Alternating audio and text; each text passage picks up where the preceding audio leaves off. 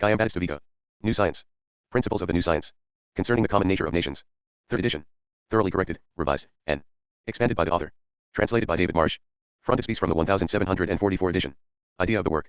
Explanation of the frontispiece illustration which introduces the work. 1. Just as C.B.'s the Theban once made a tablet of things moral, so I present here a tableau of civil institutions * before reading my work. You may use this tableau to form an idea of my new science. And after reading it, you will find that this tableau aids your imagination in retaining my work in your memory. 2. The woman with winged temples who stands on the celestial globe. Meaning the world of nature, is metaphysics, for her name in fact means above nature. The radiant triangle with the seeing eye is God, shown in his manifestation as providence. In her state of ecstasy, metaphysics contemplates God above the order of natural institutions, through which philosophers have previously contemplated him. In other words, metaphysics in this work ascends higher and contemplates in God the world of human minds, which we call the metaphysical world. Metaphysics thus seeks to demonstrate God's providence in the world of the human spirit, which we call the civil world or the world of nations. In the lower part of the picture are represented various hieroglyphs, symbolizing the institutions which are the basic elements of the civil world. The globe, which represents the physical or natural world, rests on only one point of the altar. This means that previously the philosophers have contemplated and demonstrated divine providence only through the natural order, in which God is conceived as an eternal mind who is the free and absolute sovereign of nature. To this God, humankind offers its worship, sacrifices, and other divine honors, because his eternal counsel naturally grants and preserves our existence. But no philosopher has yet contemplated God's providence under humankind's most characteristic property, which is its essentially social nature. Since original sin caused people to fall from a state of perfect justice, human intentions and actions generally follow different and even contrary paths. If people were left to pursue their private interests, they would live in solitude like wild beasts. But by his providential care, God ordered and arranged human institutions so that the same self-interest led people, even through these different and contrary ways, to live with justice like human beings and to remain in society.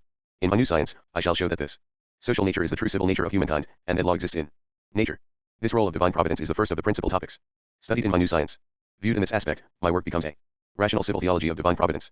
3. In the zodiac belt circling the celestial globe, only the signs of Leo and Virgo, and no others, appear full face or in what is called front view. The figure of Leo means that the principles of my new science begin by contemplating Hercules, who is the archetype of the founder celebrated by every pagan nation of antiquity *, and it contemplates him as he performs his greatest labor, the slaying of the Nemean lion, spewing forth flames. This beast set fire to the Nemean forest. When Hercules killed it, he donned its skin as a trophy and ascended to the stars. As we shall see, this lion represents the great ancient forest of the earth, which was burned off and placed under cultivation by Hercules, who is also the archetype of the political heroes, who in fact came before the better-known warrior heroes. Leo further marks the starting point of human chronology.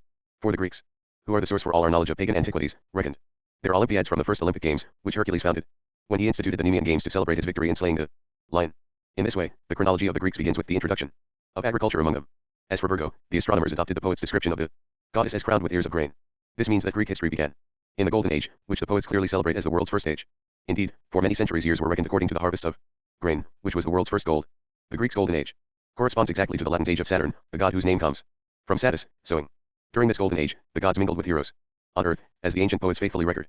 As we shall see, the earliest pagans, being simple and uncouth folk, were deceived by the fearful superstitions created by their vigorous imaginations, and so truly believed that they saw gods on earth. And we shall also see that the Near Eastern peoples, Egyptians, Greeks, and Latins, while unaware of each other's existence, all shared uniform ideas which led them to elevate their gods to planets and their heroes to fixed stars. Thus from Saturn, whom the Greeks call Cronus or Chronos, meaning time, we derive further basic principles of chronology, the science of time reckoning. For you must not think it improper that the altar stands beneath the celestial globe and supports it. As we shall see, the world's first altars were raised by the pagans in the primitive, earthbound heaven sung by the ancient poets, whose myths faithfully record the tradition that heaven once ruled on earth and bestowed great benefits on the human race. As the children of the newborn human race, the first people believed that the sky was no higher than their mountain heights, just as children today think it no higher than the rooftops. Later, as the Greek mind developed, altars were erected on the summits of the highest mountains, such as Olympus, which is where Homer says that the gods dwell in his day. Eventually, heaven was raised above the celestial spheres as described by today's astronomers, and Olympus was raised above the firmament of stars. At the same time, the altar was carried up into heaven, where it forms the constellation Era. The fire on the altar passed into the neighboring house of Leo, which you see in the picture. This sign symbolizes the Nemean forest which Hercules burned off to place the land under cultivation, and as a trophy of Hercules' deed, the lion's skin was raised up to the stars. 5. The ray of divine providence, which illuminates the convex jewel adorning the breast of metaphysics, signifies that metaphysics must have a clean and pure heart. Metaphysics must neither be tainted by pride of spirit, nor soiled by the baseness of physical pleasures. Pride led Zeno to teach fate as his first principle, and pleasure led Epicurus to teach chance, and both denied divine providence. The jewel also signifies that the knowledge of God must not end in the metaphysics of previous philosophers, who merely sought the private illumination of intellectual virtues as a guide to their personal morality. Such metaphysics would have been represented by a flat jewel. Instead, the jewel in my picture is convex, so that the rays of providence are reflected and refracted outwards. In this way, metaphysics recognizes God's providence in public moral institutions, meaning those civil customs by which nations arise and are perpetuated in the world. 6. The ray of providence is reflected from the breast of metaphysics to the statue of Homer, who is the earliest pagan author to come down to us. For metaphysics has its origins in the history of human ideas, beginning with humankind's very first civilized thoughts. With the aid of metaphysics, I have finally been able to descend into the confused minds of the first founders of the pagan nations, which were filled with vivid sensations and unbounded fantasies. Such people had only a dull and dim-witted capacity for applying their human reason. And so we find that the origins of poetry not only differ from, but even contradict all our previous conceptions. For they spring from the origins of poetic wisdom, which were previously obscure for the same reasons. This poetic wisdom was the knowledge of the theological poets, and was undoubtedly the world's first wisdom among the pagans. The statue of Homer standing on a broken pedestal signifies my discovery of the true Homer. This discovery, which I sensed but did not fully comprehend in the first edition of my new science, is here fully worked out and explained. Our previous ignorance of the true Homer kept hidden from us the true origins and institutions of the nations in 3 ages. 1. The mythical age. 2. The dark age, which all have despaired of knowing. And 3. The historical age. These are the 3 ages of history described by Marcus Terentius Varro, the greatest scholar of Roman antiquities, in his great work, now lost, titled Divine and Human Institutions. 7. In addition, I note that my work employs a new form of criticism, which was previously lacking, in seeking to establish the truth about the founders of the pagan nations. For these founders in fact lived more than 1,000 years before those writers with whom previous criticism has dealt. In my science, philosophy undertakes to examine philology. By philology, I mean the science of everything that depends on human volition. For example, all histories of the languages, customs, and deeds of various peoples in both war and peace. Previously, philosophy has had almost a horror of discussing questions of philology, since they involve lamentably obscure causes and infinitely diverse effects. But here philosophy reduces philology to the form of a science, discovering in it the outlines of an ideal eternal history, along which the histories of all nations pass in time. Viewed under this principal aspect, my new science becomes a philosophy of human authority, a term I shall explain later. And by discovering new principles of poetry, which in turn reveal new principles of mythology, I show that the Greek myths were true and rigorous histories of the customs of the most ancient peoples of Greece. First came the myths of the gods, which were histories from the crudest age of pagan civilization, when people believed that all institutions necessary or useful to humankind were deities. The authors of this poetry were the first peoples, who were all theological poets, and tradition relates unequivocally that they founded the pagan nations through their myths of the gods. We shall have occasion to apply the principles of my new criticism to the origin of the pagan gods, for we shall ponder the specific times and particular occasions when the first pagans conceived of institutions necessary or useful to humankind, and which gods they variously imagined and, inspired by the fearful religions which they themselves had invented and embraced. This natural theogony, or genealogy of the gods, arose naturally in the minds of the earliest people, and thus provides a rational chronology for the poetic history of the gods. Second came the heroic myths, which were the true histories of the heroes and heroic customs which have flourished in every nation during the age of its barbarism. Homer's 2 epics prove to be 2 treasuries, in which we may discover the natural law of the Greeks when they were still a barbarous people. My new science shows that among the Greeks this period lasted until the age of Herodotus. Now, although Herodotus is called the father of Greek history, his books are for the most part filled with myths, and his style contains many Homeric elements. Indeed, this trait persists in later Greek historians, who employ a style that is midway between the poetic and the prosaic. By contrast, Thucydides, who is the first serious and rigorous historian of Greece, admits in the introduction to his history that until his father's day, which was the generation of Herodotus, who was old when Thucydides was a boy, the Greeks knew absolutely nothing about their own antiquities, much less those of other peoples. And, with the exception of the Romans, today we can only know about these ancient peoples from the Greeks. These antiquities are the dense darkness shown in the background of the frontispiece. But as metaphysics reflects the ray of divine providence on the figure of Homer, from this darkness there emerge into the light all the symbols that represent the basic principles of this world of nations, principles which were previously known only by their effects. 8. Among these symbols, the altar appears most prominently. For the civil world of all peoples begins with religion. 9. On top of the altar and to the left, there first appears a lituus, which is the divining wand that Roman augurs used in taking auguries and observing omens. It symbolizes divination, which among all pagan peoples was the origin of their first divine institutions. For all ancient peoples recognized God's providence. The Jews recognized God's true providence, and believed that God is an infinite mind who beholds all ages in a single moment of eternity. Their God revealed future events to his people by himself, through his angels, who are also minds, or through the prophets, to whose minds he spoke. By contrast, the pagans embraced an imaginary providence, for they fancied the gods as physical bodies which foretold the future by signs apparent to the senses. But whether true or imaginary, this attribute of providence led the entire human race to call God's nature divinity. They all derived this name from one and the same notion, which, in Latin was called divinare, to foretell the future. But we must bear in mind the basic distinction I just made between Jews and pagans. From it derive all the other essential differences, explained in my new science, which distinguish the natural law of the Jews from the natural law of the pagan nations. Now, Roman jurists defined the second kind of natural law as something which divine providence had ordained together with the human customs of civilization. Hence, the divining wand also denotes the origin of the universal history of the pagans, which began with the universal flood, as physical and historical evidence proves. Mythology relates that 2 centuries after the flood heaven, Uranus in Greek, reigned on earth and bestowed numerous great benefits on mankind. At that time, the Near Eastern peoples, Egyptians, Greeks, Romans, and other pagan nations, shared uniform ideas which caused them to develop parallel religions, all based on their various Jupiters. For at that time, 200 years after the flood, the heavens were filled with thunder and lightning, and each nation began to read in this thunder and lightning the omens of its own Jupiter. This existence of multiple Jupiters, which accounts for the Egyptians calling their Jupiter Ammon the most ancient of them all, was previously a source of amazement to philologists and historians. Asterisk, as we shall see, the same physical and historical evidence proves that the religion of the Jews is more ancient than the religions on which the pagan nations were founded, and thus confirms the truth of the Christian religion. 10. On the altar next to the divining wand, we see a fire and a pitcher of water, the elements required in divination sacrifices. Among the pagans, these sacrifices originated in that custom which the Romans called procuring the auspices, procurare auspicia. This meant offering a sacrifice in order to interpret the omens properly, so that the divine admonitions, or Jupiter's commands, could be properly carried out. Such rites were the pagans' divine institutions, from which their human institutions later arose. 11. The first of these human institutions was marriage, which is here represented by a torch, lit at the altar fire and supported by the pitcher of water. As all political thinkers agree, marriage is the seedbed of the family, just as the family is the seedbed of the commonwealth. To signify this, the marriage torch, while symbolizing a human right, is placed on the altar, between the water and the fire, which are symbols of divine rights. In precisely this way, the ancient Romans celebrated nuptials with water and fire, aqua et igni, for they saw that it was by divine counsel that these two common elements had led people to live in society. Even before the discovery of fire, society was made possible by perennial sources of water, which is more essential to life than fire. 12. The second human institution is burial. In Latin, it was the verb humere, to bury, which gave the primary and proper meaning to the noun humanitas, human civilization. Burial is represented by a funerary urn, placed to one side in the forest. This means that burials date from the age when mankind fed on fruit in the summer, and acorns in the winter. Inscribed on the urn are the initials DM, which stand for the Latin dis manibus, to the diamanes, meaning the good souls of the buried dead.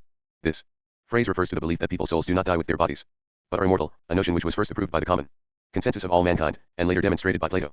13. The urn also alludes to the origin of the pagans' division of their fields, which we may view as the origin of the later distinctions between cities, peoples, and ultimately nations. Long ago, Noah's 3 sons renounced their father's religion, which by its right of marriage was the only thing that preserved the society of families. In that state of nature, there followed a period of brutish wandering or migration, in which first Ham's tribes, then Japheth's, and finally Shem's, were all scattered throughout the earth's great forest, pursuing shy and intractable women, fleeing the wild animals which were so abundant in the great primeval forest, and searching for pasture and water. They were after many years so widely scattered that their condition was reduced to that of brutes. Then, on certain occasions ordained by divine providence, described in my new science, they were shaken and roused by a terrible fear of Uranus and Jupiter, the gods they had invented and embraced. Some of them now finally stopped wandering and took shelter in certain places. Here they settled down with certain women, and in their fear of the deities, they perceived, they celebrated marriages, engaging secretly in religious and chaste carnal unions.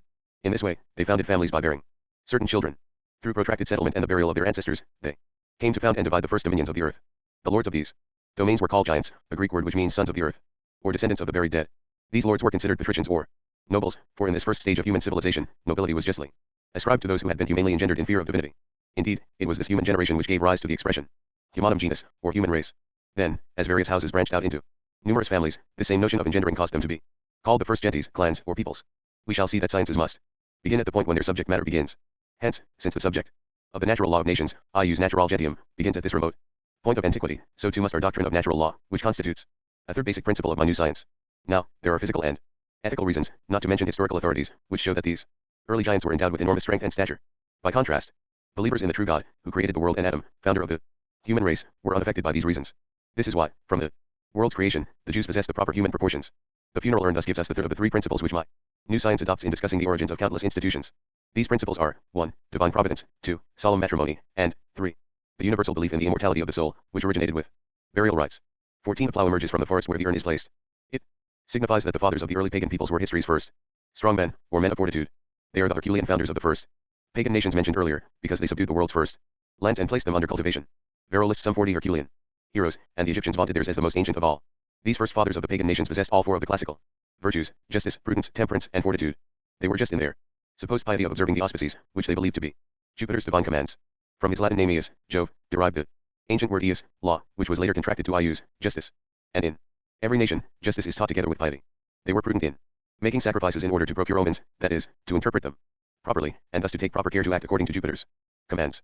They were temperate by virtue of their marriages. And, as noted here, they also possessed fortitude. From all this we may derive new principles of moral philosophy which reconcile the esoteric wisdom of the philosophers with the common wisdom of the lawmakers.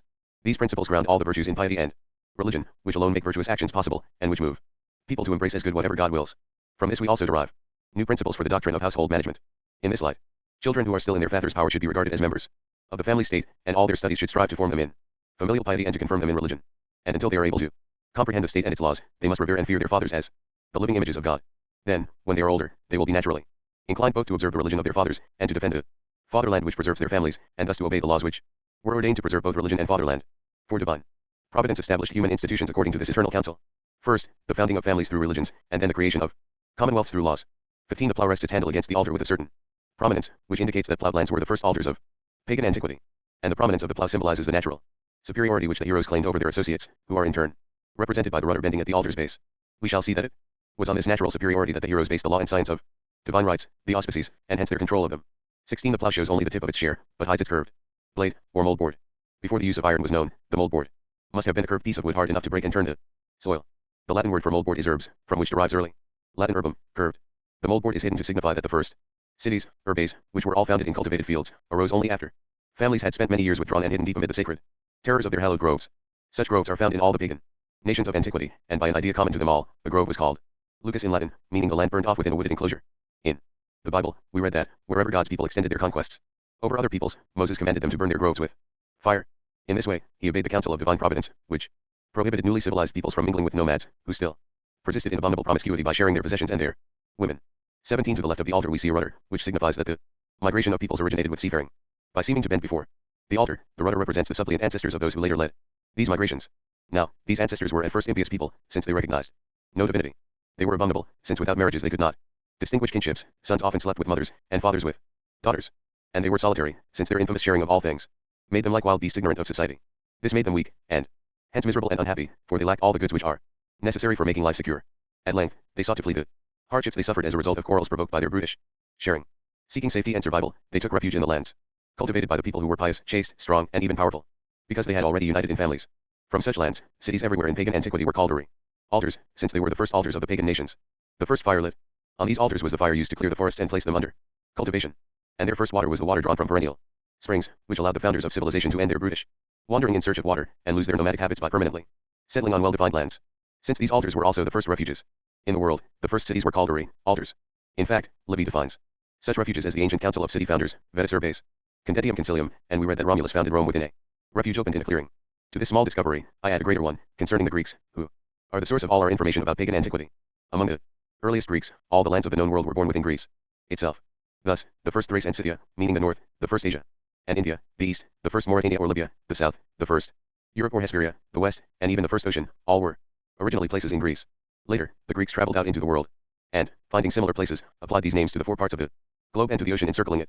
From such discoveries, I believe we may derive new principles of geography which, together with the principles of chronology mentioned earlier, allow us to read what I have called ideal eternal history.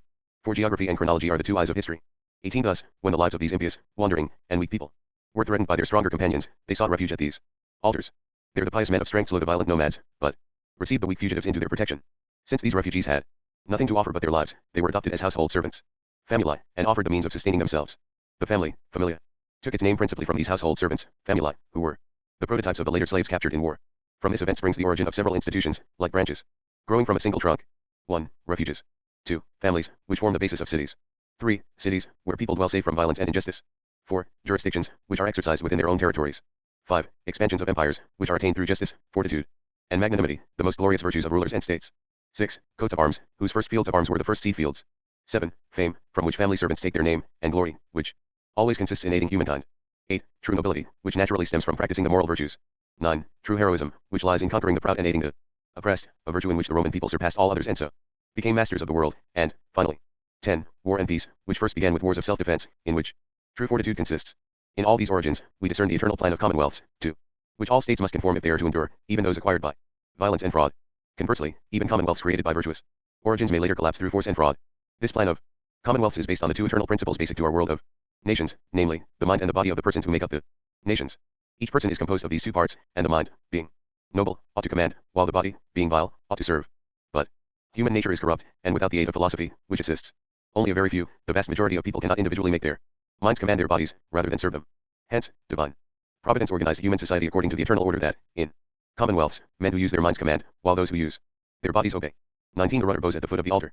As godless people, the family servants were excluded from the nobles' divine institutions, and thus, from their human institutions. Above all, they were excluded from the right of contracting solemn nuptials, which the Romans called connubium. 4. The greatest solemnity of the marriage ceremony was the auspices, a rite by which the patricians distinguished their own divine origins from the bestial origins of their servants, who were conceived in abominable intercourse. Among the Egyptians, Greeks, and Romans, we find that this distinction of a nobler nature lay in the presumption of natural or innate heroism, which is described in such detail by ancient Roman historians. 20 Finally, the rudder is at some distance from the plough, which stands before the altar pointing its tip in a hostile and threatening manner. 4. Since the family servants were barred from owning land, and all the estates were in the hands of the nobles, they grew tired of constantly serving their lords. After many years, they finally rose up in rebellion, asserting their own claim to the lands, and thus revolting against the heroes in agrarian contentions. These proved to be much older than, and quite different from, the contentions described in later Roman history. Many of the leaders of these rebellious bands of servants were put down by the heroes, just as the peasants of Egypt were often subdued by the priests, as Peter Cuneus notes in his Commonwealth of the Jews. Fleeing from oppression and seeking safety and survival, the leaders of these uprisings and their followers committed their fortunes to the sea, and sailed in search of vacant lands on the shores of the western Mediterranean, whose coasts were then still uninhabited. Thus originated the migrations of peoples whom religion had already humanized. From the Near East and Egypt, such migrations first occurred among the Near Eastern peoples, particularly the Phoenicians. Later, for the same reasons, we find them among the Greeks. Now, such migrations were not caused by waves of invading populations, who cannot travel by sea, nor Were they caused by the zeal of nations competing to protect their distant possessions by establishing colonies, for we have no record of the near Eastern peoples, Egyptians or Greeks extending their empires to the west. Nor were they caused by trade interests, since the western Mediterranean coast was not yet inhabited. Rather, it was heroic law which forced these bands of men to leave their native lands, which people will naturally abandon only when driven by dire necessity. Through such colonies, which I therefore call heroic overseas colonies, the human race spread by sea throughout the rest of the world, just as it had spread by land in its brutish wanderings. 21 In front of the plough, we see a tablet inscribed with 2 Latin alphabets. Above, the ancient one which Tacitus tells us resembled that of the ancient Greeks, and below, the later alphabet which we still use. The alphabet represents the origin of what we call the vernacular languages and letters.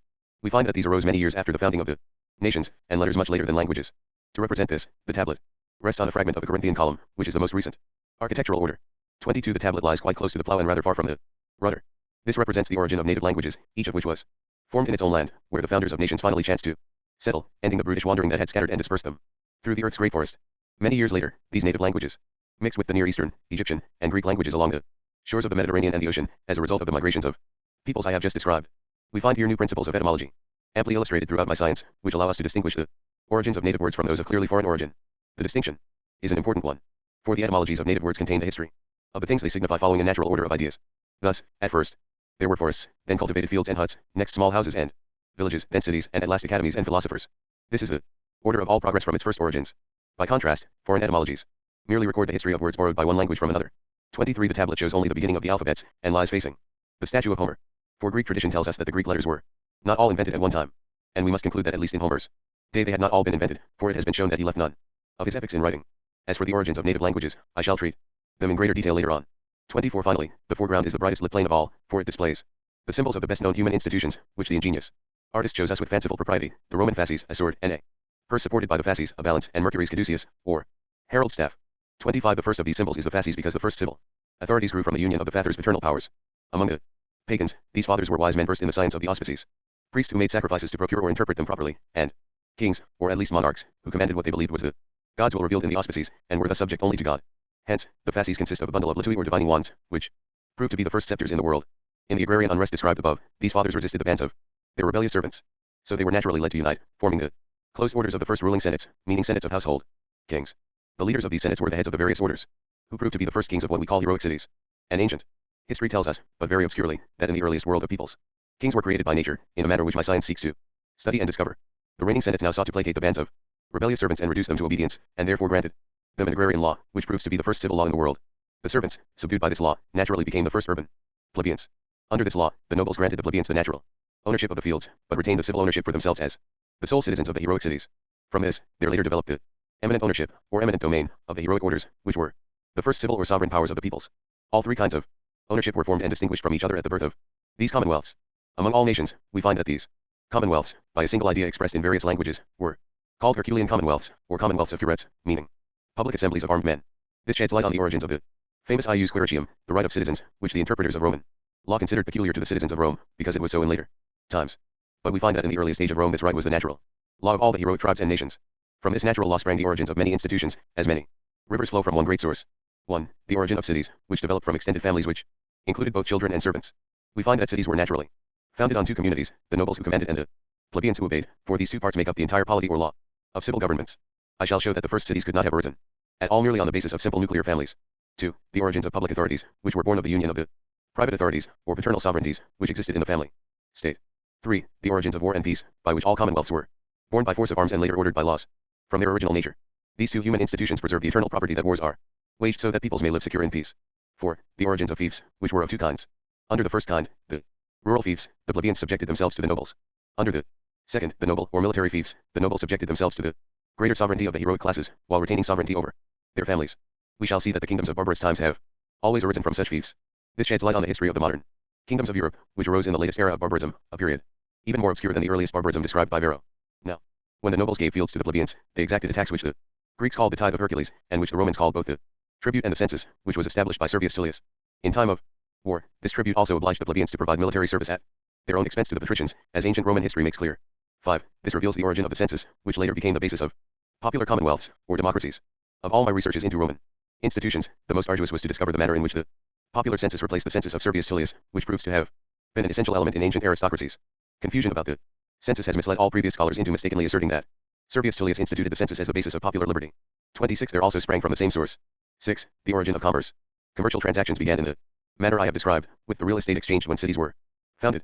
Commerce took its name from the world's first day, mercs, which consisted of the fields given by the heroes to their servants under the legal obligation of service, as described above.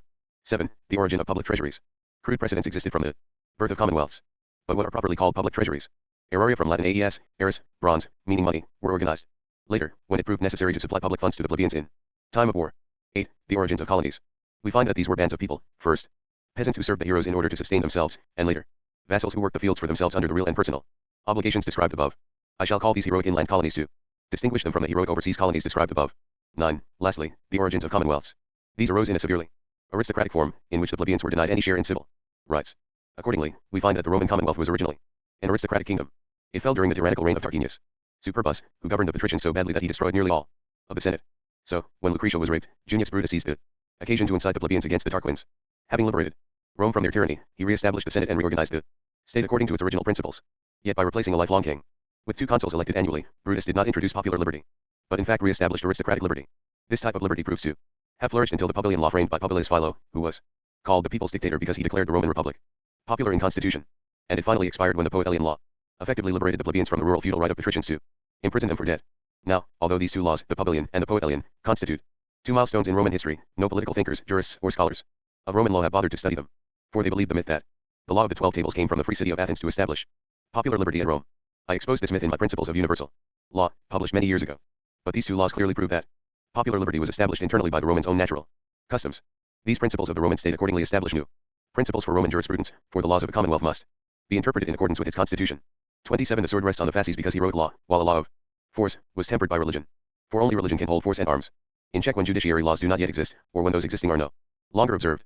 This heroic law is precisely that of the hero Achilles, whom Homer sang to the peoples of Greece as a paragon of heroic virtue, and who determined every question of right by armed combat. In this, we discover the origin of duels. For just as duels were clearly prevalent during the medieval return of barbarism so we find them practiced in the barbarous age of antiquity, when powerful men had not yet learned to use judiciary laws to avenge each other's offenses and wrongs. Duels were fought with appeals to the certainty of divine judgments. The dueling parties called on God as their witness, and turned to him as judge of the offense. No matter what the outcome of the combat, they accepted its decision with such great reverence that even the wrong party, if defeated, was deemed guilty. This was a profound counsel of divine providence, for in a fierce and barbarous age, it led men who were ignorant of logic age it by God's favor or disfavor, thus preventing their private feuds from sowing the seeds of wars that could eventually destroy the human race. This natural sense in the barbarian mind could spring only from the innate concept which people have of divine providence, to which they must submit when they see the good oppressed and the wicked prospering. For all these reasons, duels were considered a sort of divine purgation. And just as duels are prohibited by today's civilization, in which law regulates criminal and civil judgments, they were deemed necessary in that age of barbarism. In this manner, duels or private wars reveal the origins of our public wars, which are waged by civil authorities who are subject to God alone, so that God may settle them by granting victory, and the human race may repose in the certainty of their civil states. This is the so-called principle of the external justice of wars. 28. Also resting on top of the fasces is a purse, which signifies that commerce using money began late, only after civil powers had been constituted. This is why coined money is not mentioned in either of Homer's epics. The symbol of the purse also represents the origin of coined money, which ultimately derived from family coats of arms. Now, like the first fields of arms, the first coats of arms represented rights and privileges of nobility which pertained to one particular family, rather than another. Later, they gave rise to public emblems, or ensigns of the people, then they were raised as military ensigns, which are still employed as wordless signals in military discipline, and eventually they were used by all peoples as designs for striking coins. From this we derive new principles for the science of medallions, or numismatics, as well as new principles for the science of what is called blazonry, or heraldry. The first edition of my new science contains 3 sections which I still find satisfactory. This is one of them. 29. After the purse, we see a balance, which indicates that after the heroic governments, which were aristocratic, came what I call human governments, which were initially democratic. These arose when peoples finally understood that our rational nature, which is our true human nature, is equal in all. Then, on the basis of this natural equality, these peoples gradually drew the heroes into the civil equality of democracies. The events which occasioned these changes are studied in my ideal eternal history, and are found to correspond precisely to moments in Roman history. Now, civil equality is represented by the balance, because the Greeks used to say that in a democracy everything is settled by lot or by the balance. But eventually the factions of the powerful made it impossible for free peoples to retain their civil equality by means of laws, and they began to destroy each other in civil wars.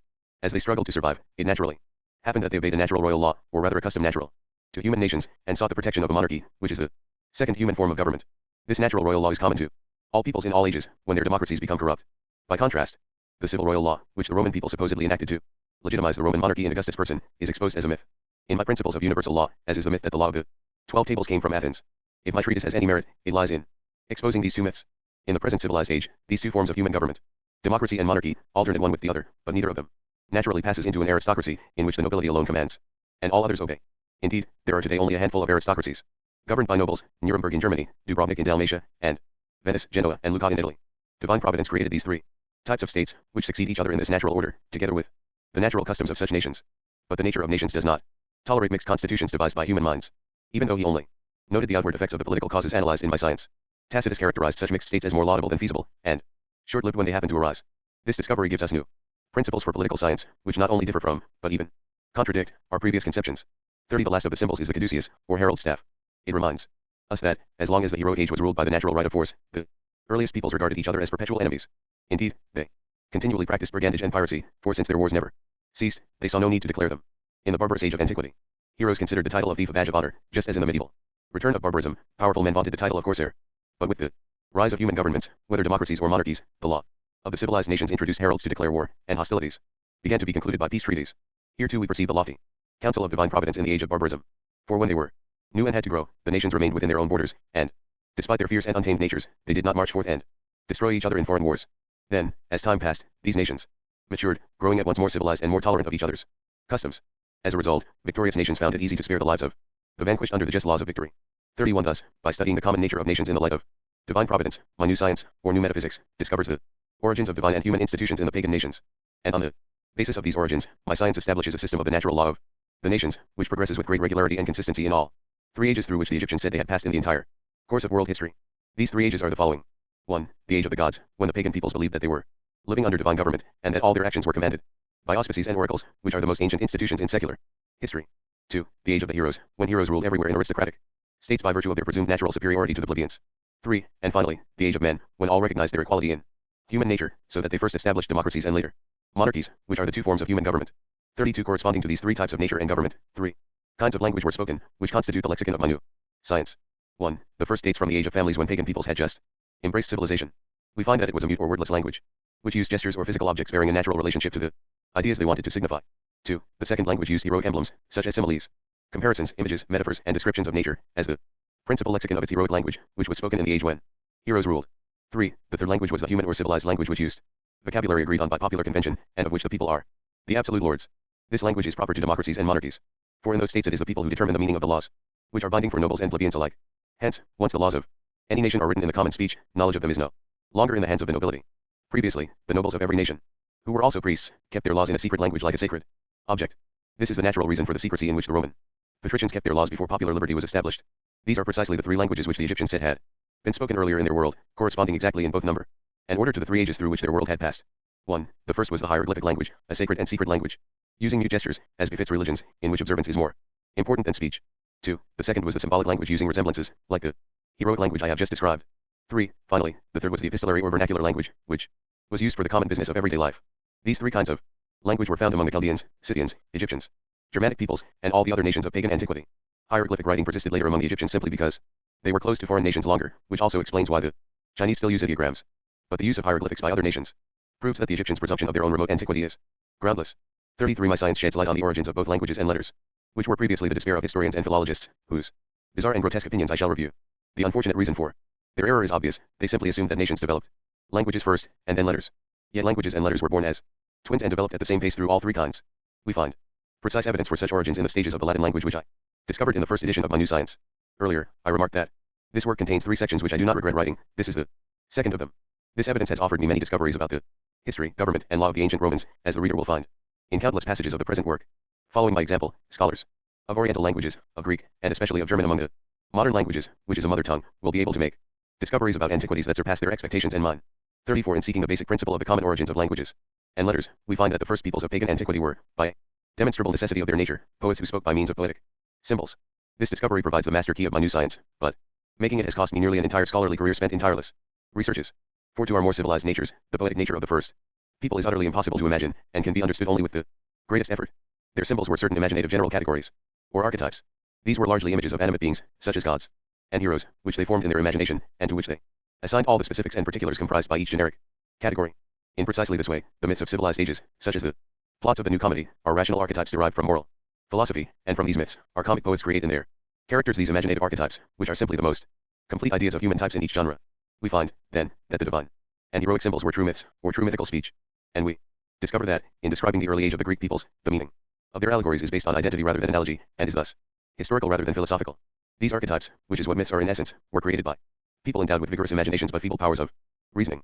So they prove to be true poetic statements, which are feelings, clothed in powerful passions, and thus filled with sublimity and arousing wonder. We further find that poetic expression springs from two sources: the poverty of language, and the need to explain and be understood. This engendered the vividness of heroic speech, which was the direct successor of the mute language of the divine age, which had conveyed ideas through gestures and objects naturally related to them. Eventually, following the inevitable natural course of human institutions, the Assyrians, Syrians, Phoenicians, Egyptians, Greeks, and Romans developed languages, which began with heroic verse, then passed to iambics, and finally ended in prose. This progression is confirmed by the history of ancient poetry, and it explains why we find so many natural versifiers are born in German-speaking lands, particularly in the peasant region of Silesia, and why the first authors in Spanish, French, and Italian wrote in verse. 35 From these three languages, we may derive a conceptual dictionary, which properly defines words in all the different articulate languages. In this work, I shall refer, when necessary, to this dictionary, of which the reader will find a detailed sample in the first edition of my science. In that passage, I studied the timeless attributes of the fathers who lived in the age when languages were formed, both in the state of families and in the first heroic cities. Then, in 15 different languages, both living and dead, I derived proper definitions of the words for father, which varied according to their different attributes. Of the three sections in that edition which satisfy me, this is the third. This lexicon proves necessary if we are to learn the language of the ideal eternal history through which the histories of all nations in time pass. And it is necessary if we are to be scientific in citing authorities that confirm our observations about the natural law of nations, and about particular kinds of jurisprudence. 36 There were, then, three languages, proper to three ages in which three kinds of government ruled, conforming to three kinds of civil natures, which change as nations follow their course. And we find that these languages were accompanied by an appropriate kind of jurisprudence, which in each age followed the same order. 37. 1. The first kind of jurisprudence was a mystical theology, which was practiced in the age when the pagan peoples were commanded by gods. Its wise men were the theological poets, commonly called the founders of pagan civilization, who interpreted the mysteries of oracles, which in all nations gave their responses in verse. Hence, we find that ancient myths contain the hidden mysteries of their vernacular wisdom. This leads us to ponder the following questions. Why were later philosophers so eager to attain the wisdom of the ancients? What causes moved these philosophers to aspire to lofty philosophical speculations? And what encouraged them to impose their own esoteric wisdom on the ancient myths? 38. 2. The second kind was heroic jurisprudence, which was exclusively concerned with scrupulous attention to words, the sort of prudence Ulysses reveals. This kind of jurisprudence was directed towards what Roman jurists called civil equity, and what we call reason of state. With their limited ideas, the heroes deemed that they naturally had a right to precisely what, how much, and what sort had been defined in words. Even today, we can observe this in peasants and other uncouth folk, for in their contentions involving words and sense, they obstinately insist that their right lies in the words. Here too we see the counsel of divine providence.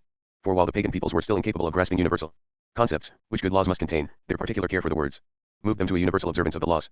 And if in some cases this equity made their laws harsh and even cruel, they naturally tolerated it, because they deemed this to be the nature of their justice. The heroes were also encouraged to observe the laws by that supreme private interest which, as the only citizens, they identified with that of their homelands. Hence, to protect the safety of their homelands, they did not hesitate to sacrifice themselves and their families to the will of the laws. The laws in turn, by protecting the common safety of their homelands, protected their private monarchical reigns over their families. This powerful private interest, moreover, joined to the supreme arrogance of a barbarous age, shaped their heroic nature, which inspired so many heroic deeds to protect their homelands. Yet next to these heroic deeds, we must place the intolerable pride, the insatiable greed, and the merciless cruelty with which ancient Roman patricians treated the unfortunate plebeians. Roman history explicitly records such events during the period which Livy himself calls the age of Roman virtue, and the greatest flowering of popular liberty ever dreamed of. In Rome, we find that such public virtue was merely the good use to which Providence turned grievous, filthy, and savage private vices. For it preserved cities during an age when the minds of men, being concerned with particulars, were naturally incapable of grasping the notion of a common good. From this, we derive new principles to prove the point, which St. Augustine makes in his chapter on the virtue of the Romans. And we shall dispel the opinion which scholars previously held concerning the heroism of the earliest peoples. We find that this sort of civil equity was observed naturally by heroic nations in both war and peace, and I shall adduce striking examples of it from both the ancient and medieval periods of barbarism. And we find that the Romans practiced this civil equity in their private affairs as long as their republic remained aristocratic, that is, until the age of the Publian and Poetelian laws, before which civil equity was entirely based on the law of the 12 tables. 39. 3. The third and last form of jurisprudence was natural equity, which rules naturally in free commonwealths. In these, each person seeks his own particular good, which is in fact the same for all, so that the people are inadvertently led to enact universal laws. Hence, they naturally desire laws which are generously flexible when applied to specific circumstances, that call for the distribution of equal benefits. This good was called aequum bonum in Latin, and was the subject of later Roman jurisprudence, which, by Cicero's day, was beginning to be recast by the edicts of the Roman praetors. This jurisprudence is still compatible with the nature of monarchies, perhaps even more than with democracies. For in these, monarchs have accustomed their subjects to attend to their own private interests, while they themselves have taken charge of all public affairs. And monarchs want all their subject nations made equal by laws, so that they will all take an equal interest in the state.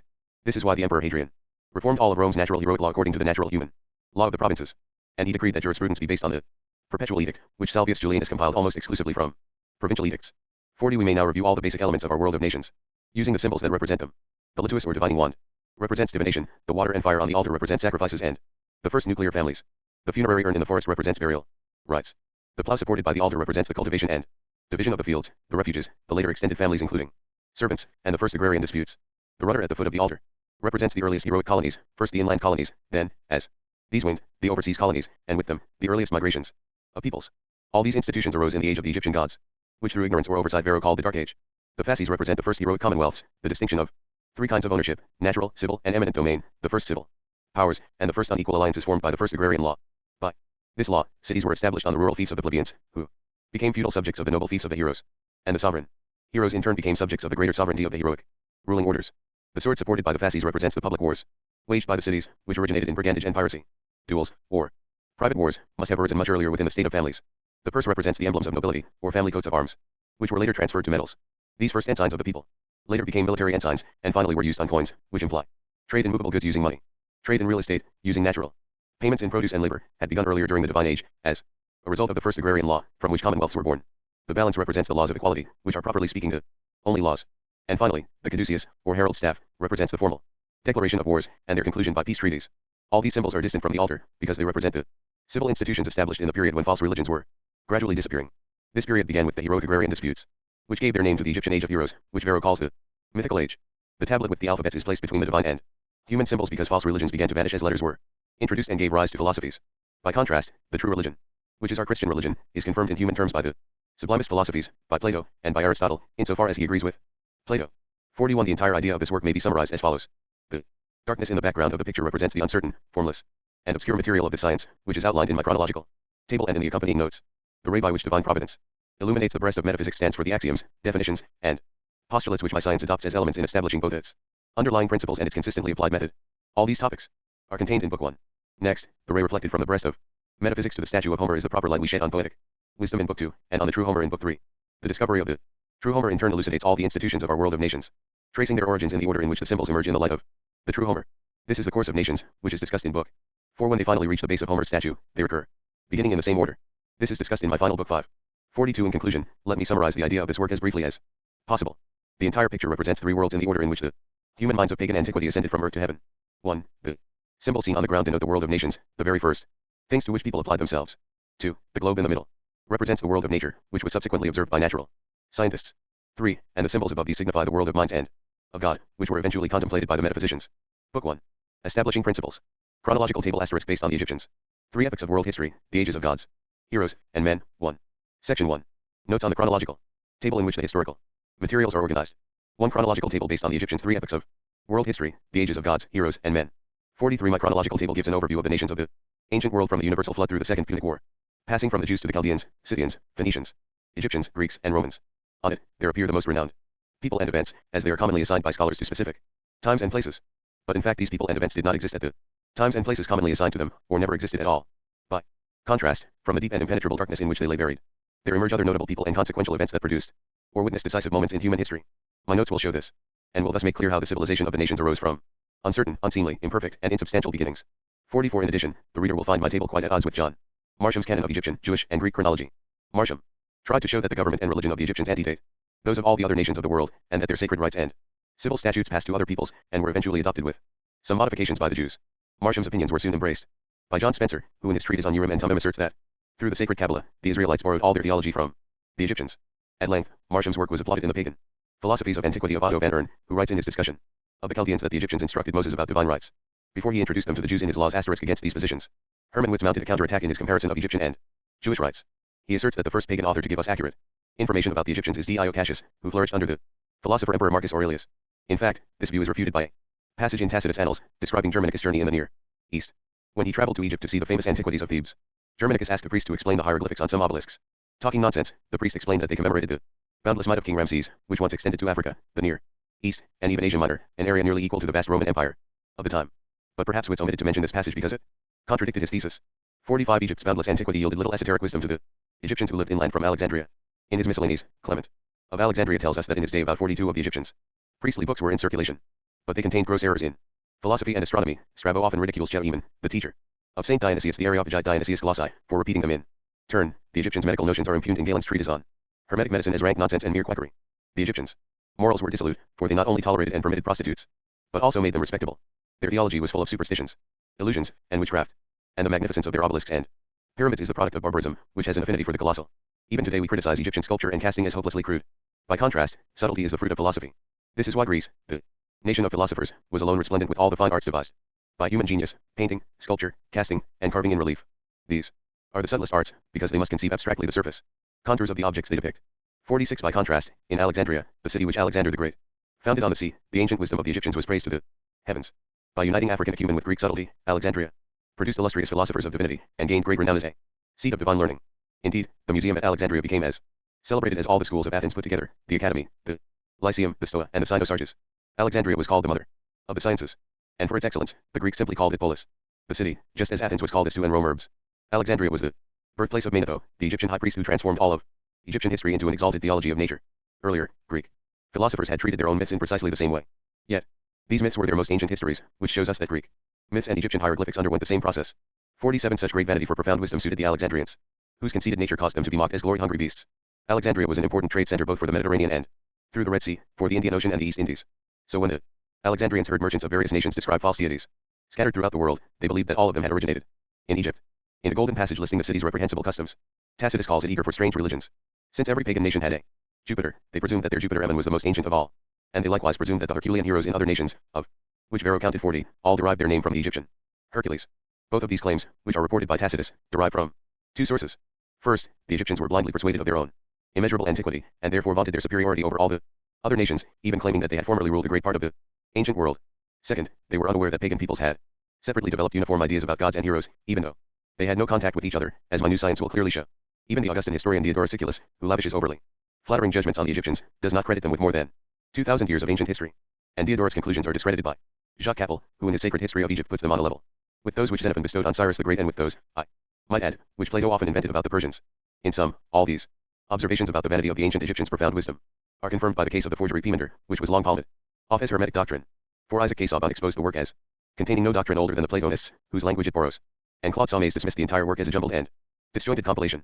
48. The Egyptians' mistaken belief in their own great antiquity sprang from the indeterminacy of the human mind, a property which often causes people to exaggerate immeasurably the magnitude of the unknown. In this, the Egyptians resembled the Chinese, who developed into a great nation, isolated from all others, like the Egyptians until the reign of Psammetichus. The same isolation affected the Scythians up to the reign of Aidanthersis. Indeed, one popular tradition made the Scythians surpass even the Egyptians in antiquity. This tradition must perforce date from the starting point of secular universal history, which in Justin's account began with two mighty kings who antedate even the Assyrian monarchy. These were Tanos, the Scythian, and Sesostris the Egyptian, whose supposed existence previously made the world seem much older than it really is.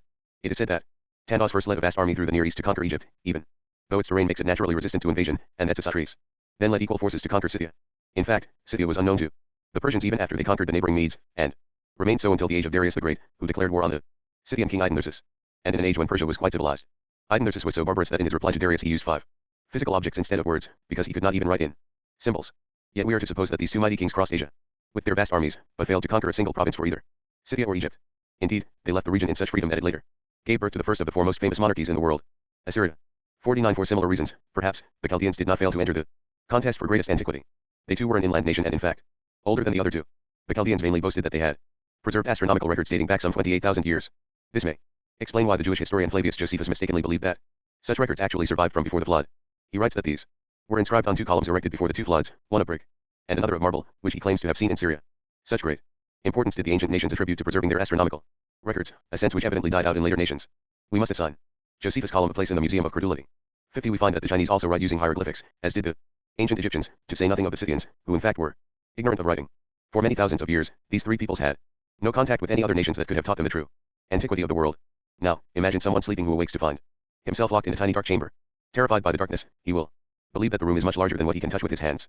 In the obscurity of their chronology, this is just what has happened to the Chinese, the Egyptians, and the Chaldeans as well. To be sure, the Jesuit Father Michel Ruggieri asserts that he has seen Chinese books that were printed before the coming of Jesus Christ. And the History of China, by Father Martini, another Jesuit, places Confucius in remotest antiquity. According to Martins Cook, this view has converted many to atheism. In his book Noah's Universal Flood, he notes that it may even have moved Isaac de la Perouse, author of Adam's predecessors, to renounce the Catholic faith and to write that the flood was limited to the lands of the Jews alone. But Nicholas Trickald is better informed than either Ruggieri or Martini. In his Christian mission to China, he writes that the Chinese invented printing not more than 2 centuries before the Europeans, and that Confucius lived not more than 500 years before Christ. Indeed, like the Egyptians' priestly books, the philosophy of Confucius is crude and inept, and almost entirely concerned with popular morality, meaning the morality imposed on the people by their laws. 51. We have reviewed the vain opinions held by the pagan nations, and especially the Egyptians, concerning their own antiquity as a necessary preamble to all our knowledge of the pagan world. We proceed in 2 ways. 1. By seeking to determine methodically this important starting point, the precise time and place in which pagan civilization began in the world, and 2. By seeking to offer human reasons to support our Christian Faith. This faith begins from the truth that the first people in the world were the Jews, descended from Adam, who was created by the true God at the world's creation. Accordingly, the first science we must study is mythology, meaning the interpretation of myths, for all pagan histories have mythical origins, and the myths of the pagan nations were their first histories. By applying this method, we shall discover the beginnings of the sciences as well as of the nations, for the sciences could only arise within nations that were already formed. Throughout my new science, I show that the sciences sprang from institutions necessary or useful to humankind, which were later perfected as ingenious individuals refined them. This must be the starting point of universal history, whose origins and principles were previously lacking, as all scholars agree. 52. In this study, we shall greatly profit from the antiquity of the Egyptians, for they have preserved two fragments of their history which are no less amazing than the pyramids and which contain two great historical truths. The first is recorded by Herodotus, who says that the Egyptians divided all of the world's history into three ages: 1. The age of the gods, 2. The age of heroes, and 3. The age of men. The second fragment is reported by Johannes Scheffer in his Pythagorean philosophy. He says that in these three ages the Egyptians spoke three languages, corresponding to them in number and order: 1. A hieroglyphic language, using sacred characters, 2. A symbolic language, using heroic characters, and 3. An epistolary language, using characters agreed on by the people. Now, when Varro did not follow this historical division, he must have acted by choice, rather than from ignorance. For by virtue of his boundless erudition, Varro was deservedly eulogized as the most learned of the Romans, and this was in the age of Cicero, when the Romans were most enlightened. It may be that Varro saw in the Romans what my principles will show to be true of all ancient nations, namely that all their divine and human institutions were indigenous, or native to Latium. Hence, in his masterpiece Divine and Human Institutions, of which the injustice of time has deprived us, Varro was at pains to assign Latin origins to Roman institutions. This shows how much he believed in the myth that the law of the 12 tables came to Rome from Athens. At any rate, Varro divides all the ages of the world into three ages: 1. The Dark Age, or age of the gods; 2. The Mythical Age, or age of heroes; and 3. The Historical Age, which the Egyptians called the Age of Men. 53. We may further profit from the antiquity of the Egyptians by reflecting on two of their conceited traditions. These exemplify what is called the conceit of nations by Diodorus Siculus, who observes that every nation, barbarous or civilized, regards itself as the most ancient, and believes that it preserves traditions dating from the beginning of the world. We shall see that this was the privilege of the Jews alone. I mentioned earlier two of the Egyptians' conceited traditions: first, that their Jupiter, Ammon, was more ancient than the others, and second, that all the Herculean heroes of other nations took their name from the Egyptian Hercules. In other words, all nations passed first through an age of the gods, whose king was everywhere believed to be Jupiter, and then through an age of heroes claiming to be sons of the gods, of whom Hercules was reputed the greatest. To the Jews. 54. The first column on my table is dedicated to the Jews. We know by the solemn authority of Flavius Josephus and Lactantius Firmianus, whom I shall cite later, that the Jews lived unknown to all the pagan nations. Yet, they had an accurate chronology of the world, which is today accepted as true by even the most rigorous critics, according to the estimate given by Philo the Jew. Indeed, if Philo differs from Eusebius, the discrepancy amounts to a mere 1,500 years, which is a minor amount, compared to the distortions made by the ancient Chaldeans, Scythians, Egyptians, and by the Chinese today. This is an irrefutable argument that the Jews were the first people in the world, and that in their sacred history they have truthfully preserved traditions dating from the beginning of the world. 3. The Chaldeans. 55. The second column represents the Chaldeans. Geographically, the kingdom of Assyria was the farthest inland of the inhabited world, and my science shows that the formation of inland nations preceded that of coastal nations.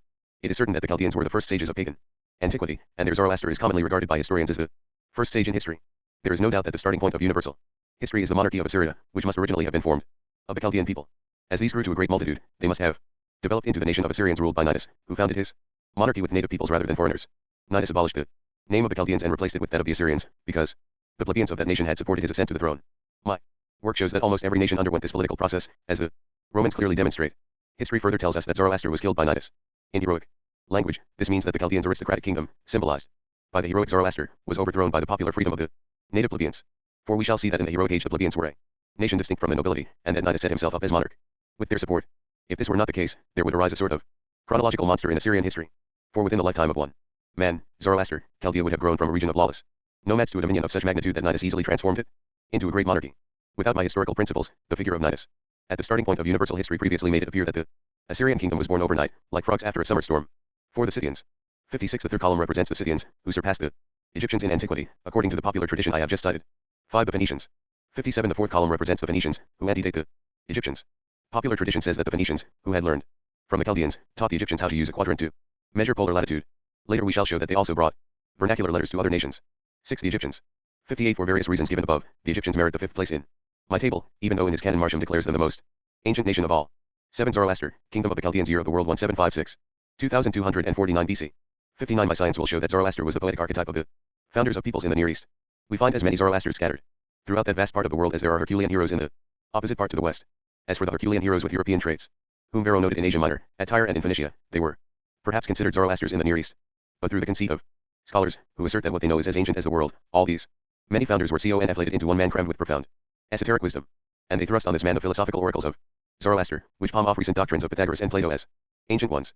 Not content with this, the conceit of scholars then puffed itself Up even further by inventing a succession of national schools. Supposedly, Zoroaster taught Berosus of Chaldea, Berosus taught Hermes Trismegistus of Egypt, Hermes Trismegistus taught Atlas of Ethiopia, Atlas taught Orpheus of Thrace, and finally, Orpheus founded his school in Greece. Yet, we shall soon see exactly how easy such long journeys were between the early nations. For since they had only recently emerged from savagery, they all lived in isolation, unknown even to their neighbors, and only came to know each other in the event of war or by reason of trade. 60. Confused by the various popular traditions they have themselves collected, historians do not know whether the Chaldeans were individuals, families, or an entire people or nation. But we may resolve these ambiguities by the following principles. First there were individuals, then whole families, later an entire people, and finally a great nation, on which the Assyrian monarchy was founded. The first wisdom of the Chaldeans lay in the vernacular science of divination, by which they divined the future from the nightly paths of falling stars. Later, it extended to judicial astrology, which is why in Roman law judicial astrologer was called a Chaldean. 8. Iapetus, ancestor of the giants, year of the world 1856, 2239 BC. 61 giants naturally existed among all the earliest pagan nations. This is clear from the references to natural history found in Greek myths, as well as from physical and moral proofs we find in civil history. 9. Nimrod, the confusion of languages, year of the world 1856, 2239 BC. 62. The confusion of languages happened miraculously, creating many different tongues all at once. According to the Church Fathers, this confusion of languages gradually destroyed the purity of the sacred language which was spoken before the flood. We must take this to mean the languages spoken by the Near Eastern peoples among whom Shem propagated the human race. By contrast, the nations in the rest of the world fared differently. The races descended from Ham and Japheth were destined to be scattered throughout the earth's great forest, where they wandered like beasts for 200 years. Solitary and aimless, they bore children whom they raised like beasts, lacking human customs and speech, and living in a brutish state.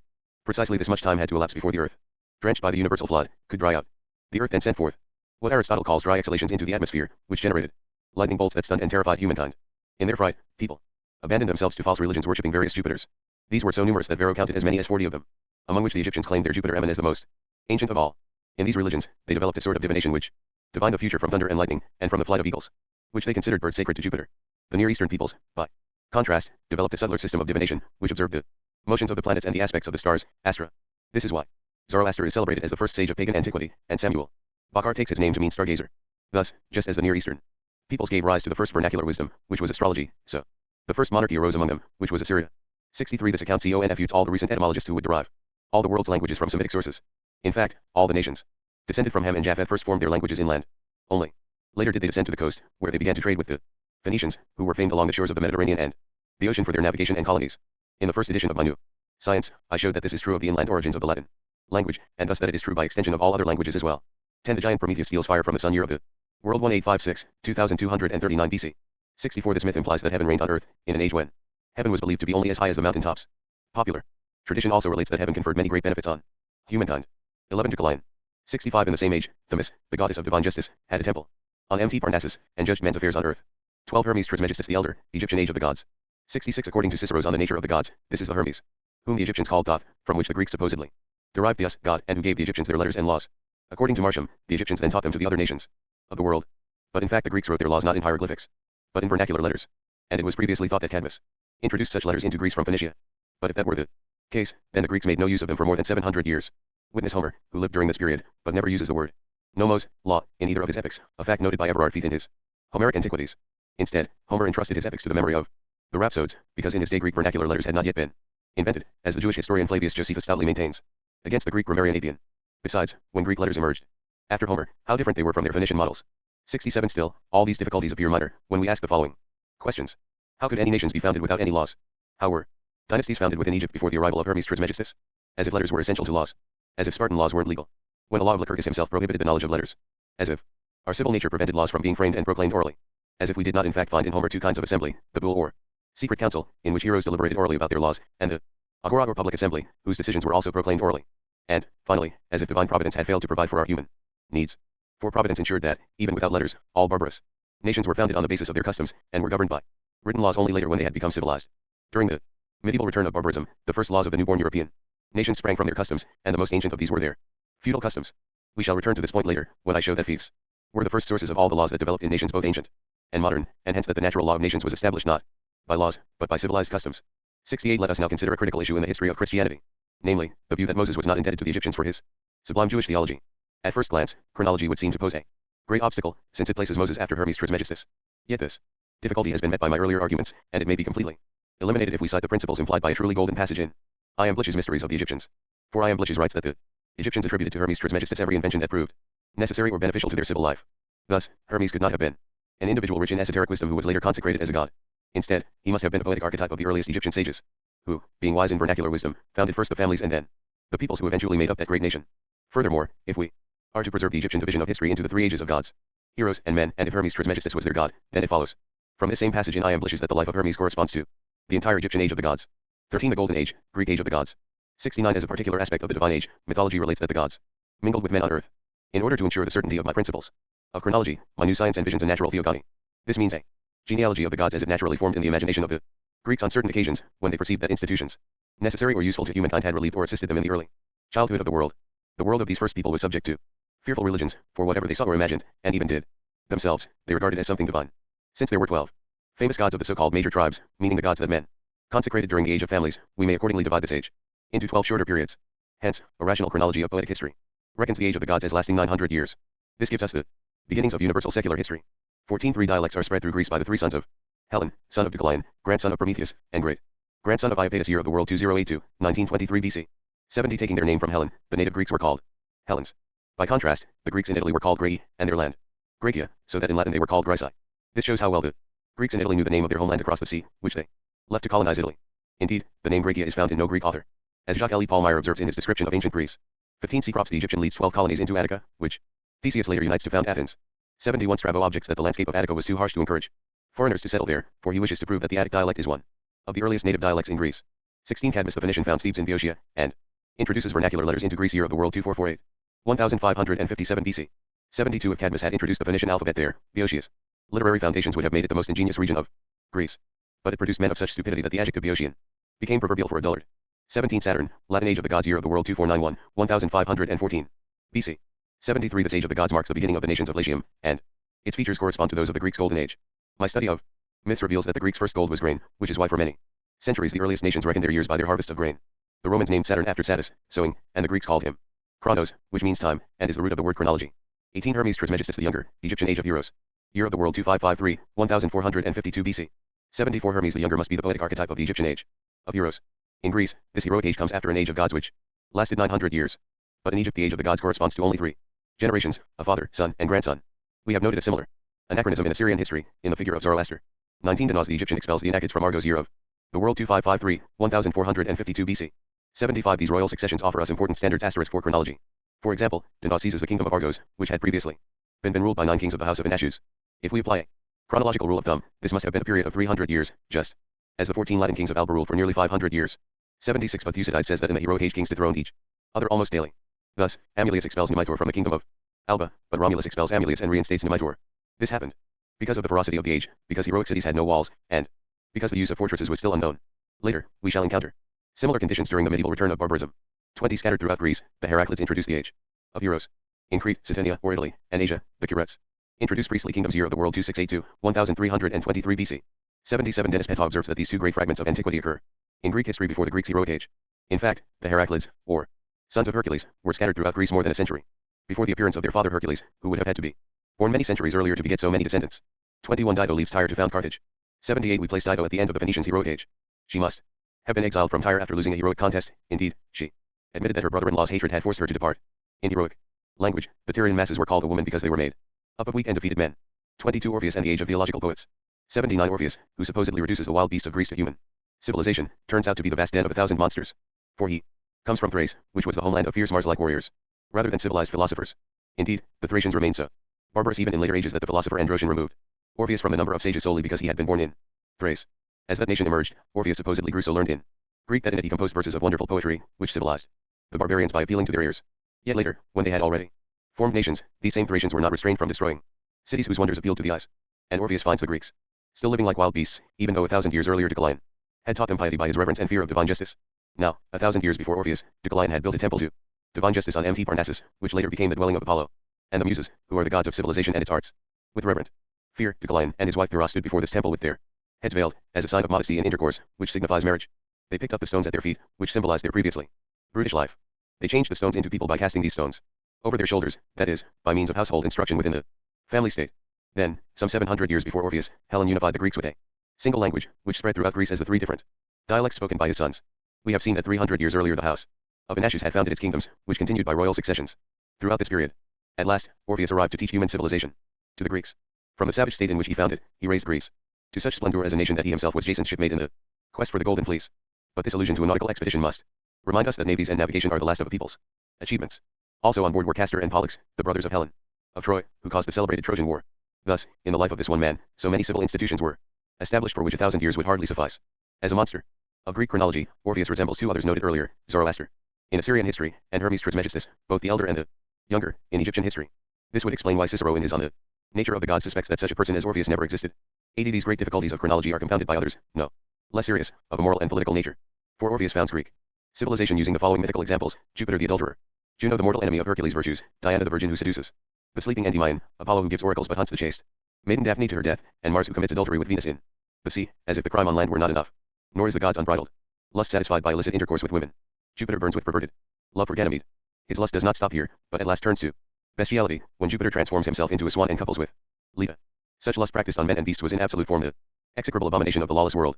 By contrast, many of the Olympic gods and goddesses never marry, and the only marriage of Greek deities, that of Jupiter and Juno, is not only barren, but filled with dreadful quarrels. Thus, Jupiter suspends his chaste and jealous wife from a chain, while he himself gives birth to Minerva, who springs from his head. And, finally, when Saturn begets children, he devours them. Such examples are powerful examples of divinity, and they may even contain that complete esoteric wisdom which was desired in antiquity by Plato and in our own times by Francis Bacon in his Wisdom of the Ancients. But taken literally, they would debauch the most civilized peoples and incite them to indulge in the bestiality of Orpheus beasts.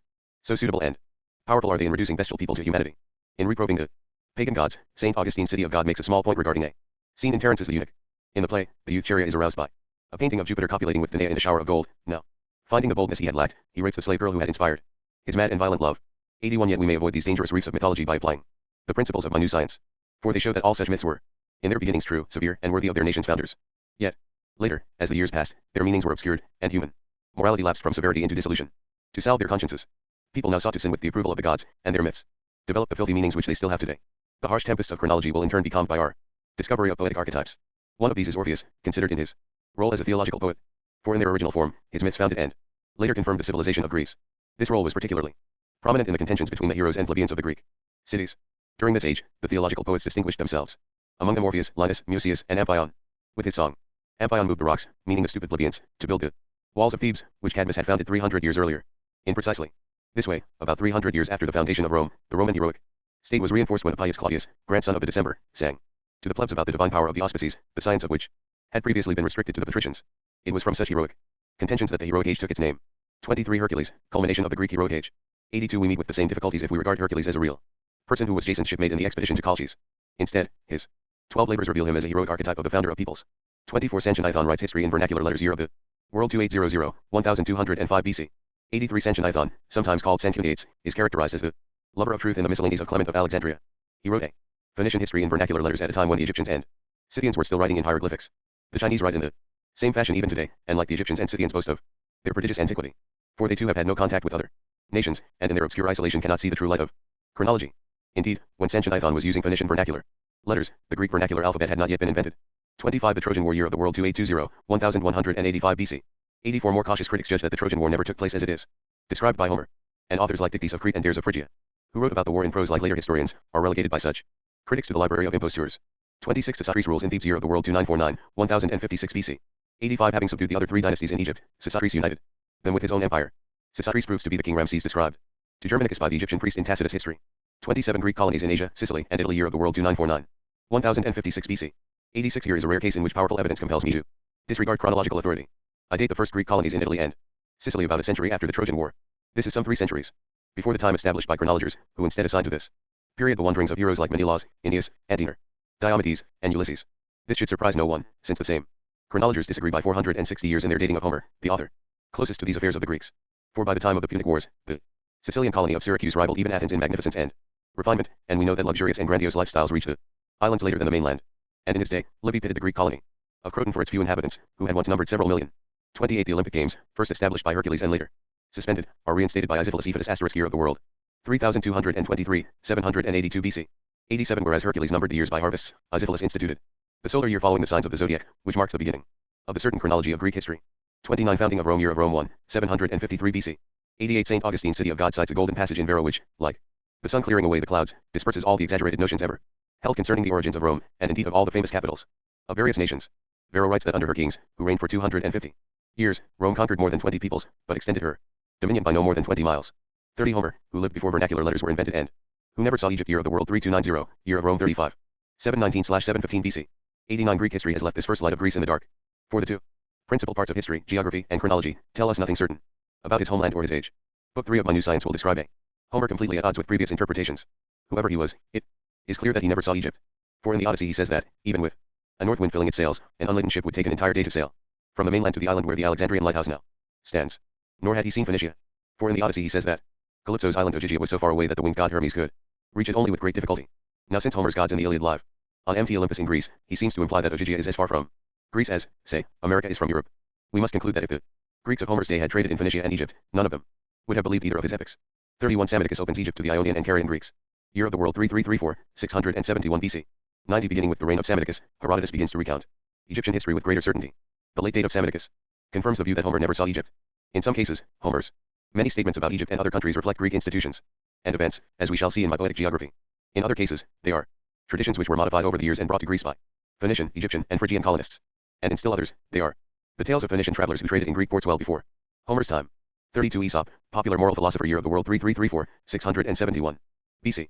91 My section on poetic logic will show that Aesop was not a real individual, but an imagined category, or poetic archetype, representing the hero's associates or family servants, who clearly lived before the 7 sages of Greece. 33 7 Sages of Greece. Solon establishes popular freedom in Athens, and Thales of Miletus introduces philosophy by his study of natural science. Year of the world 3406, 599 BC. 92 Thales began with the insubstantial principle of water. Perhaps he had observed that water makes our gourds grow. 34 Pythagoras, whose very name, Livy tells us, was unknown in Rome during his lifetime. Year of the world 3468, year of Rome 225, 537/529 BC. 93 Far from believing that Pythagoras was Numa Pompilius' teacher in divinity, Livy places him in the age of Servius Tullius, nearly 2 centuries later. Even in this age, inland Italy was so barbarous, Livy says, that it was impossible not only for Pythagoras, but even for his name, to reach Rome from Croton by passing through so many peoples with different languages and customs. We may imagine, then, how quickly and easily Pythagoras made those many long journeys to Orpheus' disciples in Thrace, to the Magi in Persia, to the Chaldeans in Babylon, and to the Gymnosophists in India. And we may imagine how, on his return trip, he visited the priests in Egypt, traversed the breadth of Africa to see Atlas' disciples in Mauritania, and then crossed the Mediterranean again to visit the Druids in Gaul. At last, Pythagoras returned to his homeland, rich in what Van Ern calls barbarian wisdom from the barbarous nations to which, many years earlier, the Theban Hercules had brought civilization as he traveled the world, slaying monsters and tyrants. These are the same nations which, many years later, the Greeks claimed to have civilized, but with so little success that they still remained barbarous. Such are the solemn and weighty foundations of Van Ern's succession of the schools of barbarian philosophy, which I mentioned earlier and which the conceit of scholars has so vigorously applauded. 94 What shall we say to the incontrovertible authority of Lactantius, who categorically denies that Pythagoras was a disciple of Isaiah? His authority gains force from a passage in the Jewish antiquities of Josephus, which shows that in the ages of Homer and Pythagoras the Jews were unknown to their inland neighbors, let alone to distant nations overseas.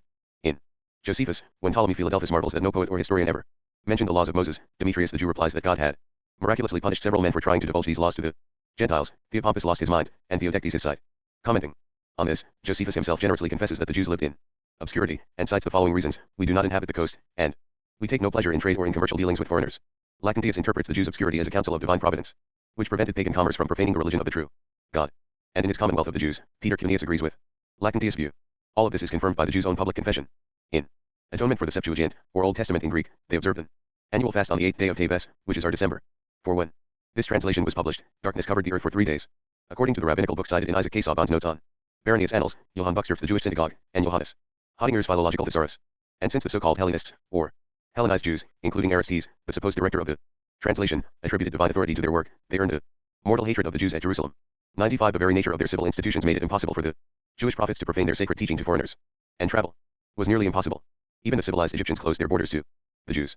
The Egyptians were so inhospitable that, even after they opened their country to the Greeks, they were forbidden to use Greek pots, spits, and knives, and even to eat meat cut with a Greek knife. The region was isolated by harsh and dangerous roads, peoples with no common language, and Jewish tribes whom the Gentiles mocked, saying that they would not direct a thirsty stranger to a well. How then could the prophets reveal their sacred teaching to strange and unfamiliar foreigners, when in fact the priests of every nation kept their sacred teachings arcanely hidden from the masses of their plebeians? This is why all nations refer to their religious doctrine as sacred, which is synonymous with secret. The secrecy of Jewish teaching offers us luminous proof of the truth of the Christian religion. For both Pythagoras and Plato, by virtue of their sublime human wisdom, raised themselves some of the way towards understanding those divine truths which the Jews learned from the true God. And conversely, it soundly refutes the error of recent mythologists, who think that myths are sacred stories which have been corrupted by pagan nations, and especially by the Greeks. To be sure, the Egyptians had dealings with the Jews during their captivity, but it is the common custom of early peoples to regard the vanquished as godless men. So, instead of respecting the religion and history of the Jews, the Egyptians ridiculed them. Indeed, the Holy Book of Genesis relates that the scornful Egyptians often asked the Jews why the God they worshipped did not deliver them from captivity. 35 King Servius Tullius, year of the world 3468, year of Rome 225, 537/529 BC. 96 A common error previously led scholars to believe that Servius Tullius instituted the Roman census as the basis of popular liberty, but I shall show that it was the basis of aristocratic liberty. And a related error previously led them to believe that Tarquinius Priscus introduced all the badges of Roman office, the ensigns, togas, devices, ivory thrones, and even the triumphal chariots of gold. It was in such splendid trappings that Roman majesty supposedly shone forth in the age of its most glorious democracy. Yet, during Priscus' reign, a sick debtor, when summoned before the praetor, had to appear on an ass or in a cart. As for the ivory thrones, they were obviously made from the tusks of elephants, which the Romans called Lucanian oxen, because they first saw them in Lucania during the war with Pyrrhus, 2 centuries later. 36 Hesiod Year of the World 3500, 505 BC. 97 According to the proofs by which I date the invention of the vernacular Greek alphabet, I place Hesiod in the time of Herodotus, or slightly earlier. Some chronologers were overly confident in placing Hesiod 30 years before Homer. We must bear in mind that authorities differ by 460 years in their dating of Homer. By contrast, Porphyry, who is cited in Suidas, and Valius Paterculus maintain that Homer preceded Hesiod by many years. As for the tripod on Mt. Helicon which Hesiod supposedly dedicated to Apollo, with the inscription that he had defeated Homer in song, despite Varro's endorsement in Aulus Gellius, we must store it in the Museum of Impostures, for it belongs with the fakes perpetrated by today's counterfeiters of metals, who seek to reap a great profit from their deceptions. 37 Herodotus and Hippocrates Year of the World 3500, 505 BC. 98 Chronologers placed Hippocrates in the age of the 7 sages of Greece. But his biography is heavily tinged with myths, one of which makes him the son of Aesculapius and the grandson of Apollo. By contrast, we know for certain that he wrote works in prose using the vernacular alphabet. For these two reasons, I date him to the age of Herodotus, who also wrote in prose using the vernacular alphabet, and who wove nearly all of his history from myths. 38 Idander, king of Scythia Year of the World 3530, 475 BC. 99 When Darius the Great declared war on him, Idander replied by sending him 5 objects, a frog, a mouse, a bird, a plowshare, and an archer's bow. The earliest peoples used such physical words before they used spoken and, eventually, written words. Later, I shall explain the natural and appropriate meaning of these objects. For the moment, it would be pointless to repeat what Saint Cyril Clement of Alexandria relates of Darius' council, since he himself exposes how ludicrously they misinterpreted Idander message *. In any case, we should recall that Idander is the king of the Scythians, who supposedly surpassed the Egyptians in antiquity, but who at this late date were still unable to write, even in hieroglyphics. Now, Idander must have resembled one of those Chinese kings who, until a few centuries ago, were isolated from the rest of the world, and therefore vainly boasted of their superior antiquity. Despite their great antiquity, the Chinese today still write in hieroglyphics. Because of their mild climate, they have the most refined sensibilities, and create the most amazingly delicate works of art. Yet their painters have not yet learned to highlight figures by shading them, and their paintings appear quite awkward because they lack relief and depth. Their porcelain statuettes, now commonly imported in Europe, reveal the same crudeness as the statues cast by the Egyptians, which suggests that the painting of the ancient Egyptians may have been as crude as that of today's Chinese. 101 Of the ancient Scythians was Anatrasis Abares, who was reputed to be the author of Scythian oracles, as Zoroaster was of Chaldean oracles. At first, these must have been the oracles of soothsayers, but later, the conceit of scholars transformed them into the oracles of philosophers. Now, according to Herodotus, followed by Pindar, Pherenicus, and Cicero, in his On the Nature of the Gods, the most famous oracles of pagan antiquity, those of Delphi and Dodona, came to Greece from the Hyperboreans of Scythia, which may mean either modern-day Scythia or a northern region within ancient Greece. As a result, Anatrasis was celebrated as the famous author of oracles and numbered among the most ancient diviners, as we shall see in my poetic geography. For a moment, let us consider how learned the Scythians were in esoteric wisdom. We need only cite their practice of sticking a knife in the ground and worshipping it as a god, an act by which they justified the killings they were going to commit. And this savage religion was supposedly the origin of the many moral and civil virtues which are described by Diodorus Siculus, Justinus, and Pliny, and exalted by Horace. Later, when Anatrasis sought to establish civilization in Scythia by introducing Greek laws, he was killed by his brother Caeduidas. So much did he profit from Van Ern's barbarian philosophy that he was unable to conceive laws that could convert a barbarous people to humane civilization, and had to borrow them from the Greeks instead. Thus, the relation of the Greeks to the Scythians is precisely the same as their relation to the Egyptians, which I described earlier. Indeed, for their vanity in tracing their wisdom from illustrious origins in foreign antiquity, the Greeks merited the reproach of being told they were always children, as they imagined that an Egyptian priest reproached Solon, according to Critias in Plato's Alcibiades. We can only conclude that, by their conceited ties to the Scythians and Egyptians, the Greeks lost as much in true merit as they gained in vainglory. 39 Peloponnesian War. Thucydides writes that he decided to recount it because in his father's day the Greeks knew nothing about their own antiquities. Year of the World 3530, 475 BC. 101 Thucydides was a youth when Herodotus, who could have been his father, was an old man. He lived in the most glorious age of Greece, that of the Peloponnesian War. As a contemporary witness, he wrote its history to record the truth about it. Thucydides notes that in his father's day, which was the age of Herodotus, the Greeks knew nothing about their own antiquities.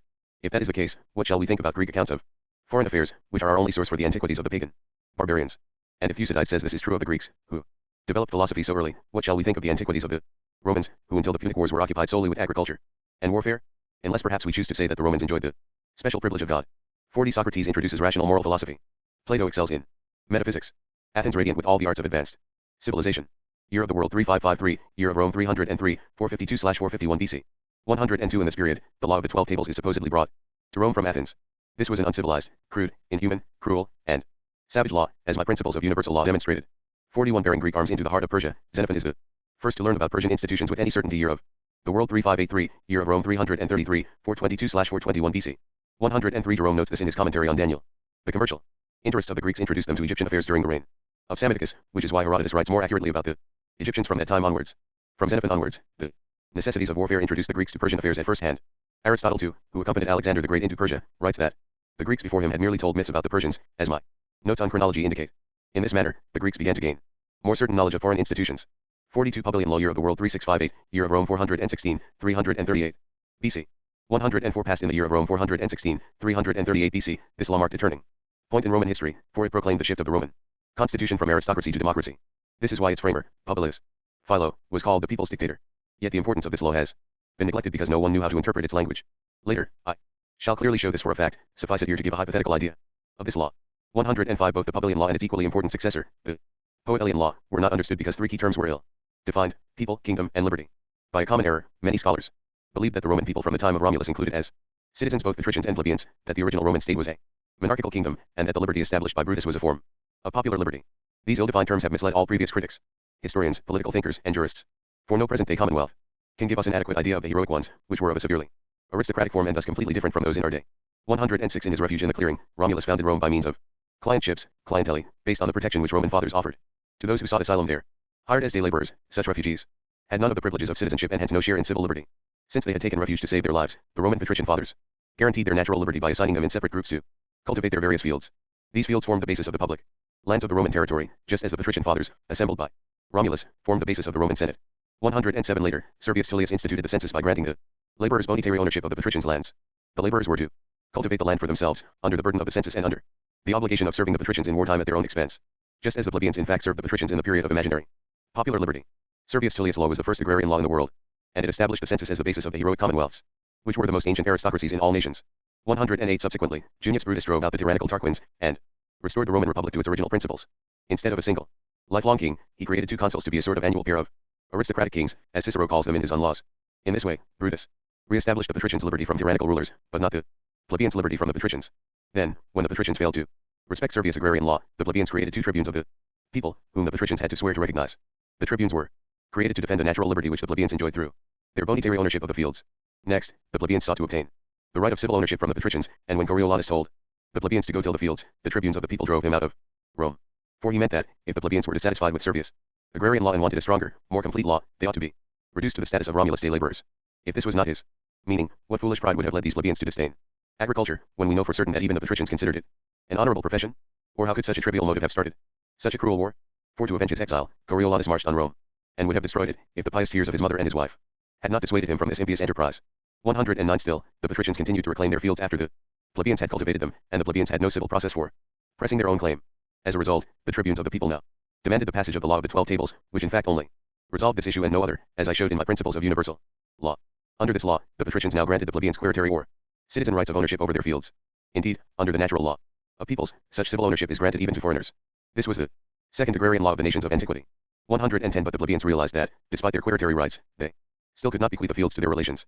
For they could neither make state bequests, since without celebrating solemn marriages, they had none of the relations through which legitimate succession could pass.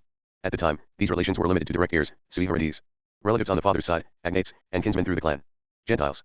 Nor could they dispose of fields by testament, since they lacked the rights of citizenship. As a result, the plebeians asserted their claim to share the patricians' connubium, a term which meant the right to solemnize marriages. Now, the greatest solemnity of marriage was the auspices, which were both the exclusive domain of the patricians, and also the great source of all Roman law, both public and private. Hence, when the patricians granted solemnized marriage to the plebeians, they effectively granted them the rights of citizenship as well. The jurist Modest Enus defines marriage as the sharing of every divine and human right, omnis divini et humani iris, communicatio, which is tantamount to citizenship. Then, following the natural progress of human desires, the plebeians secured from the patricians all those rights of private law which depended on the auspices, paternal authority, direct heirs, paternal kinsmen, and clan kinships. And by virtue of these rights, they further secured the rights to legitimate successions, testaments, and guardianships. Next, they claimed those rights of public law, dependent on the auspices, first securing access to the consulship, with its attendant right to imperium or military command, and then to priesthoods and pontificates, with their attendant knowledge of the laws. 111 In this manner, the tribunes of the people, who had been created as the basic defenders of their natural liberty, were gradually led to obtain for the plebeians all the rights of civil liberty. And the census instituted by Servius Tullius subsequently replaced the payments made privately to the patricians with taxes paid to the public treasury for dispersing monies to the plebeians in wartime. As a result, the census naturally developed from a basis of patrician liberty to a basis of popular liberty, as we shall later see in detail. 112 With steady steps, the tribunes advanced in their power to make laws. Now, in fact the Ortian and Hortensian laws had only made the plebeians' plebiscites binding on the whole people during two particular crises. The first was the secession of the plebs to the Aventine Hill in the year of Rome 304, 450 BC, at a time when the plebeians were not yet citizens, as I assume here hypothetically and later show in fact.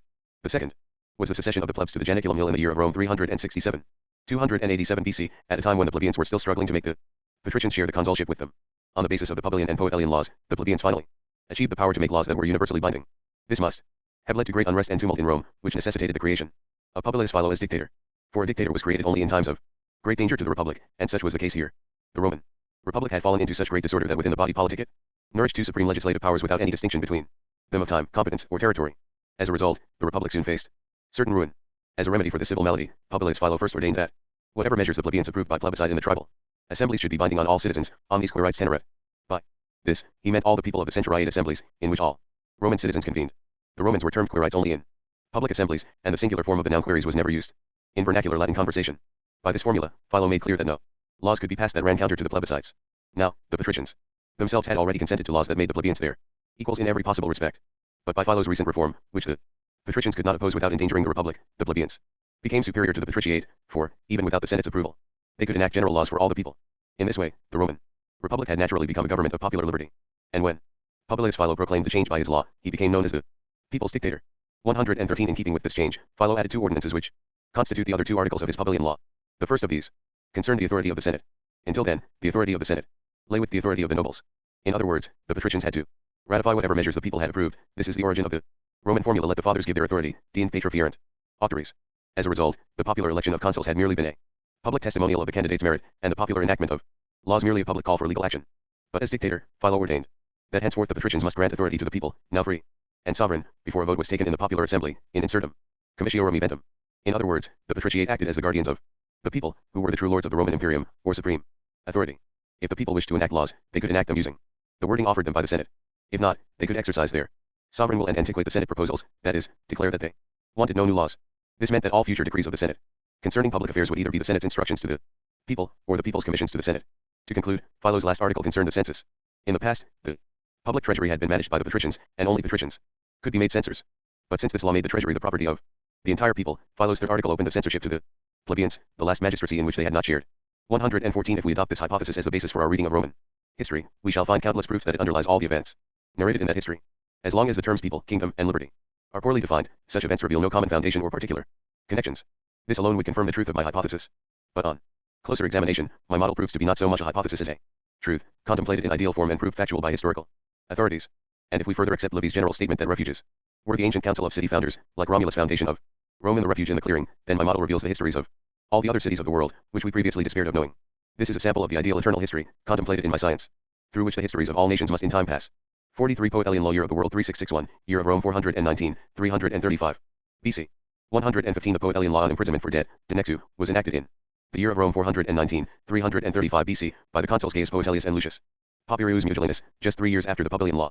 It marks another turning point in the history of Roman institutions, for it released the plebeians from feudal liability for debt, which previously had made them liege vassals of the patricians and compelled them to labor in their private prisons, often for life. Even so, the Senate retained its sovereign dominion over the lands under Roman authority, even though this authority itself had already passed to the people. And as long as the Roman Republic was free, the Senate could pass a declaration of public emergency, the senatorial decree of last resort, senatus consultum ultimum, to maintain their dominion by force of arms. Hence, when the people tried to reassign these lands under the agrarian laws of the Gracchi, the Senate armed the consuls, who then declared the people's tribunes to be rebels and killed them as the instigators of this reform.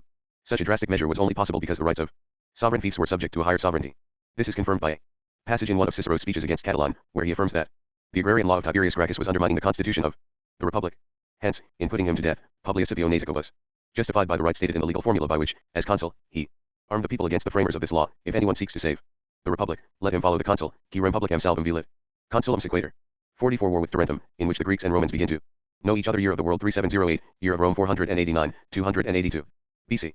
116 This war started when the people of Tarentum insulted both some Roman ships that had landed on their shores, and a subsequent Roman embassy. The people of Tarentum offered the excuse, cited by Florus, that they were unaware who these people were or whence they came. So little did the earliest peoples know of each other, even when living on the same small peninsula. 45 Second Punic War, the first certain part of the Roman history of Livy, who yet declares his ignorance of 3 important facts. Year of the World 3849, Year of Rome 552, 218 to 202 BC.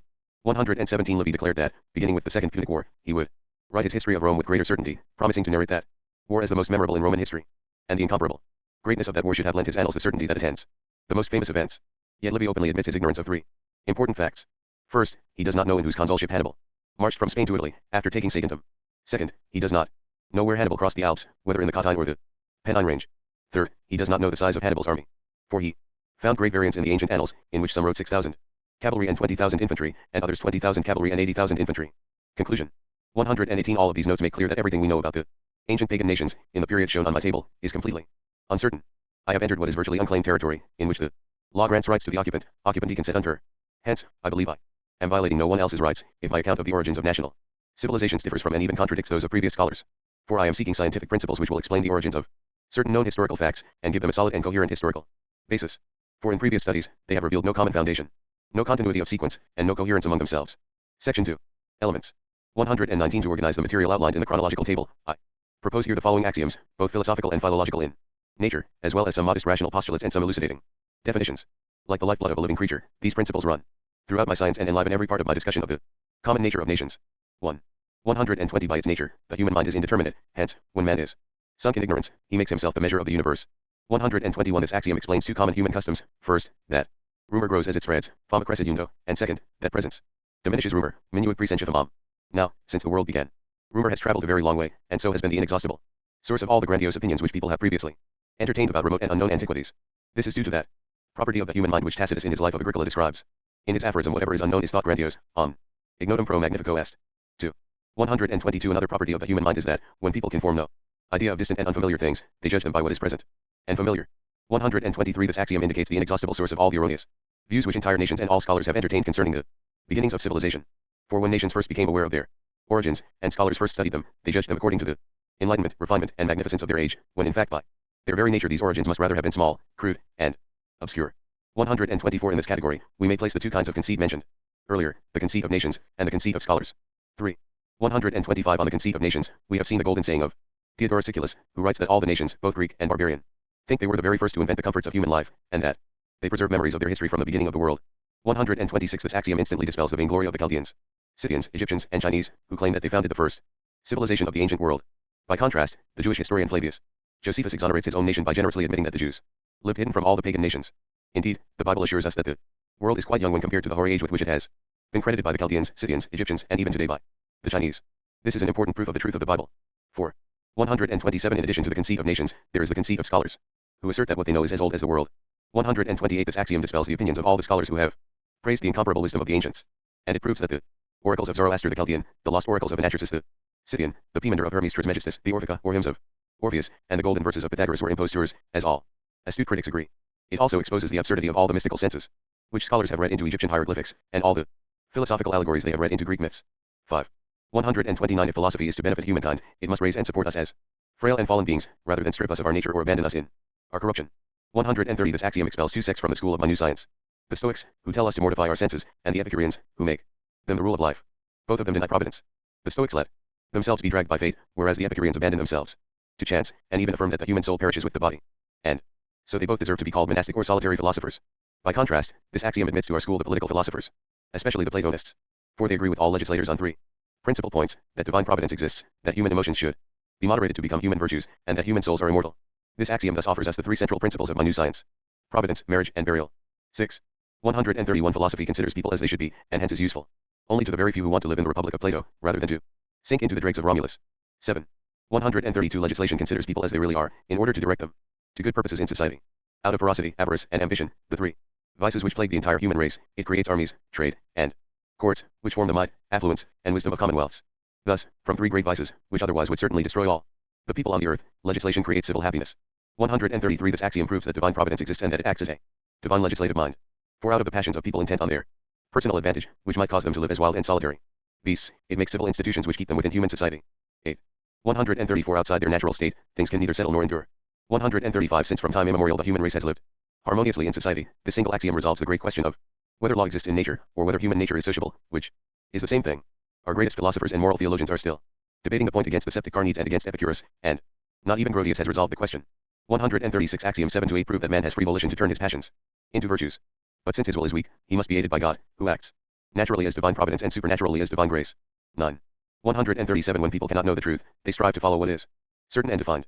In this way, even if their intellect cannot be satisfied by abstract knowledge, scienza, at least their will may repose in common knowledge, ka scienza. 10.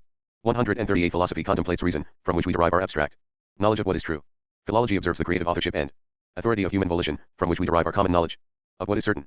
139 The second half of this axiom defines as philologists all the grammarians, historians, and critics who have contributed to our awareness of people's languages and deeds, including both their domestic customs and laws, and their foreign wars, peaces, pacts, travels, and trade.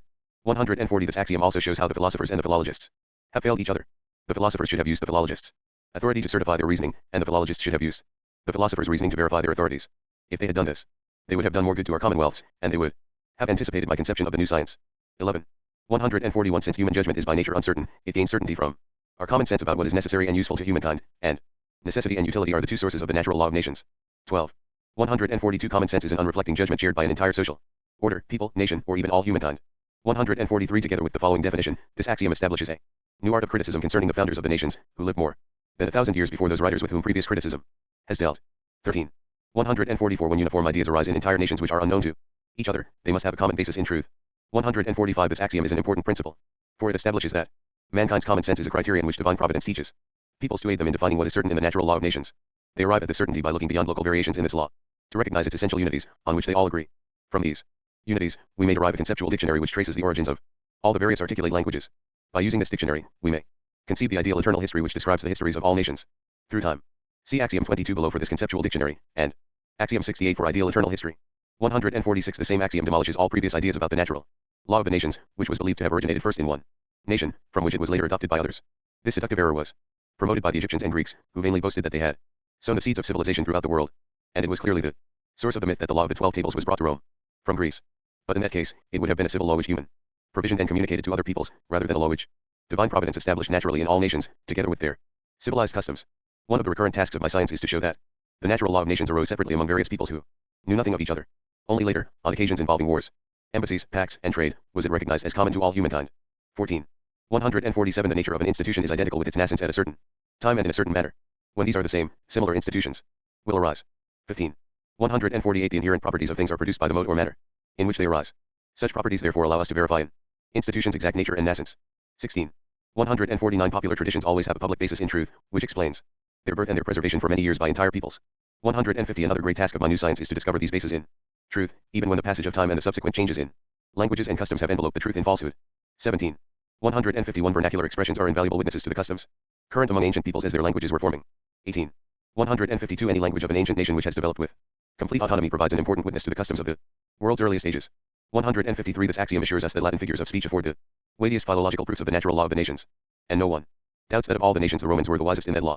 For the same reason, scholars may use the German language in the same way, since it shares this property with Latin. 19.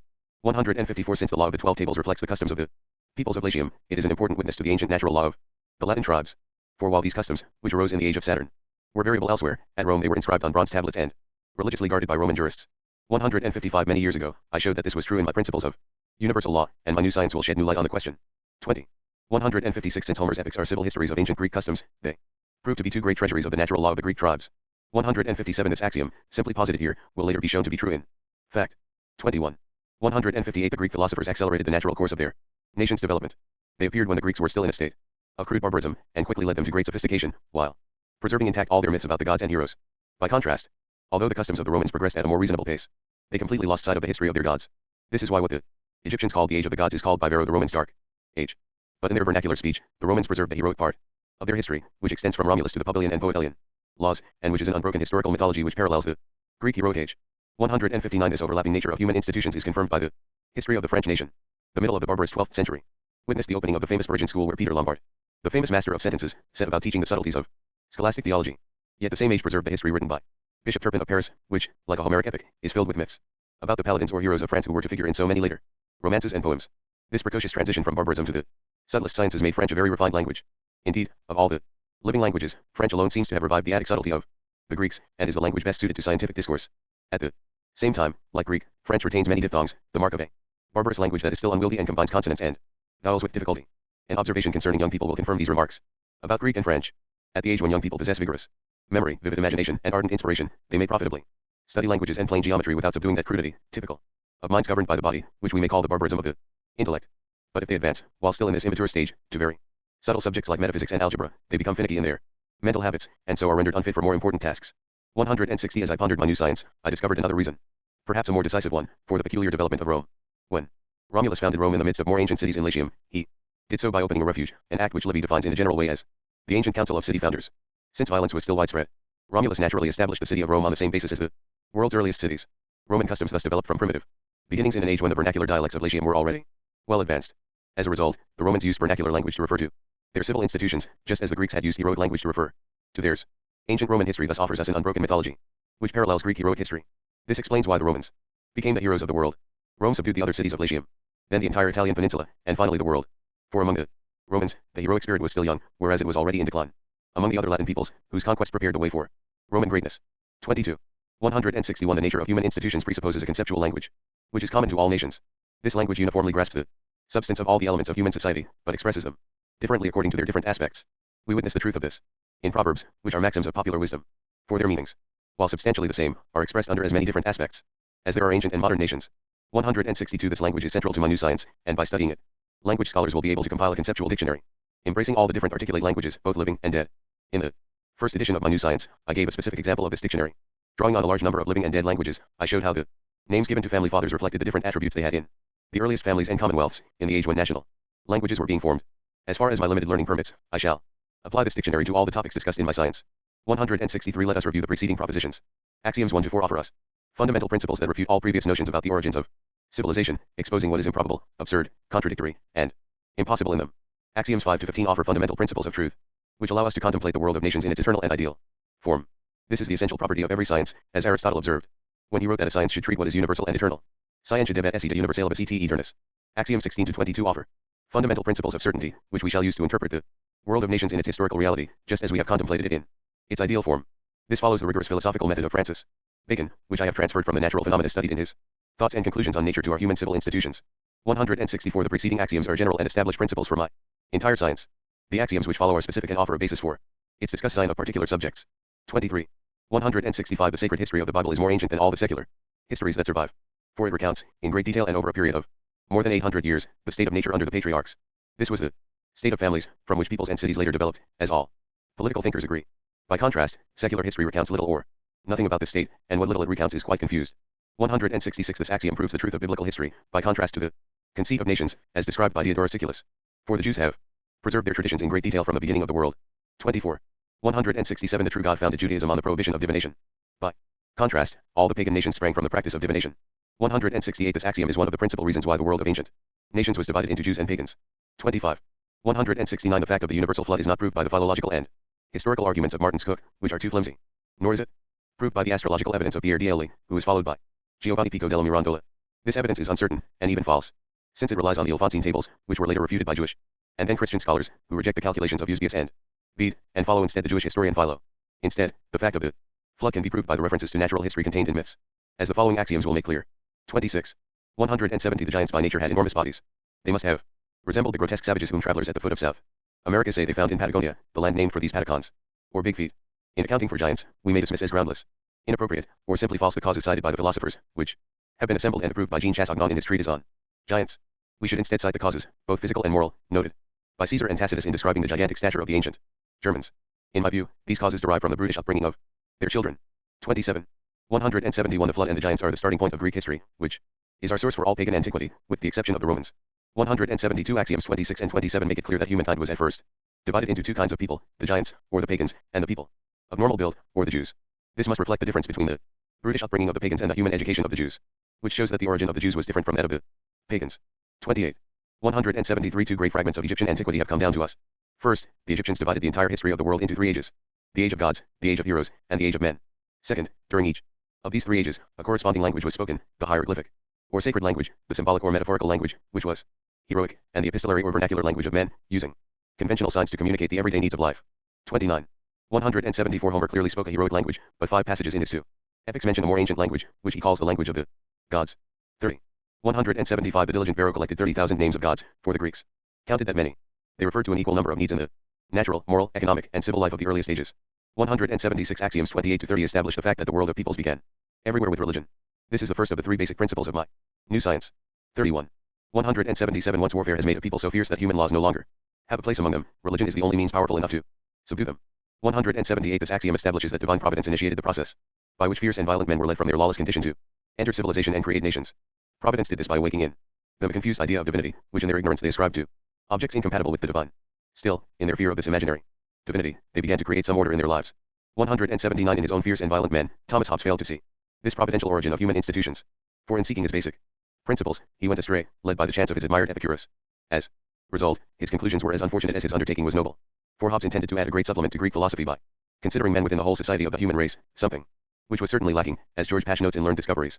In this century, this would not have occurred to Hobbes if he had not been moved by the Christian religion, which commands us to practice not only justice but charity towards all humankind. Here we may begin to refute Polybius' false dictum that if the world had philosophers, it would not need religions. In fact, without religion there would be no commonwealths, and without commonwealths, the world would have no philosophers. 32. 180 When people are ignorant of the natural causes that produce things, and cannot even explain them in terms of similar things, they attribute their own nature to them. For example, the masses say that a magnet loves iron.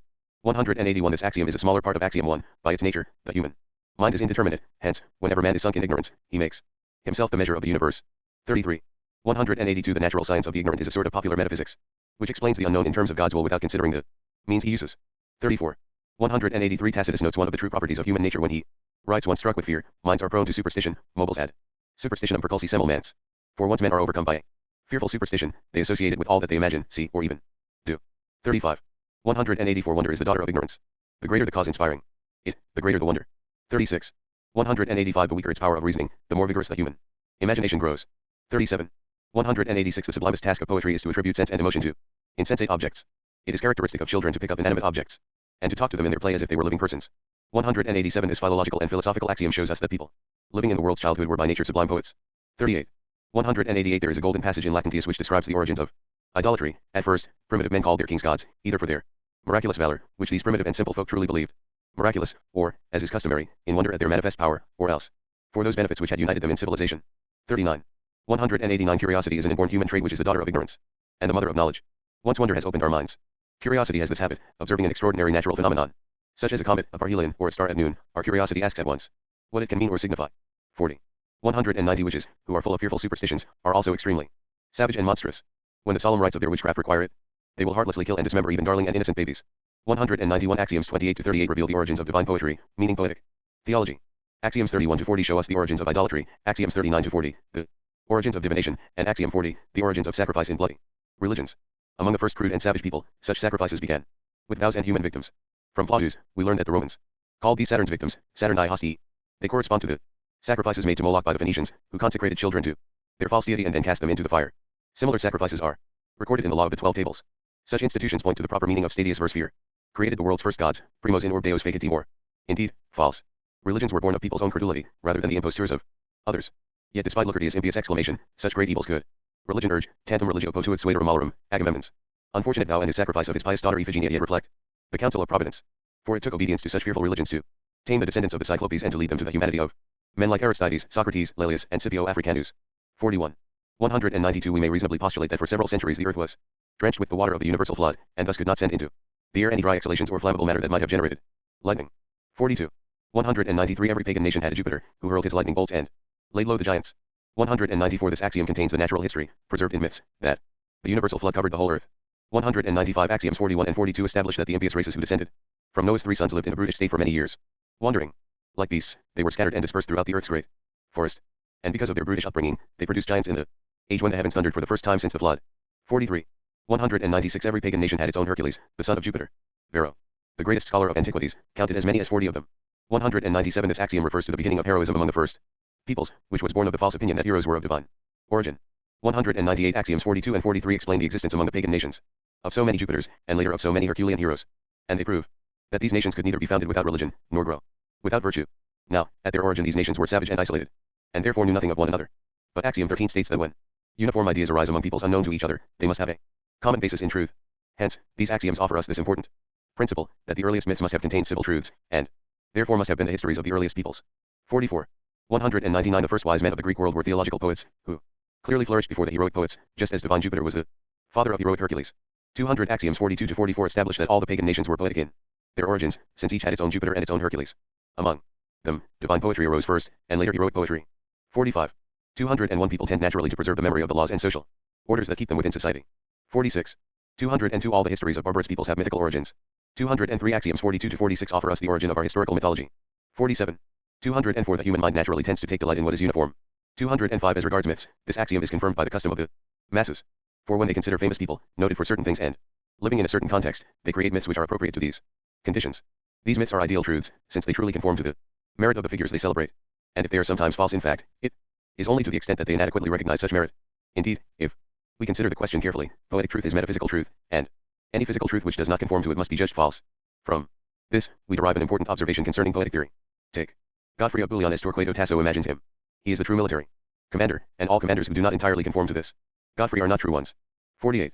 206 By nature, children retain the ideas and names of the people and things they have known first, and later apply them to others they meet who bear a resemblance or relation to the first. 49. 207 In the golden passage on the mysteries of the Egyptians, Giambattista says that the Egyptians attributed to Hermes Trismegistus all the inventions that were useful or necessary to human life. 208 Axioms 48 and 49 completely overturn all the senses of sublime natural theology which the divine Giambattista ascribed to the mysteries of the Egyptians. 209 Axioms 47 to 49 show us the origin of the poetic archetypes which constitute the essence of the myths. Axiom 47 describes the natural inclination of the masses to invent myths, and to invent them with the propriety of poetic decorum.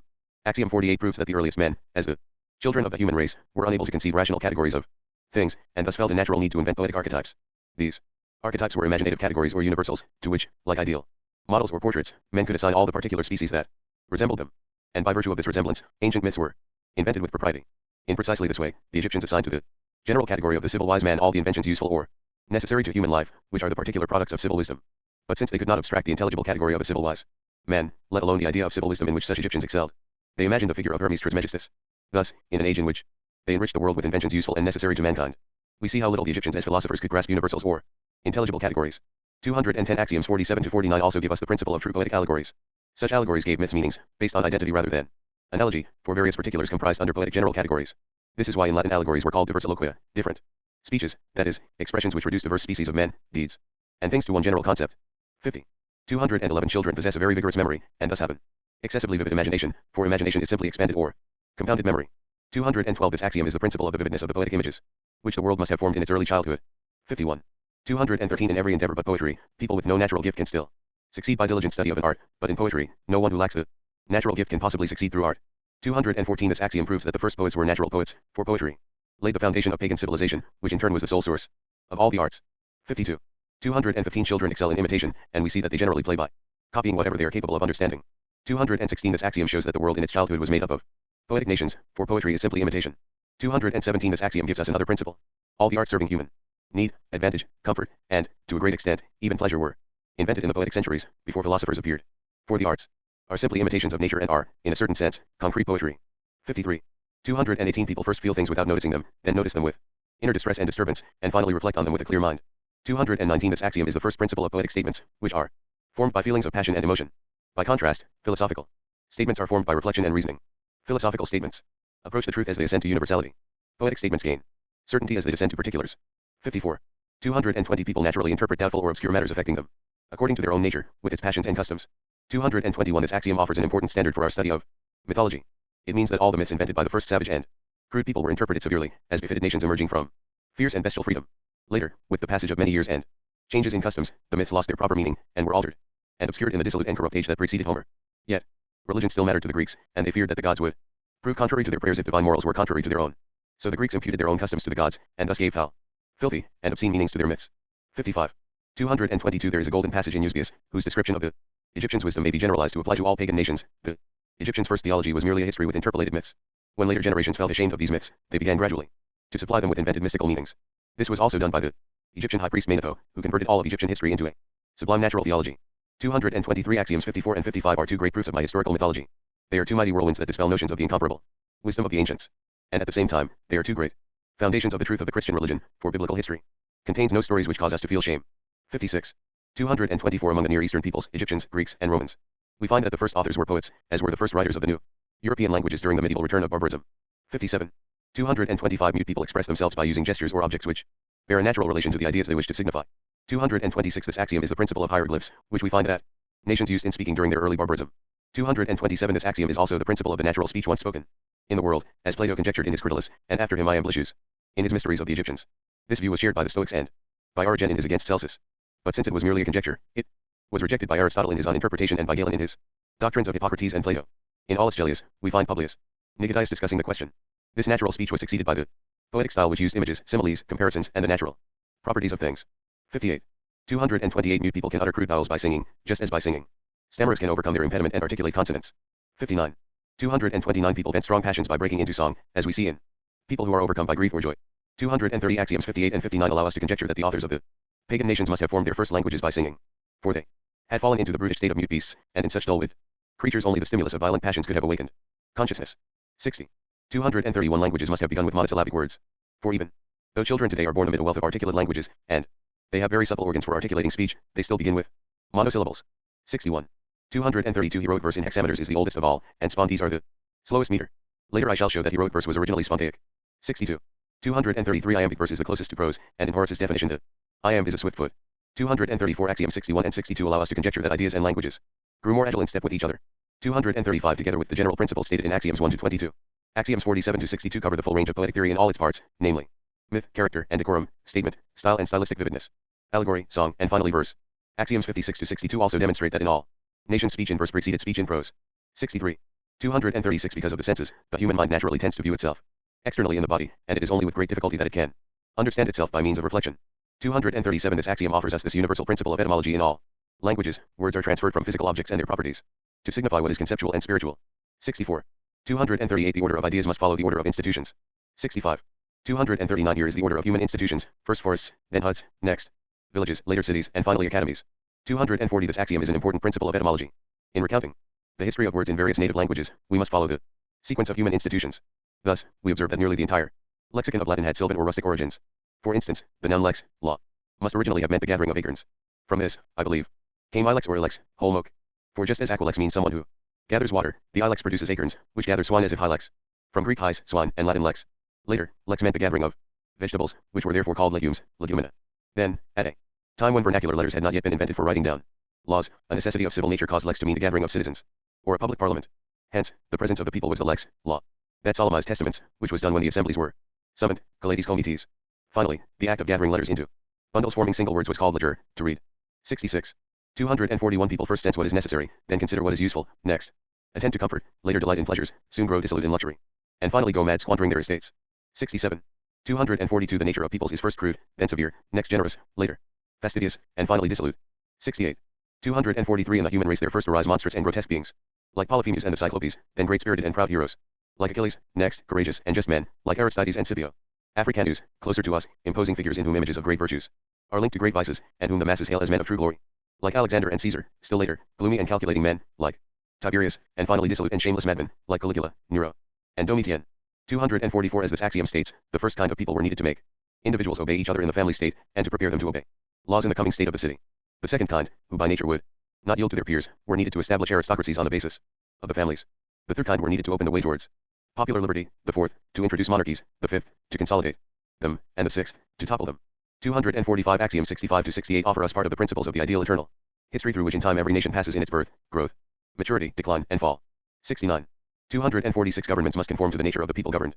247 This axiom indicates that, by the nature of human civil institutions, the public school of rulers is the morality of the people. 70. 248 Let us make an assumption which does not contradict nature and which we shall later find true in fact. At first, a small number of the hardiest people withdrew from the abominable state of the lawless world and founded families, with whom and for whom they placed fields under cultivation. Much later, many other people likewise withdrew and took refuge on the cultivated lands of these fathers. 71. 249 Native customs, especially natural liberty, do not change all at once, but only gradually and over a long time. 72. 250 Since all nations began with the worship of some deity, fathers in the family state must have been 1. The wise men who interpreted divine auspices, 2. The priests who offered sacrifice to procure the auspices, meaning to interpret them properly, and 3. The kings who brought divine laws to their families. 73. 251 According to a popular tradition, the first to govern the world were kings. 74. 252 According to another popular tradition, the first kings created were by their nature the worthiest. 75.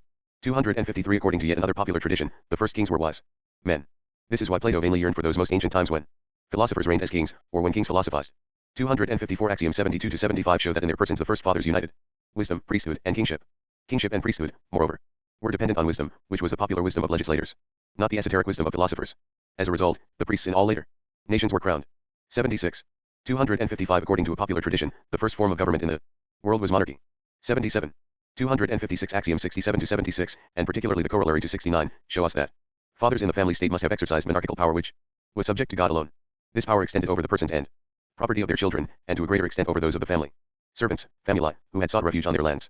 This made them the first monarchs of the world. We must interpret the Bible as referring to such men when it calls them patriarchs, which means ruling fathers. Throughout the Roman Republic, their monarchical rights were guaranteed by the law of the 12 tables, which says the family father shall have the right of life and death over his children, patri familias ius vitae et nieces. In liberos esto. And it adds that whatever a son acquires, he acquires for his father, quid filius acquired, patri acquired. 78. 257 According to their proper origin, the families can only have taken their name from the family servants, famuli, belonging to the fathers in the state of nature. 79. 258 Properly speaking, associates, socii, are people allied for their mutual advantage. The first associates in the world cannot be imagined or conceived before the appearance of the first refugees who fled to the first fathers in order to save their lives. These refugees were received by the fathers and, in exchange for their lives, were obliged to earn their living by cultivating the fathers' fields. 259 Such refugees were the true associates of the heroes. Later they became the plebeians of the heroic cities, and eventually the provincial people of sovereign nations. 80. 260 People naturally enter a feudal system of benefices, when they see that it maintains or increases their personal advantages, for these are the benefits, benefice, one hopes to derive from civil life. 81. 261 It is a characteristic of the strong that they do not relinquish through indolence what they have won by courage. Yet if it proves necessary or useful, they will gradually give up as little as they can. 262 From axioms 80 to 81 spring the perennial sources of fiefs, which Latin elegantly calls benefices, beneficia. 82. 263 Scattered throughout all the ancient nations we find clients and clientships, which are most aptly understood as vassals and fiefs. Indeed, erudite feudalists can find no apter Latin terms for the latter than clients and clientele. 264 Axiom 70 to 82 reveal the origins of commonwealths, which were born of a crisis provoked by the family servants against the heroic fathers. This was a rebellion, described later in my science, which caused the first commonwealths to be formed naturally as aristocracies. For when the servants rebelled, the fathers united themselves into orders to offer resistance, and then as a united order, the fathers sought to placate the servants and restore them to obedience by granting them a kind of rustic fief. At the same time, the fathers found that their own sovereign family powers, which can be understood only as a sort of noble fiefs, were now subjected to the sovereign civil power of the new ruling orders. And the leaders of these orders were called kings, for as the most courageous they had led the fathers during the servant rebellion. Later, I shall prove that this was in fact the origin of cities. But even as a hypothesis, my account commands acceptance for its naturalness and simplicity, and because countless other civil phenomena derive from it as their proper cause. For in no other manner can we understand how civil power grew out of family powers, how the public patrimony emerged from private patrimonies, or how the foundations of commonwealths were laid by a social order which is made up of the few who command and a multitude of plebeians who obey, two elements which constitute the subject of political studies. Later, I shall show that civil states could not have arisen from simple nuclear families without servants. 83. 265 The law regarding the fields is established as the world's first agrarian law. By its nature, no law more restrictive can be imagined or conceived. 266 This agrarian law distinguished the three kinds of domain or ownership which are possible in civil nature, and assigned them to three classes of persons. The bonitary domain was assigned to the plebeians. The quiritaire domain was assigned to the fathers, since, being maintained by force of arms, it belonged to the nobility. And the eminent domain was assigned to the ruling order itself, which constitutes the lordship, or sovereign power, in aristocracies. 84. 267 There is a golden passage in Aristotle's Politics where, in his classification of commonwealths, he includes heroic kingdoms, in which kings administered laws at home, conducted wars abroad, and presided over the religion. 268 This axiom tallies perfectly with the two heroic kingdoms of Theseus and Romulus, as the first is described in Plutarch's Life of Theseus, and the second in Roman history. On such kings and the law, we may supplement Greek history with the Roman account of Tullus Hostilius, administering the law in the prosecution of Horatius. As for religion, the kings of Rome were also kings of sacred rites, and thus called reges sacrorum. Later, after the kings had been driven out of Rome, the need to authenticate the divine ceremonies led the Romans to create a priest called the king of sacred rites, rex sacrorum, who was the head of the herald priests, or officials. 85. 269 There is another golden passage in Aristotle's Politics, which relates that ancient commonwealths had no laws for punishing private offenses or righting private wrongs. He says that this custom is typical of barbarous peoples, since in their beginnings peoples are barbarous precisely because they are not yet civilized by laws. 270 This axiom shows that duels and reprisals are necessary in barbarous ages, because they lack judicial laws. 86. 271 Golden as well is the passage in Aristotle's Politics, in which he says that in ancient commonwealths the nobles swore they would be the eternal enemies of the plebeians. 272 This axiom explains the nobles' haughty, greedy, and cruel treatment of the plebeians, which is explicitly described in ancient Roman history. During this period, which was previously imagined to be an age of popular liberty, the patricians for many years overtaxed the plebeians, demanding military service paid at their own expense, and drowning them in a sea of usury. Then, when the wretched plebeians could not fulfill their obligations, the patricians locked them up for life in their private prisons, exacting payment from them in hard labor, and despotically stripping them to the waist and caning them like ignoble slaves. 87. 273 Aristocracies are quite reluctant to go to war, lest the plebeian masses grow warlike. 274 This axiom is the principle of justice in the Roman army until the age of the Punic Wars. 88. 275 Aristocracies keep wealth within the order of the nobles, since it contributes to their power. 276 This axiom is the principle of the Roman policy of clemency in victory. The Romans deprived conquered peoples of their arms alone, and granted them bonitary ownership of all else, only obliging them by law to pay a reasonable tribute. This axiom also explains why Roman patricians resisted the agrarian reforms of the Gracchi. They did not want the plebeians to grow wealthy. 89. 277 Honor is the noblest stimulus to military valor. 90.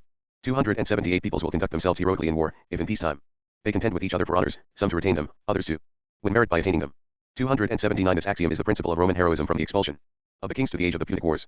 In this period, the patricians naturally sacrificed themselves to save their country, since it in turn safeguarded all the civil honors of their order. The plebeians in turn performed distinguished exploits to show that they merited patrician honors. 91. 280 The contentions between urban social orders seeking equal rights are the most effective means of making commonwealths great. 281 This is the second principle of Roman heroism.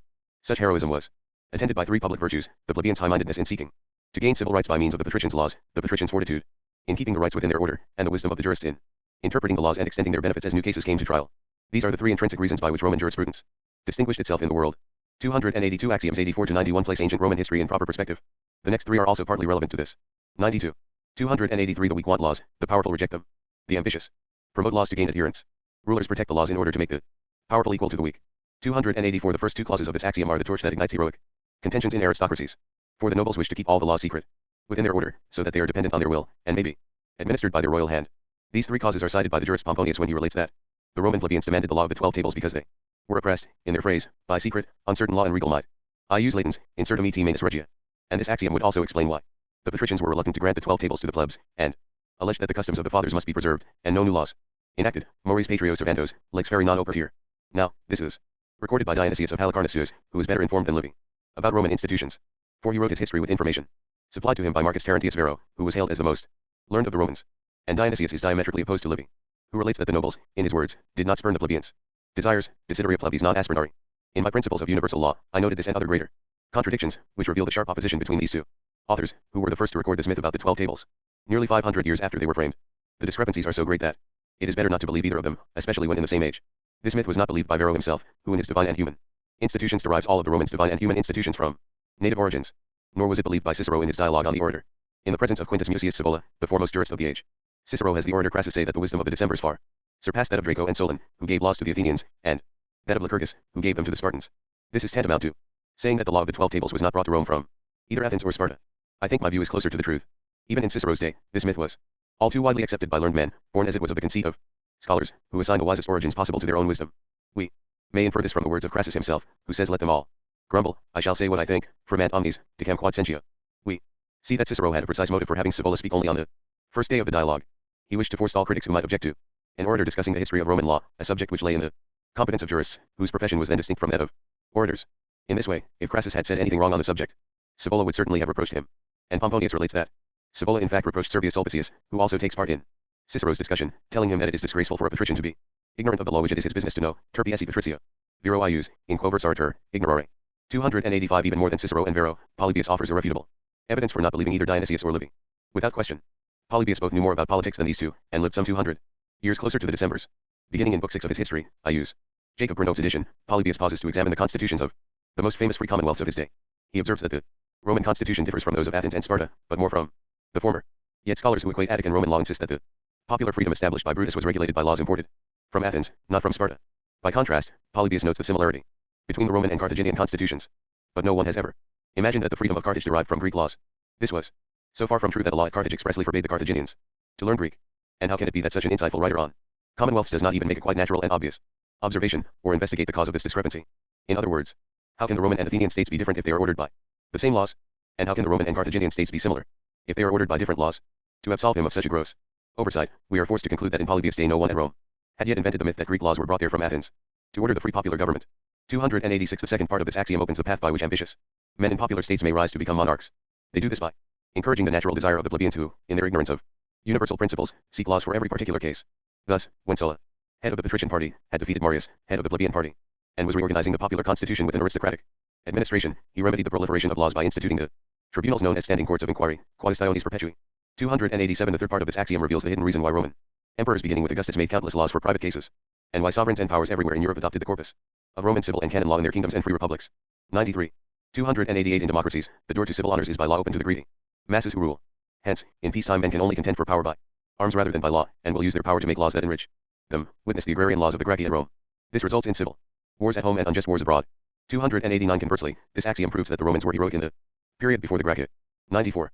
290 We defend our natural liberty most fiercely to preserve the goods most essential to our survival.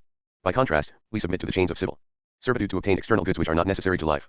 291 The first part of this axiom is a principle basic to the natural heroism of the earliest peoples. The second part is a natural principle of monarchies. 95. 292 At first, people desire to throw off oppression and seek equality. Witness the plebeians living in aristocracies, which eventually become democracies. Next, they strive to surpass their peers. Witness the plebeians in democracies which are corrupted and become oligarchies. Finally, they seek to place themselves above the laws. Witness the anarchy of uncontrolled democracies. These are in fact the worst form of tyranny, since there are as many tyrants as there are bold and dissolute persons in the cities. At this point, the plebeians become aware of their ills and as a remedy seek to save themselves under a monarchy. This is the natural royal law which Tacitus invokes to legitimize the Roman monarchy of Augustus, who placed under his supreme authority a nation exhausted by civil wars, claiming the title of first citizen. 96. 293 When the first cities were formed from families, the lawless liberty of the nobles caused them to resist any checks and burdens. Witness the aristocracies in which the nobles rule as lords. Later, when the plebeians had become numerous and grown warlike, the nobles were obliged to bear the same laws and burdens as the plebs. Witness the nobility in democracies. Finally, to safeguard their easy lives, the nobles were naturally inclined to submit to a single ruler. Witness the nobility under monarchies. 294 Together with axioms 66 to 94, axioms 95 and 96 are principles of the ideal eternal history mentioned above. 97. 295 We may reasonably postulate the following. After the flood, people first lived in the mountains, somewhat later, they descended to the plains. And finally, after many years, they felt safe in migrating to the seacoast. 98. 296 Strabo cites a golden passage from Plato, in which he describes humankind after the local floods of Ogyges and Deucalion. First, when people lived in mountain caves, Plato identifies them with the Cyclopes, whom he also regards as the world's first family fathers. Later, when they lived on the mountain slopes, he associates them with Dardanus, who built the city of Pergamum that later became the citadel of Troy. Finally, when they lived in the plains, he connects them with Ilus, by whom Troy was moved to the coastal plain and for whom it was renamed Ilium. 99. 297 According to an ancient tradition, Tyre was first founded inland and later moved to the coast of the Phoenician Sea. And it is historically certain that the city was transferred from the shore to a nearby island, which Alexander the Great later reconnected to the mainland. 298 Axioms 97 to 99 reveal that inland nations were founded first, and maritime nations later. They also offer us important proof of the antiquity of the Jewish people. For since the Jewish nation was founded by Noah in Mesopotamia, which is the region farthest inland of the early habitable world, it must have been the most ancient of all nations. This is confirmed by the fact that the first monarchy was also established in Mesopotamia, the kingdom of the Assyrians over the Chaldean people, who produced the world's first wise men, and first among these Zoroaster. 100. 299 People will abandon forever their native lands, which are naturally dear to them, only when driven by the ultimate necessity of survival. And they will leave them temporarily only from their greed to grow rich by trade, or from their jealousy in protecting their gains. 300 This axiom is the principle of the migrations of peoples. It is based on the heroic maritime colonies, on the waves of invading barbarians, which are the only ones discussed by Wolfgang Lazius, on the last recorded Roman colonies, and on the European colonies in the Indies. 301 The same axiom shows that the lost races of Noah's 3 sons must have been dispersed by their own bestial wandering. In this state, they fled from wild animals, which must have been very abundant in the world's great forest. They pursued shy and intractable women, whom this savage condition must have made extremely timid and fearful, and they searched for pastures and water. As a result, they found themselves scattered throughout the world at that moment when the heavens first thundered after the flood, an event which explains why every pagan nation began with its own Jupiter, the god of thunder. For if, by contrast, these lost races had remained civilized like God's chosen people, they too would have remained in Asia. Given the vastness of the continent and the scarcity of people in that age, they had no necessary reason for abandoning it, for people are not naturally accustomed to abandon their native lands from caprice. 101. 302 The Phoenicians were the first navigators of the ancient world. 102. 303 Nations in their barbarous stage are impenetrable. They must either be invaded from outside by wars, or they must voluntarily open themselves to foreigners from within, seeking the benefits of trade. For example, Psammiticus opened Egypt to the Ionian and Carian Greeks, who became famous as sea merchants after the Phoenicians. These same Greeks used their great wealth to build 2 of the 7 wonders of the ancient world, the temple of Samian Juno in Ionia, and the mausoleum of Artemisia in Caria. And the glory of this trade later passed to the inhabitants of Rhodes, who built the Colossus of the Sun, another of the 7 wonders, at the mouth of their harbor. In the same way, the Chinese have recently opened China to our European merchants, seeking the benefits of trade. 304 Axioms 100 to 102 give us the principle for a new etymological dictionary which, by treating words with a clearly foreign origin, differs from the dictionary for native words which I mentioned earlier. Besides word origins, it can trace the history of nations which succeeded each other in colonizing foreign lands. For example, Naples was first called Cyrene. Siren, which is a Syriac word, this indicates that Syrians, meaning the Phoenicians, were the first to establish a colony there for commercial purposes. Later, Naples was called Parthenope, or Virgin Site, in heroic Greek, and finally Neapolis, or New Town, in vernacular Greek, names, which prove that the Greeks arrived there subsequently to establish trading posts. This history produced a language mixing Phoenician and Greek elements, which it is said delighted the Emperor Tiberius more than pure Greek. In precisely this way, on the Gulf of Tarentum there was a Syrian colony called Ceres, whose inhabitants were called Syrites. Later, the Greeks called it Poliain, from which derived the epithet Polius given to the Minerva worshipped in the local temple. 305 Axiom 102 also gives a scientific foundation to Pier Francesco Giambulari's thesis that the Tuscan language derived from Syriac. This language could only have descended from the earliest Phoenicians, who were the ancient world's first navigators, as Axiom 101 states. Later, this honor belonged to the Carian and Ionian Greeks, and eventually it passed to the merchants of Rhodes. 103. 306 The Greeks must have founded an early colony on the coast of Latium, which was later conquered and destroyed by the Romans, so that it lies buried in the darkness of antiquity. This postulate must necessarily be granted. 307 Without this postulate, anyone who studies and reflects on antiquity will be baffled by Roman history when it refers to the presence in Latium of Hercules, Evander, Arcadians, and Phrygians, and when it describes Servius Tullius as a Greek, Tarquinius Priscus as the son of Demaratus of Corinth, and Aeneas of Troy as the founder of the Roman people. Now, it is true that Tacitus notes a resemblance between Roman and Greek letters. But in Livy's opinion, the Romans in Servius Tullius Day had not yet heard the famous name of Pythagoras, who was then teaching in his renowned school at Croton. Instead, they only began to encounter the Greeks in Italy on the occasion of the war with Tarentum, which later led to the war with Pyrrhus and the Greeks across the sea. 104. 308 In a noteworthy simile, Dio Cassius Dio Chrysostom says that custom is like a king, and law like a tyrant. By which he must mean reasonable custom, and law which is not inspired by natural reason.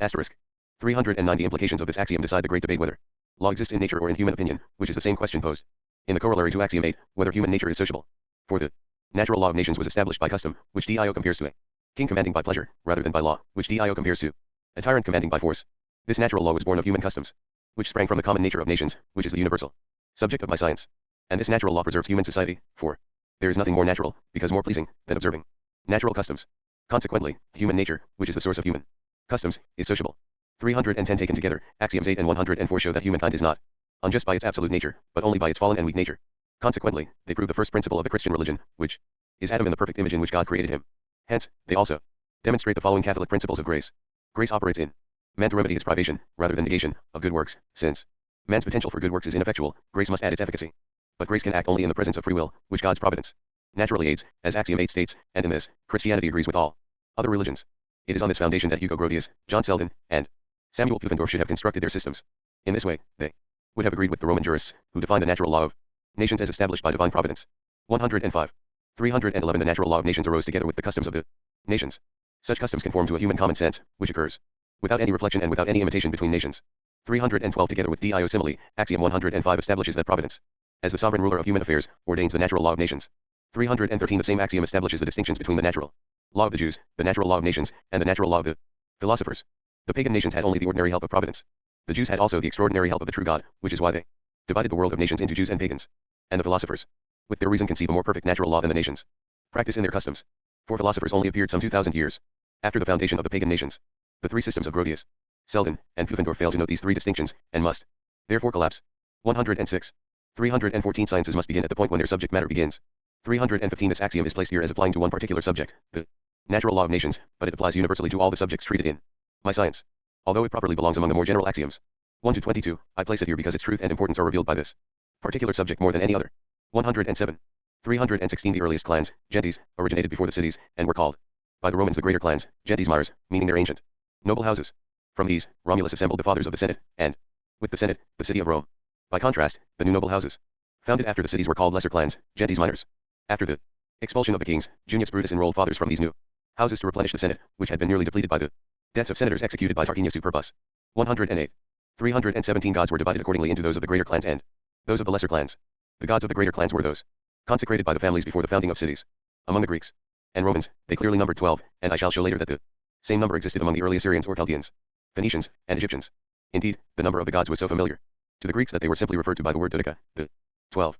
All 12 gods are named confusedly in a Latin distich of Lucilius, which I cited in my Principles of Universal Law. But in Book 2 of my science, I follow the natural theogony, or genealogy of the gods, which naturally formed in the minds of the Greeks, and list them in this order: Jupiter, Juno, Diana, Apollo, Vulcan, Saturn, Vesta, Mars, Venus, Minerva, Mercury, and Neptune. By contrast, the gods of the lesser clans were those consecrated later by peoples living in cities, for example, Romulus, who, after his death, was called the god Quirinus by the Roman people.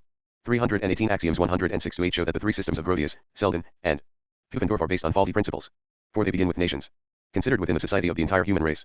But I shall show that the human race in all the first nations originated in the age of the families, and under the gods of the greater clans. 109. 319 People with limited understanding regard the law as only what its words express. 110. 320 Ulpian gives a golden definition of civil equity.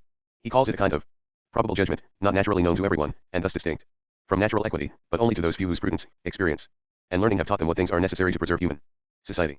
In good Italian, we call this radiant di stato, the reason of state. 111.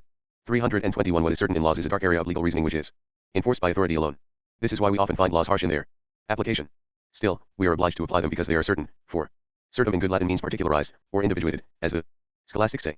Hence, in extremely elegant Latin, certum, certain, and commune, common, are antonyms. 322 Axioms 109 to 11 constitute the principle of strict construction. Its rule is civil equity, which relies on what is certain, meaning a limited particularity of legal wording. Hence, barbarous peoples, who can conceive only particular ideas, are naturally satisfied by civil equity, and consider it their due. In this context, Ulpian says, the law is harsh, but it is written. But in better Latin and with greater legal elegance, we might say, the law is harsh, but it is certain. 112. 323 Intelligent people regard the law as the principle of equal benefit to all parties. 113. 324 The truth in laws is a sort of light or splendor which illuminates their natural reason. This is why jurists often say it is true, verum est, for it is just, aequam est. 325 The definitions of axioms 111 and 113 derive from axioms 9 to 10, which define what is true and certain in general terms, because they apply general definitions to the particular subject of the natural law of nations.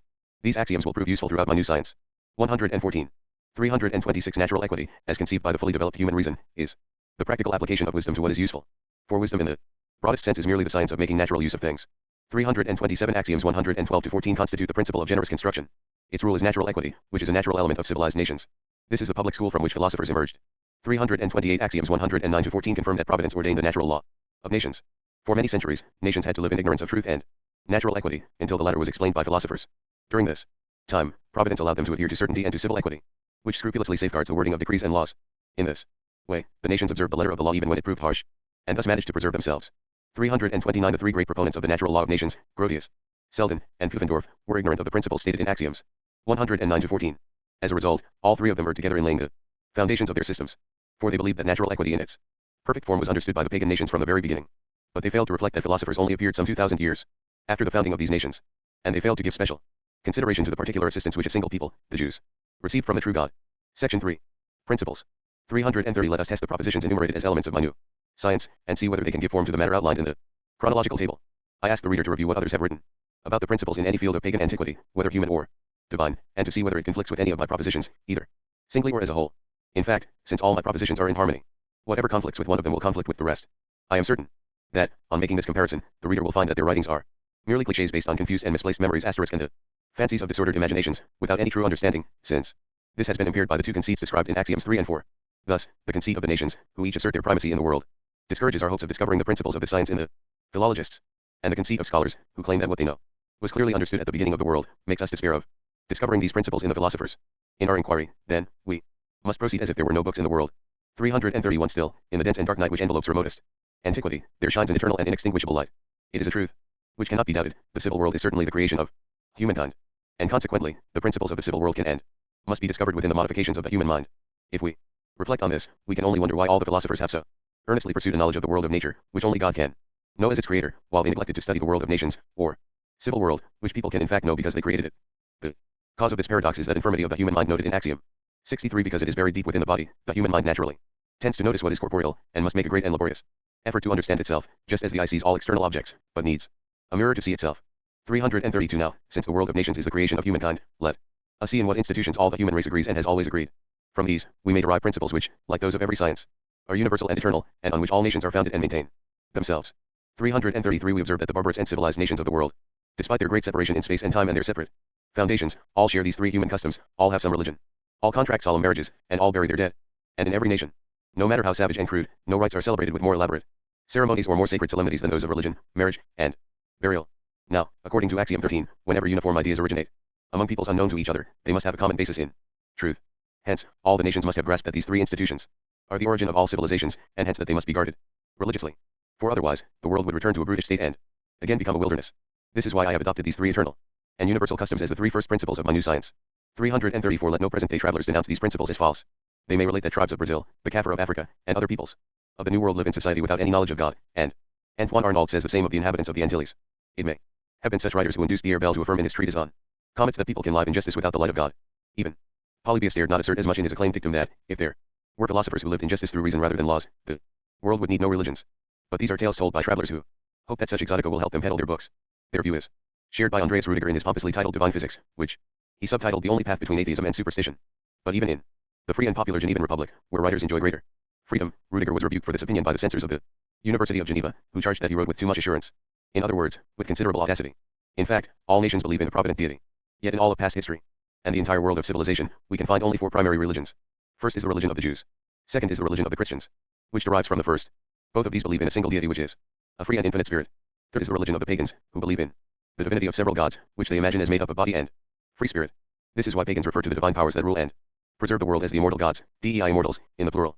Fourth and last is the religion of the Mohammedans, who believe in the divinity of a God who is an infinite and free spirit in an infinite body. And as their reward in the next life, they expect pleasures of the senses. 335 No nation has ever believed in a God which is purely body, or in a God which is purely spirit but not free. This is why the Epicureans, whose God is merely a body subject to chance, could not reason about commonwealths and laws, nor could the Stoics, who resemble the followers of Spinoza in making God an infinite spirit, subject to fate, in an infinite body. And Benedict Spinoza discusses the commonwealth as if it were a society of shopkeepers. Cicero was right, then, when he told his Epicurean friend Atticus that he could not discuss laws with him unless he granted the existence of divine providence. This shows us how compatible the Stoic and Epicurean sects are with Roman jurisprudence, which posits divine providence as its first principle. 336. As for the principle of marriage, some believe that, when free men and women engage in sexual relations without solemn matrimony, as sometimes happens in fact, they commit no wrong under the law of nature. But all the nations of the world reprove this opinion as false by their civilized customs. On the basis of these customs, they all celebrate marriage religiously, and thus define illicit relations as a bestial sin, if in a minor degree. The reason is simple. Parents in such unions are joined by no legal bond, and soon forsake their natural children. Since the parents may separate at any moment, the children find themselves abandoned by both of them, and are exposed to be devoured by dogs. Then, if they are not adopted and raised by the public or private charity of a humane society, such children will grow up with no one to teach them religion, language, or any other civilized custom. Left to themselves, such orphans will turn to world of nations, enriched and embellished by the many fine arts of humanity, into the great ancient forest where Orpheus foul beasts, wandering in brutish and abominable error, practice the bestial intercourse of sons with mothers and of fathers with daughters. This incest is the execrable abomination of the lawless world. Socrates cited irrelevant biological arguments to prove that incest violates the law of nature. But incest in fact violates the law of human nature. For such relations are naturally considered abhorrent by all nations, and have only been practiced by nations, like the Persians, in a state of advanced decadence. 337. Finally, to appreciate the importance of my third principle, that of burial rites, let us imagine a brutish state in which human corpses are left unburied as carrion for crows and dogs. Such bestial behavior clearly belongs to the world of uncultivated fields and uninhabited cities, in which people wandered like swine, eating acorns gathered amid the rotting corpses of their dead kin. This is why burials were rightly defined in a lofty Latin phrase as the covenants of the human race, fidere humani generis, and were characterized less grandly by Tacitus as exchanges of humanity, humanitatis convertia. Furthermore, all pagan nations clearly agree in the view that the souls of the unburied remain restless on the earth and wander around their corpses, which is to say, souls do not die with their bodies, but are immortal. We may regard this as the consensus of the barbarous nations of antiquity, for it is confirmed by what we read about today's barbarous nations in various authors, the tribes of Guinea in Hugo van Linchoten, the peoples of Peru and Mexico in Jose de Acosta, the Indians of Virginia in Thomas Harriot, the Indians of New England in Richard Whitbourne, and the people of Siam in Juste Scouten. Hence, we may share Seneca's conclusion: when we discuss immortality, we must grant considerable importance to the consensus of humankind, who either fear or worship the spirits of the underworld. I follow this general belief. Section 4. Method. 338. To complete the establishment of the principles which I have adopted in my science, it remains in this first book to discuss the method it should employ. And this science must begin at the point when its subject matter began, as Axiom 106 states. Hence, if we heed the philologists, we must look backwards and seek it among the stones of Decaline and Pyrrha, among the rocks of Amphion, and among the men born from the furrows of Cadmus or the hard oak of Virgil. And if we heed the philosophers, we must seek it among the frogs of Epicurus, among the cicadas of Hobbes, and among the simpletons of Grotius. Or we must look among those men described by Pufendorf who were cast into the world without God's aid or care, grotesque savages like the giants called Big Feet reported in Patagonia near the Strait of Magellan, which is to say Homer's Cyclopes, in whom Plato sees the first fathers of the family state. Such are the scientific origins of humankind which philologists and philosophers have given us. Furthermore, we must begin our discussion at the point when these creatures began to think humanly. There was only one means of taming the monstrous savagery and bridling the bestial freedom of such creatures. This was the terrifying thought of some deity, which is the only means powerful enough to reduce savage liberty to dutiful behavior, as Axiom 31 states. Yet as I sought to discover the manner in which this first human thought arose in the pagan world, I met with arduous difficulties which have cost me a full 20 years of research to overcome. For I had to descend from today's civilized human nature to the savage and monstrous nature of these early people, which we can by no means imagine and can conceive only with great effort. 339. For all these reasons, we must begin with some notion of God that is found in even the most wild, savage, and monstrous people. We may show that this notion is the following. When people fall into despairing of any natural assistance, they desire something higher to save them.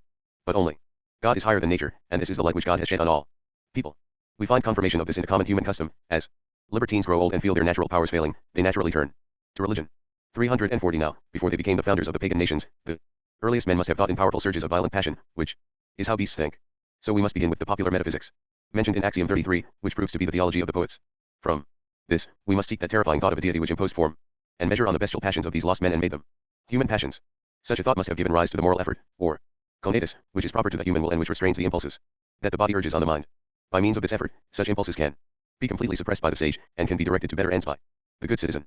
Our control of bodily impulses is undoubtedly due to the freedom of the human volition, and thus to free will, in which all the virtues reside, including justice. When justice informs it, the will is the source of all that is just and of all the laws that justice dictates. To assign such conscious efforts to the body would mean granting them the freedom to regulate their motions. But in nature all bodies are agents of necessity. What in mechanics are called power, force, and conatus are the insensate motions which cause bodies to approach their centers of gravity, as ancient mechanics taught, or to recede from their centers of motion, as modern mechanics teaches. 341. Because of their corrupt nature, people are tyrannized by self-love, and so pursue their own advantage above all else. Seeking everything that is useful for themselves and nothing for their companions, they cannot subject their passions to the conscious impulse that directs them to just ends. This leads us to establish the following principle. In his bestial state, a man loves only his own well-being. After he takes a wife and has children, He continues to love his own well-being, and comes to love the well-being of his family as well. After he enters civil life, he comes to love the well-being of his city. After his city extends its rule over other peoples, he comes to love the well-being of his nation. And after such nations are united through war, peace, alliances, and trade, he comes to love the well-being of the entire human race. In all these contexts, the individual continues to love his own advantage above all else. Hence, it is by divine providence alone that the individual remains within these social orders, observing justice in the society of the family, of the city, and finally of humankind. Within these orders, when an individual cannot obtain the advantages he wants, he will seek instead the advantages which are his due. This we call his just portion. In this way, all human justice is governed by the divine justice which divine providence administers to preserve human society. 342 In its first principal aspect, then, my new science must be a rational civil theology of divine providence, which was previously lacking in philosophy. For some philosophers were completely unaware of the existence of providence. The Epicureans said that human affairs are set in motion by the blind collision of atoms, and the Stoics said they are drawn along by an inexorable chain of causes and effects. And other philosophers merely considered providence within the order of natural things, calling their metaphysics and natural theology. While contemplating the providential aspect of God, they confirmed its existence through the physical order of nature, which they observed in the motions of physical bodies like the spheres and the elements, as well as in the final cause, revealed in lesser natural phenomena. By contrast, the philosophers should have discussed providence as revealed in the economy of civil institutions. This is clear from the proper meaning of the word divinity, which was applied to providence. This noun derives from the Latin verb divinare, to divine, in other words, to understand either what is hidden from men, meaning the future, or what is hidden within them, meaning their conscience. Properly speaking, then, divinatory providence is the first and principal part of the subject of jurisprudence, or divine institutions, while the second and complementary part of jurisprudence, or human institutions, must derive from divinatory institutions. My new science is therefore a demonstration, as it were, of providence as historical fact. That is, it must provide a history of the orders and institutions which providence bestowed on the great polity of humankind without the knowledge or advice of humankind, and often contrary to human planning. For although by its creation our world is temporal and particular, the orders which providence establishes in it are universal and eternal. 343 The contemplation of infinite and universal providence offers us three divine proofs to confirm and demonstrate my science. 1. Since omnipotence is its minister, divine providence introduces its orders into the world through easy paths, such as our natural human customs. 2. Since infinite wisdom is its counselor, there is order in whatever providence disposes. 3. And since its final purpose is its own infinite goodness, what is ordained by providence always tends towards a good higher than what humankind proposes. 344 Faced with the lamentable obscurity of the origins of nations and the innumerable varieties of their customs, we can desire no sublimer proofs about this divine source of all human institutions than the three just mentioned, its naturalness, its order, and its final purpose, which is the preservation of the human race. And these proofs appear even more distinct and luminous when we ponder them further. 1. Let us reflect on the ease with which institutions arise, and consider under what diverse conditions, often remote from each other and contrary to human proposals, they come into being and gain acceptance. Such proofs are granted us by divine omnipotence. 2. Let us compare various institutions and their order. We shall find that some may arise now in their proper time and place, while others must wait to arise with that timelessness in which, according to Horace, all the beauty of order consists. Such proofs are offered us by eternal wisdom. 3. Finally, let us see whether it is conceivable that under the same circumstances different divine benefits could have arisen which, by relieving men's needs and ills, would have better guided and preserved human society. Such proofs are given us by God's eternal goodness. 345 My science proposes a central and unitary proof of providence. By comparing and analyzing a wide range of possibilities, as many as are permitted and permissible, we shall see whether the human mind can conceive of any other causes, different in number or in kind, which could have produced the effects seen in the civil world. By following this argument, the reader will experience a divine pleasure while still in his mortal body, for in their divine and ideal form, he will contemplate the world of nations in all their great variety and extent. And the reader will find that he has shown the Epicureans that their chance cannot madly wander about escaping in all directions, and shown the Stoics that the eternal chain of causes, which they say shackles the world, is dependent on the omnipotent, wise, and generous will of God the best and greatest. 346 We shall find that these sublime proofs of natural theology are confirmed by the three kinds of logical proofs. First, by reasoning about the origins of divine and human institutions in the pagan world, we arrive at their first beginnings, beyond which only foolish curiosity would attempt to go, which is the hallmark of first principles. Second, we shall explain the particular manner in which they arose, or what I call their nascence or nature, which is the hallmark of a science. Finally, we shall find confirmation of these proofs in the eternal properties which are preserved by human institutions and determined by their nature, meaning the time, place, and manner of their origins, as axioms 14 and 15 state. 347 In exploring the origins of human institutions, my science rigorously analyzes our human notions about what is necessary or useful, which are the two perennial sources of the natural law of nations, as axiom 11 states. Hence, in another principal aspect, my new science is a history of human ideas, which forms the basis for constructing a metaphysics of the human mind. Axiom 106 states that sciences must begin at the point when their subject matter begins. Hence, the queen of the sciences, metaphysics, began when the first men began to think in human fashion, and not when philosophers began to reflect on human ideas. The latter notion is found in Johann Jacob Brucker's recent philosophical history of the theory of ideas, an erudite and scholarly little book which includes the latest controversies between the foremost geniuses of our age, Leibniz and Newton. 348 We must, then, determine the earliest times and places of this history, that is, when and where human thought arose. And we must gain certainty for these times and places by applying the appropriate chronology and geography, which might be called metaphysical. To this end, my science applies a new critical art, similarly metaphysical, to the founders of the nations, for they must have lived more than 1,000 years before those writers with whom previous criticism has dealt. And as a criterion, I have adopted the common sense of the human race, which, as axiom 11 states, is taught by divine providence and is common to all nations. This common sense is determined by the necessary harmony of human institutions, which is the source of all the beauty of the civil world. Hence, the predominant proofs of my science follow this form, given the orders established by divine providence, human institutions have to, and will have to develop in the way described by my science. Nor would this change even if infinite worlds were to arise from time to time throughout eternity, which is certainly false in fact. 349 Thus, my new science also traces the ideal eternal history, through which the history of every nation passes in time, and it follows each nation in its birth, growth, maturity, decline, and fall. Now, according to the first irrefutable principle stated above, the world of nations is clearly a human creation, and its nature reflected in the human mind. Hence, I would venture to say that anyone who studies my science will retrace this ideal eternal history for himself, recreating it by the criterion that it has to, and will have to be so. For there can be no more certain history than that which is recounted by its creator. In this way, my science proceeds like geometry which, by constructing and contemplating its basic elements, creates its own world of measurable quantities. So does my science, but with greater reality, just as the orders of human affairs are more real than points, lines, surfaces, and figures. This is an indication that my proofs are divine and should afford my reader something like divine pleasure. For in God knowledge and creation are the same thing. 350 If we adopt the definitions of truth and certainty proposed in Axiom 10, we see that for a long time the pagan peoples lived in ignorance of truth and reason, which are the source of that inner justice by which the intellect is satisfied. By contrast, this justice was practiced by the Jews, for they were illuminated by the true God. Indeed, his divine law even forbade the Jews from thinking unjust thoughts, something no mortal legislator ever bothered about. For the Jews believed in a purely spiritual God who can read human hearts, but the pagans believed in gods composed of bodies and minds who were incapable of this. Eventually, the philosophers reasoned about this inner justice, but they only appeared some 2,000 years after the founding of the nations. Hence, in the meantime the nations were governed by the certitude of authority, which is the criterion adopted by my metaphysical criticism. This is humankind's common sense, which is defined in Axiom 12, and on which the consciences of all nations repose. Hence, in another principal aspect, my science becomes a philosophy of authority, for this authority is the source of what moral theologians call outer justice.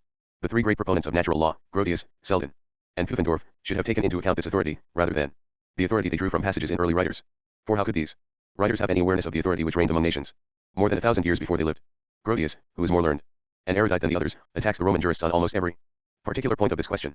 But he misses his mark, for the jurists established their principles of justice on the certainty of humankind's authority, not on the authority of learned scholars. 351 These philosophical proofs form the basis of my science and are consequently essential to its purpose. By contrast, philological, historical proofs have only secondary importance, and may be assigned to the following categories. 352. 1. Without being forced or distorted, my mythological interpretations agree directly, easily, and naturally with the institutions I discuss. We shall see that myths are the civil histories of the earliest peoples, who everywhere were poets by nature. 353. 2. Second, when explained by the complete truth of their sentiments and by the complete propriety of their expressions, heroic statements also agree with these institutions. 354. 3. The etymologies of native languages also agree with these institutions, for they trace the histories of the words which denote them. Such etymological histories begin with the meanings proper to their origins, and follow the natural progress of their metaphorical uses. This follows the order of ideas, along which the history of languages must proceed, as Axiom 17-18 and 64-5 state. 355. 4. My science illustrates the conceptual dictionary of human social institutions. As Axiom 22 states, all nations uniformly grasp the substance of the same institutions, but express them differently according to their different manifestations. 356. 5. My science attempts to sift the truth from falsehood in whatever popular tradition has preserved for many centuries.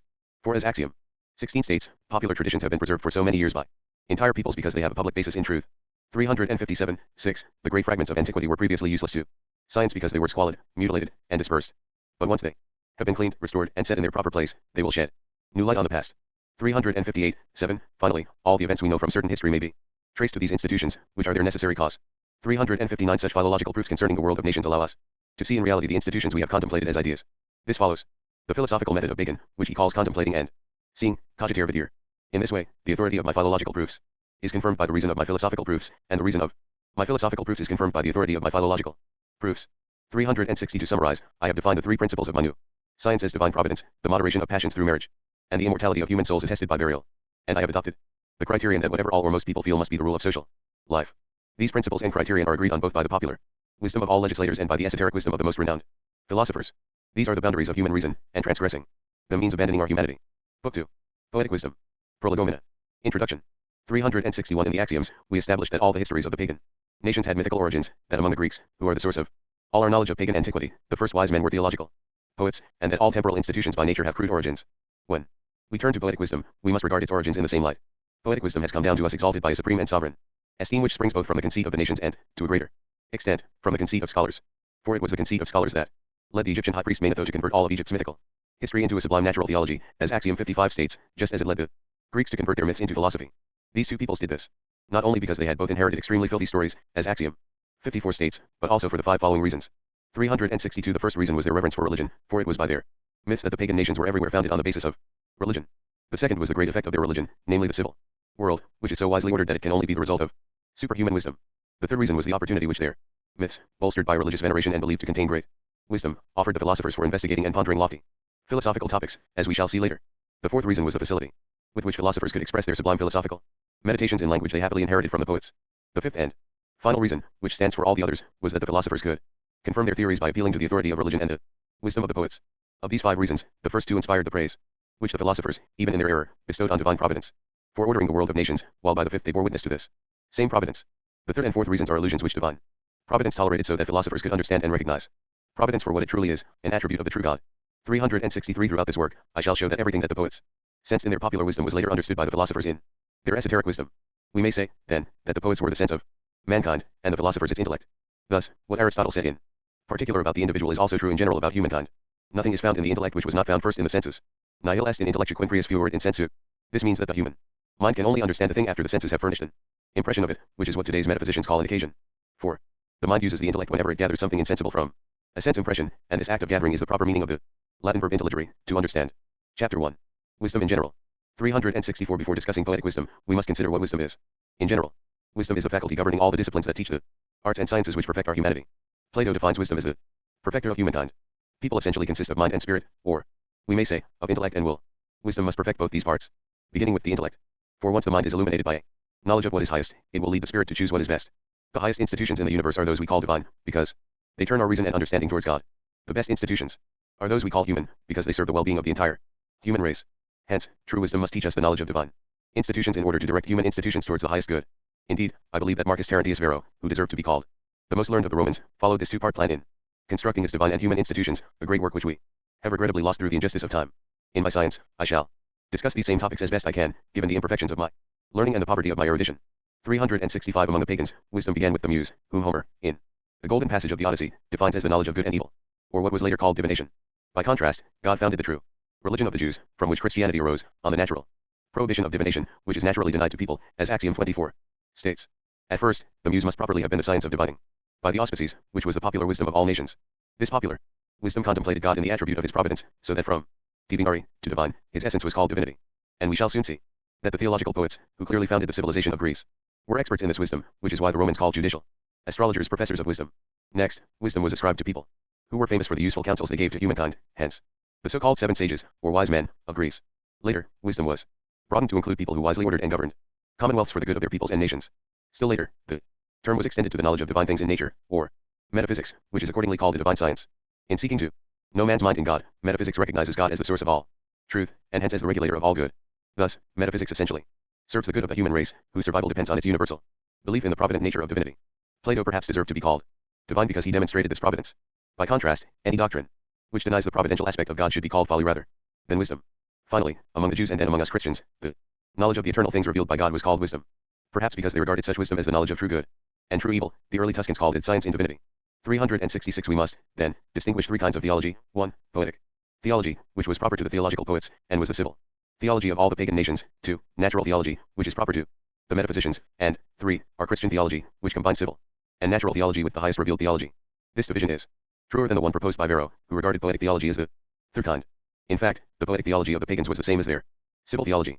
But since Varro was misled by the common error that the myths contained profound mysteries of sublime philosophy, he thought that poetic theology combined both the civil and natural kinds.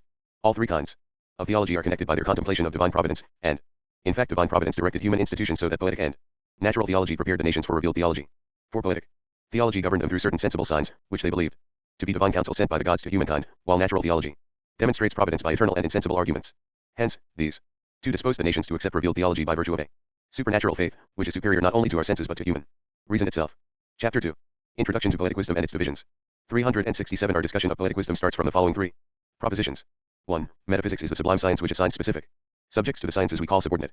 2. The wisdom of the ancients was that of the theological poets, who were undoubtedly the first wise men of the pagan world, as Axiom 44 states. 3. And by nature all things must have crude origins. These 3 propositions lead us to trace the beginnings of poetic wisdom to a crude metaphysics, from which various sciences branch out as if from a tree trunk. On one side, we find the branches of logic, ethics, economics, and politics, which are all poetic sciences. On the other, we find further poetic sciences, physics, with her daughters, cosmography and astronomy's 2 daughters, chronology, and geography, whom she endows with certainty. With these sciences in mind, I shall trace clearly and distinctly how the founders of pagan civilization used their poetic wisdom. We shall see how They used their natural theology or metaphysics to imagine the gods, their logic to invent languages, their ethics to create heroes, their household economy to found families, and their politics to found cities. We shall see how they used their physics to establish the divine principles of all things, their human physiology to create themselves, in a certain sense, their cosmography to envision a universe of gods, and their astronomy to transfer planets and constellations from the earth to the heavens. And we shall see how they used their chronology to establish the starting point of time reckoning, and how the Greeks, to cite one example, used their geography to describe the entire world within their own homeland. 368 In this way, my new science simultaneously offers a history of the ideas, customs, and deeds of humankind. From these three topics, we shall derive the principles of the history of human nature, which are the principles of universal history that we previously seemed to lack. Chapter 3. The Universal Flood and the Giants. 369 The founders of pagan antiquity must have descended from the races of Ham, Japheth, and Shem, who one by one gradually renounced the true religion of their common father Noah. This religion was the only bond which kept them within human society, both in the union of marriage and hence in their family groups. When they renounced it and began to couple promiscuously, they dissolved their marriages and dispersed their families. In this way, they began to wander like brutes through the earth's great forest. The race of Ham wandered through southern Asia into Egypt and the rest of Africa, that of Japheth through northern Asia, or Scythia, into Europe, and that of Shem through central Asia to the Near East. They were scattered widely as they fled from the wild beasts which abounded in the great forest, and as they pursued women who in that state were wild, timid, and intractable. And they were further separated as they sought pasture and water. Since mothers abandoned their children, they grew up without hearing any human speech, or learning any human behavior, and sank to an utterly bestial and brutish state. In this state, mothers merely nursed their infants, and let them wallow naked in their own faces, abandoning them forever. Once they were weaned, wallowing in their faces, whose nitrous salts wondrously enriched the soil, these children struggled to make their way through the great forest, now grown dense after the recent flood. And as their muscles expanded and contracted in the struggle, the children absorbed more and more nitrous salts. At the same time, these children lacked that fear of gods, fathers, and teachers which tempers the most exuberant phase of childhood. As a result, their flesh and bones must have grown inordinately large, and they became so vigorous and robust that they turned out to be giants. This upbringing was even more brutish than that to which Caesar and Tacitus attribute the gigantic stature of the Germans, as Axiom 26 states. This upbringing also explains the gigantic stature of the Goths reported by Procopius, and that of the Patagonians, who are said to live near the Strait of Magellan. On this subject, natural scientists have written numerous absurdities, which have been assembled by Jean Chassaignon in his treatise on giants. Great skulls and bones of an enormous size have been found, and are still being found today, for the most part in the mountains, which is an important fact to which I shall return. The size of these remains is further exaggerated by popular traditions, for reasons I shall discuss in their place. 370 After the flood, these giants were scattered throughout the earth. We have seen that such giants are found in Greek mythology and Latin. Historians unwittingly confirm their existence in ancient Italy, for they write that the most ancient peoples of Italy, known as the Aborigines, called themselves autochthonous, which is synonymous with sons of earth, which to the Greeks and Romans meant nobles. Appropriately, the Greeks called the sons of earth giants, just as their myths called the earth the mother of giants. Hence, we should translate the Greek autochthonies in Latin as indigeni, indigenous people, which properly means the native sons of a land. For in Latin the native gods of a people or nation were called dii indigetes, as if to say ingenity, born there, or as we now say more succinctly ingenity, inborn. The syllable is one of the redundancies of the early languages which I shall discuss later. Thus, the early Latin said induberator for imperator, commander, and the law of the 12 tables reads endocido for iniaciato, to lay hands on. This may be why armistices came to be called inducia, truces, as if from iniaci, for to make a peace. Treaty was isorophotis, to strike an agreement. To return to my point, from indigene the Romans derived ingenuus, whose first and proper meaning was noble, as in the arts ingenuity, noble arts. Eventually, the adjective came to mean free. Still, the phrase arts liberals, liberal arts, retained the sense of noble arts. For the nobles alone made up the free populations of the first cities, whereas the plebeians in them were slaves or the precursors of slaves. 371 The same Latin historians observe that all ancient peoples were called aborigines, and the Bible mentions entire peoples called the Emim and Zamzumim, names which Hebrew scholars interpret as meaning giants, one of whom was Nimrod. The Bible also describes the giants who lived before the flood as mighty men which were of old, men of renown. By contrast to the giants, the Jews were taught cleanliness and feared God and their fathers, and therefore kept the normal stature with which Adam was created by God and with which Noah's sons were begotten. Indeed, it was perhaps in abomination of giantism that the Jews observed numerous ceremonial laws regarding the cleanliness of the body. The Romans preserved an important vestige of such laws in the public rite of purification, which they celebrated with water and fire to purge their city of all the citizens' sins. They used these two elements to celebrate solemn nuptials, and they even considered the sharing of these elements a mark of citizenship, so that banishment was called the interdict of water and fire, interdictum aqua et ignit.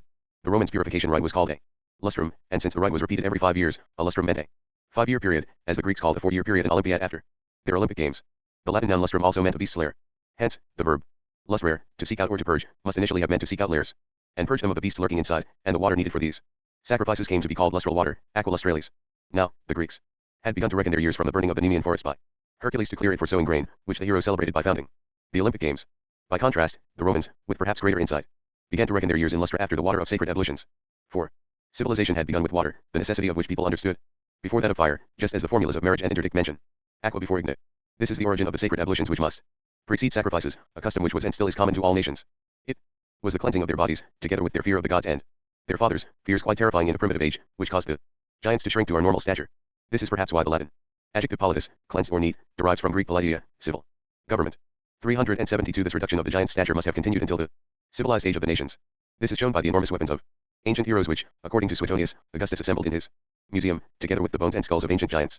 All of the world's early people must be divided into two kinds, the people of normal build, meaning only the Jews, and the giants who were the founders of the pagan nations, as Axiom 27 states. The giants in turn should be divided into two kinds. The first were the sons of the earth or nobles, who gave their name to the age of giants. Indeed, they were giants in the proper sense, described in the Bible as mighty men which were of old, men of renown. The second kind, who are less properly called giants, were the giants ruled by the first kind.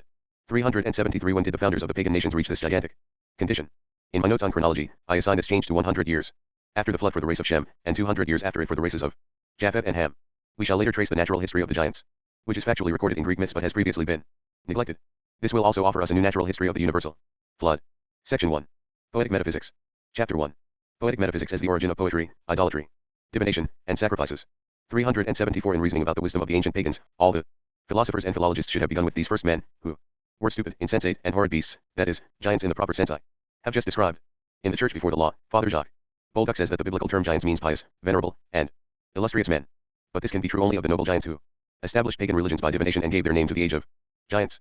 And these scholars should have begun with metaphysics, since it finds its proofs not in the external world, but within the modifications of the reflective mind. The world of nations was clearly a human creation, and hence its principles should have been sought within the human mind. And to the extent that human nature coincides with that of animals, it must rely on the senses as the sole means of knowing things. 375. As the first wisdom of the pagan world, poetic wisdom must have begun with the metaphysics which, unlike the rational and abstract metaphysics of today's scholars, sprang from the senses and imagination of the first people. For they lacked the power of reason, and were entirely guided by their vigorous sensations and vivid imaginations, as Axiom 36 states.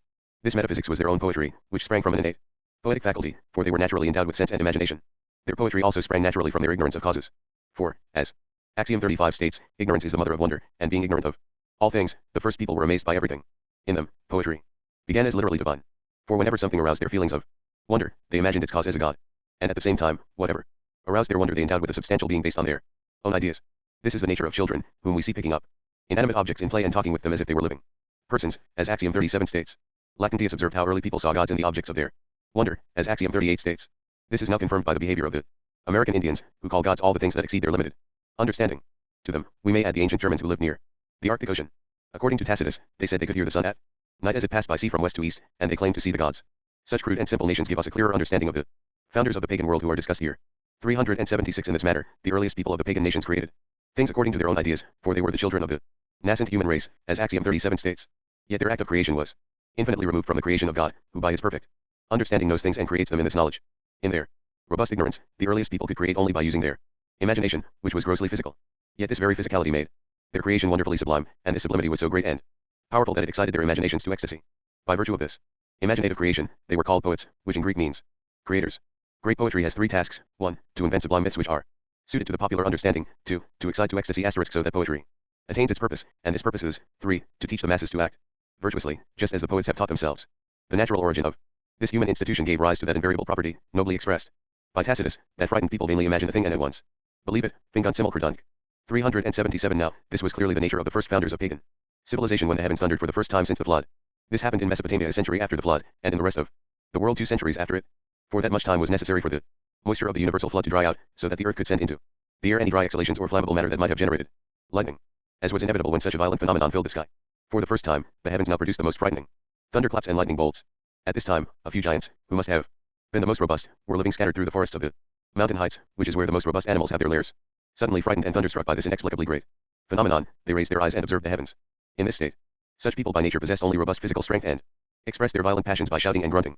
So they imagined the heavens as a great living body, and in this manifestation, they called the sky Jupiter. The nature of the human mind in such cases leads it to attribute its own nature to an external phenomenon, as Axiom 32 states. And they thought that Jupiter, the first god of the so-called greater clans, was trying to speak to them through the whistling of his bolts and the crashing of his thunder. The giants now began to exercise that natural curiosity which is the daughter of ignorance and the mother of knowledge, and which is born when wonder arouses the human mind, as Axiom 39 states.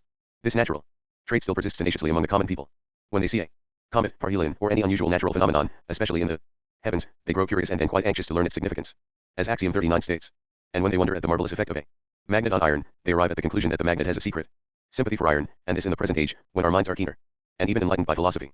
Indeed, they view all of nature as a vast living body that feels passions and emotions, as Axiom 32 states. 378. The countless abstract expressions which permeate our languages today have divorced our civilized thought from the senses, even among the common people. The art of writing has greatly refined the nature of our thought, and the use of numbers has intellectualized it, so to speak, even among the masses, who know how to count and reckon. As a result, we are, by nature, incapable of forming the vast image of that mistress which some call sympathetic nature. In fact, people who mouth this expression have literally nothing in mind, for a mental falsehood is nothing, and the imagination is powerless to form vast images of falsity. We are likewise incapable of entering into the vast imaginative powers of the earliest people. Their minds were in no way abstract, refined, or intellectualized. Rather, they were completely sunk in their senses, numbed by their passions, and buried in their bodies. This is why I said earlier that we can barely understand, and by no means imagine, the thinking of the early people who founded pagan antiquity. 379 In this manner, the first theological poets invented the first divine myth, which was the greatest myth ever invented, Jupiter, the king and father of gods and men, in the act of hurling a thunderbolt. The figure of Jupiter was so poetic, that is, popular, exciting, and instructive, that its inventors at once believed it, and they feared, revered, and worshipped Jupiter in frightful religions, which I shall discuss later.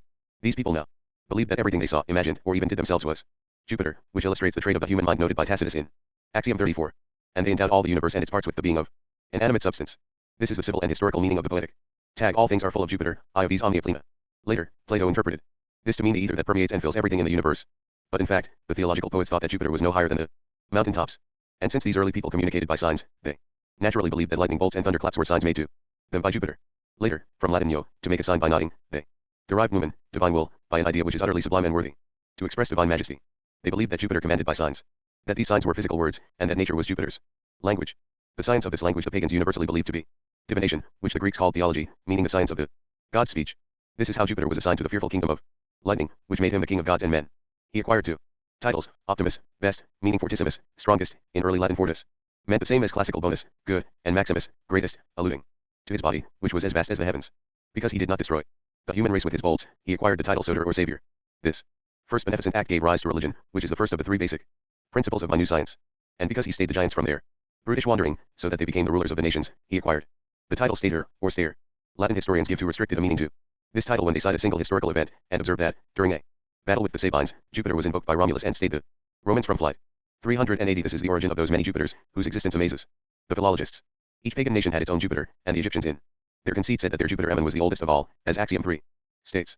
In fact, all these Jupiters are mythical references to natural history, which show that the flood was universal, as Axiom 42 states. 381 Thus, if we bear in mind the principles of poetic archetypes formulated in Axioms 47 to 49, we see that Jupiter was born naturally in poetry as a divine archetype or imaginative universal, to whom the ancient pagans with their poetic nature referred every aspect of divination. In this way, their poetic wisdom began with the poetic metaphysics of contemplating God in his attribute of providence.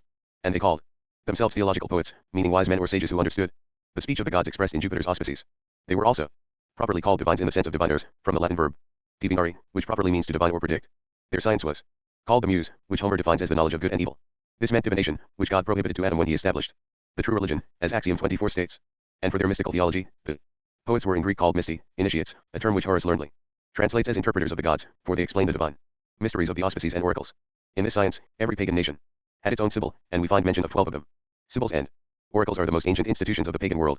382 All these remarks tally with the passage from Lactantius, cited in Axiom 38, who describes the origins of idolatry by saying that the earliest people, being simple and uncouth, invented gods in terror of their manifest power. Thus, it was fear that invented gods in the world, and not fear inspired by other people, but fear born within their own minds, as Axiom 40 states. This origin of idolatry also reveals the origin of divination, since they were born as twins. In turn, these institutions were followed by sacrifices, which were offered to procure the auspices, that is, to interpret them correctly. 383 We find confirmation of this origin of poetry in this invariable property: the proper subject of poetry is a believable impossibility. Thus, while it is impossible that physical objects have intelligence, people believed that the thundering heavens were Jupiter. This is why poets are so fond of singing the wonders created by the spells of sorceresses. To explain this, we must posit a hidden sense that nations have of God's omnipotence. This sense in turn engenders another by which all peoples are naturally led to offer infinite honors to divinity. This was the manner in which the poets founded religions among the pagans. 384 These remarks overturn all the previous theories about the origins of poetry, from Plato and Aristotle in antiquity to our own Francesco Patrizzi, Julius Caesar Scaliger, and Ludovico Castelvetro. Unlike them, we have discovered that poetry was born sublime precisely because it lacked rationality. This is why no later discipline, philosophy, poetics, or criticism ever equaled or surpassed the sublimity of poetry. Hence, it is Homer's privilege to be the foremost of all the sublime or heroic poets, in terms of both merit and age. My discovery of the true origins of poetry dispels the common belief in the incomparable wisdom of the ancients, which scholars have eagerly sought to discover, from Plato to Bacon in his wisdom of the ancients. For this wisdom was in fact the popular wisdom of the lawgivers, who founded mankind, rather than the esoteric wisdom of a few lofty philosophers. Hence, as in the case of Jupiter, we shall judge absurd all the mystical senses of profound philosophy which scholars have given to Greek myths and Egyptian hieroglyphics. By contrast, we shall judge natural the historical sense which they naturally preserved. Chapter 2. Corollaries on the principal aspects of the new science. 1. 385 The preceding remarks indicate that divine providence allowed humankind to be deceived into fearing Jupiter as a false deity who could strike them with lightning. These crude, savage, and brutish people possessed enough human sense that in their despair of nature's aid they long to be saved by a supernatural agent, which is the first principle, enumerated in my section on method. In this way, in the clouds of the first storms and in the flash of lightning, they beheld the great truth that divine providence watches over the well-being of the entire human race. Viewed in this first principle aspect, my science becomes a rational civil theology of providence. This theology originated in the popular wisdom of the lawgivers who founded nations by contemplating God in his aspect of providence. Later, it culminated in the esoteric wisdom of the philosophers, who demonstrated it rationally in their natural theology. 2. 386 Here begins the philosophy of authority, which is the second aspect of my science. I take the word authority in its primary sense of property, in which sense it is always used in the law of the 12 tables. Thus, in Roman civil law, people who grant rights of ownership were called auctories. The noun auctor undoubtedly derives from Greek autos, oneself, which in Latin would be proprius or suicipsius, one's own. In fact, many scholars write the words as autor and autoritas, rather than author and authoritas. 387 Originally, authority was divine. By it, the deity appropriated those few giants mentioned above, by properly casting them down into cavernous depths and recesses beneath the mountains. In myth, this is represented by the iron links which chained these giants to the earth. Scattered on the mountains, these giants were transfixed by their fear of heaven and of Jupiter when the heavens first thundered. Thus, Tityrus and Prometheus were chained to a high cliff and had their hearts devoured by an eagle, which symbolizes the religion of Jupiter's auspices. In a heroic phrase, the Romans said they were transfixed by terror, terrorita fixi, which is how painters depict them, with such links chaining their hands and feet to the mountains. These links formed the great chain of Jupiter, which Longinus admires as the greatest sublimity in all the Homeric myths. To prove that he is the king of gods and men, Jupiter claims that if all the gods and men held one end of this chain, he alone could drag all the others by the other end. The Stoics choose to interpret this chain as the eternal series of causes with which their fate encircles and binds the world. But let them beware its entanglements, for if the gods and men are dragged by this chain, whenever Jupiter so wills, then he cannot be subject to fate as they maintain. 388 This divine authority led to human authority. In the purest philosophical sense, this authority is the essential property of human nature, which not even God can take from man without destroying him. This sense of property is expressed by Terence when he describes the pleasures proper to the gods, voluptates proprius deorum, because God's happiness does not depend on others. Likewise, Horace speaks of his proper laurel of virtue, proprium virtutis laurem, because envy cannot detract from the triumph of virtue. When Caesar refers to his proper victory, proprium victorium, Denis Peta Denis Vos mistakenly brands this as bad Latin, but in fact, the fine Latin elegance of Caesar's phrase denotes a victory which the enemy could not take from him. Now, human authority lies in the free use of the will, for the intellect is merely a passive power subject to truth. Hence, the starting point of all human affairs dates from the time when people began to exercise the freedom of their human will and so to control their bodily impulses, either by suppressing them altogether or by directing them to better ends.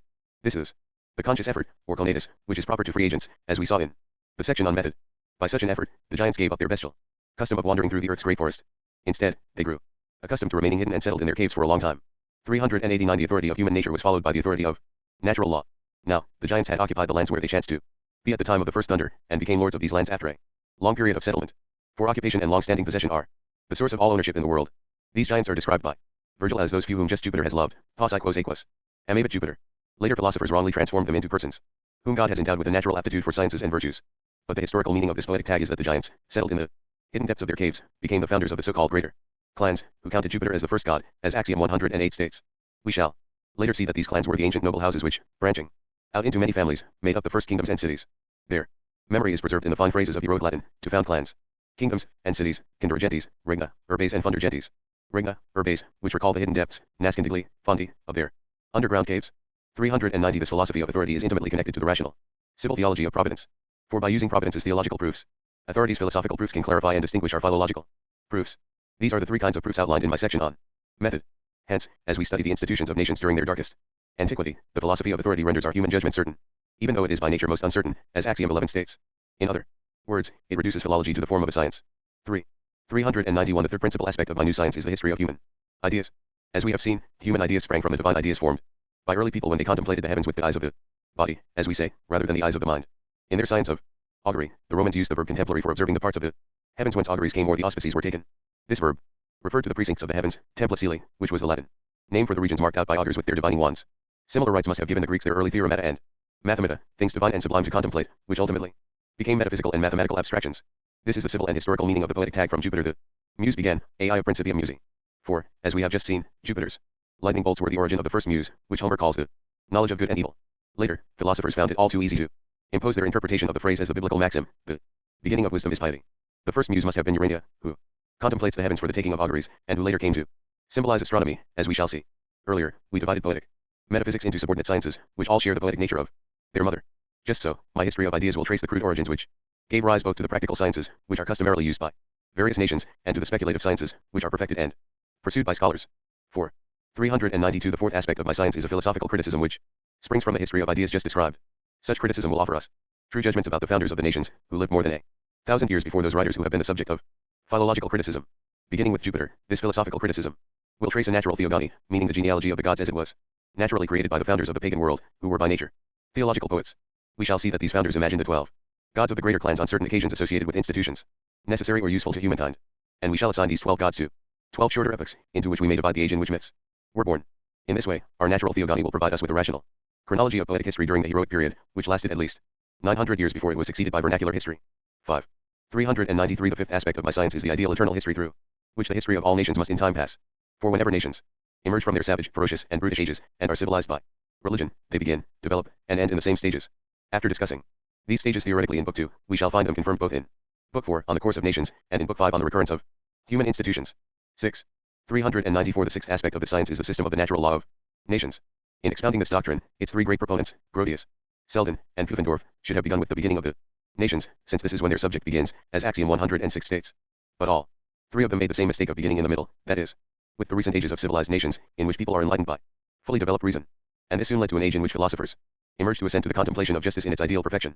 395 First, there is Grotius, who in his passion for the truth discards the notions of divine providence, claiming that his system will stand even if we rule out any knowledge of God. As a result, all the objections he makes to the Roman jurists on numerous topics miss their mark.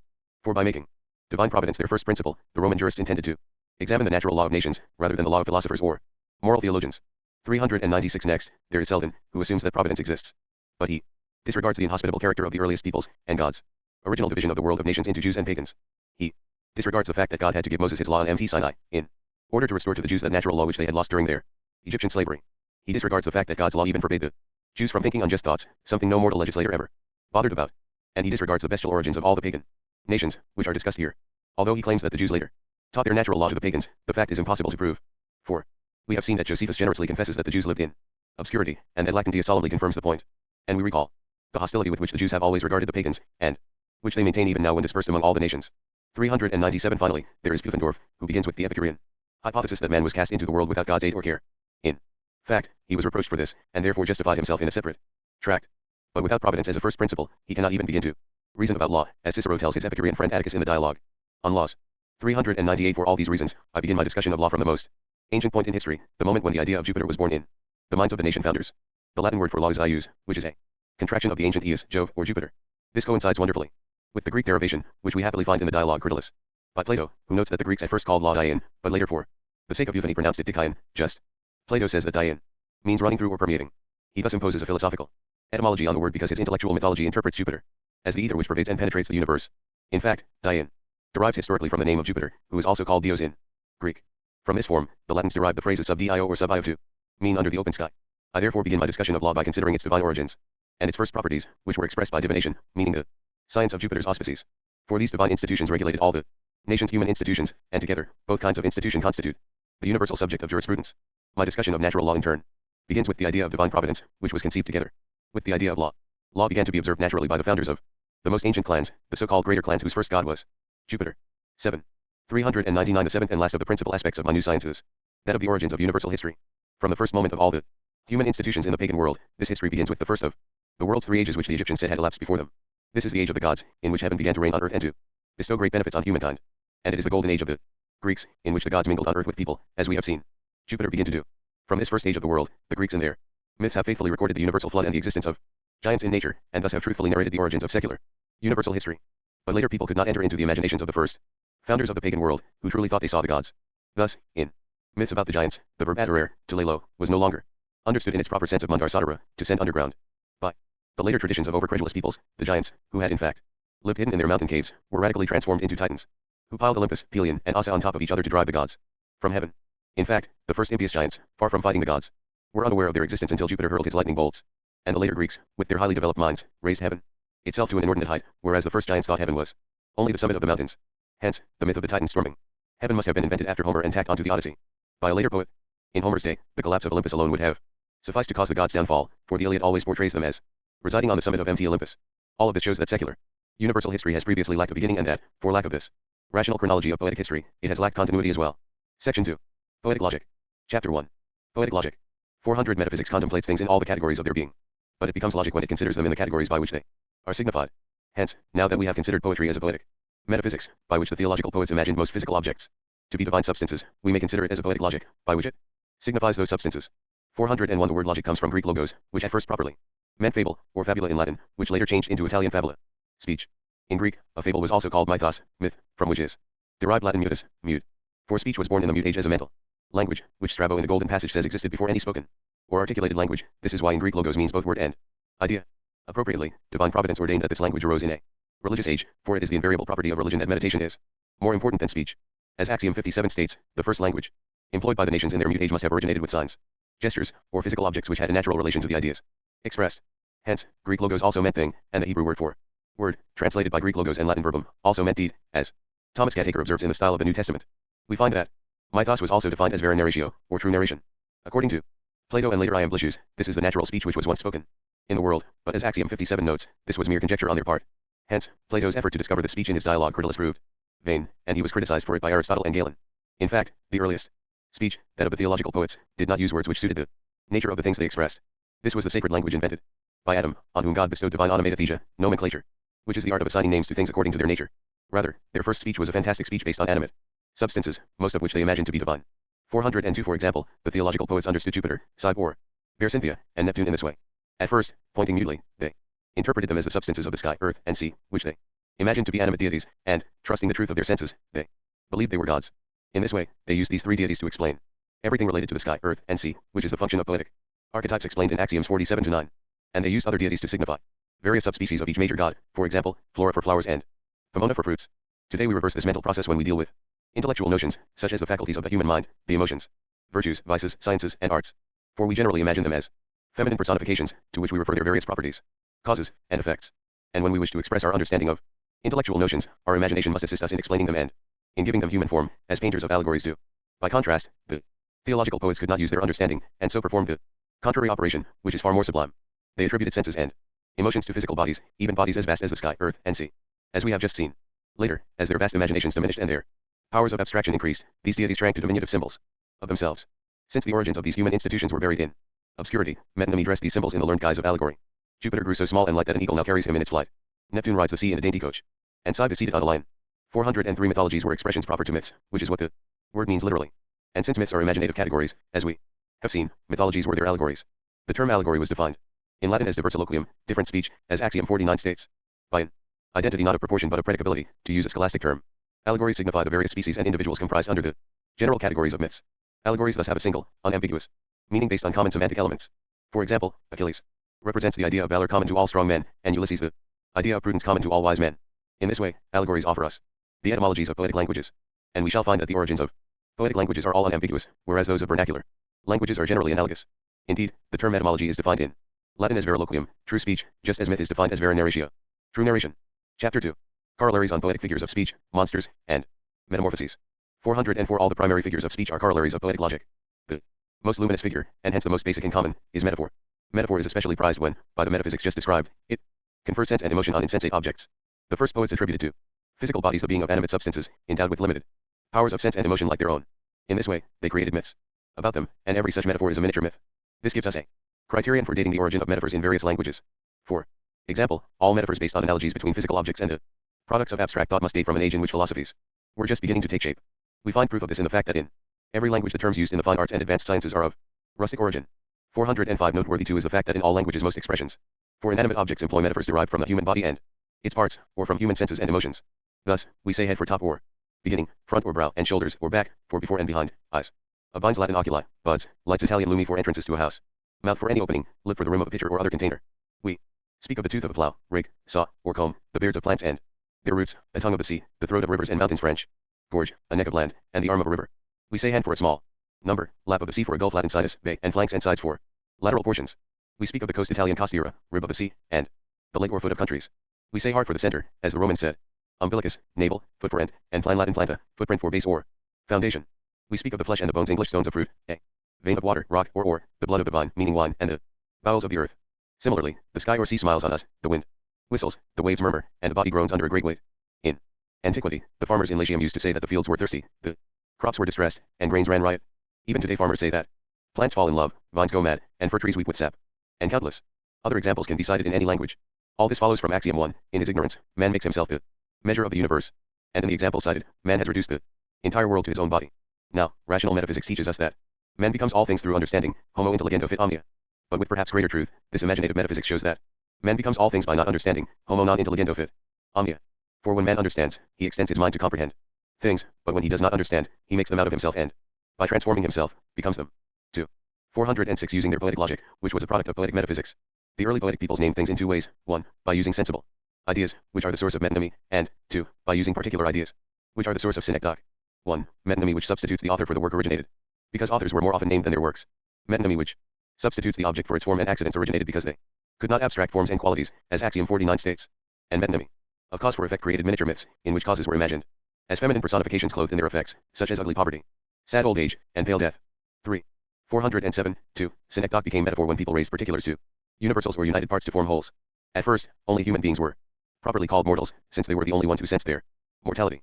The use of head for man or person, so common in vernacular Latin, reflects the age when people lived in woodlands and only a man's head could be seen at a distance. By contrast, the word man is an abstraction, a sort of philosophical category comprising the body and its parts, the mind and its faculties, and the heart and its feelings. Similarly, Latin tinum, beam, and culmen, stalk of straw, must have properly meant rafter and straw when houses were thatched. Later, as cities became more ornate, tinum came to mean all construction materials, and culmen the completion of a building. Thus, tectum, roof, came to mean the entire house, because in the earliest times a covering overhead was all that was needed to make a house. And puppies, poop, came to mean a ship, because its height made it the first part visible to people ashore, just as people said sail for ship during the medieval return of barbarism. Thus, macro, point, came to mean a sword, since it was the point which early people felt and which aroused their fright. By contrast, the word sword is an abstraction, a general category comprising pommel, hilt, edge, and point. Similarly, the material meant the whole thing formed from it, witness iron for sword, because they could not abstract the form from its material. In Ovid, we find the poetic phrase, it was the third harvest, tertia, messes erat, which combines synecdoche and metonymy. This combination was doubtless born of natural necessity, since it must have taken more than 1,000 years for this astronomical idea to arise among the nations. Even today, farmers outside Florence say we have reaped so many times to indicate a number of years. Likewise, Virgil joins two synecdoches and a metonymy in his verse, after several years of grain I shall marvel seeing my kingdoms, post aliquot, me regnavidens, mirabor aristis. This phrase exposes the awkward way in which people of the early rustic age expressed themselves. They signified years by saying years of grain, aristis, which is more particular than harvest. But because the phrase is so awkward, textbooks have judged it a rhetorical extravagance. 4.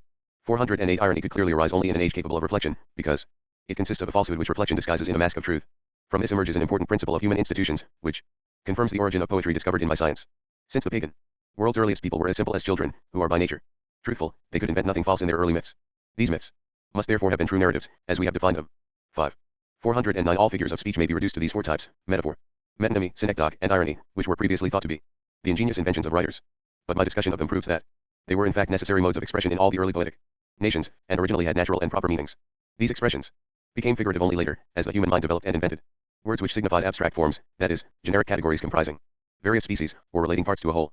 Knowing this, we may begin to demolish two common errors of the grammarians, that prose is the proper form of speech, and poetic speech improper, and that men spoke first in prose and later in verse. 6. 410 Poetic monsters and metamorphoses were necessary products of early human nature, since people were incapable of abstracting forms and properties from objects, as Axiom 49 states. Using poetic logic, they had either 1. To combine objects in order to combine their underlying forms, or 2. To destroy an object in order to distinguish its proper form from any contrary forms imposed on it. 1. Poetic monsters sprang from combinations of form and ideas. As Antoine Fabre observes in the jurisprudence of Papinianus, children born to prostitutes are in Roman law called monsters, because they combine human nature with the bestial characteristic of being born of erratic or uncertain unions. These are the monsters, children born to noble women, without solemn nuptials, which the law of the 12 tables ordered, thrown into the Tiber. 7. 411. 2. Metamorphoses in turn sprang from distinctions between ideas. Among the various instances preserved by ancient jurisprudence is the heroic Latin phrase fundum fieri, to be the ground, which meant octorum fieri, to be author or sponsor of a bill. For just as the ground supports a farm, and everything built or planted in its soil, so the mover of a bill must support it to prevent its failing. In this expression, the mover is transformed into the opposite idea, that of an unmoved property. Chapter 3. Corollaries on the speech and poetic archetypes of the first nations. 412 Poetic speech, which we have studied as a product of poetic logic, continued to run its course well into the historical period, just as large and rapid rivers, flowing far out to sea, continue to carry fresh water in their powerful course. In Axiom 49, I cited a passage in which Giambattista says that the Egyptians attributed to Hermes Trismegistus all the inventions that were useful to human life. This is confirmed by Axiom 48, children retain their ideas and names of the people and things they have known first, and later apply them to others they meet who bear a resemblance or relation to the first. This was the great source of poetic archetypes with which the earliest peoples naturally thought and spoke. If Iamblichus had pondered this human aspect of human nature and related it to the Egyptians' custom, he himself describes, he could never have violently imposed the sublime mysteries of his own Platonic wisdom on the popular wisdom of the Egyptian mysteries. 413 In the light of the nature of children and the customs of the early Egyptians, I maintain that the notion of poetic speech, with its poetic archetypes, offers us many important discoveries about the ancient world. I describe 10 poetic archetypes in the following corollaries. 1. 414 Solon must have been a sage of popular wisdom who led the plebeian party during the early period, when Athens was an aristocracy. This period is in fact attested in Greek history, which relates that Athens was at first controlled by the oligarchs. Thus, Athens was what I call a heroic commonwealth, and it followed the universal pattern which is described in my science. The heroes, meaning the nobles, claimed to have a nature of divine origin, by virtue of which they said that the gods, and hence the divine auspices, belonged to them. And by virtue of the auspices, the nobles of the heroic cities kept control of all public and private rights within their social orders. By contrast, the plebeians were considered of bestial origin, and hence people with no gods and thus without divine auspices, so that they were granted only the benefits of natural liberty. This is an important principle of the institutions discussed throughout my science. It was Solon who urged the plebeians to reflect on themselves and to conclude that they were equal to the nobles in their human nature, and consequently should be equal in civil rights. Indeed, Solon may well be a poetic archetype of the Athenian plebeians in their call for equality. 415 The ancient Romans must likewise have had such a Solon. Roman history explicitly relates how, in their heroic contentions with the nobility, the plebeians at Rome protested that the fathers chosen for the Senate by Romulus had not descended from heaven, non esse Silidimisos. In other words, the founders of the patriciate did not have the divine origin of which the patricians boasted. Instead, Jupiter was equal for all. This is the civil and historical sense of the Virgilian tag Iopiter omnibus aequus. Jupiter is equal for all. Later, scholars imposed on this verse the doctrine that all minds are initially equal, but that differences in their physical constitution and civil education make them different. Reflecting on this equality, the plebeians began to seek equality with the patricians in civil liberty, and eventually changed the Roman state from an aristocracy to a democracy. In my notes on chronology, I proposed this as a hypothesis in the discussion of the Publian law. I shall later show that it happened in fact, not only in Rome but in all the other ancient commonwealths. On the basis of both reason and authority, I shall prove that the plebeians of all ancient peoples took Solon's reflection literally, and so changed the commonwealths from aristocracies to democracies. 416 Solon was therefore considered the author of the famous phrase, "Know thyself," which was inscribed in all the public places of Athens, because of the civil benefits it offered the Athenian people. Later, scholars chose to interpret it as a profound counsel in metaphysics and ethics, which, in fact it is. And Solon was considered a sage of esoteric wisdom and the foremost of the 7 sages of Greece. In this manner, all the laws and social orders of Athenian democracy that began with this reflection were attributed to Solon, because early peoples were accustomed to thinking in poetic archetypes, just as the Egyptians attributed to Hermes Trismegistus all the inventions useful in civil life. 2. 417 In the same way, the Romans attributed to Romulus all their laws about social orders. 3. 418 The Romans attributed to Numa Pompilius all their laws about sacred institutions and divine rights, which made Roman religion so prominent in the age of Rome's greatest pomp. 4. 419 The Romans attributed to Tullius Hostilius all the laws and organizations of their military discipline. 5. 420 The Romans attributed to Servius Tullius both the census, which was the foundation of democracy, and numerous laws about popular liberty, so that Tacitus acclaimed him as the supreme lawgiver, Praecipius Sanctor Legum. The census of Servius Tullius was initially the basic institution of aristocracy, by which the plebeians obtained from the patricians the bonitary ownership of the fields. In Rome, the tribunes of the people were created to defend this part of their natural liberty, and later helped the plebeians gradually achieve full civil liberty. In this way, the census of Servius Tullius prepared opportunities for change by which it became a census which was the basis of Roman democracy. This hypothesis, proposed in my notes on the Publian law, will later be shown to be true in fact. 6. 421 The Romans attributed to Tarquinius Priscus all the insignia and regalia which later made the majesty of the Roman Empire so resplendent during Rome's most glorious age. 7. 422 In the same way, numerous laws which we find enacted in later times were grafted onto the 12 tables. The law by which the patricians extended queritary ownership to the plebeians was the first law inscribed on a public tablet, and was the sole reason for the creation of the decemvirs. Hence, as I showed in my principles of universal law, all later laws which promoted popular liberty and were inscribed on public tablets were likewise attributed to the decemvirs. As a proof of this, we may cite the law forbidding sumptuous funerals in the Greek manner, which was attributed to the decemvirs. Now, sumptuous funerals could scarcely have been introduced at Rome by the decemvirs' prohibition, but must already have been adopted by the Romans. But this could only have happened 2 centuries later, after the wars with Tarentum and with Pyrrhus, which is when the Romans began to learn about the Greeks. Indeed, this later dating would account for Cicero's observation that this law translated into Latin the exact wording of the original in Athens. 8. 423 In the same way, Draco, author of the laws written in blood, lived in the age when according to Greek history Athens was controlled by the oligarchs, which is the age of the heroic aristocracies. As my notes on chronology indicate, Greek history further relates that in this age the Heraclids were scattered through all of Greece, even Attica. Eventually, they settled in the Peloponnese and established their kingdom in Sparta, which was clearly an aristocracy. The name Draco means dragon, and so Draco must represent one of the Gorgon serpents that were nailed to the shield of Perseus, a symbol of the authority of the laws. Indeed, by its frightful penalties, this shield petrified all who beheld it, and its laws, like those mentioned in the Bible, were called laws of blood, lex sanguinis, because of their exemplary punishments. Minerva, who armed herself with such a shield, was called Athena in Greek, and gave her name to the aristocracy at Athens, as we shall see. Today, the dragon is likewise the emblem of civil rule among the Chinese, who still write in hieroglyphics. That 2 nations so distant in time and place should share this poetic mode of thought and expression is truly amazing. And this is all that Greek history records about this poetic dragon. 9. 424 This discovery of poetic archetypes confirms my dating of Aesop to a period well before the 7 sages of Greece, and the historical truth of this date is confirmed by the following history of human ideas. The 7 sages were admired when they began to express moral and civil precepts in the form of maxims. The first of these sages was Solon, whose famous Know thyself began as a civil precept, as we have seen, and was later transferred to metaphysics and ethics. But even before Solon, Aesop expressed such counsels in the form of extended similes, which poets had already used as a means of expression. Now, according to the order in which human ideas evolve, we first observe similarities to express ourselves, and later employ them for purposes of proof. Proofs in turn are made at first by example, which requires only one similarity, and are eventually made by induction, which requires several. The father of all the philosophical sects, Socrates, used induction to establish dialectic. Later, Aristotle perfected it in the syllogism, which requires universals for its validity. But if we seek to persuade people of limited understanding, we need only cite a single example of similarity. Thus, by a single fable in the style of Aesop, the worthy Menenius Agrippa reduced the insurgent Roman plebeians to obedience. 425 In a prologue to one of his verse fables, the polite poet Phaedrus reveals with prophetic inspiration that Aesop was a poetic archetype of the associates, meaning the family servants of the heroes. Now, why the genre of fables was invented, I shall in brief explain. The fearful slave dared not express himself as he desired, and so transferred his feelings into fables. Famed Aesop made a path, I build a road. Nunc fabularum cursit inventum genus. Brevidospo. Servitus obnoxia. Kia, qui volbat, non audibat dicera. Affectus proprios in fabelis transtulit. Aesopi ilias semitam fisi viam. Phaedrus' point is clearly proved by Aesop's fable The Lion's Share, in which a lion shares no part of the kill with his hunting partners. In the heroic cities, the plebeians were called the heroes' associates, socii, as Axiom 79 states. With the heroes, they shared the hardships and dangers of war, but not the spoils and conquests. Aesop was said to be a slave because the plebeians were the family servants of the heroes, and he was described as ugly because civil beauty was considered the product of solemn marriages, which only heroes could contract. A similar figure of ugliness is Thersites, who must be an archetype of the plebeians who served the heroes of the Trojan War. Indeed, Thersites is beaten by Ulysses with Agamemnon's scepter, just as the ancient Roman plebeians, stripped to the waist, were caned by the patricians. Augustine in his City of God cites Sallust as calling this punishment in royal fashion, in Regia Morum. Eventually, the Porcian law forbade the caning of Roman citizens. 426 The plebeians of the heroic cities must have nurtured such counsels for a life of civil liberty as the dictates of natural reason. Aesop became the poetic archetype of the plebeians under this aspect.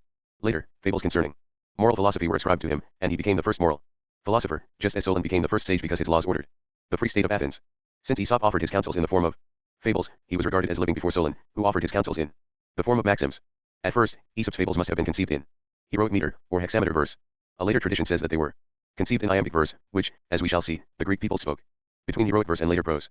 Eventually, Aesop's fables were written down in prose, which is the form in which they survive. 10.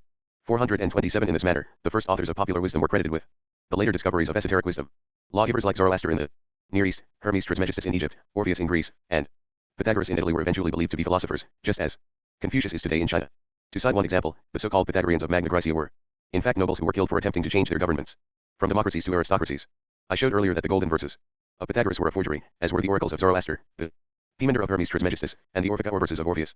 Indeed, no work of philosophy by Pythagoras survived in antiquity, and the first Pythagorean to write such a work was Philolaus, as Johannes Scheffer observed in his book Pythagorean Philosophy. Chapter 4.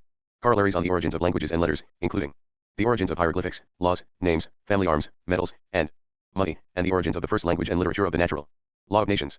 428 Now, departing from the theology of the poets, which was the first metaphysics, and proceeding by their poetic logic, we seek to discover the origin of languages and letters.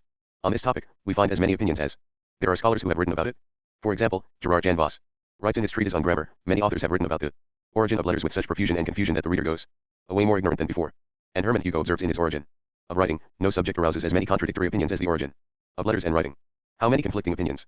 What should one believe, and what not believe? Bernard von Mallinckrodt wrote in his Origin of Printing that, since no one can fathom the origin of letters, they must be a divine invention. And Inge Waldieling in his History of the Greek language agreed with him. 429 In fact, such difficulties were created by the scholars themselves. They regarded the origin of letters as distinct from the origin of languages, when they are in fact inseparable by nature. The words grammar and characters should have alerted them to this. For grammar is defined as the art of speaking, but since grammata in Greek means letters, grammar should be defined as the art of writing, which is how Aristotle defines it. In fact, this was its origin, for all the nations were at first mute, and only began to speak by writing. Character in turn means idea, form, or model, and it is clear that poetic archetypes or characters preceded the characters representing articulate sounds. Hence, Josephus vigorously maintains against the Greek grammarian Apion that in Homer's age the so-called vernacular letters had not yet been invented. Furthermore, if these letters had been the forms of articulate sounds, rather than arbitrary signs, they would have been uniform in all nations, just as articulate sounds are uniform in them all. But since scholars despaired of learning the origins of letters, they failed to realize that the first nations thought in poetic archetypes, spoke in myths, and wrote in hieroglyphics. These principles, which are by nature most certain, should have formed the foundation both of philosophy in its study of human ideas and of philology in its study of human words. 430 Before discussing the origin of letters and languages, I should give a small sample of the many opinions scholars have held on the subject. Opinions so unclear, frivolous, inept, conceited, and ridiculous, not to mention so numerous, that there is no point in reviewing all of them. Here is a sample, then. During the medieval return of barbarism, the conceit of nations caused Scandinavia to be called the womb of nations, vagina gentium, and to be considered the mother of all the other nations in the world.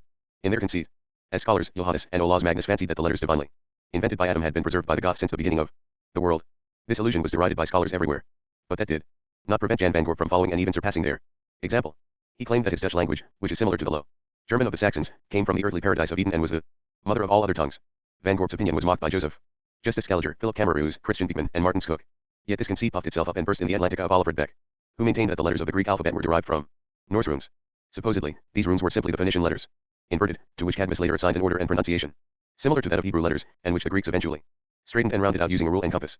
And since the Scandinavians called the inventor of letters Merkursman, Beck insists that the Mercury who invented the letters of the Egyptians was a Goth. Such far-fetched speculations about the origins of letters should prepare the reader to hear my ideas on the subject, not only weighing their novelty impartially, but giving them due attention and accepting them for what they offer, namely, principles basic to all our human and divine knowledge of the pagan world. 431 All the philosophers and philologists ought to have begun their discussion of the origins of languages and letters with the following three principles. 1. The first pagan people conceived ideas of things using imaginative archetypes of animate beings, or personifications. 2. In their mute condition, they expressed themselves by using gestures and objects naturally related to their ideas, such as 3 ears of grain or 3 scythe strokes to mean 3 years. 3. And they expressed themselves using language with natural meanings. This language, which Plato and Giambattista said was once spoken in the world, must have been the most ancient language of Atlantis, which according to scholars expressed ideas using the nature of things, or their natural properties. The origins of languages and letters are inseparable, but the philosophers and philologists treated them as separate, and so the inquiry proved too difficult. For while both questions involved equal difficulties, they paid little or no attention to the origins of languages. 432 In beginning our discussion, then, let us posit as our first principle. My axiom 28. The Egyptians related that the entire history of the world was divided into 3 ages, the ages of gods, heroes, and men, and people in these ages spoke 3 languages. First, the hieroglyphic, or sacred and divine, language. Second, the symbolic language, which used signs and heroic emblems. And third, the epistolary language, by which people at a distance communicated their current needs. 2 golden passages in Homer's Iliad make clear that the Greeks shared the Egyptians' view. The first passage relates that Nestor lived through 3 ages of men speaking different languages. Thus, Nestor must have been a heroic archetype, representing the Egyptian chronology of languages, and the proverbial phrase to live as long as Nestor meant to grow as old as the world. In the second passage, Aeneas tells Achilles that, after Troy was moved to the seashore and Pergamum became its citadel, Ilium was inhabited by people speaking different languages. To this first principle, we may join another Egyptian tradition, which said that their god Thoth, or Mercury, invented both laws and letters. 433 With these truths, we may group the following ones concerning the first human institutions, beginning with names and laws. In Greek, the nouns name and character were synonymous, so that the church fathers used both interchangeably in their writings about divine names and divine characters. In Latin, the nouns name and definition are likewise synonymous. Hence, in rhetoric, the definition of the fact is called the question of name, quaestio nominis, and nomenclature is the area of medicine which defines the nature of diseases. In Roman personal names, the nomen or surname primarily and properly referred to a person's extended clan of families. The names of the early Greeks shared this meaning, as is shown by their patronymics, meaning the names of the fathers, which are often cited by the poets, especially by the first poet, Homer. In Livy, a tribune of the people likewise defines the Roman patricians as those who can cite their fathers by name, qui possunt nomini. Sire de tram. With the rise of democracy throughout Greece, these patronymics eventually disappeared, but in the aristocracy at Sparta, they were preserved by the Heraclids. In Roman law, the word nomen, name, means one's right to something. In Greek, the phonetically similar nomos means law. From this noun comes nomisma, meaning coin, as Aristotle observes, and some etymologists also derive Latin nomis, coin, from it. Similarly, in French, loi means law, and alloy means coin. During the medieval return of barbarism, the term canon meant both an ecclesiastical law and the feudal rent paid to the owner of a fief. This same way of thinking is found among the Romans, and perhaps explains why the Romans used the word ius to mean both justice and the fat of sacrifices, which was Jupiter's due. For Jupiter was originally called ius, with the genitive ius or iris. Similarly, the Jews divided the animal sacrificed as a peace offering into 3 parts, of which the fat was considered God's due and burned on the altar. To turn to property, the Latin term predia initially meant rustic estates, and only later urban ones. These were so called because the first cultivated fields were the world's first booty, preda, as we shall see later. Such fields were the first to be tamed, and thus in early Roman law were called manuseptae, taken in hand, and a person under real estate bond to the public treasury was called a manceps, bondsman. In Roman laws, the term ira prediorum came to mean so-called real servitudes, which are attached to real estate. Lands called manuseptae must originally have been called mancipia. This is the evident meaning of that article in the law of the 12 tables which reads whoever shall make bond or conveyance, qui nexum faciat mancipium qui. Using a similar concept, Italians called estates poderi, because they were acquired by force, podere. There are later examples of such origins. During the medieval return of barbarism, fields and their boundaries were called praeses terrarum. The Spanish call daring enterprises prendas. The Italians call family coats of arms imprees, and they use the word to many boundaries for keywords or terms, as scholastic logicians still do. Likewise, Italians call family coats of arms insign, insignia, from which they derive the verb insignare, to teach. In the same way, before the invention of vernacular letters, Homer says that Proetus letter to Uriah, with instructions to kill Bellerophon, was written in Samata, signs. 434 Let me conclude these observations with the following 3 indisputable truths. 1. Since all the first pagan nations were at first mute, they must have expressed themselves by gestures or objects naturally related to their ideas. 2. They must have used signs to secure the boundaries of their estates and to provide lasting witnesses of their rights. 3. They all used some form of money. All these truths indicate the origins of languages and letters, and in turn the origins of hieroglyphics, laws, names, family coats of arms, metals, and coins, as well as those of the language and writing used by the first natural law of the nations. 435 To establish our principles more firmly, we must eradicate the false belief that philosophers invented hieroglyphics to conceal the mysteries of their esoteric wisdom, as many have believed the Egyptians did. In fact, all the first nations everywhere shared a natural need to speak by means of hieroglyphic symbols, as Axiom 57 states. Thus, in Africa we find not only the Egyptians, but also the Ethiopians, who used workmen's tools as hieroglyphs, according to Heliodorus' Ethiopian Romance. Theodorus History. In the Near East, the Chaldeans' magic symbols must also have been hieroglyphs. In northern Asia, we have already seen how the Scythian king Audiobook used 5 physical objects as words to reply to Darius the Great, who had declared war on him. This was relatively late in the Scythians' supposedly boundless history, which surpassed even that of the Egyptians, who claimed to be the oldest nation of all. The 5 objects were a frog, a mouse, a bird, a plow, and a bow. The frog meant that Audiobook had been born of the Scythian earth, just as frogs are born of the earth after summer rainstorms. The mouse meant that he had made his home where he was born, that is, had founded a nation. The bird meant that the auspices were his, and hence that he was subject only to God. The plow meant that he had placed his lands under cultivation, that is, conquered and claimed them by force. And finally the bow meant that he was supreme commander of the arms of Scythia, and thus was bound and able to defend his country. Contrast this explanation, so natural and inevitable, with the ludicrous ones, which St. Clement says that Darius' counselors proposed then. Compare their interpretations of the Scythian symbols with the far-fetched, distorted, and contorted ones which scholars have proposed for Egyptian hieroglyphics. The comparison will clearly reveal that scholars previously misunderstood the true and proper use of the hieroglyphs employed by early peoples. As for the Latin peoples, Roman history has preserved something of this tradition in the wordless heroic reply which Tarquinius Superbus sends to his son in Gabii. As a messenger watched, he wielded a stick and cut the heads off some poppies. Some have interpreted this gesture as an act of pride, but it was in fact dictated by the need for confidentiality. In northern Europe, as Tacitus observes in describing their customs, the ancient Germans knew nothing of the secrets of letters, literarum secreta, meaning that they could not write in hieroglyphs. This must have been the case as late as the age of Frederick II, or even that of Rudolf I, when official documents began to be written in vernacular German script. In northern France, there existed a hieroglyphic speech known as the rebus of Picardy, which as in Germany must have been speech using objects, like the symbols of Audiobook. Even in Scotland, the remotest part of remote Britain, or Ultima Thule, people in olden times wrote in hieroglyphics, as Hector Boas notes in his History of Scotland. In the West Indies, the Mexicans were found to have written using hieroglyphs. In his description of the New Indies, Jan van Leeuwen describes how the Indians' hieroglyphs depict various animal heads, plants, flowers, and fruits, and how the symbols on their totem poles distinguish their families, like those in our coats of arms. In the East Indies, the Chinese still write in hieroglyphs. 436 in asserting that the Egyptians taught all the world's sages how to conceal their wisdom in hieroglyphics, the conceit of later scholars even surpassed the overblown conceit of the Egyptians themselves. But their exaggerations are now deflated. 437 Now that we have established the principles of poetic logic, and dispelled the conceit of the scholars, let us return to the 3 languages of the Egyptians. The first of these, the language of the gods, is attested among the Greeks in Homer, as Axiom 29 states. In 5 passages of his 2 epics, Homer mentions a language older than his own heroic speech, which he calls the language of the gods. 3 of these passages are in the Iliad. The first says that the giant called Briareus by the gods is called Aegeon by men. The second speaks of a bird called Chalcis by the gods, and Simonides by men. And the third says that the river near Troy is called Xanthus by the gods, and Scamander by men. The other 2 passages are in the Odyssey. In one, he says that what men call Scylla and Charybdis the gods call planktypetry, moving rocks. In the other, as a secret remedy against Circe's spells, Mercury gives Ulysses a herb which men are forbidden to know but which the gods call moly. Plato comments on these passages at length, but makes little sense. And Dio Chrysostom later maligns Homer as an impostor for claiming to understand the language of the gods, which is by nature denied to men. Yet, we may doubt whether in these Homeric passages we shouldn't perhaps interpret gods to mean heroes. In fact, the heroes assumed the title of gods to distinguish themselves from the plebeians of their cities, whom they simply called men. During the medieval return of barbarism, vassals were likewise simply called homines, men, as Francois Hotman notes with amazement. And both in antiquity and the Middle Ages, great lords boasted that they possessed wondrous medical secrets. Such expressions merely reflect the distinctions between noble and vernacular speech.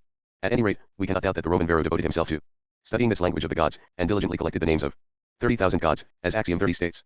These names must have furnished a copious divine lexicon, sufficient for expressing all the needs of the peoples of Latium, which in that simple and frugal age must have been limited to the few necessities of life. The Greeks too reckoned 30,000 gods, as Axiom 30 states, for they saw deities in every rock, spring, brook, plant, and reef, including the nature spirits called dryads, hamadryads, oreads, and napias. In precisely this way, the American Indians regard as gods everything that is beyond their limited grasp. Hence, the divine myths of the Greeks and Romans must have been the first true hieroglyphs, meaning sacred and divine archetypes, like those of the Egyptians. 438 The Egyptians said that the second kind of speech, which corresponds to the age of heroes, was spoken by using symbols. These must have included heroic emblems like those mute similes which Homer calls semata, the signs written by the heroes. Later, when language had become articulate, these symbols must have become the metaphors, images, similes, or comparisons which furnished the materials of poetic style. Hence, there is a connection between heroic speech and poetry. And Homer is certainly the first author in the Greek language. Indeed, Josephus resolutely denies that any more ancient author survives. In fact, since all we know about pagan antiquity comes from the Greeks, Homer is the first author of the entire pagan world. As for the Romans, the earliest specimens of the Latin language are the fragments of the Saliar verses, or hymns of the Salii, and the earliest author mentioned by historians is the poet Livius Andronicus. Later, as different languages arose during the medieval return of barbarism, the first language of the Spanish was called El Romance, which denotes heroic poetry, since the authors of romances were the heroic poets of the Middle Ages. In France, the first writer in vernacular French was Arnaud Daniel, who flourished in the 11th century and was the earliest of the Provençal poets. In Italy, to conclude, the first writers were the Florentine and Sicilian rhymers. 439 The third kind of speech, which the Egyptians called epistolary, was a conventional language which distant persons used to discuss the common needs of everyday life. It must have arisen among the common people of a ruling class in Egypt. This can only be the people of Thebes, whose king Ramses extended his dominion over all that great nation. For In the Egyptians' view, this language corresponded to the age of men, the heroic term used for the plebeians to distinguish them from the heroes. We must imagine that this language was created by the free agreement of the common people, for it is a universal principle that vernacular speech and writing are the right of the people. When the Emperor Claudius invented 3 letters which he thought necessary to the Latin language, the Roman people refused to adopt them, and the Italians have not adopted the supplementary vowels invented by Gian Giorgio Tricino, even though the Italian language could use them. 440 The epistolary languages of Egypt, which we may call vernacular or demotic, were appropriately written with vernacular letters. Since these Egyptian letters resemble those of the Phoenicians, we must presume that one nation borrowed from the other. Some believe that the Egyptians were the first to invent all the institutions that are necessary or useful to human society, and therefore conclude that the Egyptians taught the Phoenicians their letters. But Clement of Alexandria, who is better informed about Egypt than anyone else, relates that the Phoenician historian Sanchoniathon, dated in my chronological table to the Greek heroic age, wrote his Phoenician history in vernacular letters. Indeed, Clement cites him as the first pagan author to write in vernacular characters. Since the Phoenicians were clearly the world's first merchant nation, we must conclude that they introduced their vernacular letters to Egypt when they traveled there to trade. But even without such arguments and conjectures, we know from popular tradition that the Phoenicians introduced their alphabet to Greece. Commenting on this tradition, Tacitus supposes that the Phoenicians presented as their own invention letters which others had invented, meaning the hieroglyphics of the Egyptians. If we maintain that this popular tradition had a basis in truth, as all such traditions do everywhere, the Phoenicians must have introduced into Greece hieroglyphics which they had adopted from other nations. These can only have been the mathematical characters and geometric figures which they had learned from the Chaldeans. For the Chaldeans were clearly the first mathematicians and, more importantly, the first astronomers of the nations. And the Chaldean Zoroaster, whose name Bacchar takes to mean stargazer, was the first sage of the pagan world. Hence, the Phoenicians must have adopted the Chaldeans' characters as a notation of the numbers they used in their commercial transactions. The epics of Homer, and the Odyssey in particular, make it clear that Phoenician merchants were trading in the ports of Greece long before his own day. At this time, the Greeks had not yet invented vernacular letters, as Josephus vigorously maintains against the Greek grammarian Abion. Then the Greeks, using the extraordinary genius in which they clearly surpassed all other nations, transferred the Phoenicians' geometrical figures to represent different articulate sounds, and with their extraordinary sense of beauty shaped them into the vernacular characters of their letters. The Greek alphabet was later adopted by the Romans, and Tacitus observes that Latin letters resemble the most ancient Greek ones. We find persuasive evidence of this origin in the fact that the Greeks used letters to write numbers for many centuries, and Latin capitals were used as numerals until recently. These must be the letters which the Latins learned from Demaratus of Corinth and from Carmenta, the wife of Evander of Arcadia. We shall see that the early Greeks founded maritime and inland colonies in Latium. 441 We must reject as worthless the view of many scholars who contend that the Greeks adopted their vernacular alphabet from the Jews, merely because the names of the letters in both languages are nearly the same. It is more reasonable to suppose that the Jews borrowed their names from the Greeks, rather than the other way round. For everyone agrees that the Greek language was diffused throughout the Near East and Egypt by Alexander the Great's conquest of his Eastern Empire, which was divided between his generals after his death. And all agree that Hebrew grammar developed quite late, so that Jewish scholars must have named their letters after the Greek ones.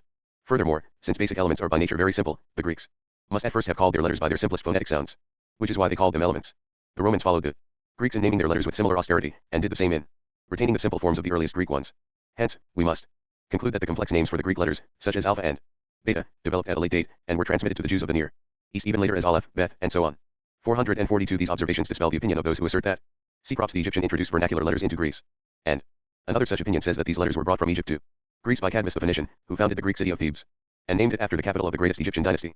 But I shall soon dispel this notion, for the principles of my poetic geography reveal that the Egyptian capital was called Thebes by Greek travelers who noted its resemblance to their own city.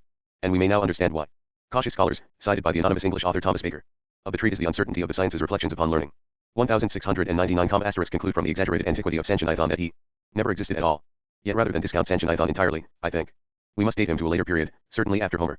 And if we maintain that the Phoenicians invented vernacular letters before the Greeks, bearing in mind that the Greeks were more ingenious, we must conclude that Sanchoniathon lived just before Herodotus, for the latter was called the father of Greek history, and wrote in the vernacular tongue, and Sanchoniathon was called the historian of truth, which places him in what Varro calls the historic period. In their division of history into 3 ages and languages, the Egyptians said that in the 3rd age people spoke the epistolary language and wrote in vernacular characters. 443 Now, just as heroic or poetic language was created by the heroes, vernacular or popular language was created by the populace, who were the plebeians of the heroic nations. In Latin, such languages were properly called vernaculars, but they could not have been introduced by the verni, whom grammarians define as servants born in a household from slaves captured in war. For such servants naturally learn the native language of their masters. Rather, we shall see that the first verni, properly speaking, were the family servants, famuli, in the state of the heroic family. These servants came to form the plebeian masses of the heroic cities, and were the precursors of the slaves who were later taken by cities in wartime. All of this is confirmed by Homer's distinction between the languages of gods and men, which I have identified as the heroic and vernacular languages. 444 Philologists have all shown too much credulity by embracing the view that the meaning of words in vernacular languages was purely arbitrary and conventional. In fact, they possess natural meanings by virtue of their natural origins. This is easy to observe in vernacular Latin, which is more heroic than vernacular Greek, and therefore has more vigor, as Greek has more delicacy. For almost all Latin words derive from metaphors based on natural objects, natural properties, or sensible effects. Generally speaking, metaphor makes up the bulk of vocabulary in all languages. But when classical grammarians encountered numerous words with confused or vague meanings, their ignorance of word origins led them to establish the universal principle that articulate words have merely arbitrary and conventional meanings. In defense of this view, they called up Aristotle, Galen, and other philosophers, and armed them against Plato and Iamblichus, as we have seen. 445 Yet a great difficulty still remains. Why are there as many vernacular languages as there are different peoples? To solve this problem, we may establish the following great truth. Different climates clearly produce peoples with different natures and different customs, and these in turn produce different languages. Nations with different natures view what is necessary and useful to human life under different aspects. This produces different and even opposite customs, and at the same time different languages, which therefore vary according to their origins. Proverbs offer us distinct proof of this. For their meanings, while substantially the same, are expressed under as many different aspects as there are ancient and modern nations, as Axiom 22 states. These same heroic origins, preserved in condensed form by vernacular languages, have caused biblical scholars to marvel. For the names of the same kings have one form in scripture and another in secular history. The reason for this is that the Bible describes kings in terms of their appearance or might, whereas secular historians describe them in terms of their customs, deeds, or something of the sort. Even today, we see that the cities of Hungary are given different names by the Hungarians, Greeks, Germans, and Turks. The German language is a living heroic language, and therefore changes nearly all foreign names into its own native forms. We may conjecture that the heroic Greeks and Romans did the same when they spoke about barbarian institutions in their refined Greek and Latin. This would account for the obscurity that we encounter in reading ancient geography and the natural history of fossils, plants, and animals. The first edition of my new science contains a section called The Idea of a Conceptual Dictionary for assigning meanings to all the different articulate languages. This dictionary reduces these meanings to certain underlying ideas which peoples have considered from various viewpoints, and hence expressed with different words. I continue to use it in developing the theory of my science, and my first edition cites a lengthy excerpt from this dictionary, which shows how family fathers, during the formative period of languages in the family state and the early commonwealths, were considered under 15 different aspects, and hence were called by 15 names in 15 separate nations, both ancient and modern. The original meanings of words in this formative period offer us important insights into early institutions, as Axiom 65 states. This is the third of the three passages in my first edition which cause me no regret. My dictionary offers a different interpretation of topics discussed by Thomas Hayne in his treatise, The Kinship of Languages, or on languages in general and the affinities of different languages. These observations suggest the following corollary. Languages are more beautiful as they are richer in condensed heroic figures of speech. They are more beautiful as they are vivid, and they are more vivid as they are truer, and more faithful to their origins. By contrast, the more crowded they are with words of obscure origin, the less delightful they are, and the more obscure and confused, and hence the more likely to deceive and mislead. Such confusion is characteristic of those languages which have been formed by the mixture of many barbarous languages, for the history of their origins and of their metaphors remains unclear. 446 Turning now to the very difficult question of how the three kinds of languages and letters were formed, we must establish the following principle. The gods, heroes, and men all originated at the same time, for it was after all men who imagined the gods and who believed that their own heroes were a mixture of divine and human natures. And their three languages also originated at the same time, each with its own letters. The language of the gods was almost entirely mute or wordless and only slightly articulate. The language of heroes was an equal mixture of mute and articulate speech, which means that it mixed vernacular speech with the heroic characters which Homer calls signs, schemata. The language of men was almost entirely articulate and only slightly mute, since no vernacular language is so copious that it has words for all things. Because of its mixture, heroic language must originally have been extremely confused, which is the main reason why ancient myths are so obscure. We may regard the myth of Cadmus as a notable example of this obscurity. Cadmus slays a great serpent and sows its teeth. When armed men spring from the furrows of the fields, Cadmus throws a boulder among them. They fight to the death, and Cadmus finally changes into a serpent. So great was the ingenuity of Cadmus in bringing letters to the Greeks that this myth contains several centuries of poetic history. 447 To resume my argument, just as the divine character of Jupiter was taking shape as the first human thought of the pagan world, articulate language began to take shape in onomatopoeia, which children still happily used to express themselves. In Latin, Jupiter was initially called Aeus after the sound of crashing thunder, and in Greek, he was called Zeus after the whistling sound of lightning. In the Near East, he was called Ur, after the sound of burning fire, from which derived Urim, the power of fire, and this must be the etymology of Greek auranos, heaven, and Latin urur, to burn. The whistling sound of lightning also produced Latin coelum, heaven, and the poetic monosyllable, cell. Indeed, if we pronounce the word with a Spanish cedilla esilo, it points up the wit of Ausonia's punning verse, which describes Venus as not isilo, susceptis solo, petra edita silo, born in the sea, raised on the soil, and born to the sky by her father. Within this origin of language, we see that the sublimity of invention which I noted in the myth of Jupiter also marks the beginning of poetic diction in onomatopoeia. Indeed, Longinus counts onomatopoeia as one of the sources of sublimity, citing the passage in Homer when the fiery stake thrust by Ulysses into Polyphemus' eye makes a sizzling noise sig. 448 Next, human words were formed by interjections or exclamations, which are articulate sounds caused by the stimulus of violent emotion, and which are monosyllabic in all languages. It seems likely that, when the first lightning bolts had awakened the wonder of humankind, Jupiter's exclamations called forth the first human exclamation, the syllable pa. Later, the syllable was doubled and became the exclamation of astonishment pape, from which was derived Jupiter's title of father, pater, of gods and men. Eventually all the gods were called father, and all the goddesses mother.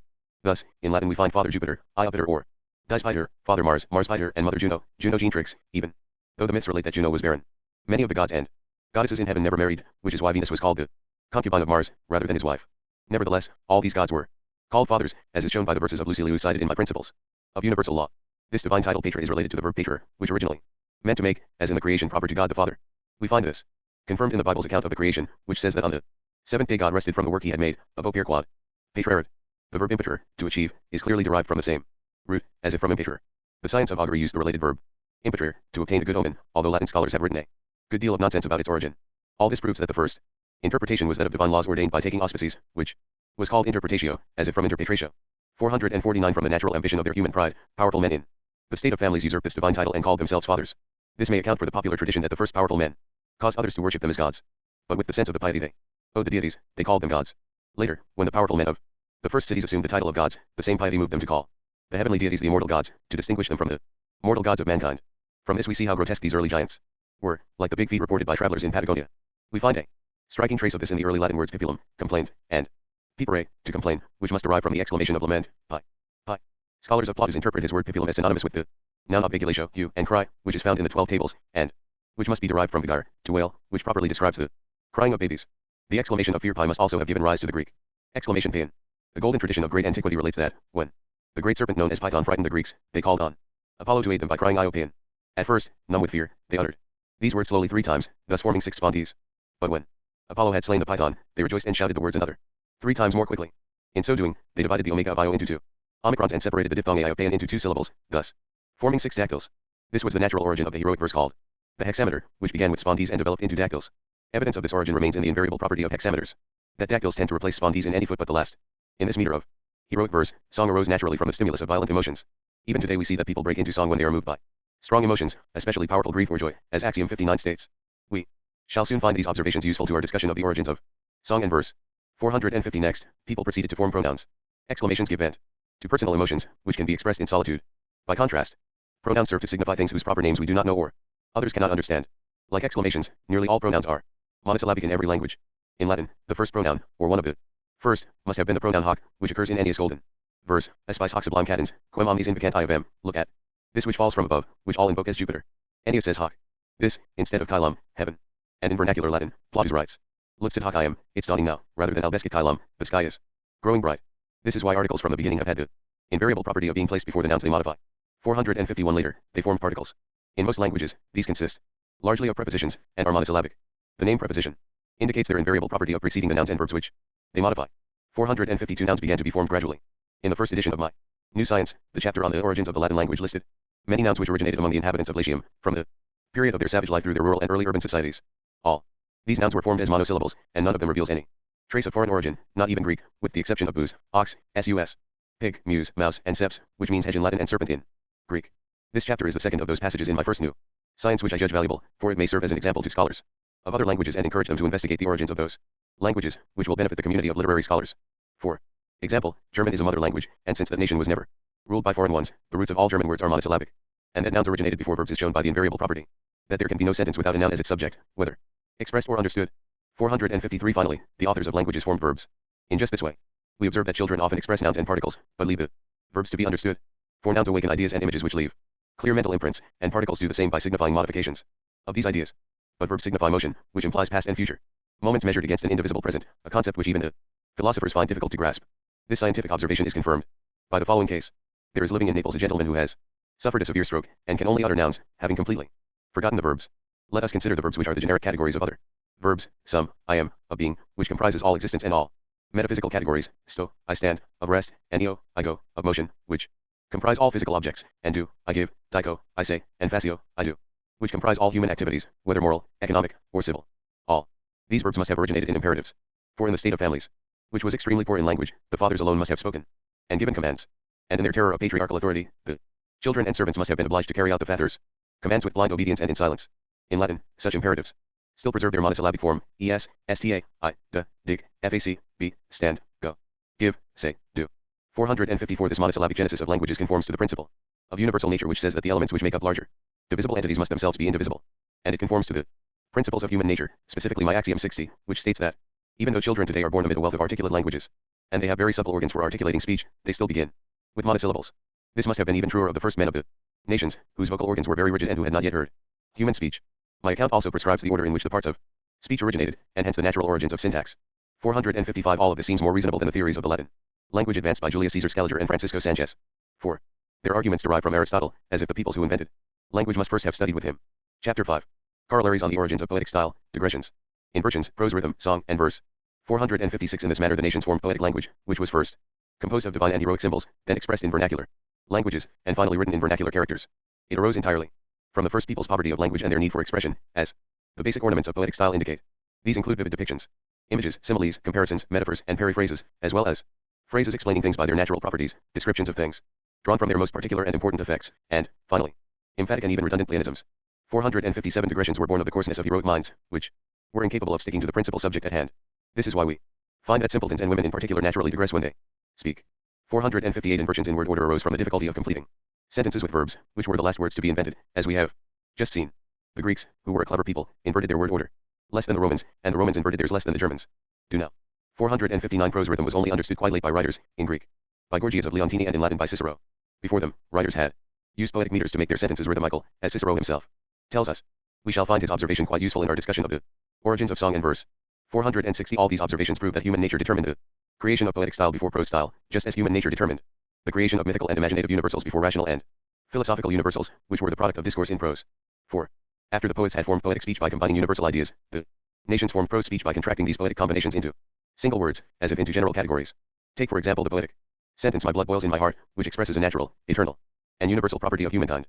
They took the notions of blood, boiling, and heart, and formed them into a single word, or general category.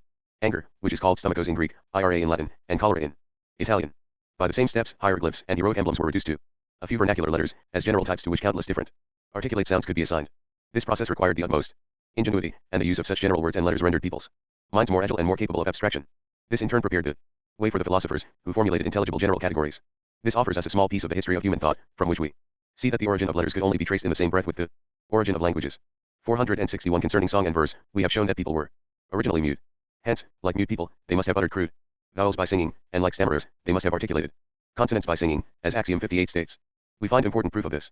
First, song in the diphthongs preserved by various languages. These must initially have been more numerous, for the Greeks and the French, who passed abruptly from the poetic to the vernacular age, have preserved many examples, as Axiom 21 states. The reason for this is that vowels are easy to pronounce, and consonants difficult. The first people, being dull with, were only moved to utter sounds when they felt violent emotions, which they naturally expressed in a very loud voice. And by nature, when people raise their voices, they utter diphthongs and produce song, as Axiom 59 states. Thus, in their age of the gods, the early Greeks formed the first heroic verse of spondees with the diphthong pi, composed of two vowels and a single consonant. 462 The first song of various peoples also sprang naturally from the difficulty they had in pronouncing sounds. We find evidence of this difficulty both in its causes and its effects. Its causes were physical, for the earliest people had rigid vocal organs, and knew very few words. Even today, when children have supple vocal organs, and are born amid a wealth of words, they still find consonants hard to pronounce, as Axiom 60 states. We may note that the Chinese have no more than 300 distinct syllables, but by modulating their inflection and duration, they express the 120,000 ideograms of their vernacular language. Thus, they truly speak by singing. The effects of such phonetic difficulties are evident in word contractions, which are nearly innumerable in Italian poetry. In the first edition of my science, my chapter on the origins of the Latin language lists a large number of words which must have originated as contractions, that were later expanded.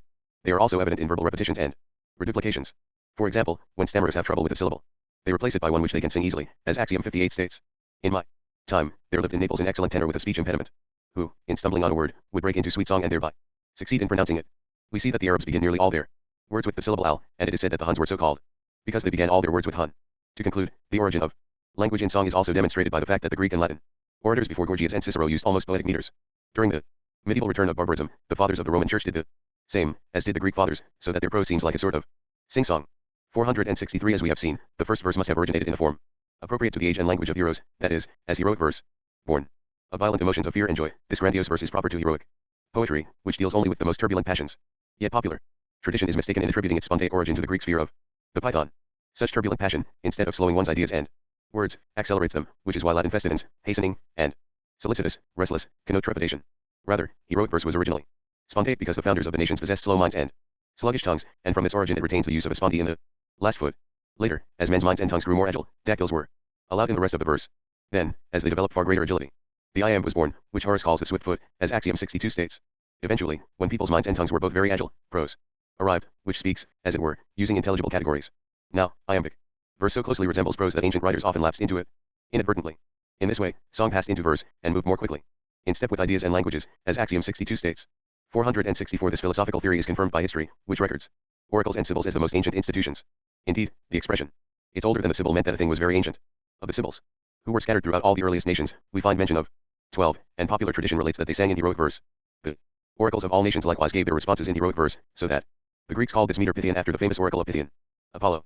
This oracle took its name from the god slaying of the serpent Python, which was the origin of the first spontaneous verse, as we have seen. In Latin, heroic verse was called Saturnian, as Festus informs us. This means that it originated in the age of Saturn, which corresponds to the Greeks' golden age, when Apollo and other gods mingled with men. And, according to Festus, Ennius says it was in Saturnian verse that the fauns of Italy delivered their prophecies or oracles, just as the Greek oracles spoke in hexameters. Later, the term Saturnian meter was used for the iambic trimeter, or scenarios, perhaps because poets then spoke in Saturnian iambics, as naturally as their ancestors had in Saturnian hexameters. 465 Although contemporary scholars of biblical Hebrew disagree whether the poetry of the Jews is metrical or merely rhythmical, Josephus, Philo, Origen, and Eusebius clearly favor meter. Even more important for my argument, St. Jerome maintains that chapters 3 to 42 of the book of Job, which is even older than the books of Moses, were composed in heroic verse. 466 The author Thomas Baker of The Uncertainty of the Sciences relates that, until the time when the Arabs overran the eastern provinces of the Byzantine Empire, they had no form of writing and hence preserved their language by memorizing poems. 467 The Egyptians inscribed verse memorials of their dead in burial shafts called syrinxes, from sir, meaning song, which is also the source of the name Siren. The god is principally renowned for her song. And Ovid mentions a nymph named Syrinx, who was equally renowned for her song and her beauty. By the same etymology, we must conclude that the Syrians and Assyrians initially spoke in verse. 468 The founders of Greek civilization were clearly the theological poets, who were heroes who sang in heroic verse. 469 We have seen that the first authors in the Latin language were the Salii, who were sacred poets. Extant fragments of their Saliar verses, which resemble heroic hexameters, are the most ancient specimens of the Latin language. When the ancient Romans celebrated a triumph, they recorded their victories in what sound like heroic hexameters. For example, Lucius Aemilius Regalis is celebrated for concluding the great combat and subjugating kings, duello magno diramento, regibus ubi jugendis. Similarly, Asilius Glabrio routs, disperses, and destroys mighty legions. Fundit, fugit, prostern et maximus legions. And there are verses about other victors as well. If we examine closely the fragments of the law of the 12 tables, we find that most of its articles end in the Adonic meter, which forms the last feet of heroic hexameters.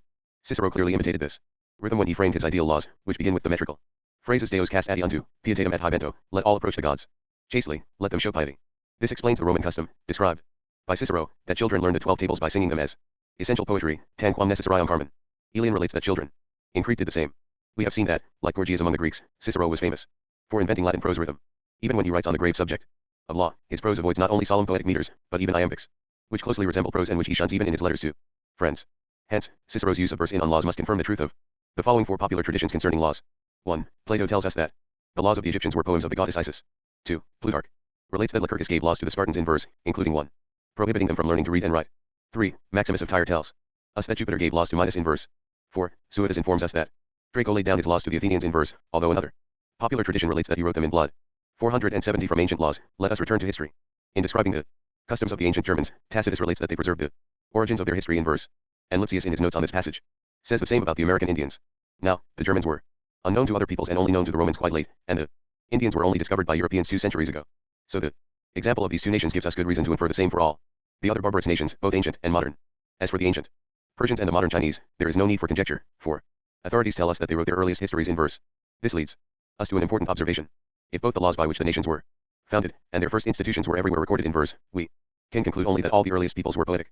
471 Let us return to our topic, the origins of verse. Festus informs us that, even before Ennius, Navius recounted the Punic Wars in heroic verse, and Livius Andronicus, the earliest Latin writer, wrote a heroic poem called The Epic of Rome, which contains the annals of the ancient Romans. Similarly, in the medieval return of barbarism, the Latin historians were heroic poets, like Gunther, William of Apulia, and others.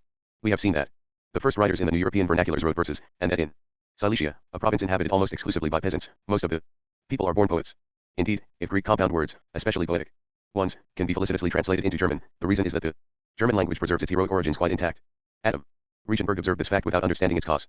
And Matthias Bernager compiled a catalogue of such compounds, which George Christoph Peisker studiously expanded in his parallels between the Greek and German languages. Early Latin likewise offers many examples of such compounds which later poets continued to use as the privilege of their art.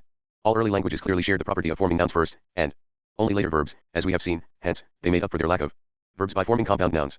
These principles underlie Daniel George Morhoff's introduction to German language and poetry, and confirm my axiom 18, which says that scholars of the German language will make marvelous discoveries if they trace its origins by minute science. 472 From this discussion, it seems clear that we have refuted the common error of grammarians, who say that speech in prose preceded speech in verse. For by discovering the origins of poetry, we have found the origins of languages and letters. Chapter 6. Further corollaries. 1. 473 The birth of symbols and languages was accompanied by the birth of law, which the Romans called ius and the Greeks dien. The latter was later pronounced dikain for the sake of euphony, according to Plato's Critylus. In Greek, dien was derived from Deus, the genitive of Zeus, and meant heavenly. And from it were derived the Latin phrases sub dio and sub io, meaning under the open heavens. This is because pagan nations everywhere observed the heavens as an aspect of Jupiter, and sought to frame their laws by the auspices, which they believed were his divine warnings or commands. This etymology thus proves that all the nations were founded on their belief in divine providence. 474 Let us review the Jupiters of various nations. 1. For the Chaldeans, Jupiter was the heavens, for they thought he presaged the future in the aspects and movements of the stars. They had 2 sciences. Concerning the stars, astronomy, which dealt with the laws of their motion, and astrology, which dealt with their language, in the restricted sense of judicial astrology. This is why Chaldean came to be the term for a judicial astrologer in Roman law.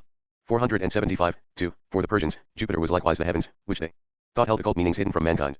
Sages in the science were called magi, and their science was called magic. There were two kinds of magic, the licit white magic of nature's marvelous occult powers, and the forbidden black magic of supernatural powers, whose magi were considered sorcerers. The magi used a wand, like the lituus of Roman augurs, to describe astronomical circles, and the sorcerers later adopted both the wand and the circle in their spells. To the Persians, the heavens were Jupiter's temple. It was this religious scruple which moved Cyrus, king of the Persians, to destroy the temples built by the Greeks. 476. 3. For the Egyptians as well, Jupiter was the heavens, which they thought influenced subliminal affairs and presaged the future. Hence they believed they could harness the influence of the heavens by casting statues of their gods at prescribed times. Even today, the Egyptians, or gypsies, practice a popular form of divination. 477. 4. For the Greeks also, Jupiter was the heavens, in which they pondered their theoremata and mathemata, divine and sublime things, which they contemplated with the eyes of the body, and which they observed, or carried out, as Jupiter's laws. In Roman law, judicial astrologers were also called mathematicians, after these mathemata. 478. 5. As for the Romans, we have seen Ennius' famous verse, look at this which falls from above, which all invoke as Jupiter, aspice hoc. Sublime cadens, quem omnes invocant iovem, in which hoc means heaven. Caelum. The Romans called precincts of heaven templa caeli, those heavenly regions marked out by the augurs for taking auspices. Later, templum came to mean any space that is open on all sides and has an unobstructed view, which gave rise to the adverb extemplo, meaning straight away. And Virgil strikes an archaic note when he calls the sea the precincts of Neptune, Neptunia templa. 479. 6. As for the ancient Germans, Tacitus relates that they worshipped their gods in holy places which he calls sacred groves and woods, luci et nemera, meaning areas cleared in the thick of the forest. Later, the church had great trouble in getting them to abandon this custom, as we gather from the councils of Als and Braga in Burchard's collection of decrees. Even today traces of such worship survive in Lapland and Livonia. 480. As for the Peruvian Indians, explorers have found that they simply call their god the Sublime. Their temples are open-air mounds, which they ascend by steep stairways on two sides. They consider the great height of these mounds to form all their magnificence, just as the magnificence of temples everywhere is measured by their extraordinary height. As proof of this point, we may cite Pausanias, who says that the gable of a Greek temple was called an etos, which means eagle. Presumably, the Greeks cleared the forests to open a view for observing the auspices of eagles, which fly higher than all other birds. This may explain the Latin phrase temple pinnacles, pinni templum, and by analogy the phrase pinni murorum, wings of walls, meaning parapets. For the walls of the first cities rose along the boundary lines of the world's first temples, as we shall see. Finally, we may note that in architecture aquili, eagles or gables came to mean battlements, which we now call merlins, or blackbirds. 481. 8. By contrast, the Jews worship the true God, the Most High, who is above the heavens, within the enclosure of their tabernacle, not in a wooded precinct. And wherever the people of God extended their conquests over others, Moses commanded them to burn their groves, locos, with fire, meaning those enclosing the sacred clearings, luci, described by Tacitus. 482. From the survey of nations, we gather that the first laws everywhere were the divine laws of Jupiter, God of the heavens. This ancient origin must account for the use of heaven for God in the language of many Christian nations. Thus, when we Italians say may heaven grant, voglia al cielo, and I hope to heaven, spero al cielo, we actually mean God, and the Spanish express themselves in the same way. In French, blue means blue, and as a physical phenomenon implies heaven. So, just as the pagan nation said heaven for Jupiter, the French uttered the impious oath morbleu for God's death and still say parbleu for by God. This is a sample of the conceptual dictionary outlined in Axiom 22. 2. 483. To a great extent, the invention of characters and names was the result of the need for certainty of ownership. As we have seen, names retains its original Latin sense of extended clans of families, and these clans were properly called gentes. Hermes Trismegistus was the poetic archetype of the first founders of the Egyptians, and the inventor of both their laws and letters. As Mercury, he was also considered the god of mercantile trade. From his name, the Italians derived the verb mercere, to mark, which means to countersign a letter and to brand cattle or other merchandise in order to certify ownership. The persistence even today of this uniformity between thought and expression is truly amazing. 3.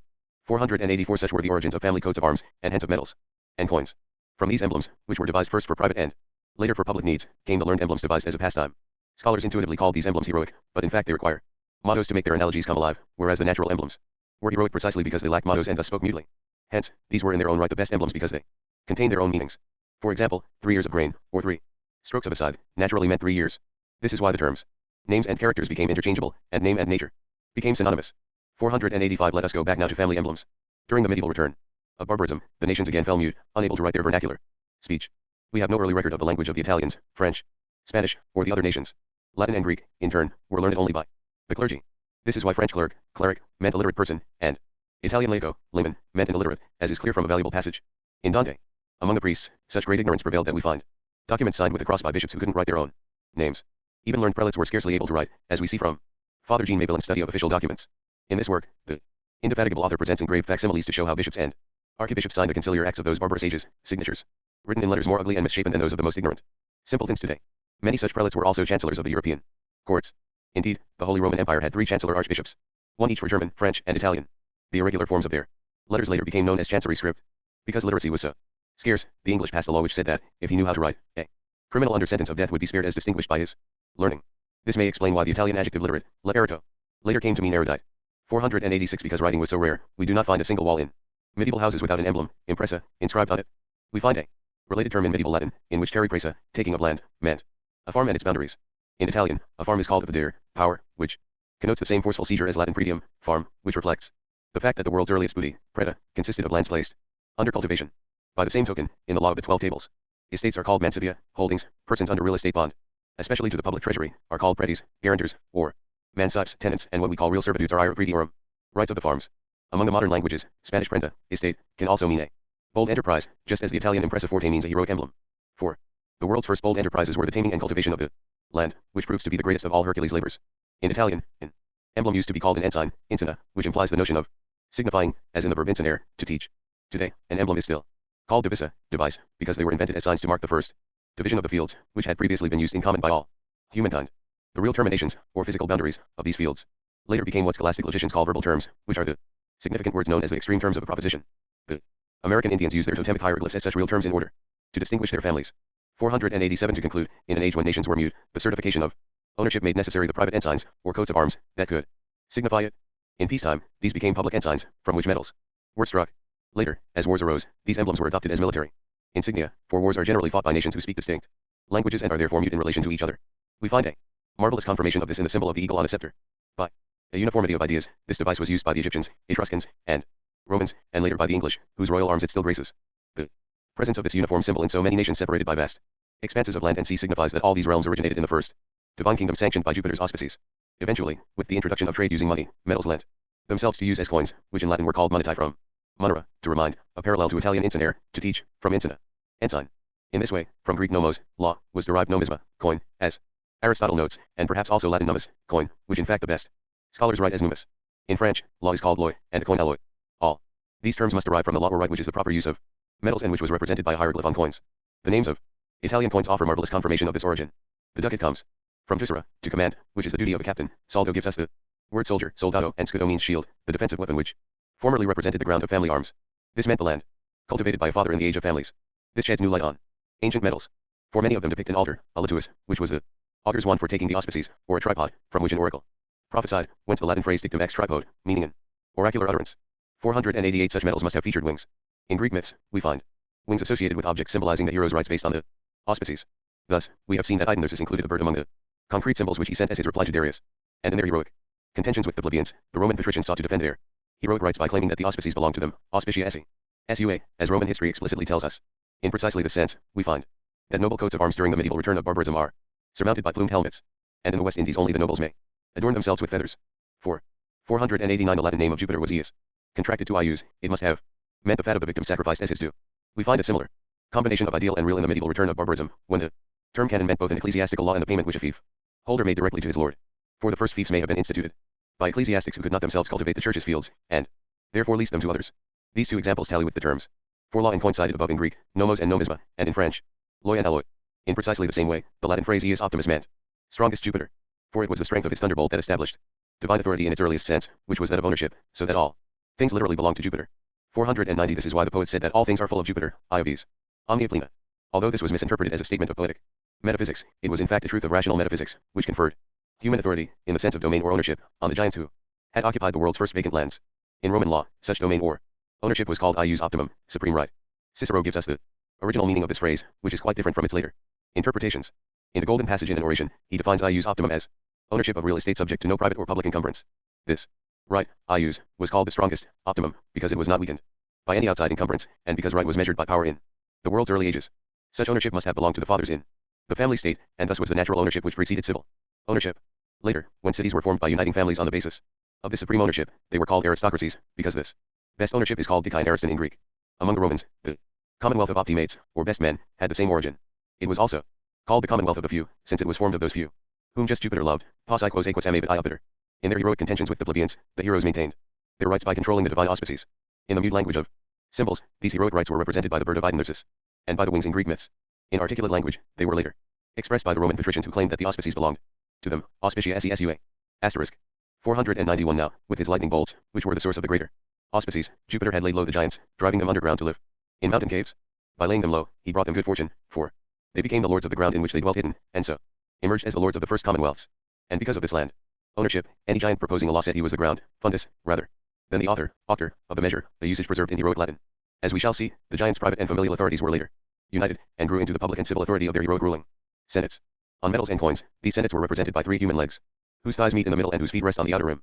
This symbol is quite common on the Greek coins reproduced by Hubert Goltz, and signifies the ownership of the ground in each region, territory, or district of a commonwealth. Such ownership, now called eminent domain, is represented by the symbol of an apple supported by crowns representing the civil powers, as we shall see. The 3-legged symbol derives its full power from the number 3. For the Greeks used to create superlatives by adding the prefix thrice, thrice, just as the French today use trace to mean very. By the same manner of speaking, Jupiter's thunderbolt was called thrice furrowed, trisulcus, because of its great power in furrowing the air. The notion of furrowing may first have applied to air, then to earth, and finally to water. In the same way, Neptune's 3-pronged spear or trident was named after a powerful hook designed to grip or grapple ships, and Cerberus was called triple-throat, trifos, because of his huge gullet. 492 This account of the origins of family coats of arms will serve as an introduction to my discussion of the topic in the first edition of my new Science, which is the third of the 3 passages in that work which I do not regret having published. 5. 493 We may now see that the 3 princes of the law of nations, Grotius, Selden, and Pufendorf, should have founded their doctrine on 3 things: the letters and laws which Hermes Trismegistus invented for the Egyptians, the symbols and names of the ancient Greeks, and the names of the Romans, which signify both their clans and laws. They should have offered an intelligent account of their doctrine based on the early symbols and myths, which are emblematic medals of the age when the pagan nations were founded, and they should have traced the customs of the pagan founders by applying a metaphysical criticism. This would in turn shed light on our philological criticism, which has dealt only with writers who lived more than 1,000 years after the founding of the nations. Chapter 7. Final corollaries on logic in educated people. 1. 494 The notion of poetic logic has aided us in tracing the origins of language and in doing justice to their first authors, whom later ages considered sages because they had assigned natural and proper names to things. Accordingly, we have seen that the words name and nature were synonymous in Greek and Latin. 2. 495 The first founders of civilization strove to devise an art of sensory topics. This allowed them to combine what might be termed the concrete properties, qualities, and relations of individual objects and their species. These combinations in turn created their poetic genres. 3. 496 We may truly say that in the world's first age people employed the primary function of the human mind. 4. 497 First of all, these people created a crude form of topics. For this art regulates our mind's primary function by showing us all the commonplaces, which we must review in order to know a subject well and completely. 5. 498 Providence directed human affairs wisely by causing the human mind to conceive the art of topics before that of criticism, for we must be familiar with things before we can judge them. Topics makes the mind more inventive, just as criticism makes it more exact. In that early age, the institutions necessary to human life had to be invented, and invention is the proper task of ingenuity. In fact, on closer consideration, we find that, even before philosophers existed, the Greeks had invented not only the things necessary to life, but also many useful, comfortable, and pleasant things, including non-essential luxuries, as we shall see later in discussing Homer's age. As Axiom 52 states, children excel in imitation, poetry is simply imitation, and the arts are simply imitations of nature and are, in a certain sense, concrete poetry. In other words, the first peoples were the children of the human race, and founded the world of the arts. Coming much later, the philosophers were the old men of the nations and founded the world of the sciences, by which civilization was completed. 6. 499 This historical development of human ideas finds wonderful confirmation in the history of philosophy. When men first began to philosophize crudely, they used the evidence of their senses, which the Greeks call autopsia, seeing for oneself. Later, this was used by Epicurus, who, being a philosopher of the senses, was content to base his judgments on sensory evidence. Indeed, my Origins of Poetry has shown that the first poetic nations possessed the most vigorous senses. Next came Aesop, symbol of the so-called popular moralists, who preceded the 7 sages of Greece. Aesop reasoned by example, and since he lived in an age of poetry, he created his examples by inventing similes. One of these, the fable of the belly and the limbs, was used by the worthy Menenius Agrippa to reduce the rebellious Roman plebeians to obedience. Even today an example of this sort, especially a true one, convinces the ignorant masses more effectively than the irrefutable logic of maxims. Then came Socrates, who introduced dialectic, which resolves doubtful questions by induction from what is more certain. Even before Socrates, medicine had used induction from observations, and it had produced Hippocrates, the prince of physicians, both for his achievements and for his antiquity, who earned the immortal eulogy. He neither deceives anyone, nor is deceived by anyone. Nec fallit quenquam, nec falsis abulo est. In Plato's day, as we learn from the Timaeus, the mathematics of the Italian school of Pythagoras had reached great heights by employing the unitive or so-called synthetic method. By virtue of this unitive method, Athens in the age of Socrates and Plato shone forth in all the arts for which human genius is admired: poetry, eloquence, and history, as well as music, statuary, painting, sculpture, and architecture. Then came Aristotle, who taught the syllogism, a method for deducing particulars from universals, rather than by uniting particulars to obtain universals. And Zeno, who taught the sorites, or cumulative syllogism, which, like the method of our modern philosophers, teaches us subtlety rather than acumen. These were their greatest contributions to human advancement. Hence the great philosopher and statesman Bacon justly proposes, recommends, and demonstrates the inductive method in his Novum Organum, and still enjoys a following among the English with great advances in experimental science. 7. 500 This historical progression of human ideas clearly demonstrates the common error of everyone who has labored under the false notion of the wisdom of the ancients. Such scholars believe that Midas was the first lawgiver of the pagan nations, and that universal laws were established by Theseus at Athens, by Lycurgus at Sparta, and by Romulus and the other kings at Rome. In fact, we find that the most ancient laws were framed as Injunctions or prohibitions directed at an individual, and only later were applied to others. For not only were the earliest people incapable of grasping universals, they could not conceive laws until events had made them necessary. In the prosecution of Horatius, for example, the law of Tullus Hostilius was simply the penalty decreed against the renowned defendant by the duumbers, the two officials appointed by the king for that purpose. Livy pronounces it a law with a fearful formula, lex horrendi carminis, which would make it one of the laws written in blood by Draco, or what scripture calls blood laws, lex sanguinis. But when Livy writes that the king refused to proclaim the law and thus to claim responsibility for a harsh and unpopular verdict, his interpretation becomes utterly ridiculous. For the king himself imposed the formula of condemnation on the duumbers, so that they could not have acquitted Horatius even if he had been found innocent. Livy's account is quite unintelligible at this point. For he failed to see that, since heroic senates were aristocratic, the king's only power was to create duumbers as commissioners to judge criminal trials, and that the people in heroic cities was composed solely of nobles, to whom the condemned could appeal. 501 To return to my point, the law of Tullus is in fact one of the so-called exempla, meaning exemplary punishments, which were the first examples employed by human reason. This tallies with Aristotle's observation, cited in Axiom 85, that in heroic commonwealths there were no laws concerning private wrongs or injuries. In this manner, concrete examples preceded the rational examples used by logic and rhetoric. At length, when intelligible universals had been understood, the essential property of law, its universality, was recognized. Thus was established the celebrated maxim of jurisprudence that we must judge by laws, not examples, legibus, non exempli, est iudicandum. Section 3. Poetic Morality. Chapter 1. Poetic Morality and the Origins of the Common Virtues taught by religion through the institution of matrimony. 502 It is through the idea of God that the rational metaphysics of the philosophers accomplishes its principal task of clarifying the human mind. For the human mind needs logic in order to form clear and distinct ideas, which may reach the heart and cleanse it with morality. In just this way, the poetic metaphysics of the first giants, based on their idea of Jupiter and their sensory logic, created a poetic morality. In their atheism, these giants had warred with heaven. But when they beheld Jupiter's lightning bolts, terror subdued them, laying low not only their bodies, but also their minds, in which they imagined the frightful idea of Jupiter. Being incapable of reasoning, the giants conceived this idea through their sense impressions, which were formally true, but materially false, for this logic suited their natures. And this frightful idea of Jupiter in turn inspired their piety, and thus planted in them a poetic morality. From this natural origin of human institutions arose the invariable property that minds must be laid low and humbled if they are to profit fully from the knowledge of God. By contrast, pride leads minds into atheism, so that atheists become giants in spirit, who, in Horace's words, declare in our folly we assail the very heavens, Silem. Ipsum petimus stultitia. 503 Plato clearly identified Homer's Polyphemus with such pious giants, an interpretation which we may confirm by citing the words which Homer himself assigns to this giant. Polyphemus tells his fellows that the misfortune he has suffered at Ulysses' hands was foretold by an augur who once lived among them, and clearly augurs cannot live among atheists. Thus, poetic morality originated in the piety which divine providence ordained as the foundation of the nations. Indeed, among all nations, piety is popularly called the mother of all the moral virtues, personal, domestic, and civil. And if philosophy is useful in discussing virtuous behavior, religion alone is capable of inspiring it. And piety originated in religion, which properly consists in the fear of divinity. The heroic origin of the word religion was preserved among the Romans, according to the scholars who derive it from religare, to bind. For this verb refers to the chains which bound Tityrus and Prometheus to mountain cliffs, where their heart and organs were devoured by an eagle, the symbol of the frightful religion of Jupiter's auspices. This was the source of that invariable property of all nations, that piety is instilled in children by their fear of some divinity. 504 Moral virtue began, as it must, from a conscious effort. Chained under the mountains by their frightful religion of thunderbolts, the giants checked their bestial habit of wandering wild through the earth's great forest. Completely reversing their customs, they now settled down, hidden away in their lands, fondi, so that they later became the founders, fondatori, of the nations and lords of the first commonwealths. According to popular tradition, this was the first great benefit which heaven bestowed on humankind during the age when he reigned on earth through the religion of the auspices, and it was the source of Jupiter's title of stayer or settler. With this conscious effort, the virtue of the spirit began to grow, and kept them from satisfying their bestial lust in the sight of heaven, which now inspired their mortal fear. Instead, each giant would drag a woman into his cave and keep her there as his lifelong mate. In this way, they practiced human intercourse secretly in private, which is to say, with modesty and shame. Hence, they began to feel a sense of shame, which Socrates called virtue's outward aspect. After religion, shame is the second bond that keeps nations united, just as shamelessness and impiety cause their ruin. 505 In this manner, marriage was introduced, which we may define as a carnal union modestly consummated in fear of some divinity. Marriage is the second principle basic to my new science, and derives from the first principle, which is divine providence. From its origin, marriage involved three solemn rites. 506. 1. The first marriage rite was the auspices of Jupiter, which were taken from the lightning bolts which had led the giants to celebrate marriages. From this divinatory lot, called sors in Latin, the Romans defined marriage as omnis vitae consortium, a lifelong sharing of one's lot. And husband and wife were called consorts. Even today, Italian girls are commonly said to choose their lot, prendere sword, when they marry. In this precise manner, we may trace to the world's first age that law of nations by which a wife adopts the public religion of her husband. For when husbands shared their first civilized ideas with their wives, they began with the idea of that divinity which had forced them to drag the women into their caves.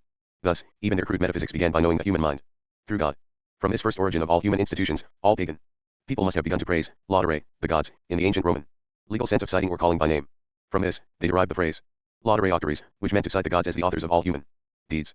These were the praises which people could rightly offer to the gods. 507 This primitive origin of marriage established the custom that a woman enters the household and family of the man she marries.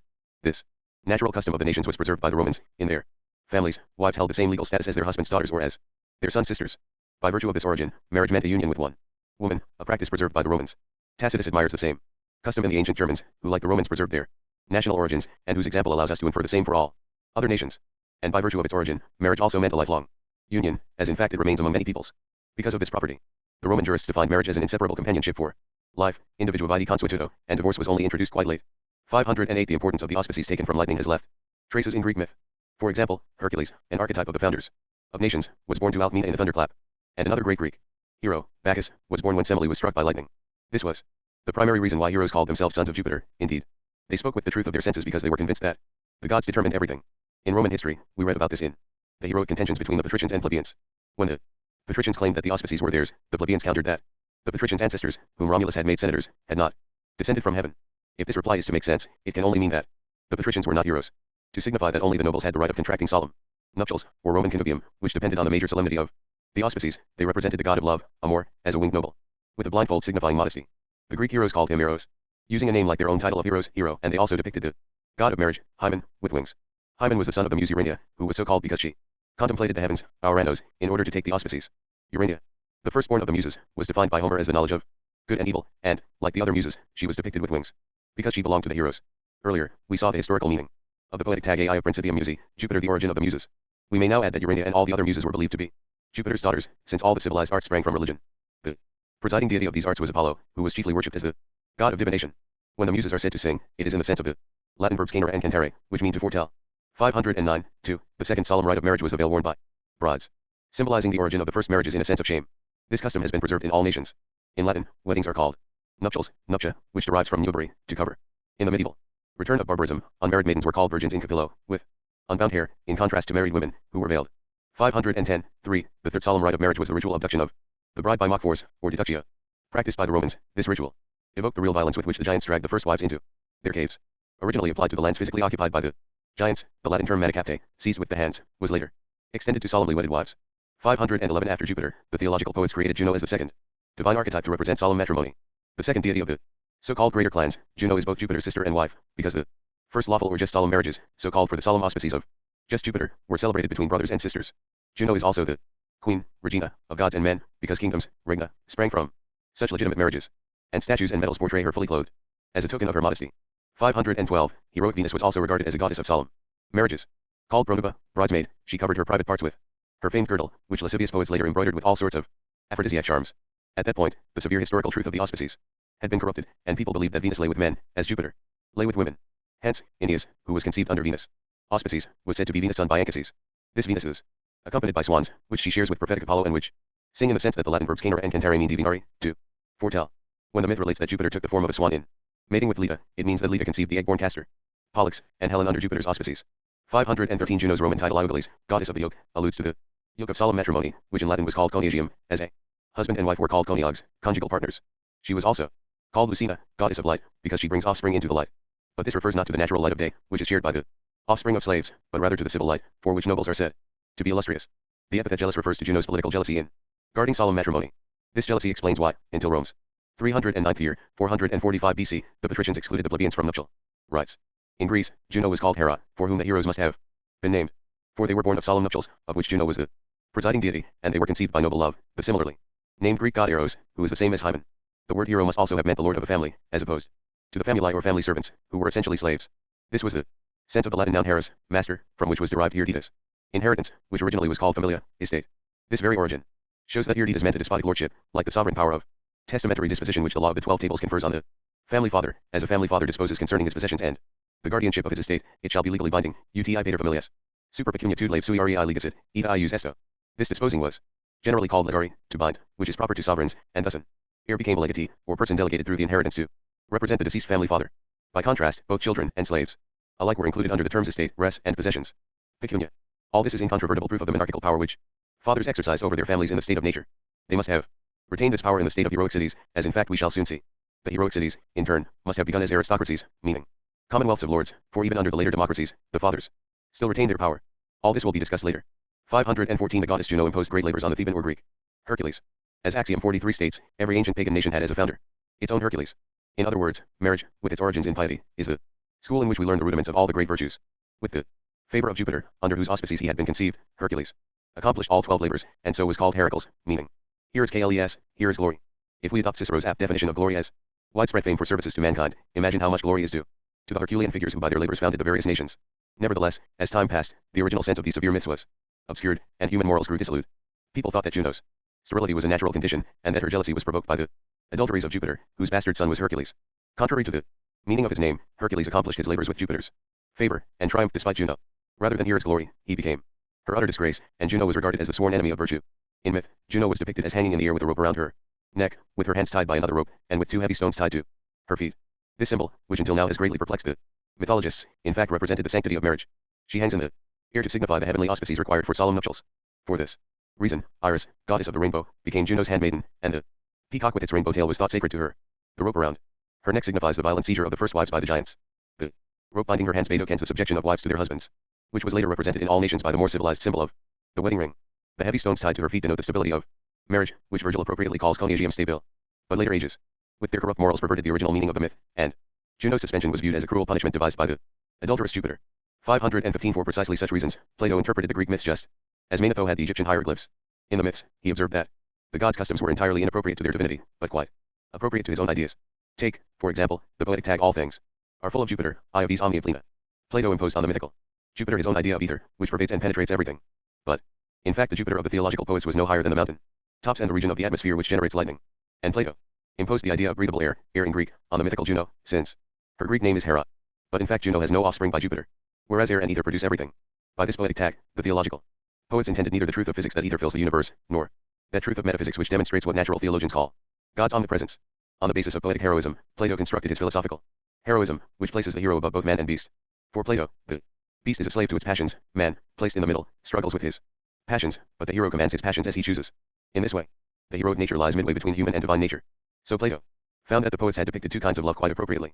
Noble love, whose name Eros is related to heroes, was represented with a blindfold and wings, for he was blind to things of the senses, and flew upwards to contemplate intelligible things. By contrast, plebeian love, having no blindfold, was always intent on things of the senses, and lacking wings, constantly falls back on them. In the severe interpretation of the early poets, Ganymede snatched up to heaven by Jupiter's eagle symbolized a contemplator of Jupiter's auspices. Later, corrupt ages made him Jupiter's abominable paramour. Quite appropriately, Plato regarded Ganymede as a metaphysical contemplative, who, by contemplating the highest being in the so-called unitive way, achieves union with Jupiter. 516 In this manner, piety and religion created the four cardinal virtues. 1. The first people became naturally prudent because they consulted Jupiter's auspices. 2. They became just both towards Jupiter, from whose name is justice is derived, and towards others, in whose affairs they did not meddle. In speaking to Ulysses, this is how Polyphemus describes the giants scattered in their Sicilian caves, but this apparent justice was in fact mere savagery. 3. They became temperate because they were content with one spouse for their entire lifetime. 4. And they became courageous, industrious, and magnanimous, all virtues of the Golden Age. Now, the Golden Age was not an age in which pleasure was law, as dissolute poets later imagined it. In the true Golden Age of the theological poets, people were indifferent to the tastes created by sick imaginations, and only took pleasure in what was accepted and useful, as peasants do today. The heroic origin of the Latin verb iovere, to be useful, is preserved in the use of iovet to mean it is pleasant. Nor was the Golden Age, as the philosophers imagined it, an age in which men read the eternal laws of justice in Jupiter's bosom. Rather, it was in the heavens that men first read the laws dictated by lightning bolts. In fine, the virtues of this primitive age resembled those praised by the Scythians, who would stick a knife in the ground and worship it as a god, and so justify their murders. In other words, they were virtues of the senses which combined religion and cruel savagery, qualities which today we find in witches, as Axiom 40 states. 517 The primitive morality of the savage and superstitious pagans gave rise to the custom of sacrificing human victims to the gods. Philo of Biblos relates that, whenever the ancient Phoenicians were threatened by some great disaster like war, famine, or plague, the kings sacrificed their own children to placate the anger of heaven. Quintus Curtius reports that such sacrifices of children were regularly offered to Saturn. And just in records that the Carthaginians, who undoubtedly came from Phoenicia, continued this custom and practiced it quite late in their history. This is confirmed by Ennia's celebrated verse, and the Phoenicians used to sacrifice their small sons, et poenius alidiisos, sacrificaripulos. In fact, after their defeat by Agathocles of Syracuse, the Carthaginians sacrificed 200 noble children to placate their gods. Agamemnon's votive sacrifice of his daughter Iphigenia shows that the Greeks shared this impious piety with the Phoenicians and Carthaginians. This will surprise no one who considers the cyclopean paternal power of the first fathers of the pagan world, which was practiced by the Greeks, who were the most learned nation of antiquity, and by the Romans, who were the wisest. In both nations, fathers had the right to kill their newborn children, even in the later age of their advanced civilization. Such considerations should certainly reduce the horror which, in this gentler age, we feel when we read that Brutus beheaded his two sons for plotting to restore Tarquinius as king of Rome, or that Manlius Torquatus, nicknamed the Imperious, beheaded his valiant son for fighting and winning a battle against his father's orders. Caesar reports that the Gauls too made such human sacrifices, and in his annals, Tacitus relates that the Britons used the entrails of human victims to foretell the future according to the divine science of their Druid priests, whom the conceit of scholars has supposed so rich in esoteric wisdom. According to Suetonius in his life of Claudius, this savage and monstrous religion was forbidden by Augustus to Romans living in Gaul, and later prohibited by Claudius among the Gauls themselves.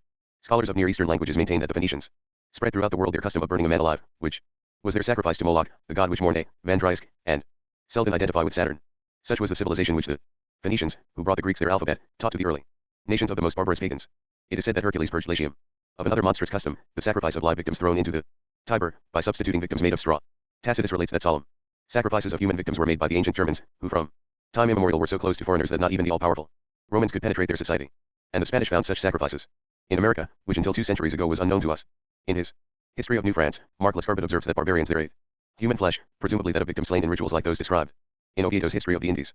In short, in an age when the ancient Germans were seeing the gods on earth, and the American tribes were too, and when the most ancient Scythians abounded in the many golden virtues we have heard praised by various authors, in this age, I say, they all practiced such inhuman humanity. Plautus calls all such sacrifices Saturn's victims, Saturni hostii, because they date from the age of Saturn, which our writers regard as the golden age of Latium. What a gentle, benign, moderate, tolerant, and moral age it was. 518 The only conclusion to draw from all this is the extreme vanity with which conceited scholars have previously affirmed the innocence of the golden age in the first pagan nations. In fact, it was their fanatical superstition which, by means of the powerful terror their imagined deity inspired, held in moral check the savage, proud, and ferocious men of the early pagan world. Reflecting on such superstition, Plutarch posed this question: which is the lesser evil for men, to worship the gods in such an impious manner, or not to believe in them at all? But his antithesis is unfair. For even the most brilliant nations arose from such primitive worship, while no nation in the world has ever been founded on atheism. 519 Let these remarks suffice concerning the divine morality of the first peoples of the lost human race. I shall discuss their heroic morality later, in the appropriate place. Section 4. Poetic Economics, or Household Management. Chapter 1. Household Management in Nuclear Families. 520 With their merely human senses, the hero sensed 2 truths which constitute the whole science of household management. These truths are preserved in the 2 Latin verbs educere, to bring forth, and educare, to bring up. With supreme elegance, educere refers to the education of the mind, while educare refers to the education of the body. Later, by a learned metaphor, physicists transferred educere to the bringing forth of forms from matter. For heroic education had begun in a way to bring forth the form of the human soul, which had lain buried by matter in the giants' huge bodies. And it likewise began to bring forth the form of the human body in its just dimensions from the disproportionate bodies of the giants. 521 Let us first consider the education of the mind. Axiom 72 showed us the threefold role played by heroic fathers in what is called the state of nature. 1. They were sages in the wisdom of the auspices, which was a popular wisdom. 2. By virtue of their wisdom, they were priests whose dignity made it their duty to offer sacrifices, both to procure the auspices and to interpret them correctly. 3. Finally, they were kings whose duty was to bring the laws from the gods to their families, that is, they were legislators in the proper sense of the word, which means bearers of laws. Later, the kings of the heroic cities were legislators as well, for they brought the laws of the governing senates to their people in the 2 kinds of heroic assemblies described by Homer, the bull and agora. As we saw in my notes on chronology, the heroes framed their laws orally in the bull, and then promulgated them orally in the agora, for letters had not yet been invented. At Rome, the heroic kings had their laws brought from the governing senates to the people by the duumbers, who had been created for this very purpose, and thus came to be living, speaking laws. We have seen that Tullus Hostilius used the duumbers to proclaim his law in the trial of Horatius. But since Livy did not understand this, we cannot understand his account of the trial. 522 Plato was seduced by this popular tradition about wise father kings, as well as by his false belief in the incomparable wisdom of the ancients. This is why he vainly yearned for an age in which philosophers would rule or rulers philosophize. Now, it is clear that fathers were monarchical family kings, superior to everyone else in their families and subject to God alone, as Axiom 75 states. And they possessed an authority which was enforced by terrifying religion and sanctioned by brutal punishments, like that of the Cyclopes, whom Plato regards as the world's first family fathers. But since this popular tradition was later misunderstood, it gave rise to the serious misconception, later shared by political thinkers, that the world's first form of civil government was monarchy. And this in turn gave rise to those unjust principles of bad politics which say that civil governments were created either by open violence or by deceit which erupted into violence. But let us consider that early age, when proud and fierce people, having just abandoned their bestial wanderings, led a crudely simple life, eating nature's freely offered fruits, drinking water from springs, and sleeping in caves. In the natural equality of this state, all the fathers were sovereign in their own families, which makes it inconceivable that one father could, by fraud or violence, have subjected the others to a monarchical state, as we shall see. 523 At this point, we may contemplate the long time which must have passed before the pagan peoples, developing from a state of bestial native freedom through a long period of cyclopean family discipline, were civilized enough to obey naturally the laws of their emerging civil states. From this, we may deduce the invariable property that a commonwealth will be happier than Plato's ideal republic, if its fathers teach their children religious piety, and if its children admire their fathers as sages, revere them as priests, and fear them as kings. Such great divine force was necessary to reduce these grotesque and savage giants to civilized behavior. Since these early people could not express this force abstractly, they represented it concretely as a physical object, a cord. In Greek, this was called corda, and in early Latin fides, whose primary and proper meaning is implied in the phrase fides deorum, the force or faith of the gods. This cord was the earliest lyre or monochord, and by adding others, they fashioned the lyre of Orpheus. By playing this lyre, Orpheus sang the divine force of the auspices, and reduced the bestial Greeks to civilization. And Amphion too played the lyre as he raised the walls of Thebes with stones that moved at his song. Just such stones are found in the myth of Deucalion and Pyrrha, who found them at their feet and threw them over their shoulders, causing people to spring up. The couple stood in front of the temple of Themis to show their fear of divine justice, and veiled their heads as a symbol of marital modesty. The stones lying before their feet were the stupid people who had come before them. Indeed, in Latin lapis stone means stupid. And by throwing these stones over their shoulders, That is, by introducing family order through household teaching, they changed them into people, as my notes on chronology explain. 524. The second part of household teaching was the physical education of their human bodies. Through their frightful religion, their cyclopean authority, and their sacred ablutions, the heroic fathers began to disorder, bring forth the proper human proportions from their children's giant bodies. As we have seen, how admirably Providence endowed this lost race with giant bodies before they learned householding. For in their bestial wandering, they needed a robust constitution to endure harsh climates and seasons.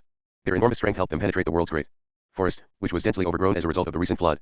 As they fled from wild beasts and pursued timid women, these giants became isolated, and their search for pasture and water scattered them throughout the earth, so that eventually the whole world became inhabited. It was only after the giants had begun to settle in one place with their wives, first in caves, then in huts near perennial springs, and near fields which they cultivated for food, that they shrank to the proper stature of today's men. For the reasons explained earlier. 525. At its very birth, they brought household management to its ideal form, in which fathers by their toil and industry acquire a patrimony that ensures their children's easy, comfortable, and secure subsistence. The ideal patrimony guarantees the survival of the family and offers hope that nations will rise again, even if foreign trade, civil products, or the cities themselves should fail. And this patrimony should be located in a healthful climate near perennial water sources, should occupy a naturally strong site as a possible refuge when people despair of defending their cities in wartime, and should include fields large enough to sustain any poor peasants who, fleeing the ruined cities, may till them to support their lords. In the words of Dio cited in Axiom 104, Providence did not order the family state by decree, like a tyrant, but instead followed human customs. Since she is the queen of human institutions, we find that the strong men chose lands on the mountain heights, where the air is breezy and salubrious. They chose lands in naturally strong sites, which became the world's first citadels, arses in Latin. Later, military engineers systematically fortified them, which is why the Italian word for fortress, rocca, derives from the word for a steep, rugged mountain, rossia. And they chose lands near perennial springs, which are most commonly found in the mountains. Near such springs, birds of prey make their nests, and hunters set their nets. This may explain why the ancient Romans called any bird of prey aquila, eagle, from aquilica, water seeker. The noun aquilex means a diviner or bearer of water. Now, Roman history clearly tells us that the birds which Romulus used to take the auspices for his new city were vultures. But they came to be identified as eagles, which were the guardian symbols of the Roman armies. For the first people, being simple and uncouth, believed that eagles were the birds of Jupiter because they flew high in the heavens. And when they followed the eagle's flight, they discovered perennial springs. Hence, they venerated the eagles for revealing these springs, which were the second great benefit, after Jupiter's fearful lightning, which heaven bestowed on them during his earthly reign. And so, they regarded the auspices taken from eagle flights as the most august after those taken from lightning. These are the auspices, called major, or public auspices by Messala and Corvinus, which the Roman patricians meant when, in their heroic contentions with the plebeians, they said that the auspices belonged to them. All these institutions, ordained by Providence as the foundation of pagan civilization, were interpreted by Plato as the ingenious provisions of the first city founders. Yet during the medieval return of barbarism, when cities everywhere were destroyed, it was in the same manner that the families were preserved from which the new European nations arose. The new Italian seigniories created in the medieval period were called castella, castles, and we find that the oldest cities and most capitals lie high in the mountains, whereas villages are scattered throughout the plains. This is why in Latin nobles were said to be born in a high or illustrious place, summo loco, illustri loco nati, and plebeians born in a low or obscure place, immo loco, obscuro loco nati. For the heroes inhabited the cities, and their servants the fields.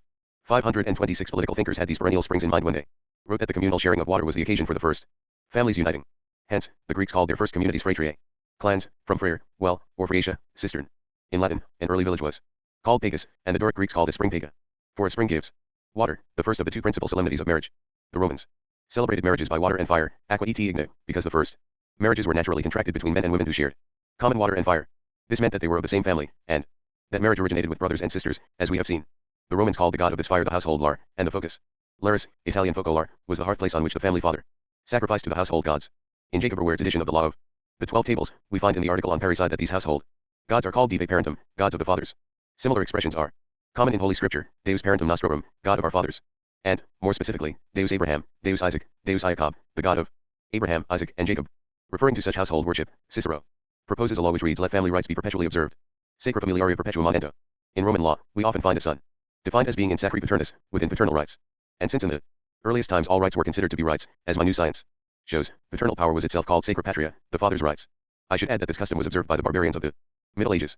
In his genealogy of the gods, Boccaccio attests that every New Year each Florentine father would sit at the hearth, and would sprinkle incense and wine on a burning log. In Naples today, we find the same ritual observed on Christmas Eve by families of the lower classes, in which the father must solemnly light such a log on the hearth. Indeed, in the present Kingdom of Naples, families are counted by the number of hearth fires. When the first cities were founded, people adopted the universal custom of contracting marriages between couples from the same city. Later, when marriages were also contracted with outsiders, the rule remained that the couple must share a common religion. 527 From fire, let us return to water. All the gods swore by the river Styx, which was the source of all springs. These gods must be the nobles of the heroic cities, whose reign over the plebeian men was based on the communal sharing of water. Until 445 BC, Roman patricians excluded the plebeians from marriage solemnities of water and fire. By the same token, the Bible often mentions Beersheba, whose name means the well of the oath, or the oath of the well, and the name of the Italian city of Pozzuoli preserves its great antiquity. In Latin, it was called Puteoli because it united Many small wells, Pudii.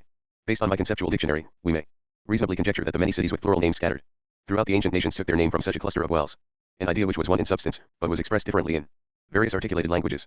528 At this point, people imagine the third major deity, which is Diana. She represents the primary human need for water, which the giants felt once they had settled on certain lands and united in marriage with certain women. The theological poets describe the history of these institutions in two myths about Diana. In the first, Diana lies with the sleeping Endymion in complete silence and darkness, which signifies the modest shame of matrimony. Diana's chaste behavior manifests the chastity enjoined by Cicero's law cast Deos adi unto, let all approach the gods chastely, sacred ablutions must precede a sacrifice. The second myth describes the fearful religion of the water springs, which are invariably qualified by the epithet sacred. In this myth, Actaeon sees Diana naked, a symbol of the living spring. Diana sprinkles him with water, which means that the goddess casts great terror over him. In Latin, persons like Actaeon who were driven mad by their superstitious terror were called lymphati, which properly means sprinkled with lympha, pure water.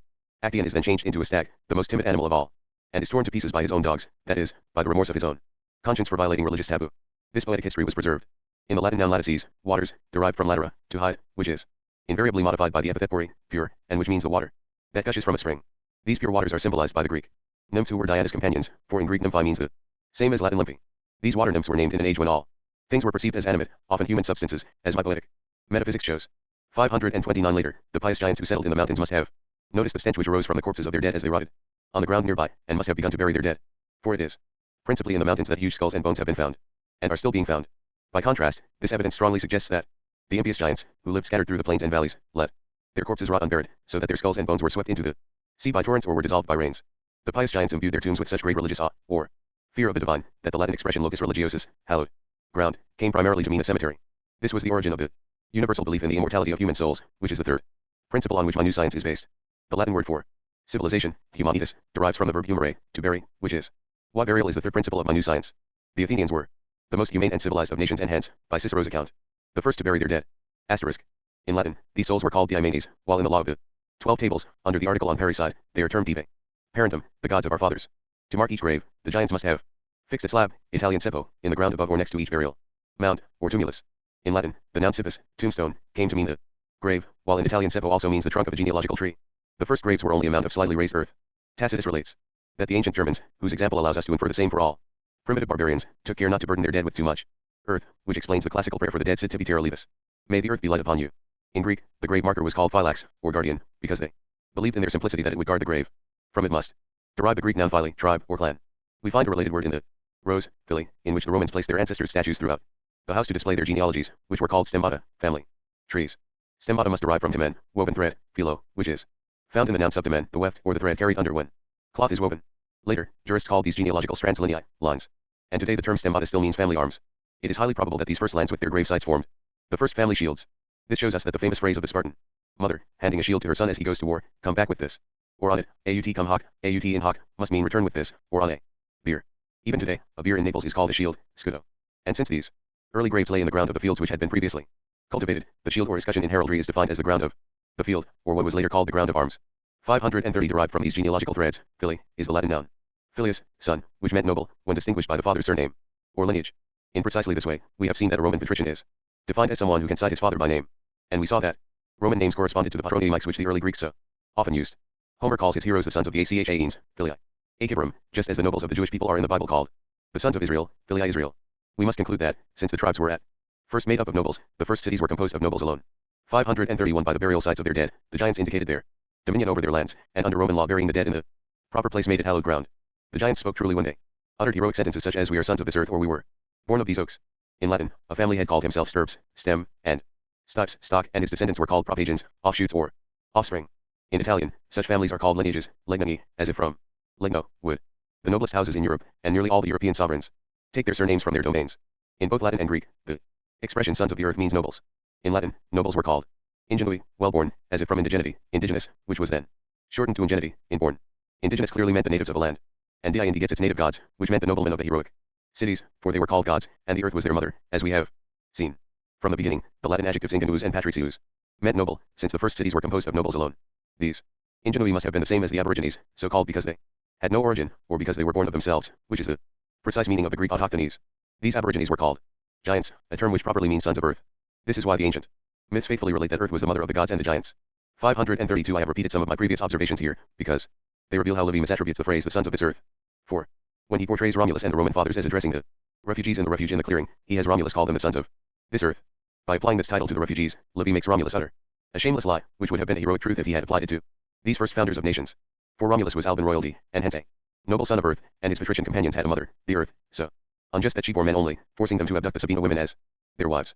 One can only conclude that, since early people thought in poetic archetypes, Romulus as the founder of Rome was invested with the properties of the founders of the first Latin cities, even though Rome was only one of many cities in Latium. Livy commits a related error when he defines the refuge as the ancient council of city founders. For in the first city founders, who were simple folk, it was not council but nature which served the ends of providence. 533 At this point, early people imagined the fourth deity of the so-called greater clans, Apollo, the god of civil light. By virtue of this light, heroes were called kleatoi, illustrious, in Greek, from kleos, glory, and in Latin, they were called includi, celebrated, from cluer, splendor of arms. For the heroes shone with that light into which Juno Lucina brought noble offspring. Apollo was also the leader of the muses. The first muse was Urania, whom Homer defines as the knowledge of good and evil, meaning divination, for which Apollo is the god of poetic wisdom, or divine science. After Urania, the second muse imagined by early people was Clio, who narrates heroic history and the nobles cluer. This history clearly began with the genealogies of the heroes, just as sacred scripture begins with the descendants of the patriarchs. The first episode in this heroic history is Apollo's pursuit of Daphne. In the myth, Daphne is a nomadic maiden who wanders through the forests, living an abominable life. Pursued, she implores the aid of the gods, whose auspices are required for solemn nuptials. They stop her wandering and change her into a laurel, a plant which, as an evergreen with clear and acknowledged offshoots, symbolizes the family stock which is called stipes in Latin. During the medieval return of barbarism, this terminology was revived. Genealogies were called family trees, founders were called stocks or stems, descendants, branches, and families, lineages, legna as if from legno, wood. In the original myth, Apollo was a pursuing deity, and Daphne a fleeing beast. But later, when the severe language of this history had been forgotten, the roles were reversed, Apollo became a libertine, and Daphne a goddess like Diana. 534 Apollo is the brother of Diana, whose perennial springs encouraged the founding of the first nations high in the mountains. Hence, Apollo's seat is on Mt. Parnassus, the dwelling of the muses, who are the arts of civilization. And it is near the spring called Hippocrene, whose waters are drunk by the swans whose song is prophetic, as in the Latin verbs canere and cantare. It was under the auspices of swans that Leda conceived two eggs, from which were born Helen of Troy and the twins Castor and Pollux.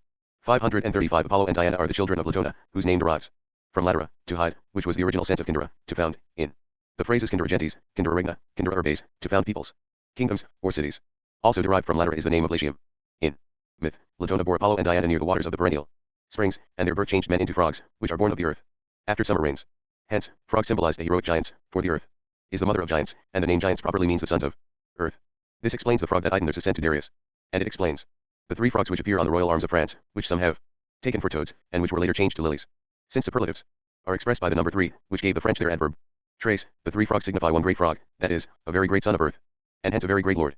536 Both Apollo and Diana are hunters who uproot trees and use them as clubs, like the club of Hercules, to kill wild beasts. They hunt first of all to defend themselves and their families, since they may no longer seek refuge in flight like the lawless nomads. And they hunt to provide food for themselves and their families. Virgil describes his heroes feasting on such hunted game, and Tacitus relates that the ancient Germans and their wives went hunting for wild beasts. 537 Apollo is also the divine founder of civilization and its arts, which are represented by the muses. In Latin, these arts are called liberal, which means noble. One of these arts is riding. This is why Pegasus flies over Mt. Parnassus on wings, symbolizing the nobility. During the medieval return of barbarism, the Spanish called their nobles cavaliers, meaning horsemen, because they alone could afford to arm themselves and their horses. 538 Finally, Apollo is always young, just as Daphne, changed to a laurel, is always alive and verdant, for he immortalizes great houses through their family names. Apollo wears his hair long as a sign of his nobility, a custom which is still observed by nobles in many nations. We read that the Persians and the American Indians punished their nobles by pulling out some of their hair. In Latin, Transalpine Gaul was called Gallia Comita, long-haired, probably because it was founded by nobles. And we find that slaves in every nation have their heads shaved. 539 After the heroes had settled in well-defined lands, their families began to grow in number, and the fruits freely offered by nature no longer sufficed to feed them. Yet they were afraid to seek more food beyond their boundaries, for these were marked off by the same chains of religious fear that had chained the giants beneath the mountains. But this same religion inspired them to burn away the forests so that they could view the open sky, foretaking the auspices. Thus they undertook the great and difficult labor of placing lands under cultivation and sowing them with grain. As they cleared land, they chanced to toast some grain amid the burning thorns and briars, and found that it was pleasant and nutritious. So, using a natural and necessary metaphor, they called the ears of grain golden apples, transferring the idea of apples, which are fruits of nature gathered in the summer, to ears of grain, which human industry also harvests in the summer. 540 The archetypal Hercules was most illustrious for this labor, the greatest and most glorious of all, which was truly the glory of Hera, who had commanded him to nourish families. Early people used three apt and essential metaphors to imagine Hercules' labor in taming the earth. 1. They imagined the earth in the form of a great dragon. This dragon was completely covered with scales and thorns, which symbolized the earth's briars and thorns. He had wings, which symbolized the hero's ownership of the earth. And he was always vigilant, that is, always dense with vegetation. This dragon guarded the golden apples in the orchards of the Hesperides, and was believed to have been born of water, because of the moisture of the universal flood. 2. Under a different aspect, they imagined the earth as the Hydra, also born of water, Hydra in Greek. The Hydra had several heads which grew back when cut off, And the hydra was 3 different colors, matching the skin sloughed off as a snake grows, black for the scorched earth, green for its blossoming leaves, and gold for its ripening grain. 3. Finally, under the aspect of the earth's fierce resistance to cultivation, they imagined it as a mighty beast, the Nemean lion. Later, the name lion was given to this mighty beast, but many philologists interpret the Nemean lion as an enormous serpent. All 3 of these beasts spew forth fire, which represents the fire with which Hercules burned off the forest. 541 These 3 different myths originated in 3 different parts of Greece, but they signify what is substantially the same thing. A myth from another part of Greece relates that the child Hercules kills serpents while still in his cradle, meaning the infancy of the heroic age. Another myth says that Bellerophon kills the monster called the Chimera, which had the tail of a serpent, the body of a goat, symbolizing the shaggy and wooded earth, and the head of a lion spewing forth fire. In Thebes, it is Cadmus who kills the great serpent and sows its teeth. Using an apt metaphor, they called serpent's teeth the hardwood blades which were used to till the earth before iron was discovered. The mythical Cadmus himself becomes a serpent. The ancient Romans would have said he became a ground, fundus factus est. We shall see that the serpents on Medusa's head and on Mercury's staff signified the dominion of lands. This is why land rent, which was also called the tithe of Hercules, was in Greek called ophelia from ophis, serpent. This meaning of serpents is found in Homer. When the soothsayer Colchis sees a serpent devour 8 sparrows and their mother, he interprets this to mean that the land of Troy will fall under the Greeks' dominion in 9 years. And in the midst of a battle with the Trojans, an eagle drops a serpent it has killed, which the Greeks, by Colchis divinatory science, consider a good omen. This is why Proserpine, who is identical with Ceres, is depicted in sculpture as borne aloft in a chariot drawn by serpents, and why we so often find serpents on coins of the Greek republics. 542 Here are some noteworthy contributions to my conceptual dictionary. In his poem Syphilis, Girolamo Fracastoro relates that the chiefs of the American Indians carry dried snake skins as their scepters. The Chinese charge their royal arms with a dragon, and they carry a dragon as an emblem of their civil authority. This dragon is clearly identical with the Draco, or dragon, who wrote the Athenian laws in blood. As we have seen, this Draco was one of the serpents of the Gorgon Medusa, whom Perseus nailed to his shield. Later, this shield became the shield of Minerva, goddess of the Athenians, and its gaze turned to stone the people who beheld it, which symbolizes the civil authority of Athens. In the book of Ezekiel, the Bible calls the king of Egypt the great dragon that lieth in the midst of his rivers. This title corresponds precisely to the mythical dragons that were born in the water, and to the Hydra, which takes its name from water. And the emperor of Japan created an order of knights who bear the dragon as their device. In the medieval return of barbarism, history tells us that the house of the Visconti was summoned to the duchy of Milan by virtue of their great nobility. On their arms, the Visconti bear a dragon devouring a child, which corresponds precisely to the ancient python, which devoured the men of Greece until it was slain by Apollo, the god of the nobility. This uniformity of heroic thought in ancient and medieval emblems is truly amazing. We find another example in the 2 winged dragons, which are the guardians of the Order of the Golden Fleece. They hold up a necklace made of flintstones, which kindles the fire they spew forth. But this symbol was not understood by Jean-Jacques Chaplet, who wrote the history of the order, and Silvestro da Pietrasanta declares its history obscure. 543 In various regions of Greece, Hercules killed the serpents, lion, hydra and dragon. In another, Bellerophon slew the chimera. In still another, Bacchus tamed tigers, which must have been lions clothed in various colors like a tiger's pelt. This is why the name tiger later passed to the animals of this mighty species. By contrast, the myth that Bacchus tamed tigers with wine appeals to natural history, which made little sense to the heroic rustics who founded the nations. Nor did heroic myth relate that Bacchus went to Hyrcania and Africa to tame tigers. As we shall see in my poetic geography, the Greeks could not have known about Hyrcania, much less Africa, to say nothing of tigers in Hyrcanian forests or the African desert. 544 The early peoples called ears of grain golden apples. This was in fact the world's first gold, for the metal gold was still unmined, and no one knew how to refine it, much less burnish it. How could they value gold and its use when people still drank water from springs? It was only later that the metal was called gold, because its color and value resembled that of their staple grain. This is why Plautus has to specify a treasury of gold, thesaura mori, to distinguish a hoard of metal from a granary. In the Bible, when Job is lamenting the great luxuries he has lost, he mentions eating bread made of grain. Even today, in the rural districts of our remote provinces, when people are sick, they are fed bread from grain. In the cities, we administer potions of ground pearls to our patients. Indeed, when we say a sick man is eating bread from grain, we mean that he is nearly dead. 545 Later, the same idea of value and scarcity must have been extended to fine wool, which was called golden. In Homer, for example, Atreus complains that Thyestes stole his golden sheep, and the Argonauts steal the golden fleece from Pontus. This is why Homer describes his kings and heroes with the invariable epithet polymelos, which we translate as rich in flocks. By a uniformity of ideas, the Romans called the patrimony pecunia, which Latin grammarians derive from picus, herd, or flock. By Tacitus' account, the ancient Germans considered their flocks and herds their most valuable, indeed their only wealth, soli et gradissimi opes sunt. The ancient Romans must have shared this custom, for the article on testaments in the 12 tables attests the use of pecunia to mean patrimony. In Greek, the noun melon means both apple, or pome, and sheep, and in Italian, the word for apple is mela. Perhaps because honey is regarded as a precious fruit, it is called meli in Greek. 546 These ears of grain must thus have been the golden apples which Hercules first brought back from Hesperia, or harvested there. In one myth, the Gallic Hercules binds man's ears with chains of gold that issue from his mouth. Later, we shall see that this symbolizes humankind cultivating the fields. Hercules became the tutelar deity of treasure troves, of which this was the god. This is identified with Pluto, who abducts Proserpine, identified with Ceres or grain, and carries her into the underworld. Poets divide the underworld into 3 parts: 1. The banks of the river Styx; 2. The burial place of the dead; and 3. The bottom of the furrows. From the god Dis. Genitive, Thethes, the Latins called rich people dites. They were the nobles, who are called rich men, ricos hombres, in Spanish, and who were once called beniastanti, well off, in Italian. In Latin, the noun ditio meant what We now call the dominion of a state, for the true wealth of a state consists in its cultivated fields. By the same token, the Romans called the extent of such dominion acre, field, which is properly land that is worked with a plough, erythro-agiter. In Greek, the Nile was truly called Chrysaros, streaming with gold. For by flooding Egypt's vast fields, its waters produce great and abundant harvests. The Pactolus, Ganges, Hydaspes, and Tagus were likewise called rivers of gold, because they fertilized the adjacent fields of grain. It was clearly by extending the metaphor of the golden apples that Virgil, a poet learned in heroic antiquities, invented the golden bow carried by Aeneas into the underworld, as we shall see. In fact, gold in the heroic age was no more highly valued than iron. For example, when the ambassadors of King Cambyses presented many golden vessels to the Ethiopian king Etearchus, he said that he found them neither useful nor necessary, and refused them out of natural magnanimity. Tacitus relates precisely the same thing about the ancient Germans, who in his day were the kind of ancient heroes we are discussing. In their society, he writes, you will see that the silver vessels, given as gifts to their envoys and chieftains, are held as cheap as those made of clay. Hence, we read in Homer that the heroes' armories indifferently mixed arms of iron or gold. For, like newly discovered America, the ancient world must have abounded in such metals, which were only later exhausted by human avarice. 547 All this suggests an important corollary. The division of world history into the four ages of gold, silver, copper, and iron was invented by the poets in more recent times. For it was the poetic gold, or grain, which gave its name to the Greeks' golden age. As we have seen, the so-called innocence of this age was in fact the utter savagery of the Cyclopes, in whom Plato sees the first family fathers.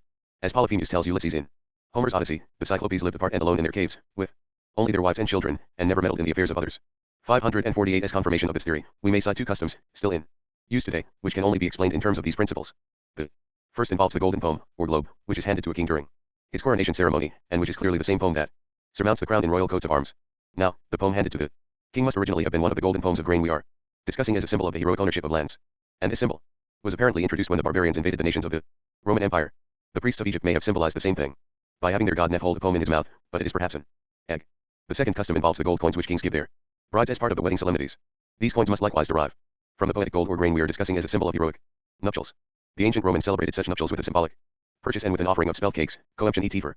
And Homer describes how heroes purchased their wives with a wedding gift. When Jupiter changes himself into a shower of gold to couple with Danae, locked in a tower, meaning a granary, he symbolizes the abundance of wedding solemnities. This Greek myth corresponds strikingly to the Hebrew phrase found in the Psalms, and abundance in thy towers, et abundantia in turibus tuis. We find confirmation of this theory in the wedding ceremonies of the ancient Britons, in which the grooms gave flatbread cakes to their brides. 549 As these human institutions emerged, three new deities of the greater clans arose in the Greek imagination, following a sequence of ideas matching the institutions they symbolized. First was Vulcan. Second was Saturn, who takes his name from Latin sata, sown crops. The Roman age of Saturn corresponds to the Greek Golden Age. Third was Cybe, or Bear Cynthia, who symbolizes cultivated land. This is why she is shown seated on a lion, which represents the forested earth placed under cultivation by the heroes. Cybe is called the great mother of the gods, and also the mother of the giants. As we have seen, the name giants properly meant sons of earth, so that Cybe is mother of the gods, meaning the giants who claim to be gods in the first cities.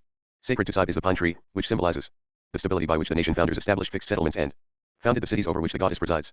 The Romans called her Vesta, the goddess of divine rights, for the first lands plowed, were the world's first altars, as we shall see in my poetic geography. Armed with fierce religious taboos, the goddess Vesta watched over fire and spelt, which was the grain of the primitive Romans. This is why the Romans celebrated marriages with water and fire, aqua et igne, and with spelt, far. Nuptials consecrated with spelt cakes were called nuptia conferiati, and were later restricted to priests. For the first families consisted entirely of priests, like the kingdoms of Buddhist monks found in the Far East. Water, fire, and spelt were thus the principal elements used in the Romans' divine rites. On these lands, Vesta sacrificed to Jupiter the impious people who were abominably sharing their women and property and who had violated the first altars, meaning the first fields of grain. These first sacrificial victims, hostii, were the first victims of the pagan religions, whom Plautus calls Saturn's victims. They were called victims from Latin vitus, vanquished, because they were isolated and weak, and the adjective vit is later retained. This sense of weakness. They were called hostii because such impious folk were justly deemed the enemies, hosts, of the entire human race. Later, the Romans preserved the custom of sprinkling the brow and horns of their sacrificial victims with spelt. After their goddess Vesta, the Romans named the Vestal virgins who watched over the eternal fire. If any mishap caused this fire to go out, they had to relight it using the sun's rays. For humankind's first fire was stolen from the sun by Prometheus and brought down to earth, where the Greeks used it to burn away forests and cultivate the land.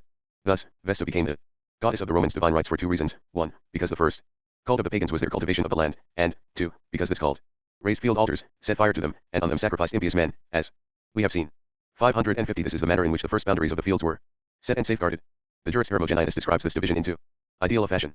He fancies that it was established by deliberate agreement, executed with complete justice, and observed in perfect faith, this in an age when, without any public coercive power, laws had no civil authority.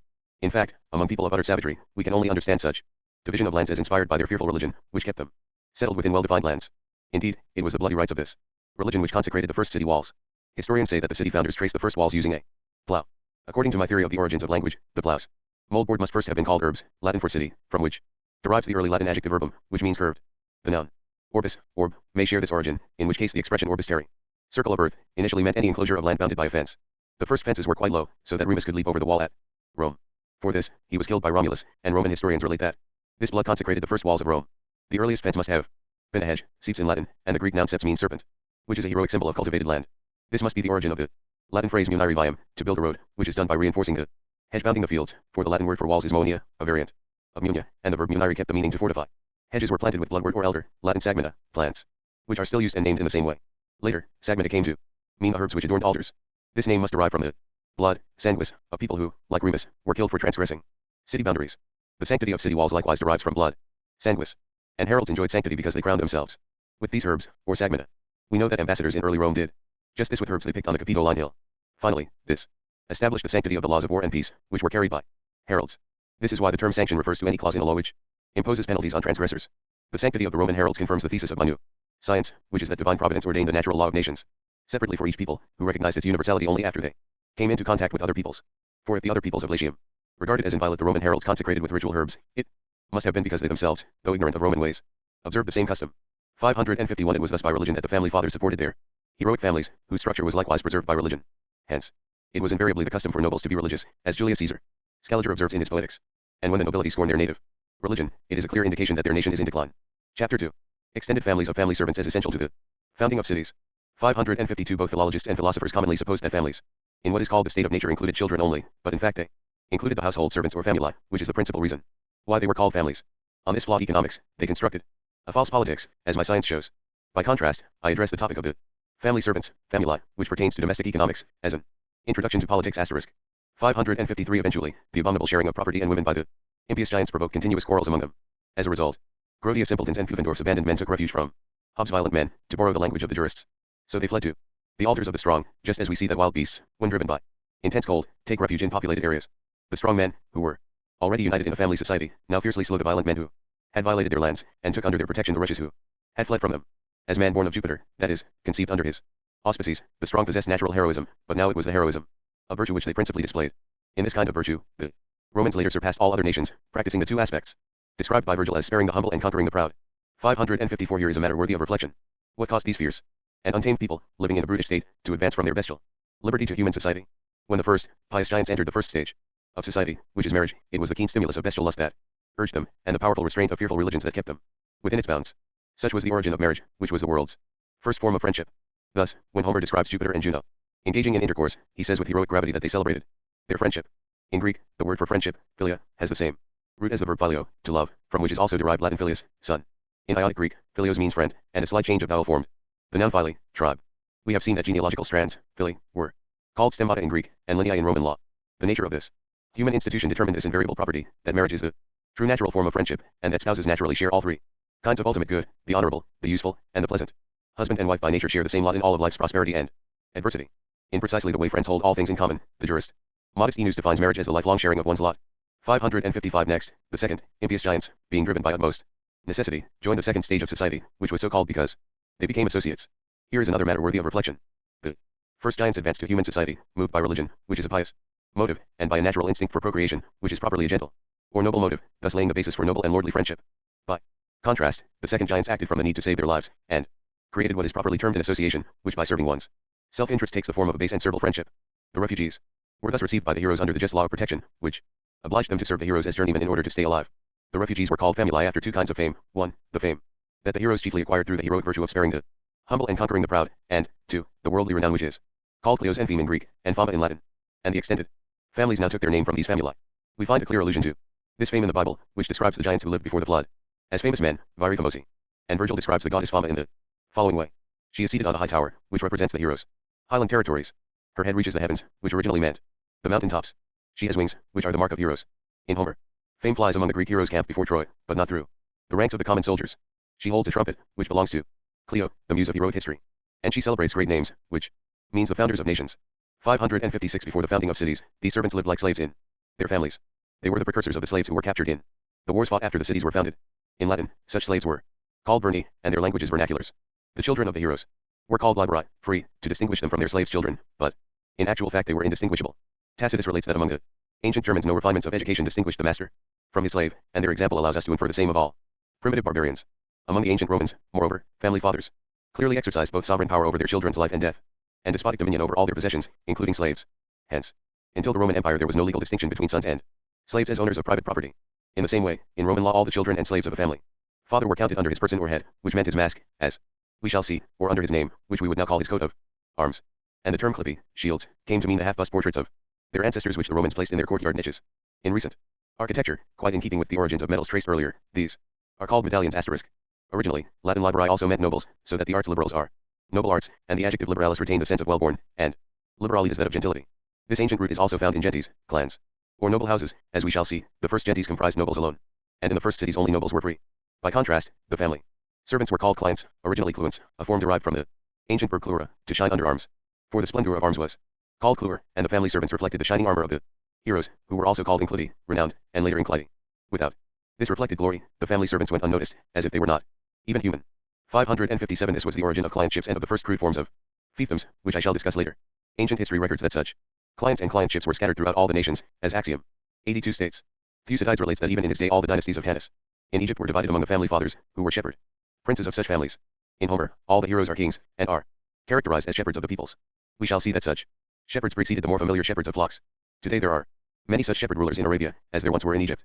In the West Indies, most of the people were found living in a state of nature, governed by such families, and attended by so many slaves that Charles V, King of Spain, was moved to regulate and restrict them. Abraham must have had such a family when he waged war against the Gentile kings. Biblical scholars nicely confirm my point when they call Abraham servants. Vernaculi, which links them to the Roman verni, or captured slaves, mentioned above. 558 The birth of these institutions gave rise to the famous Herculean knot, the actual bond by which clients were bound, nexi, to the lands they had to cultivate for the heroes.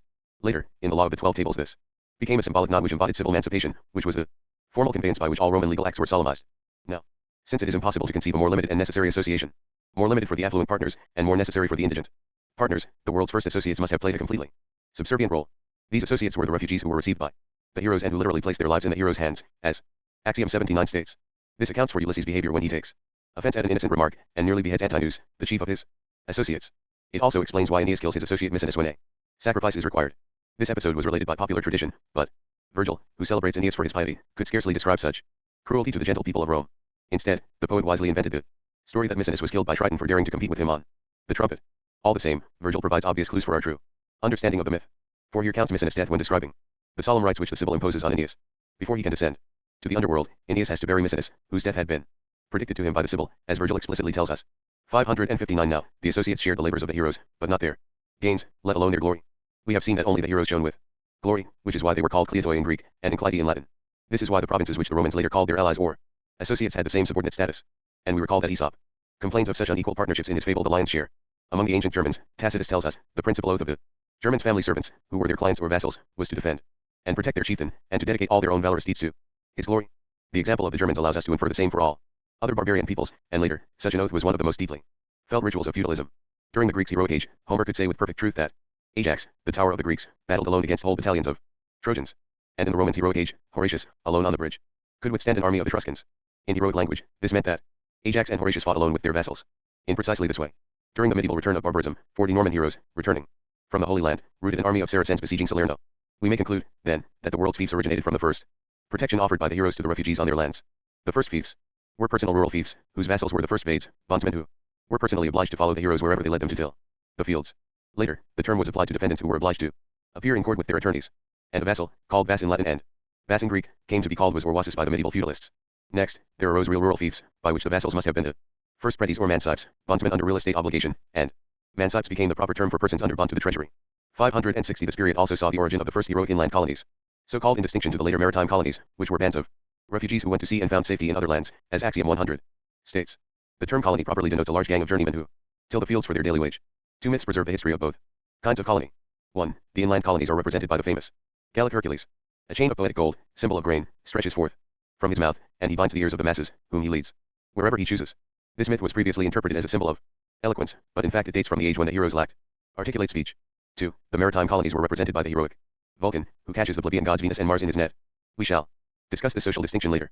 He drags the couple out of the sea, and the sun discovers them naked, that is, not clothed in the civil language. Makes heroes shine. The other gods, who symbolize the nobility of the heroic cities, ridicule them, just as ancient Roman patricians ridiculed the poor plebeians. 561 Finally, it was during this period that refuges originated. Cadmus founded Thebes, the oldest city in Greece, on a refuge. Theseus founded Athens on the altar of the unfortunates. The impious nomads were justly called unfortunate, because they lacked all the divine and human blessings which human society confers on the pious. Romulus founded Rome by opening a refuge in a clearing. As the archetype of a city founder, Romulus and his companions established Rome according to the plan of the refuges that gave rise to the ancient cities of Latium. Livy defines this as the ancient council of city founders, but this anachronistic notion causes him to misattribute Romulus' assertion that he and his companions are sons of the earth. Yet Livy's phrase is relevant here because it proves that refuges were the origin of cities, whose invariable property is to protect their residents from violence. In this manner, from the multitude of impious nomads who found refuge and safety in the lands of the pious heroes, there derived Jupiter's graceful title, the hospitable. For such refuges were the world's first hospices, and the first people received there were the first guests or strangers, hospites in Latin, of the early cities. 562 At this point, the poetic pagans imagined two more major divinities, Mars and Venus. Mars was a symbol of the heroes whose primary and proper task was to fight to defend their altars and hearths, pro ares et focis, as if pro ares et focis. This kind of fighting was always heroic, since it means fighting for one's own religion, which is the first principle of my new science. We have seen that humankind turns to religion when there is no hope of nature's help, that religious wars are extremely bloody, and that libertines become religious when they grow old and feel their natural powers failing. Now, Mars combats on true and real fields, and bearing true and real shields, which the Romans at first called clipii and later clipii, from cluer, splendor of arms. By the same token, during the medieval return of barbarism, pastures and enclosed woods were called defenses. The shields of Mars were charged with true arms. At first, before iron was in use, these arms were simply wooden poles, one end of which was burned, tapered, and honed to a sharp point for inflicting wounds. Such were the perihaste, spears unadorned with iron, which Roman soldiers received as military prizes for their wartime heroism. Among the Greeks, the goddesses Minerva, Bellona, and Pallas Athena are armed with a spear. Among the Romans, Juno is called Quirina, and Mars Quirinus, from the noun queries, spear. And Romulus, who excelled with the spear in life, was likewise called Quirinus after his death. Similarly, when they met in solemn assembly, the Roman people were called Quirites, because they were armed with javelins, just as in Greece, the heroic Spartans were armed with spears. According to Roman historians, barbarian nations wielded such primitive spears, which they describe as praesti suds, burned-tip spears, and which resemble those used by the American Indians. Today, our nobles, who once used spears in war, only use them in tournaments. The invention of such weapons, arma, reflects a just notion of strength, for a combatant stretches forth his arm to keep injury at a distance, as in Latin arcere, to defend. By contrast, arms held close to the body make combat more like that of beasts. 563 We have seen that the world's first shields were the grounds of the burial fields, which is why in heraldry the shield is called the ground of arms. The colors of these fields were actual colors. 1. Black was the color of the scorched earth to which Hercules had set fire. 2. Green was the color of the unripe grain. 3. Gold was the color of ripe and yellowing grain, and thus the third color derived from the earth. Only later was it mistaken for the metal gold. As one of their heroic military prizes, the Romans charged with grain the shields of soldiers who had distinguished themselves in battle. Military glory was called idoria, from idere, the toasted grain which was their primitive food. The ancient Latins called it idere, from the verb urere, to burn, and the first adoration in their religious age was perhaps made by burning grain. 4. Blue was the color of the heavens which were the roof of the early clearings, which is why French blue means blue, heaven, and God, as we have seen. 5. Red was the blood of the impious thieves killed by the heroes for trespassing in their fields. We find that the noble arms of the medieval barbarians are charged with many lions in these 5 colors, black, green, gold, blue, and red. Since the early fields of grain later became fields of arms, these lions symbolize cultivated lands, which are depicted as the lion slain by Hercules in all 5 colors. Many medieval arms are charged with vares, or variegated furs. These symbolize the furrows from which the armed men of Cadmus sprang after he had sown the teeth of the slain dragon. Others are charged with pails, which must be the spears which the heroes wielded. And still others are charged with rakes, which are clearly agricultural tools rather than symbols. All this leads us to conclude that agriculture was the basis of the first nobility of nations, both in the first age of barbarism, as represented by the Romans, and in the second age of medieval barbarism. 564 The shields of the ancients were covered with leather, and the poets describe the ancient heroes as dressed in leather made from the hides of the wild beasts which they had hunted and killed. In a fine passage, Pausanias relates that the inventor of leather garments was Pelasgus. After this very ancient hero of Greece, the people of that nation were first called Pelasgians. In his Origin of the Gods, Apollodorus calls him Autochthonus, meaning a son of the earth, which simply means a giant. This ancient use of leather finds a striking parallel in the medieval return of barbarism. Dante says that the great men of old dressed in leather and bone, and Boccaccio relates that they went about in cumbersome leatherware. This must be why leather was used to cover family coats of arms, and why the ends of the pelt were scrolled to form suitable ornaments. Such shields were round because the cleared and cultivated lands were the world's first orbs. Terrarum, circles of lands, as we have seen. This feature was preserved in the round Latin clipius, as distinguished from the angular scutum. Every clearing was called a grove, lucus, which meant that it admitted light, lux, like an eye. Even today, we still call eyes those openings that admit light in houses. The heroic sentence every giant has his own grove, lucus, was originally true, but later it was misunderstood, altered, and corrupted. By the age of Homer, it was falsely interpreted as meaning that every giant had an eye in the middle of his forehead. Such one-eyed giants helped Vulcan as he worked in the first forges, which were the forests cleared by fire, and where he fashioned the burned tip spears that were the world's first arms. Later, by an extension of the idea of arms, Vulcan forged Jupiter's thunderbolts, for it was to observe these that Vulcan had burned the forests. 565 The second divinity born amid these ancient human institutions was Venus, who was an archetype of civil beauty. The Latin word for civil beauty is honestas, which means nobility, beauty, and virtue. These 3 ideas were understood in the following order: 1. Civil beauty, which belonged to the heroes; 2. Natural beauty, which is apparent to our human senses; and finally, 3. The beauty of virtue, which is the honestas, understood by philosophers alone. Civil beauty was an attribute of Apollo. Bacchus, Ganymede, Bellerophon, Theseus, and other heroes. Perhaps by analogy with them, Venus was sometimes imagined as having male attributes. As for natural beauty, it is in fact evident only to people with acute and perceptive minds, who can distinguish the parts of the body and thus grasp that harmony of the whole which is the essence of beauty. By contrast, peasants and the urban rebel understand little or nothing about beauty. This reveals the error of those historians who claim that, in the simple and dull wit age we are discussing, kings were chosen for their beauty and fine build. Rather, this tradition must be understood as referring to civil beauty, which is the nobility of the heroes. 566 The idea of civil beauty was conceived by the theological poets, when they saw that the impious refugees had a human appearance, but the ugly customs of brute beasts. In this regard, the poetic history of Greek myth records as to of Hercules' many labors that he traveled the world, slaying monsters, who were human in appearance and bestial in their behavior, and that he cleaned the filthy Augean stables.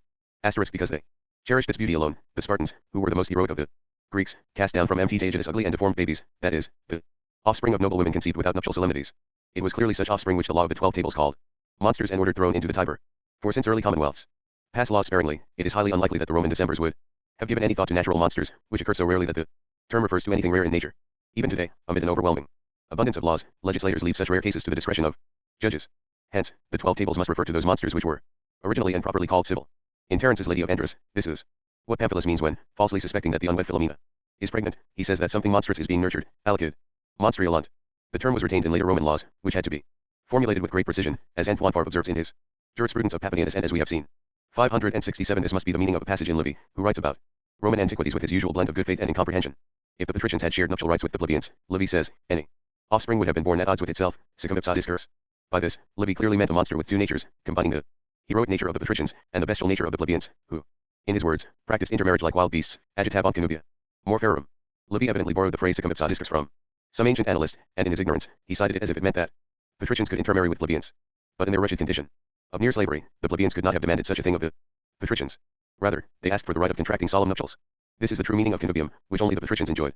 As for Livy's wild beasts, since no species intermarries with another, we can only conclude that the phrase was the patricians' way of insulting the plebeians in that heroic contention. Since the plebeians were denied the public auspices which solemnized legitimate marriages, none of them had a legally certain father. By the familiar definition, in Roman law marriage rights identify the father, nuptia demonstrant patram. So the patricians were referring to this uncertain paternity when they said that the plebeians had intercourse with their mothers and daughters, like wild beasts. 568 There were two Venuses. 1. Plebeian Venus had doves as her attributes, not as symbols of amorous passion, but because they were ignoble birds, which Horace characterizes as degenerous, debased, in contrast to eagles, which he characterizes as feroces, fierce. This meant that the plebeian auspices were minor or private auspices, as distinguished from the patrician auspices, based on thunderbolts and eagles, which Varro and Messala call the major or public auspices. As Roman history clearly proves, the major auspices were the basis of all the patricians' heroic rights. 2. By contrast, heroic Venus, or Venus Pronuba, had swans as her attributes. Swans are also associated with Apollo, the god of the nobility, and it is under the auspices of Jupiter as a swan that Leda conceives her eggs. 569 Plebeian Venus was described as naked, whereas Venus Pronuba was covered by a girdle, as we have seen. This shows us what distorted notions we inherit about poetic antiquities. For Venus nudity, which was later imagined as an aphrodisiac, was in truth invented to signify the natural modesty and the scrupulous good faith with which the plebeians fulfilled their natural obligations. As we shall see, plebeians were excluded from citizenship in heroic cities, and therefore the obligations they contracted were not enforced by any bonds of civil law. Among her attributes, Venus was accompanied by the Graces, who were naked as well. Since causat, legal action, and gratia, grace, are synonymous, the naked Graces in poetic Latin signified the simple agreements, pacta, involving only natural obligations. By contrast, those agreements which the Roman jurists called pacta stipulata were later called vested or clothed by medieval commentators. Since the Roman jurists understood stipulated as the opposite of naked, they clearly did not derive stipulatio from Latin stipes, stock, or pole, in the forced sense of supporting an agreement. Besides, this etymology would have formed the noun stipatio. Instead, they derived it from stipula, stock, which the peasants of Latium described as clothing the grain. The original term of the feudalists, vested, in turn shares its etymology with the investiture of fiefs. It must be from this notion of stipulation that the verb exvestocare, to stock, derives its sense to divest of rank. For all these reasons, then, the poetic Latins understood gratia and causat as meaning the same in contracts made by the plebeians of the heroic cities. Later, when contracts were introduced according to the natural law of nations, which the jurist Ulpian calls the natural law of human nations, ius natural gentium humanarum, the terms causat and negotium were synonymous. For in such contracts, the transactions, negotia, are nearly always causi, originally, cavici or precautions, which serve as stipulations to secure the agreement. Chapter 3. Corollaries on contracts sealed by simple consent. 570 Heroic peoples were entirely occupied with obtaining the necessities of life and gathering the fruits of natures, and being all body, as it were. They could not understand the use of money. So their most ancient law did not recognize those contracts which we now say are sealed by simple consent. Since they were uncouth, moreover, heroic people were suspicious. For crudeness springs from ignorance, and it is a property of human nature that we always doubt when we cannot know. As a result, they did not recognize good faith, and guaranteed all their obligations by real or symbolic handing over, which was further certified by solemn stipulations made during the transaction.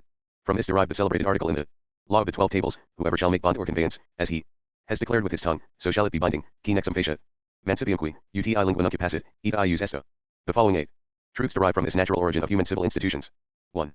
571. As is commonly said, the earliest buying and selling took the form of barter. But in the case of real estate, such barter must have been what was called libellus, or feudal leasehold, during the medieval return of barbarism.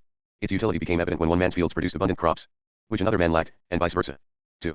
572. As long as cities were small and dwellings cramped, it was impractical to rent houses. Hence, proprietors must have only rented lands for others to build on, so that the sole rent was ground rent. 3. 573. The renting of lands must have taken the form of a long-term or perpetual farm lease, called invidiasis, which the Romans called clientela, clientship. This is why some Latin scholars have conjectured that clients is derived from colons, cultivators. 4. 574. This must be the reason why the only contracts we find in medieval archives are leases for dwellings or farms, whether in perpetuity or for a set term. 5. 575. This may be the reason that a long-term farm lease, or invidiasis, constitutes a contract in civil law, de ire civili, which by the principle set forth here proves to be identical to a contract in the heroic law of the Romans, de ire heroico Romanorum. To this law, the jurist Ulpian contrasts the natural law of human nations. He distinguishes the humanity of such law from the barbarity of the early nations that preceded Rome, rather than from the barbarous nations which in its day lived outside the Roman Empire, for their law was of no interest to Roman jurists. 6. 576. Partnerships and associations were unknown among heroic peoples, for it was the Cyclopean custom that each family father only took care of his own affairs and did not meddle in those of others, as Polyphemus tells Ulysses in the passage from Homer cited earlier. 7. 577. For the same reason, mandates or contracts appointing agents were unknown. The famous rule of ancient civil law stated that no one may acquire property through an outside agent, per extraneum personam, acquiri nemini. 8. 578. After heroic law was succeeded by what Ulpian defines as the law of human nations, great institutional changes took place. In early ages, contracts of sale and purchase did not guarantee recovery unless double compensation, known as dougla, was stipulated during the transaction. But today such transactions reign supreme among what are called contracts of good faith, bona fide, and recovery is guaranteed even when it is not stipulated. Chapter 4. A principle of mythology. 579. To return now to the three poetic archetypes Vulcan, Mars, and Venus, I note the following important principle of my mythology. In myth, these three divine archetypes symbolize the plebeians, in contrast to Jupiter, Juno, and Minerva, who symbolize the heroes. Consider Vulcan. He splits Jupiter's head open with an axe, giving birth to Minerva. And when Vulcan intercedes in the quarrel between Jupiter and Juno, he is literally kicked out of heaven by Jupiter and remains crippled from the fall. As for Mars, Homer's Jupiter harshly rebukes him by calling him the vilest of all the gods. And during Homer's battle of the gods, Minerva throws a rock and wounds Mars. If in these myths Vulcan and Mars represent the plebeians who serve the heroes in war, Venus in turn represents the natural wives of the plebeians. Together with plebeian Mars, plebeian Venus is caught in the net of heroic Vulcan, and when the sun discovers them naked, they are ridiculed by the other gods. Because of this myth, Venus was later mistakenly believed to be Vulcan's wife. But we have just seen that there was only one marriage in heaven, that of Jupiter and Juno, which was in fact sterile. Indeed, the myth did not say that Mars was an adulterer, but rather that Venus was his concubine. For plebeians could only enter into natural marriages, which in Latin were called concubinages. 580. Later, we shall have occasion to explain other archetypes like these. 3. Among them, we shall find the plebeian Tantalus, who can neither lay hold of the apples which dangle beyond his grasp, nor touch the water which recedes from his lips. We shall find the plebeian Midas, who starves because everything he touches becomes gold, and the plebeian Linus, who competes in song with Apollo and is defeated and slain by him. 581. Such myths, with their double archetypes, noble and plebeian, were clearly necessary in the heroic state, when the plebeians, having no names of their own, adopted those of the heroes. In addition, the early ages faced an extreme poverty of expressions, which is all the more striking when we consider that even in today's abundance of languages, a single word often has different and even contrary meanings. Section 5. Poetic Politics. Chapter 1. Poetic Politics, the severely aristocratic form of the first commonwealths. 582. In this matter, the first families were founded when the heroes received the family servants into their trust, power, and protection. These servants were the world's first associates, who entrusted to their lords both their lives and their possessions. By their paternal cyclopean authority, the heroes held the right of life and death over the persons of their own children, and consequently also held a despotic right over their possessions. This is what Aristotle meant when he defined the children in a family as animate instruments of their fathers. In Rome, too, well into an age of extensive popular liberty, the law of the 12 tables perpetuated these two monarchical prerogatives of Roman family fathers over their children: power over their persons, and ownership of their possessions. Until the Roman Empire, both sons and slaves alike had only one kind of private property, which was called peculium perfectitium, possession proceeding from the family father. In fact, in the earliest times Roman fathers even had the power to sell any of their children as many as 3 times. Later, when gentler customs prevailed, fathers who chose to free their children from paternal power did so through a series of 3 symbolic sales. Among the Gauls and Celts, fathers held equivalent power over their slaves and children. In the West Indies, it was found that fathers actually held the right of selling their children. And in Europe, the Muscovites and Tartars can sell their children as many as 4 times.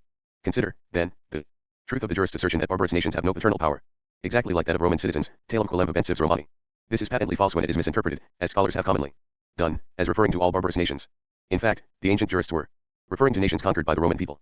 For by the law of victory, such nations were deprived of all civil rights, and merely retained their natural rights, paternal powers, blood ties of any sort, the cognation of Roman law, and bonitary rights of ownership. In other words, conquered nations retained only the natural obligations said to be part of the natural law of nations, a law which Ulpian further qualified as the law of human nations. By contrast, all the peoples living outside of the Roman Empire must have enjoyed civil rights precisely like those of Roman citizens. 583. To return to our topic, when the sons in a family were freed by the father's death from his private monarchical power, each son assumed this power entire for himself. Hence, in Roman law every citizen free of paternal power is called a family father, pater familias. By contrast, the family servants continued to live in their servile state, so that at length they must have grown weary of it. For subject people naturally yearn to escape their servitude, as Axiom 95 states. In myth, these family servants are symbolized by Tantalus, Ixion, and Sisyphus. The plebeian Tantalus can neither eat the apples above him, which are the golden apples of grain grown on the hero's land, nor quench his burning thirst with even a sip of the water below, which rises to his lips only to recede. Ixion must forever turn his wheel, and Sisyphus pushes his rock uphill, like the teeth cast by Cadmus. This rock symbolizes the hard earth, and rolls back when it reaches the top. This gave rise to the Latin expressions vertere terram, to turn the earth, and saxum valvere, to roll a rock, meaning to perform a long and arduous labor. Under such conditions, the family servants finally rebelled against the heroes. This was the crisis provoked by the family servants against the heroic fathers, which marked the birth of commonwealths from the family state, as I conjecture generally in Axiom 82. 584. Faced with this emergency, the heroes were naturally impelled to unite themselves into orders as a means of resisting the masses of rebellious family servants, and they must have chosen as their leader a father who had a fiercer and more resolute spirit than the others. In Latin, such leaders were called reges, kings, from the verb regere, whose proper meaning is to sustain and direct. In this manner, to cite the jurist Pomponius' insightful phrase, kingdoms were founded as circumstances dictated, which tallies with the doctrine of Roman law, which declares that the natural law of nations was established by divine providence. Such was the generation of the heroic kingdoms. Now, the fathers were already the sovereign kings of their own families, and their equality in that state, combined with their cyclopean ferocity, meant that none of them would naturally yield to another. Instead, there spontaneously emerged ruling senates, composed of as many kings as there were families. These rulers found that, even without any human insight or planning, they had united their private interests in a common concern. They called this their patria, which is shortened from patria res, meaning the concern of the fathers. The nobles were accordingly called patricians, patricii, and must have been the only citizens of the first patriae, fatherlands. In this sense, there may be some truth in the tradition which informs us that the first kings were elected by nature. This tradition survives in two golden passages in Tacitus Germany, which allows us to infer the same for all primitive barbarians. The first says that the Germans' squadrons and divisions are not formed by chance or random assembly, but drawn from their households and relatives. The second says that their generals command more by example than authority, winning admiration by their prominence and courage in the front lines. 585. The nature of the world's first kings is shown by the poet's image of Jupiter as king of the gods and men. In a golden passage in Homer, Jupiter explains to Thetis that he cannot act contrary to what the gods have decided in their great celestial council, which is language worthy of a true aristocratic king. This passage was later used by the Stoics as the basis of their dogma that Jupiter is subject to the fates. But in fact Jupiter and the other gods deliberated about human affairs, and decided them using their free will. This passage also explains two others in Homer which political thinkers have misinterpreted as proof that Homer knew about monarchy. In the first, Agamemnon rebukes Achilles for his contumacy, while in the second, Ulysses persuades the rebellious Greeks to continue the siege of Troy, although they wish to return home. In both passages, Homer says that only one man is king. But both refer to wartime, when there can be only one commander-in-chief, as Tacitus observed aphoristically. The prerequisite of command is that all must account to one person alone. Moreover, whenever Homer mentions his heroes by name, he invariably gives them the title king. There is a wonderful parallel to this in the golden passage of Genesis, in which Moses lists the descendants of Esau, whom he calls kings, or as the Vulgate says, dutses, generals. Similarly, the ambassadors of Paris report having seen in Rome a senate of many kings. Now, politically speaking, there is no conceivable reason why the fathers, forced by the plebeians to reform the state, would have made any changes from the state of nature, except to subordinate their sovereign family powers to the new ruling orders. For the strong by nature will surrender as little as possible of what their valor has acquired, and only as much as is necessary to preserve their possessions, as Axiom 81 states. This is why we read so often in Roman history about the heroic disdain of the strong, who cannot stand to lose through shameful deeds what was won by valor, as the phrase has it. Now, we have seen that civil governments were not created by the fraud or force of a single person. So, of all the various human possibilities, only the manner I have described can explain how civil power grew out of family authority, and how the eminent domain of civil states grew out of the natural domains of paternal authority. These last were exercised ex ire optimo, by supreme right, which means free of every private and public encumbrance, as we have seen. 586. My theory of this process finds wonderful confirmation in etymology. Since the father supreme domain was called dikain ariston in Greek and dominium optimum in Latin, the commonwealths founded on it were called aristocracies by the Greeks, and commonwealths of optimates by the Romans. The commonwealths of optimates thus took their name from Ops, the goddess of power, from whose name they derived Optimus, meaning most powerful or best, Aristos in Greek and Optimus in Latin. Ops was said to be the wife of Jupiter, symbol of the ruling orders established by the heroes. By contrast, Juno was the wife of Jupiter in his auspicial aspect as the thundering sky. Now, the heroes had claimed the title of gods, and their mother was Cybe, the earth goddess with whom Ops is sometimes identified. Cybe was called the mother of giants, which properly meant mother of the nobles, and my poetic cosmography will show that she was regarded as the queen of cities. Ops thus gave her name to the Optimates, whose commonwealths were established to preserve the power of the nobles, so that all aristocracies retained two invariable properties, namely, their guarding of social orders and of social boundaries. The guarding of social orders involved four different institutions. 1. The guarding of kinships, by which the Romans excluded the plebeians from solemnized marriage, connubium, until 445 BC. 2. The guarding of magistracies, by which the patricians opposed the plebeians who aspired to the consulship. 3. The guarding of priesthoods, and hence, 4. The guarding of laws, which all early nations held sacred.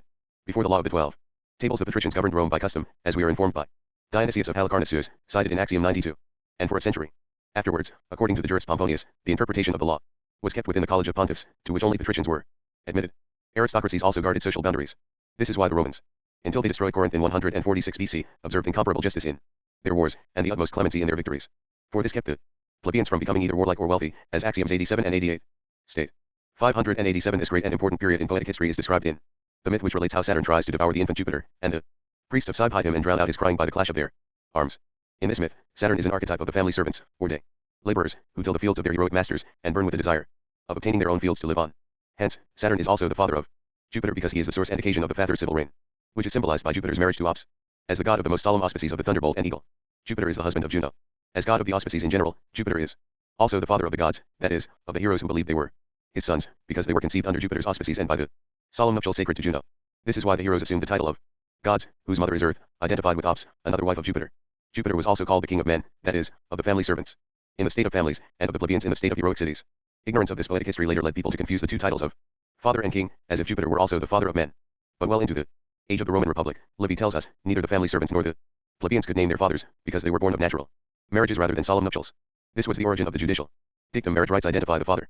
588. The myth further relates that Jupiter is hidden by the priests of Cybe or Ops, which means that all the earliest kingdoms were composed of priests, as I said earlier and shall later show in detail. Latin philologists have conjectured that the name Latium derived from this latent or hidden Jupiter, and this historical fact is preserved in the Latin expression for founding kingdoms, Kindera regna, since Kindera also means to hide. For when the servants rebelled, the fathers formed a close order, whose secrets gave rise to what political thinkers call secrets of state, arcana imperii. Then, by the clash of their arms, the priests keep Saturn from hearing the crying of Jupiter, newly born from the union of the orders, and thereby save him. In this manner, the myth explains clearly what Plato expressed obscurely when he wrote that commonwealths arose on the basis of arms. To this we may add Aristotle's observation, cited in Axiom 86, that in the heroic commonwealths the nobles swore eternal enmity against the plebeians. We recognize this invariable property when we say that servants are the paid enemies of their masters. And this piece of history is preserved in the Greek etymology by which polemos, war, is derived from polis, city. 589. At this point, the Greek nations imagined the 10th deity of the major clans, Minerva, whose birth they imagined in a savage and grotesque fashion. Vulcan splits Jupiter's head with an axe, and Minerva springs forth. The myth signified that the masses of family servants, whose servile arts belonged to the poetic category of plebeian Vulcan, broke Jupiter's reign. That is, weakened or diminished it. The Latin expression minore caput meant to break the head, for since they lacked the abstract noun reign, they used the concrete word head.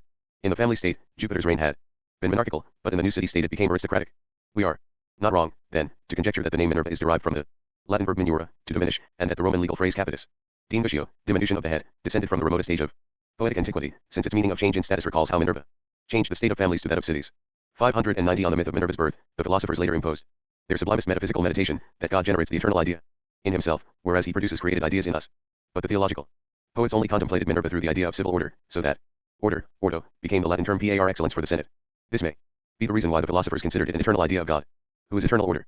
This established the invariable principle that the order of the best holds the wisdom of cities. In Homer, Minerva is always characterized by the invariable epithets of warrior and despoiler, whereas I can recall only two passages in which she is called counselor.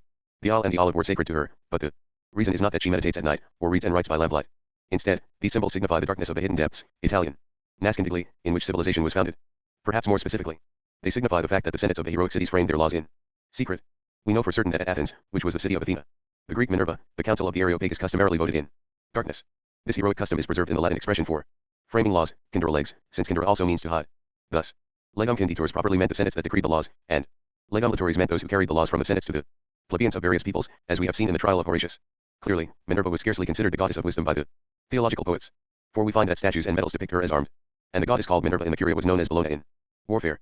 This goddess was called Pallas in the plebeian assemblies, and Homer tells us that it is Pallas who leads Telemachus, about to depart in search of his father Ulysses, into the assembly of the plebeians, whom he calls the other people. 591. The erroneous belief that the theological poets regarded Minerva as the symbol of wisdom goes hand in hand with another error, namely, that Latin curia, assembly, was derived from currenda respublica, managing the government. But in fact, in this early age the nations were quite dull and dim-witted. The word must rather reflect early Greek curia, from chair, hand, which then passed into Latin as curia. We may infer this from the two great fragments of antiquity mentioned in my notes on chronology. Dennis Pethoff found these fragments, which fortunately bolster my argument, embedded in the history of Greece before its heroic age, and consequently, during what the Egyptians called the Age of the Gods, which is our topic here. 592. The first fragment of antiquity is that the Heraclids were descendants of Hercules, who had been scattered throughout Greece, including Attica, the site of Athens, later retired to the Peloponnesus, the site of Sparta. Now, the government of Sparta was an aristocracy, or rather an aristocratic kingdom. In it, two kings, supposedly descended from Hercules and called Heraclids or nobles, administered laws and conducted wars under the supervision of the ephors. These officials were the guardians of a liberty, which was aristocratic rather than popular. Thus, the ephors had King Agis strangled for attempting to offer the people two laws. The first would have cancelled all debts, and was characterized by Livy as a torch meant to inflame the masses against the oligarchs, faciem ad extendendum versus optimates plebum. The second was a testamentary law which would have legalized inheritances outside the order of the nobility, whereas the law of legitimate succession had previously restricted legacies to the nobles, who alone could claim proper heirs, or heirs through the males or the clan. Similar laws also existed in Rome before the 12 Tables. And just as the Senate executed as traitors men like Spurius Cassius, Manlius Capitolinus, the Gracchi, and other prominent Romans for seeking to pass laws aiding the poor oppressed plebeians, so the ephors condemned Agis to be strangled. We see, then, how little the Spartan ephors were guardians of the popular liberty of Lacedaemon, as Polybius paints them. Athens, which was named for Athena, the Greek Minerva, must also have had an aristocratic government in its earliest age. Greek history faithfully records this by saying that Draco ruled in Athens in the period when the oligarchs occupied the city, and it is confirmed by Thucydides. Isocrates, who relates that, while Athens was governed by the severe counselors of the Areopagus, it was resplendent with the finest heroic virtues and accomplished the noblest undertakings, precisely like Rome in its aristocratic period. From its glory, Athens was later plunged into popular liberty by Pericles and Aristides, precisely as Rome began to decline under the tribunes Canuleios and Sextius. Juvenal translates the name Areopagites as judges of Mars, meaning armed judges. Since the name comes from Ares, Mars, and Peg, spring, which corresponds to Latin pagus, country district, he might better have rendered it as the people of Mars. The early Romans were called just that, since newly founded peoples were composed solely of nobles, who alone had the right to bear arms. 593 The second great fragment of antiquity relates that in their travels, the Greeks found the curetes, or priests of Cybe, scattered throughout Cytania or ancient Italy, Crete, and Asia. This means that there were kingdoms of curetes throughout the first barbarous nations, corresponding to the Heraclid kingdom scattered through ancient Greece.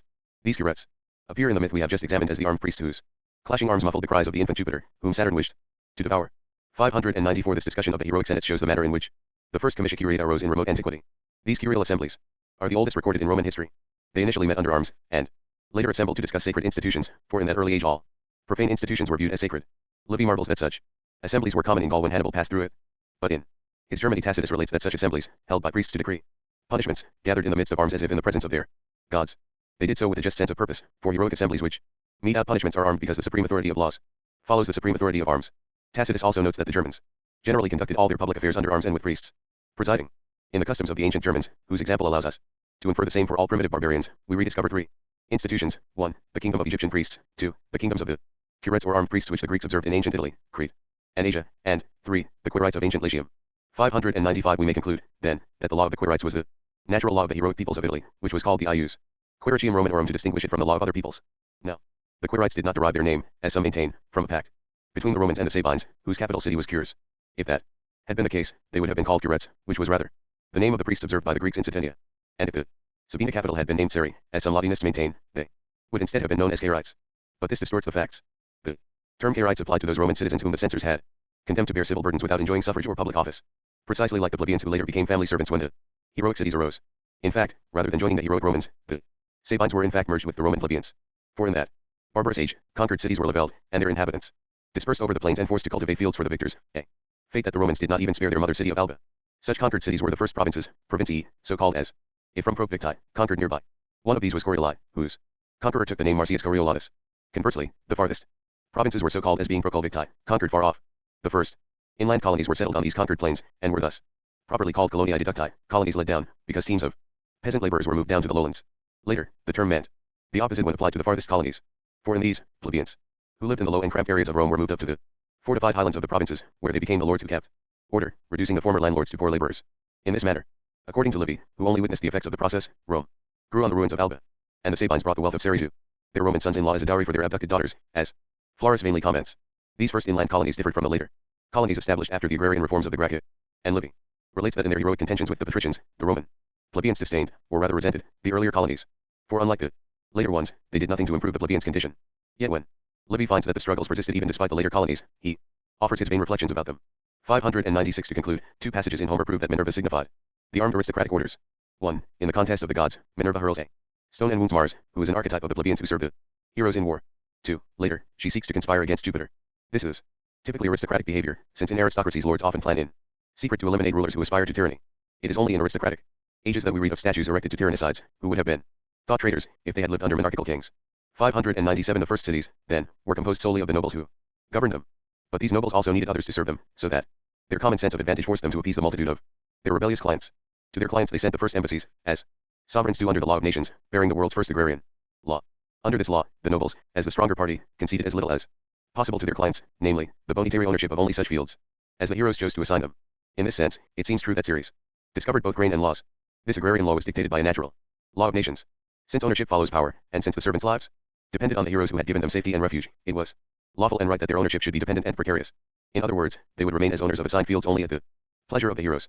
Under this law, the servants merged to form the first plebeians of the heroic cities, in which they had none of the privileges of citizenship. This is precisely the way Achilles says that Agamemnon has treated him by wrongfully seizing Briseis. He claims that no one would dare commit such an outrage against even a laborer with no rights as a citizen. 598 Such was the primitive condition of the Roman plebeians down to the age of their contention for solemnized marriage. Then, in the law of the 12 Tables, the patricians had granted them a second agrarian law, by which they gained hereditary ownership of their fields. Many years ago, I showed this in my Principles of Universal Law, which is one of two passages which has caused me no regret. Yet since they were not yet citizens, the plebeians were still denied civil ownership, from which aliens are excluded by the law of nations. When plebeians died, they could not leave their fields inte state to their kin, for they had no direct heirs and no relatives on either the father's or mother's side, since all these relations depend on solemn nuptials. Nor could they dispose of their fields by testament, since they lacked citizenship. Hence the lands assigned to them reverted to the patricians who had given them the title of ownership. But the plebeians soon noticed this, and 3 years after the law of the 12 Tables was enacted, they demanded the right to solemnize marriage. Yet in their state of miserable servitude, which is described in Roman history, they did not demand the right of intermarriage with the nobles, which in Latin would have been called connubia cum patribus. Instead, they asked the right to contract the solemn nuptials of the patricians, connubia patrum. These rights were solemnized principally by the public auspices, which Varro and Messala called the major auspices, and which the patricians said belonged to them. The plebeians' demand was thus a request for Roman citizenship, of which marriage was the natural principle.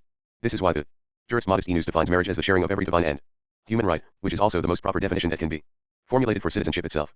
Chapter 2. All commonwealths arise from invariable principles of fiefs. 599 As axioms 80 to 81 state, the invariable principles of fiefs are based on two natural characteristics of human institutions, namely, that the strong naturally safeguard their possessions, and that people naturally seek benefits from civil life. In the manner described above, commonwealths arose in the world with three kinds of ownership for three kinds of fiefs, which were held by three kinds of persons over three kinds of things.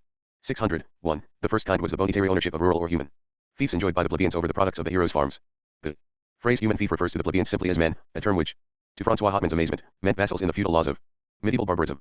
601. 2. The second kind was the quiritary ownership of noble fiefs, which are also called heroic, armed, or, nowadays, military fiefs, for by uniting in armed orders, the heroes safeguarded their sovereignty over their farms. In the state of nature, this was the supreme ownership, ius optimum, which Cicero mentions in his speech on the soothsayer's prophecies. In reference to some old Roman houses surviving in his day, Cicero defines this as the ownership of real estate free of any real encumbrance either public or private. In a golden passage in Genesis, Moses writes that in Joseph's day the priests of Egypt did not pay Pharaoh tribute on their fields. We have seen that all the heroic kingdoms were priestly, and shall soon see that at first the Roman patricians did not pay the public treasury any tribute, even on their own fields. When the heroic commonwealths were formed, these sovereign private fiefs naturally became subject to the higher sovereignty of the ruling heroic orders. Each ruling community was called a patria, which is shortened from patria res, meaning the concern of the fathers. The heroes were bound to defend and maintain the sovereignty of the ruling orders, because it preserved their sovereign family powers equally among all of them. This is a unique feature of aristocratic liberty. 602. 3. The third kind was properly called civil ownership or eminent domain, which the heroic cities, originally composed solely of heroes, had over the lands. This ownership was based on certain divine fiefs, which the family fathers had received from the provident deity, by which they became sovereign in the state of families, and formed ruling orders in the state of cities. The heroic cities thus became sovereign civil kingdoms subject only to the supreme sovereign God, whose providence is recognized by all sovereign civil powers. This is manifestly acknowledged by the sovereigns themselves, who append to their majestic titles such phrases as by divine providence or by the grace of God, because it is from these that they must profess having received their kingdoms. Indeed, if they were to forbid the worship of providence, they would naturally lose their sovereignty. For no nation composed of fatalists, casualists, or atheists has ever existed in the world. And we saw earlier that all the nations of the world believe in a provident deity, and have thus embraced only four principal religions: paganism, Judaism, Christianity, and Islam. In recognition of their providential sovereignty, the plebeians swore by the heroes. Latin preserves oaths such as Maher Culls, by Hercules; Mecastor, by Castor; Oedipole, by Pollux; and Medius Phidias, by the god Phidias, which was the Roman Hercules, as we shall see. For the plebeians were at first in the power of the heroes, and until 335 BC, Roman patricians exercised the right of private incarceration over plebeian debtors. By contrast, the heroes swore by Jupiter, since as members of the ruling orders, they were in Jupiter's power by reason of the auspices. When the auspices seemed favorable, the heroes appointed magistrates, enacted laws, and exercised their other sovereign rights. When they were unfavorable, the heroes took no action. All these relations are in Latin called fides deorum et hominum, the faith of gods and men, as in the expressions implorare fidem, to implore help and aid, and recipere in fidem, to receive under protection or authority. The exclamation pro deum et hominum fidem imploro was used by the oppressed to implore the force of gods and men, a notion which the Italians render in more human terms as the power of the world. All these expressions denote the force which sustains and rules our civil world, the power from which civil powers take their name, the force of gods and men, the faith in the oaths just cited, which attest the obeisance of the weak, and the protection which the powerful must offer the weak. The last two groups are essential elements of feudalism. The center of this force was sensed, if not fully understood, by ancient nations as the ground of every civil sphere. The civic medals of the Greeks and the heroic expressions of the Romans show us this. Even today the crowns of sovereigns support an orb on which is planted the divine symbol of the cross. We have seen that this orb is the golden apple which symbolizes their lofty dominion as sovereign lords of the lands they rule. This is why a new sovereign, during the high solemnities of coronation rites, holds an orb in his left hand. Civil powers are thus the lords of the substance or patrimony of their peoples, which sustains, contains, and maintains all that is above it and rests on it. Considered as one part of the substance, the scholastic term is pro In diviso, the patrimony of each family father is in Roman law called the father's substance, patris substantia, or paternus substantia. This is the underlying reason why sovereign civil powers may dispose of whatever belongs to their subjects, including their persons, possessions, works, and labors, and can impose on them tributes and taxes, whenever they need to exercise dominion over their lands. Viewed differently but meaning substantially the same thing, this dominion is now called eminent domain by moral theologians and by specialists in public law, who also speak of laws concerning this domain as fundamental laws of the realm. Since this dominion is over the lands themselves, sovereigns may naturally exercise it only to preserve the substance of their states. For the preservation or destruction of the substance entails the preservation or destruction of all the private concerns of their peoples. 603 That commonwealths are based on the invariable principles of fiefs was sensed, if not fully understood, by the Romans. This is clear from their ancient legal formula for claiming property. I declare this ground mine by quiritary right, aio hunc fundum meum sex ire quiritium.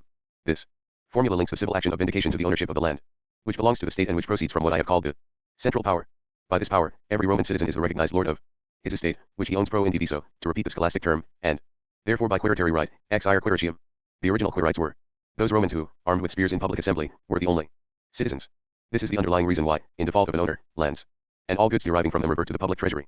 Every private patrimony pro indiviso is public patrimony, so that, in the absence of a private owner, it loses its designation as a part and retains that of the whole. This accounts for the elegant legal expression by which inheritances, especially those termed legitimate, are said to return, retire, to the heirs, even though in truth they come to them but once. For in founding the Roman Republic, the founders of Roman law established all private patrimonies as fiefs of the kind which feudalists call ex pacto et providentia, by pact and provision. In other words, they all derive from the public patrimony and, by pact and provision of the civil laws, are transferred with certain formalities from one private owner to another, and, in default of any owners, they must revert to their public source. All of this is clearly confirmed by the Lex Papia Papia, a Roman law on lapsed legacies. This law penalized celibates in an appropriate fashion, for since they had neglected to perpetuate their Roman names through marriage, their wills were to be declared invalid, and if they died in state, none of their relatives could inherit from them. In either case, they had no heirs to preserve their names, and their patrimonies reverted to the public treasury, not in the form of a legacy but as property which returned to the people, in Tacitus' phrase, as to the parent of all citizens, Tomcum omnium parentum. In these words, this profound author evokes the reason for all penalties on lapsed legacies, which date from the earliest ages when the first fathers of humankind occupied the first vacant lands. This occupation was the original source of all the ownership in the world. Later, when the fathers united in cities, from their paternal powers they created the civil power, and from their private patrimonies they created the public patrimony, which they called the public treasury. This is why the patrimonies of citizens pass from one private owner to another as inheritances, but when they revert to the public treasury, they resume their original, ancient status as peculium, or managed assets. 604 As the heroic commonwealths were being created, the heroic poets imagined their 11th major deity, Mercury. He uses his divine wand, the physical symbol of the auspices, to carry the law to the rebellious servants. And, as Virgil tells us, he uses his wand to call souls back from Arcus, which means that he called back to society those clients who had left the hero's protection and were again dispersed in the lawless state which the poets called Arcus and described as devouring men whole. Mercury's wand is depicted with one or two serpents wound around it. These were originally snake skins, which signified both the bonitary ownership which the heroes granted to their servants, and the quiritary ownership which they reserved for themselves. There were two wings at the top of Mercury's wand, signifying the eminent domain of the ruling orders. There were wings on Mercury's cap as well, in confirmation of the hero's lofty and free sovereignty, and this cap remained a symbol of liberty. Mercury also has wings on his heels, to signify that the ownership of lands was held by the ruling senates. Except for this, Mercury is naked, for he offered the family servants ownership, barren of civil solemnity, and based entirely on the hero's sense of shame. In precisely this sense, Venus and the Graces were depicted naked. To return to Mercury's wings, we recall that Idanthersus used the bird to tell Darius that he was the sovereign lord of Scythia through the auspices. Later, the Greeks adopted the symbol of a bird's wings to signify heroic institutions. Finally, in articulate language the Roman patricians made the abstract statement that the auspices belong to us, which showed the plebeians that they controlled all heroic laws and rights. Without its serpents, Mercury's winged wand is the same as the eagle-headed scepter of the Egyptians, Etruscans, Romans, and eventually the English. In Greek, this wand was called the Kyrikion, herald staff, because it was used to carry the agrarian law to the hero's servants, whom Homer calls Kyrikes, heralds.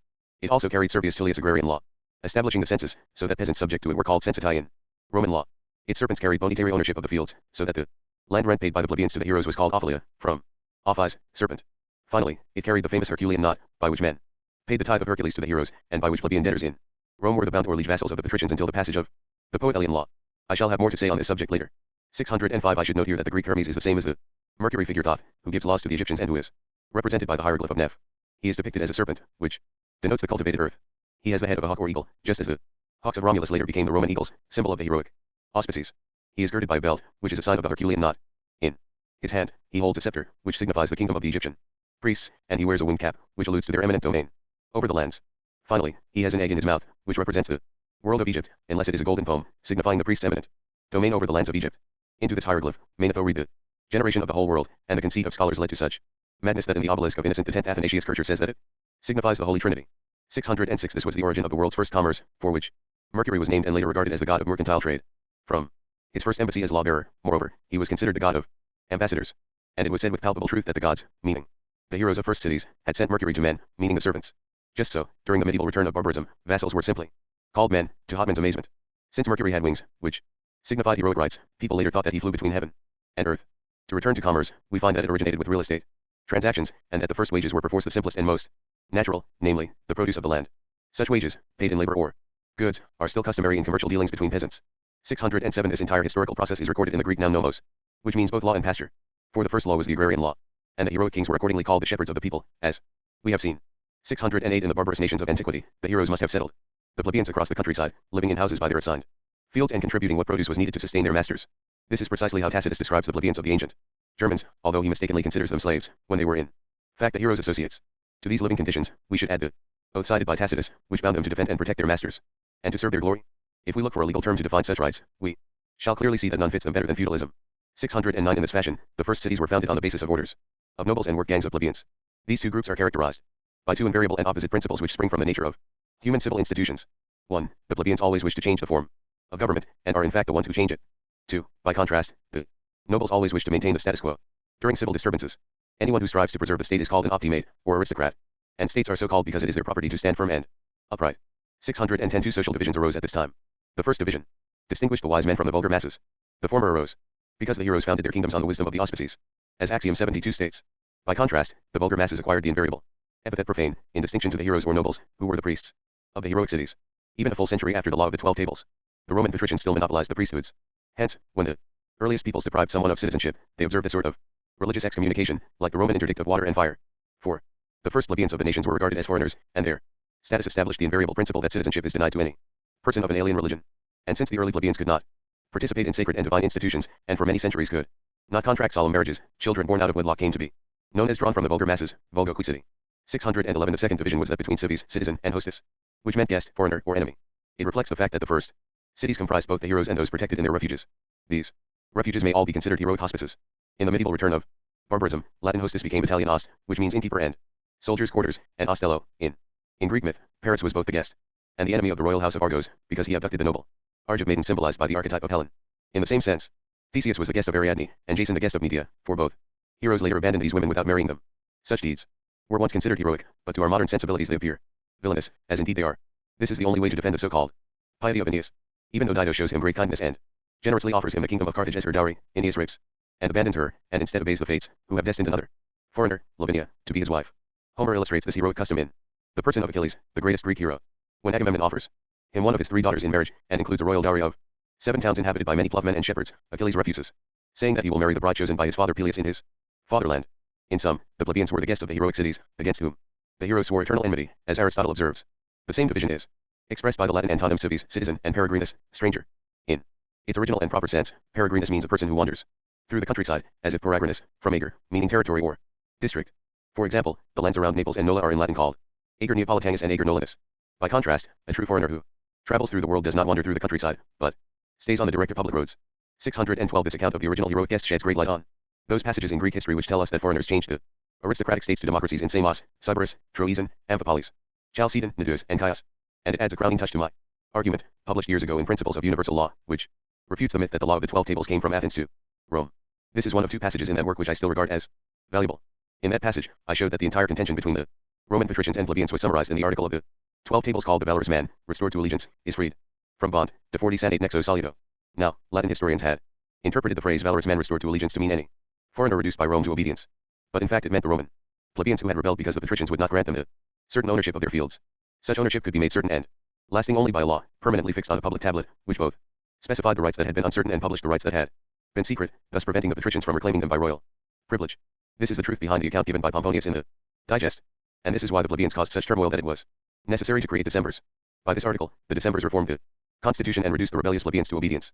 For this article declared the plebeians free from the veritable bond of bonitary ownership, by which they had previously been bound to the soil, glebe, addicti, ad scriptati, or assessed, censiti, by the census of Servius Tullius. Henceforth, they were only bound by the symbolic knot of quiritary ownership. Nevertheless, until the Poetelian law was enacted, a vestige of the old bond persisted in the patricians' right to privately imprison plebeian debtors. These plebeians were the foreigners who, with the aid of what Livy elegantly calls the enticements of the tribunes, finally changed the Roman state from an aristocracy to a democracy. In my notes on chronology, I review these measures in discussing the Poetelian law. 613 The fact that Rome was not founded on the first agrarian revolts shows us that it was in fact a new city, as it is celebrated in history. Rome was founded on the refuge where, as violence still raged everywhere, Romulus and his companions first consolidated their strength, and then received the refugees who formed the first client ships. Now, some 200 years must have passed before the clients grew weary of their condition, for this is precisely the time that elapsed before the king Servius Tullius introduced the first agrarian law. In other ancient cities, this process must have taken some 500 years, for their citizens were simpler folk, whereas the Romans were shrewder. Their sudden maturity made the Romans more youthfully heroic than the other Latin peoples, which is why Rome soon subjugated Latium, Italy, and finally all of the known world. This also explains why the Romans wrote their heroic history in their own vernacular language, whereas the Greeks had written theirs in myths, as Axiom 21 states. 614 The principles of poetic politics which we have analyzed and observed in Roman history find marvelous confirmation in four heroic archetypes: 1. The lyre of Orpheus or Apollo; 2. The head of Medusa; 3. The Roman fasces; and 4. Hercules wrestling with Antaeus. 615. 1. The lyre was invented by the Greek Mercury, just as law was invented by the Egyptian Mercury. This lyre was given to him by Apollo, god of civil light, or the nobility, since in heroic commonwealths laws were dictated by the nobles. Orpheus, Amphion, and other theological poets, who professed the science of laws, used this lyre to found and establish the civilization of Greece, as we shall see later in greater detail. The lyre symbolized the union of the courts or forces of the fathers that composed the public force known as the civil power, which finally put an end to all private force and violence. Hence, with great propriety the law came to be defined by the poets as the lyre of kingdoms, lyra regorum. It brought into one accord the family kingdoms of the fathers, which had previously been at odds because in the state of families they lived alone and separate from each other, as Polyphemus tells Ulysses. The glorious history of the lyre was then outlined in the heavens by the stars of the constellation Lyra. On the English royal arms, the kingdom of Ireland charges its shield with a harp. Later, the philosophers interpreted the lyre as symbolizing the harmony of the spheres attuned by the sun. Yet it was on earth that Apollo played the lyre, which Pythagoras must have heard, indeed must have played himself, if we consider him a theological poet and nation founder, rather than an impostor, as some have charged. 616. 2. The snakes which spring from Medusa's winged head represent the father's sovereign dominion in the state of families, which later constituted the civil eminent domain. Medusa's head was nailed to the shield of Perseus, which is the same as the shield of Minerva. Bearing this shield among the armed assemblies of the first nations, such as Rome, Minerva dictates terrifying punishments which turn to stone all those who behold it. One of these snakes was Draco the dragon. Tradition said that he wrote his laws in blood, which meant that Athens, the city of Athena, the Greek Minerva, had armed itself with these laws when it was ruled by the oligarchs. And the Chinese, who still write in hieroglyphics, regard the dragon as an emblem of civil authority. 617. 3. The Roman fasces represent the father's divining wands or latui. In the state of families, describing the shield of Achilles, on which is depicted the history of the world, Homer mentions such a wand, which he significantly calls a scepter. And Homer calls the father who holds it a king. In other words, he places the epoch of families before that of cities. With such divining wands, the fathers took the auspices and dictated punishments to their children. One such punishment for an impious son became the article on parricide in the law of the 12 tables. The union of these wands or latui in the Roman fasces signifies the birth of the civil authority in the united orders of the heroic fathers. 618. 4. Finally, Hercules wrestles with Antaeus. In other words, the archetype of the Heraclids or nobles of the heroic cities wrestles with the archetype of the rebellious servants. By lifting him into the air, that is, by leading the servants back to the first highland cities, Hercules conquers Antaeus and ties him to the earth. This was the source of the game which the Greeks called the knot, after the Herculean knot by which Hercules founded the heroic nations. By virtue of this knot, the plebeians paid the heroes the tithe of Hercules, which was the census or assessment on which aristocracies were based. Hence, under the census of Servius Tullius the Roman plebeians became the bondsmen, nexi, of the patricians. And by the oath described in Tacitus, the ancient Germans swore to serve their chieftains as vassals obliged to offer military service at their own expense, a burden of which the Roman plebeians still complained even in the period of supposed popular liberty. These plebeians were the first tribute payers, assidui, so called because they fought at their own expense, sui civis, militabant. Yet rather than soldiers of fortune, they were soldiers of harsh necessity. Chapter 3. Origins of the census and public treasury. 619. For many years, the patricians continued to oppress the plebeians through burdensome usury and the frequent usurpation of their fields. At last, the tribune of the plebeians Lucius Marcus Philippus publicly denounced the fact that a mere 2,000 patricians owned fields which should have been divided among the 300,000 citizens which Rome then numbered. Now, some 40 years after Tarquinius Superbus had been driven out, the Roman patricians, made bold by his death, had resumed their insolent treatment of the poor plebeians, and the Senate was then obliged to introduce a new regulation. The plebeians were now to pay into the public treasury the tax they had hitherto paid privately to the patricians, so that the treasury could eventually provide for their expenses in wartime. From this point, the census assumed a new prominence in Roman history. According to Livy, the patricians disdained the administration of the census as unworthy of their dignity. But he is mistaken, for clearly no Roman magistracy had greater dignity than the censorship. Witness the fact that, from its inception, it was administered by former consuls. Livy failed to see that the patricians rejected it because it differed from the census established by Servius Tullius, which, being paid privately to the patricians, formed the basis of aristocratic liberty. And this misled Livy and all the other historians into thinking that the census of Servius Tullius had formed the basis of popular liberty. In fact, it was the patricians themselves who, by their own greedy devices, instituted the census, which eventually formed the basis of popular liberty. By the time of the tribune Philippus, when all the fields had fallen into their hands, these 2,000 patricians had to pay tribute for the 300,000 other citizens which Rome then counted. In precisely this way, all the land at Sparta came to be owned by a few. For the public treasury held a register of the census taxes which the patricians had privately imposed on the fields, when they had of old assigned these untilled lands to the plebeians to farm. This huge inequality provoked great tumults and rebellions among the plebeians. But they were soon quelled by the censor Quintus Fabius, whose prudent measures earned him the nickname Maximus, the Greatest. He ordered that the whole Roman people be divided into 3 classes: senators, knights, and plebeians, and that the citizens be assigned to a class according to their means. This consoled the plebeians. For now plebeians of Sufficient wealth could enter the senatorial order, which had previously been open only to patricians and which held all the magistracies, so that the plebeians now found open to them the regular path to all civil honors. 620 It is only in this manner that we may regard as true the tradition that the census of Servius Tullius formed the basis of popular liberty, since it provided the material and prepared the opportunities for this liberty. In my notes on chronology, I advanced this hypothesis concerning the Publian law. In fact, it was this ordinance, created in Rome itself, which established the democratic commonwealth there, rather than the law of the 12 tables supposedly brought from Athens. Indeed, what Aristotle calls a democratic commonwealth is translated into Tuscan by Bernardo Sani as a commonwealth by census, meaning a free popular commonwealth. This is clear even from Livy who, despite his ignorance of the early Roman constitution, relates how the patricians complained that, under the Publian law, they had lost more at home than their armies had gained abroad in that year, when the Romans had won numerous great victories. For this reason, Publius, as author of the law, was called the people's dictator. 621 Under this popular liberty, the whole Roman people now constituted the city. As a result, civil ownership lost its proper meaning of public ownership, which had been called civil from the word city, and was instead divided and distributed among the private ownerships of all the Roman citizens now making up the city of Rome. Supreme ownership, dominium optimum, gradually lost its original sense of strongest ownership. Not weakened by any real encumbrance, private or public, but it retained the limited meaning of ownership of property free of any private encumbrance. And quiritary ownership no longer signified the ownership of land by which, if the client or plebeian lost possession, the patrician granting ownership was required to defend him. Quiritary ownership now came to mean that kind of private civil ownership which can be defended by revendication or a suit for recovery of property. As such, it was distinguished from bonitary ownership, which is maintained by possession alone. In early Roman law, quiritary ownership meant that the patricians were the first legal authorities, auctores iuris, who under the clientships founded by Romulus were obliged to teach the plebeians these laws and no others. For what other laws were the patricians obliged to teach the plebeians, when the latter had none of the privileges of citizenship until 445 BC, and when the patricians kept the law secret in the pontifical college for a century after the law of the 12 tables? Hence, the patricians at this time were auctores iuris of the kind which survives today when the owners of purchased lands are summoned by others in a suit for recovery of property, they cite the authors of their title to assist and defend them. 622 In exactly the same manner, the invariable nature of fiefs caused the recurrence of these institutions during the medieval return of barbarism. Let us consider the Kingdom of France, for example. The many provinces which make up the modern French nation were once sovereign lordships of various princes who were subject to the king, but whose property was subject to no public encumbrance. Later, as a result of succession, rebellion, or default of heirs, they were gradually incorporated into the kingdom, and all the property which the princes formerly held by supreme right, ex ire optimo, became subject to public taxes.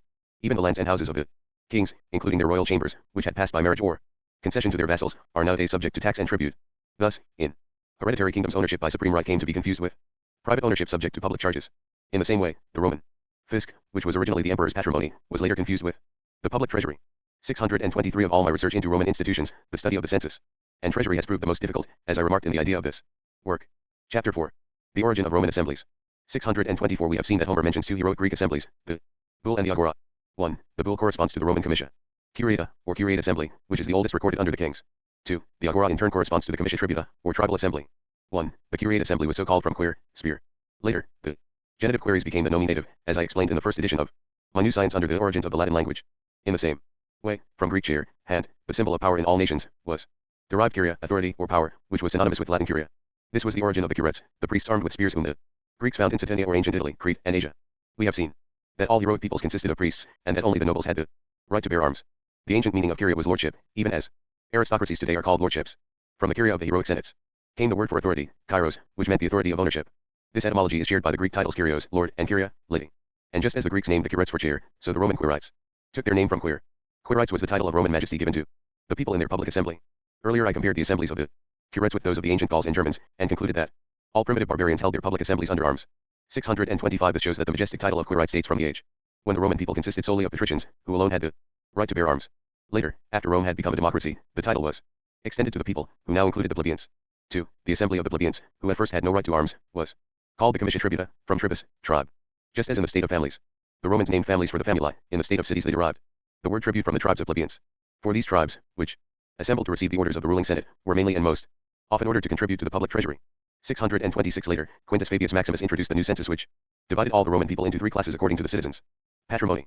Until then, only senators had been knights, since in the heroic age only nobles had the right to bear arms. This is why historians divide the ancient Roman state into patrician fathers and plebeians, for at that time, the term senator and patrician were synonymous, as were plebeian and baseborn. Since there were only two classes of the Roman people, there were only two kinds of assembly, the curiate assembly comprising fathers, meaning patricians or senators, and the tribal assembly comprising plebeians, meaning baseborn persons.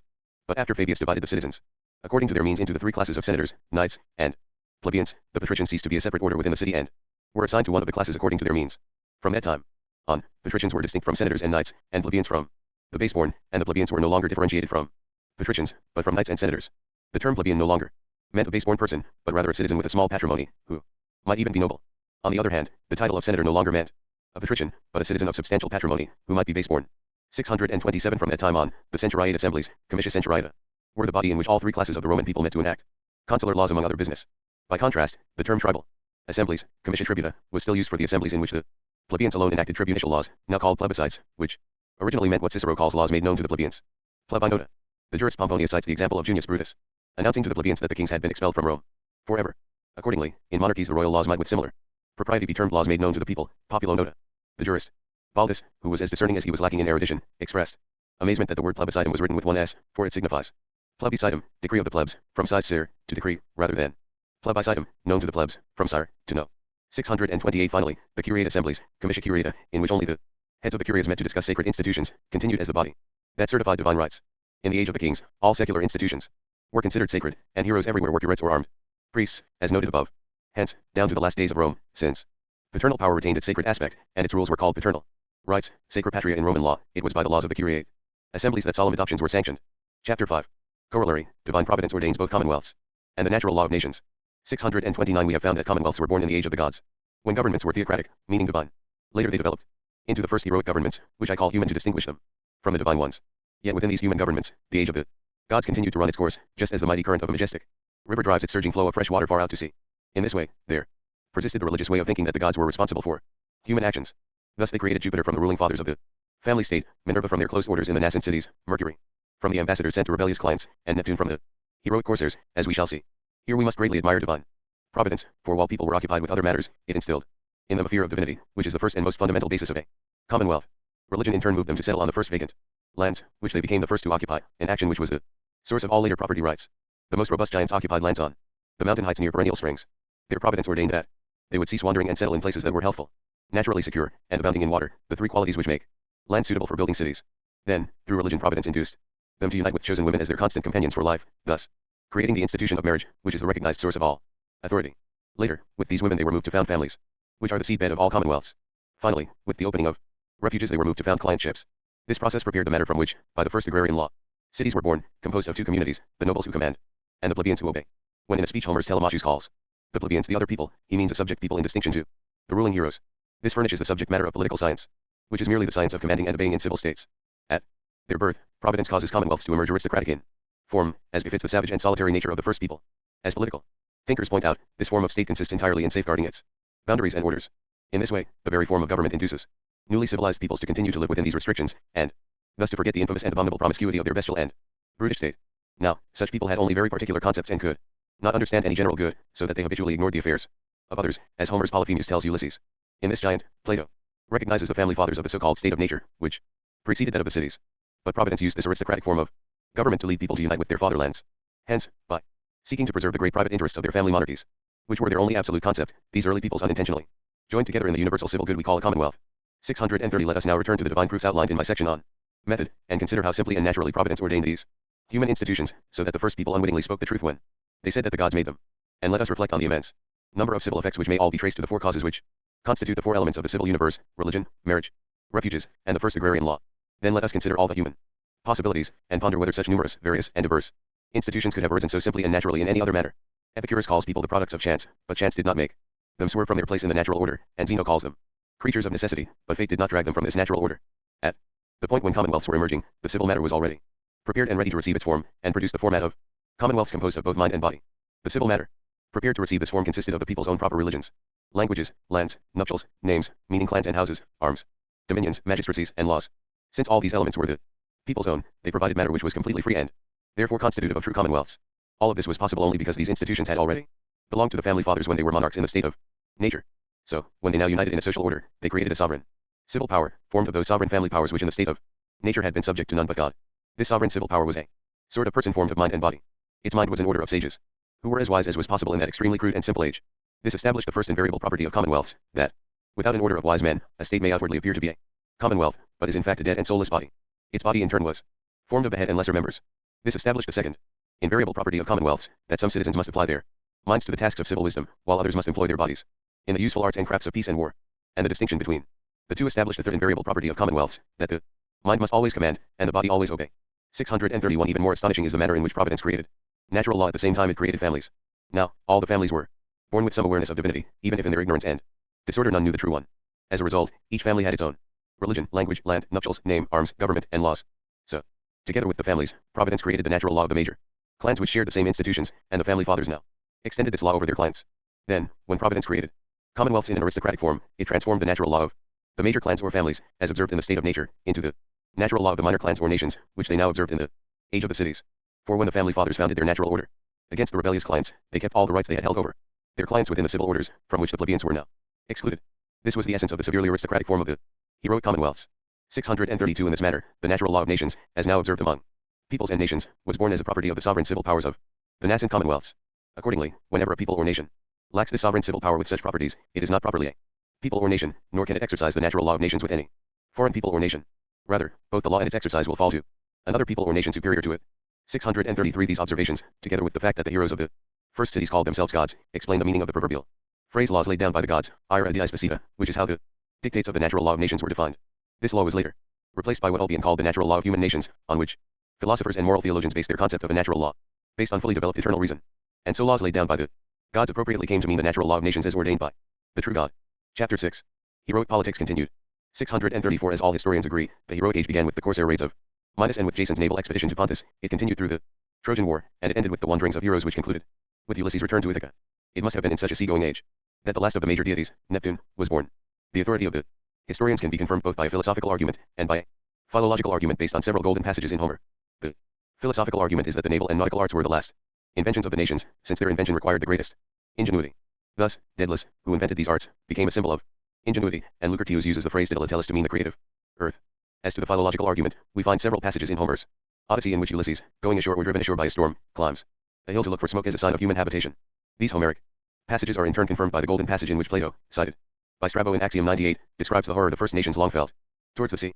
The reason for this was noted by Thucydides, who writes that in their fear of corsair raids the Greek nations were slow to move down to coastal dwellings. This is why Neptune is portrayed as armed with the trident he used to make the earthquake. This must have been a large hook for grappling ships, which by an apt metaphor was called a tooth, dent, intensified by the superlative prefix 3, tri.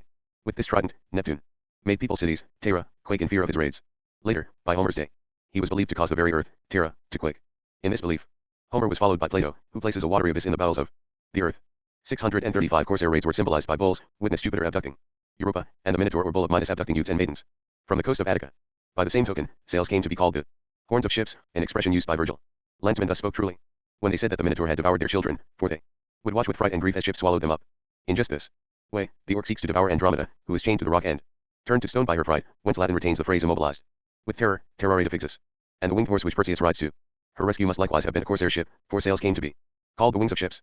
As one versed in heroic antiquities, Virgil in speaking of Daedalus, the inventor of the sail ship, calls his flying machine a rowing of wings, alarum remigium. Daedalus was said to be the brother of Theseus. Thus, Theseus must be an archetype of the Athenian youth who, under the law of force practiced on them by Midas, are devoured by his Minotaur, the bull symbolizing a pirate ship.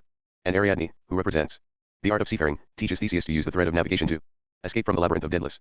For although labyrinths later became elegant playgrounds in royal villas, the first labyrinth represented the Aegean Sea as it winds among its many islands. After Theseus learns the labyrinthine art of the Cretans, he abandons Ariadne and returns home with her sister Phaedra, who must symbolize an art related to seafaring. Then he kills the Minotaur and frees Athens from the cruel tribute which Midas had imposed. In other words, the Athenians now become corsairs. As Phaedra was Ariadne's sister, Theseus was Daedalus' brother. 636 In his life of Theseus, Plutarch says that the heroes considered it a great honor and a military distinction to be called brigands. Later, in the medieval return of barbarism, corsair was considered a title of nobility. About the same time, the laws of Solon are said to have allowed associations for purposes of piracy, which shows how well Solon understood the perfect civilization which we now enjoy, in which pirates are not even protected by the natural law of nations. What is even more astonishing, Plato and Aristotle regarded brigandage as a form of hunting. For all their barbarity, the ancient Germans agreed with these great philosophers. According to Caesar, the Germans did not consider brigandage disgraceful, but counted it among the valorous pursuits by which persons with no particular trade could avoid idleness. This barbarous custom persisted for a long time even among the most enlightened nations. According to Polybius, when the Romans imposed peace terms on the Carthaginians, they prohibited them from sailing beyond Cape Pellorum in Sicily either for piracy or for trade. The example of the Romans and Carthaginians is less significant, since they themselves acknowledged their own barbarism in that age. This is clear from several passages in Plautus, who says that he has translated Greek comedies into a barbarous tongue, meaning Latin. What is more significant is that the highly civilized Greeks, even in their age of advanced civilization, continued to practice this barbarous custom, which furnishes nearly all the plots of their comedies. It is perhaps for the same custom that the northern coast of Africa, where it is still practiced against Christians, is called Barbary. 637 The basic principle of the ancient law of war is the inhospitality of heroic peoples. They looked on foreigners as their perpetual enemies, and based the reputation of their dominions on keeping them as far as possible from their borders. This is how Tacitus describes the Suevi, who were the most highly regarded nation of the ancient Germans and heroic peoples, regarded foreigners as brigands. In a golden passage, Thucydides relates that even in his day when travelers met on land or sea they would ask each other if they were pirates, meaning foreigners. Yet the Greeks rapidly grew more civilized, and soon cast off this barbarous custom, reserving the name barbarian for all the nations that continued to practice it. This sense was preserved in the name Barbary, the land of the troglodytes, who were supposed to kill foreigners who crossed their borders. There are barbarous nations today which still practice this custom. Even civilized nations clearly admit no foreigners who have not obtained their permission. 638 The Romans were one of the nations which the Greeks called barbarians for this reason. This is clear from two golden passages in the Law of the 12 Tables. The first reads against any foreigner title of ownership holds good forever, adversus hostem aeterna auctoritas esto. The second is cited by Cicero, when a day has been appointed, let him appear with a foreigner, si status dies sit, cum hosta venito. In this passage, many have conjectured from general terms that the noun hostis is a metaphor for the adversary in a lawsuit. But Cicero observes that in early Latin hostis meant the same as the later peregrinus, which proves my point. Taken together, these two passages suggest that the Romans originally regarded foreigners as perpetual wartime foes.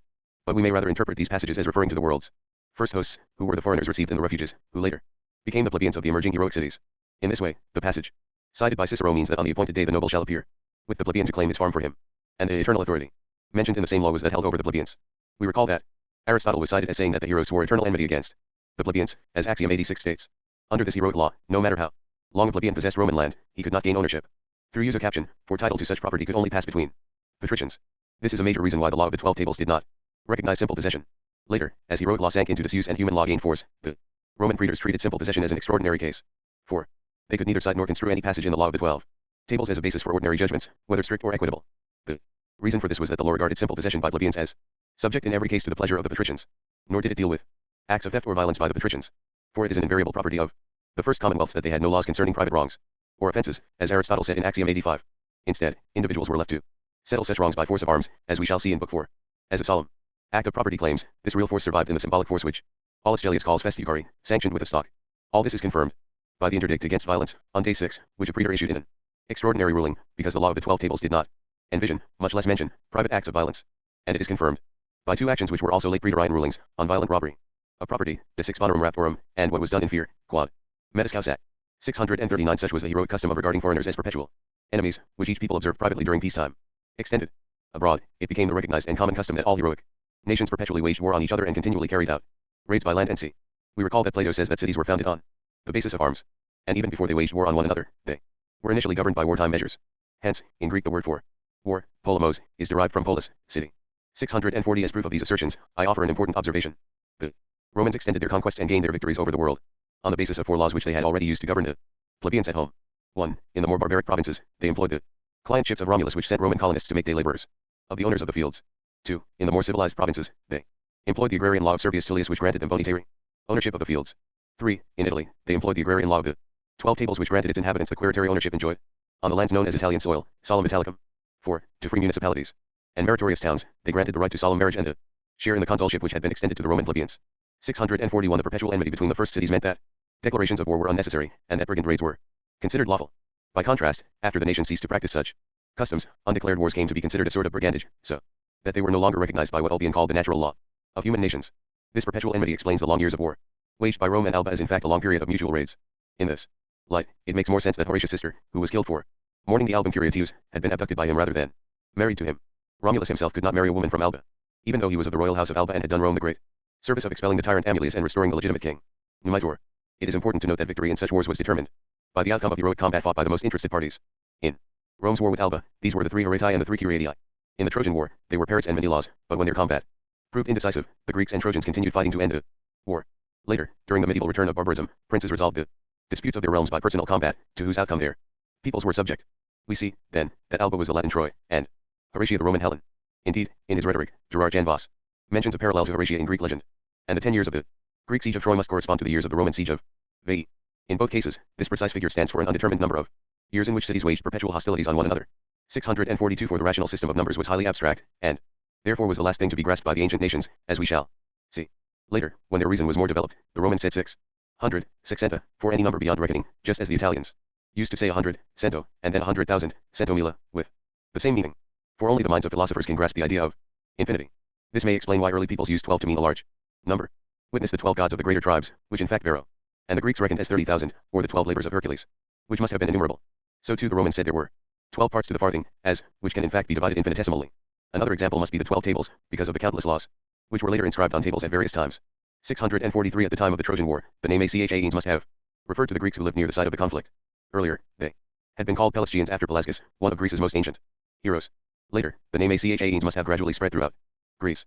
According to Pliny, it lasted to the conquest of Greece by Lucius Mummius in 146 BC. Thereafter the Greeks were called Hellenes. It must have been this diffusion of the name Achaeans which led people in Homer's day to believe that all the Greeks had been allies in the Trojan War.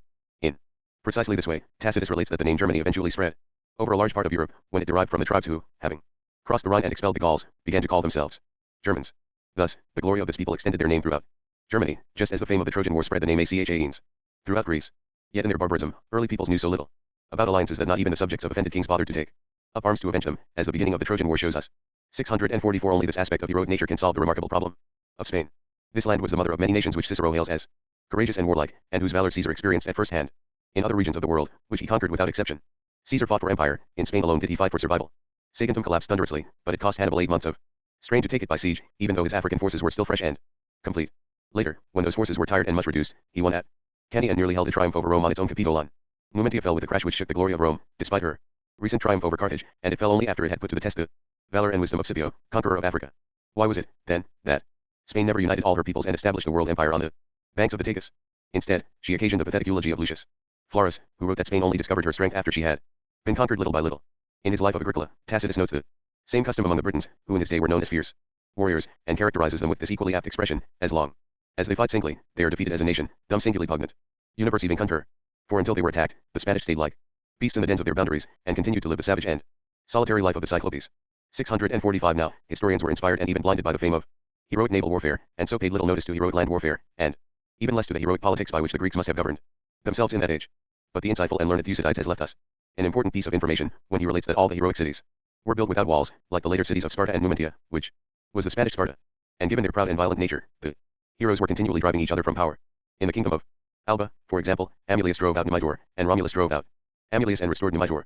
We see, then, how much certainty chronologers may derive for their timelines from the heroic genealogies of Greek royal houses and from the unbroken succession of the 14 Latin kings. During the medieval return of barbarism, especially in its most primitive period, we read of nothing more varying and inconstant than the fortunes of kingdoms, as my notes on chronology indicate. Indeed, Tacitus most prudently refers to this fact in the opening sentence of his Annals. In the beginning kings had the city of Rome, urbum Romum principio regis. Habere. He uses the verb habere, which signifies the weakest of the three degrees of possession distinguished by the jurists: habere, tenera, possidere. To have, hold, and possess. 646 The political events of such unstable kingdoms are narrated by poetic history in the many myths which feature singing contests. Like the Latin verbs for singing, canere, and cantare, which mean to predict, such myths refer to heroic contentions concerning the auspices. 647 For example, when the satyr Marsyas, the sword of monstrous hybrid Livy calls of discordant nature, is defeated by Apollo in a contest of song, he is flayed alive by the god. Behold the savagery of heroic punishments. In a similar contest of song, Apollo slays Linus, who must be a symbol of the plebeians. There was another Linus, who was clearly a heroic poet since he was associated with Amphion, Orpheus, Mucius, and others. In both myths, the contests are with Apollo, the god of divinity, meaning the science of divination or of the auspices. We saw earlier that Apollo was also the god of the nobility, since the science of the auspices belonged to the nobles alone. 648 There are similar myths. The sirens put sailors to sleep with their song and then slit their throats. The Sphinx poses enigmas to travelers and kills them when they find no solution. Circe uses incantations to turn Ulysses' comrades into swine. From such incantations or enchantments, the verb cantare, to sing, was later interpreted as meaning to practice witchcraft. Witness Virgil's phrase cantando rumpiter anguis, the serpent is destroyed by the spell. Magic must originally have been the astrological wisdom of auspicial divination in Persia, only later did it come to mean the art of sorcerers, whose spells were called incantations. In such myths, the sailors, travelers, and wanderers represent the foreigners of the heroic cities. In other words, they are plebeians who contend with the heroes to share in the auspices, are defeated in the attempt, and are cruelly punished. 649 In the same fashion, Pan tries to seize the nymph Syrinx, who is famed for her song, but finds himself embracing reeds. Similarly, the enamored Ixion reaches towards Juno, the goddess of solemn nuptials, but instead embraces a cloud. In these myths, reeds signify the inconstancy of natural marriages, and the cloud their emptiness. From this cloud, it is said, were born the centaurs, meaning the plebeians, who are Livy's monsters, with discordant natures, and who abduct the brides of the Lapiths during their wedding ceremony. Likewise, Midas, who is a plebeian, hides his asses' ears, only to have them revealed by Pan's reeds, that is, by natural marriage. In precisely this way, the Roman patricians argued that the plebeians were all monsters because they practiced marriages like wild beasts. 650 Vulcan must also be a plebeian. When he attempts to interfere in a contention between Jupiter and Juno, he is literally kicked out of heaven by Jupiter, falls headlong to earth, and is left crippled. This symbolizes the plebeians' contention with the heroes to share in Jupiter's auspices and Juno's solemnized marriage. Defeated in this contention, they were left crippled, which is to say humiliated. 651 Similarly, Phaethon, who as part of Apollo's family is regarded as a child of the sun, attempts to drive his father's golden chariot, which is the chariot of poetic gold, or grain. But he swerves from the regular course that leads to the family father's granary, and when he lays claim to ownership of the fields, he is cast down headlong from heaven. 652 The most significant symbol is the apple of discord that falls from heaven. The apple signifies ownership of the fields, and the first discord on Earth arose when the plebeians sought to cultivate fields for themselves. In this myth, the plebeian Venus contends with Juno for solemn nuptials, and with Minerva for dominion. As for the judgment of Paris, our good fortune preserves Plutarch's essay on Homer, in which he notes that the two verses at the end of the Iliad which mention it are not by Homer, but by a later hand. 653 Similarly, Atalanta throws golden apples to defeat her suitors in a foot race, precisely as Hercules wrestles with Antaeus and defeats him. In other words, Atalanta grants the plebeians first bonitary, and then quiritary ownership of the fields, but reserves solemnized marriage for herself. Precisely so, the Roman patricians granted the first agrarian law of Servius Tullius and the second agrarian law in the 12 tables, but still kept solemn marriage rights within their order. For the article which reads, solemnized marriages shall not be shared with plebeians, connubia incommunicata plebisunto, is the direct consequence of the earlier article. The auspices shall not be shared with plebeians, auspicia incommunicata plebisunto. This is why the plebeians began to claim solemnized marriage 3 years after the 12 tables, a right which they won after another 3 years of heroic contention. 654 In the Odyssey, the suitors of Penelope invaded Ulysses' palace, which symbolized the kingdom of the heroes. They called themselves kings, devoured the royal estate by appropriating ownership of the fields, and claimed Penelope for a wife, that is, laid claim to solemnized marriage. In some versions, Penelope preserved her chastity, and Ulysses hung the suitors like thrushes from a net, like the net heroic Vulcan used to catch the plebeian Mars and Venus. In other words, Ulysses bound the suitors to cultivating the fields like Achilles' day laborers, just as Coriolanus sought to reduce to Romulus laborers the plebeians who were not content with Servius Tullius' agrarian law. Ulysses also fought with the Papyriers and killed him, which must refer to an agrarian contention in which plebeians were devouring Ulysses' estate. In other versions, Penelope prostituted herself to the suitors, in other words, she shared solemnized marriage with plebeians. From this union was born Pan, a monster with two discordant natures, human and bestial, precisely like the monstrous hybrid mentioned by Livy.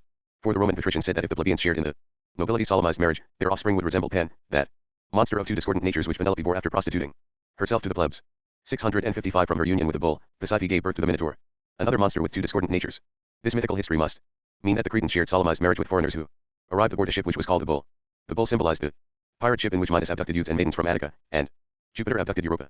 656 The myth of Io also related to this kind of civil history.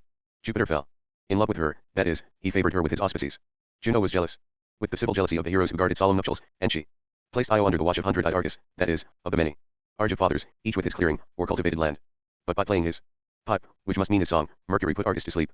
In other words, Mercury, the archetype of the mercenary plebeians, defeated the Argive fathers in a contention for the auspices, which sang the future in solemn nuptial rites. Io was then changed into a cow, mated with the same bull as Pasiphae, and went wandering in Egypt, that is, among those Egyptian foreigners who helped in Oz drive the Anakids from the kingdom of Argos. 657 As Hercules aged, he grew effeminate and had to spin at the bidding of Iole and Omphale. In other words, the heroic right to the fields was subjected to the womanly plebeians. By contrast, the heroes called themselves men, viri in Latin, which is synonymous with heroes in Greek. Virgil uses the word emphatically at the beginning of his Aeneid. Arm of Irum kino, arms, and the man I sing. And Horace translates the first verse of the Odyssey as digmei, Musa, virum, tell me, muse, of the men. Later, the Romans continued to use the noun viri to mean magistrates, priests, judges, and husbands by solemn matrimony. For in poetic aristocracies, magistracies, priesthoods, judgeships, and solemn marriages were restricted to the heroic orders. In this myth, the heroic right to the fields was shared with the plebeians of Greece, just as the Roman patricians shared the quiritary right with the plebeians under the second agrarian law, which they fought for and won in the law of the 12 tables. In precisely the same way, fiefs in the medieval return of barbarism were called goods of the lance, whereas allodile goods were called goods of the distaff, as we read in the law of the Angles. In allusion to the Salic law, which bars women from succeeding to the kingdom of France, the French royal arms are supported by two angels wearing dalmatics and bearing spears, and are adorned by the heroic motto Lilia nondant, lilies do not spin. To our good fortune, we find that Bald is called the Salic law, the law of the clans of France, ius gentium Gallorum. By the same token, we may speak of the law of the clans of Rome, ius gentium Romanorum, after the law of the 12 tables, inasmuch as it severely restricted inte state succession to direct heirs and relatives through the males. Later, I shall show how little truth there is in the belief that it was customary in early Rome for daughters to succeed inte state to their fathers, and that this custom passed into law in the 12 tables. 658 Finally, Hercules burst into a fury when he was stained with the blood of the centaur Nescius, who was precisely the sort of plebeian monster which Livy describes as having two discordant natures. In other words, during a time of civil fury Hercules shared solemnized marriage with the plebeians, and died contaminated with plebeian blood. The Roman Hercules, called Phidias, died in this way under the Poet-Elian law de nexu, by which in Livy's phrase the bond of faith came unbound, vinculum fide vitam est. Now, Livy applies this phrase to an event which, some 10 years later, was substantially the same as that which occasioned the Poet-Elian law. In any case, it would have required action rather than mere words to unbind the bond of faith. Clearly, this must be the phrase of some ancient analyst, which Livy cites with his usual blend of good faith and incomprehension. After plebeian debtors had been freed from private imprisonment by patrician creditors, they were still compelled by judicial laws to pay their debts. But they were now released from feudal bond, the law of the Herculean knot, which originated in the world's first refuges and which Romulus had used to found Rome in his refuge. Hence, we may well conjecture that the analyst wrote vinculum fidei, the bond of the god Phidias, whom Varro identifies as the Hercules of the Romans. But when later historians failed to understand the name Phidias, they mistakenly substituted the word fides, faith. This same heroic natural law is found among the American Indians. In our own hemisphere, it persists among the Abyssinians in Africa, the Muscovites in Europe, and the Tartars in Asia.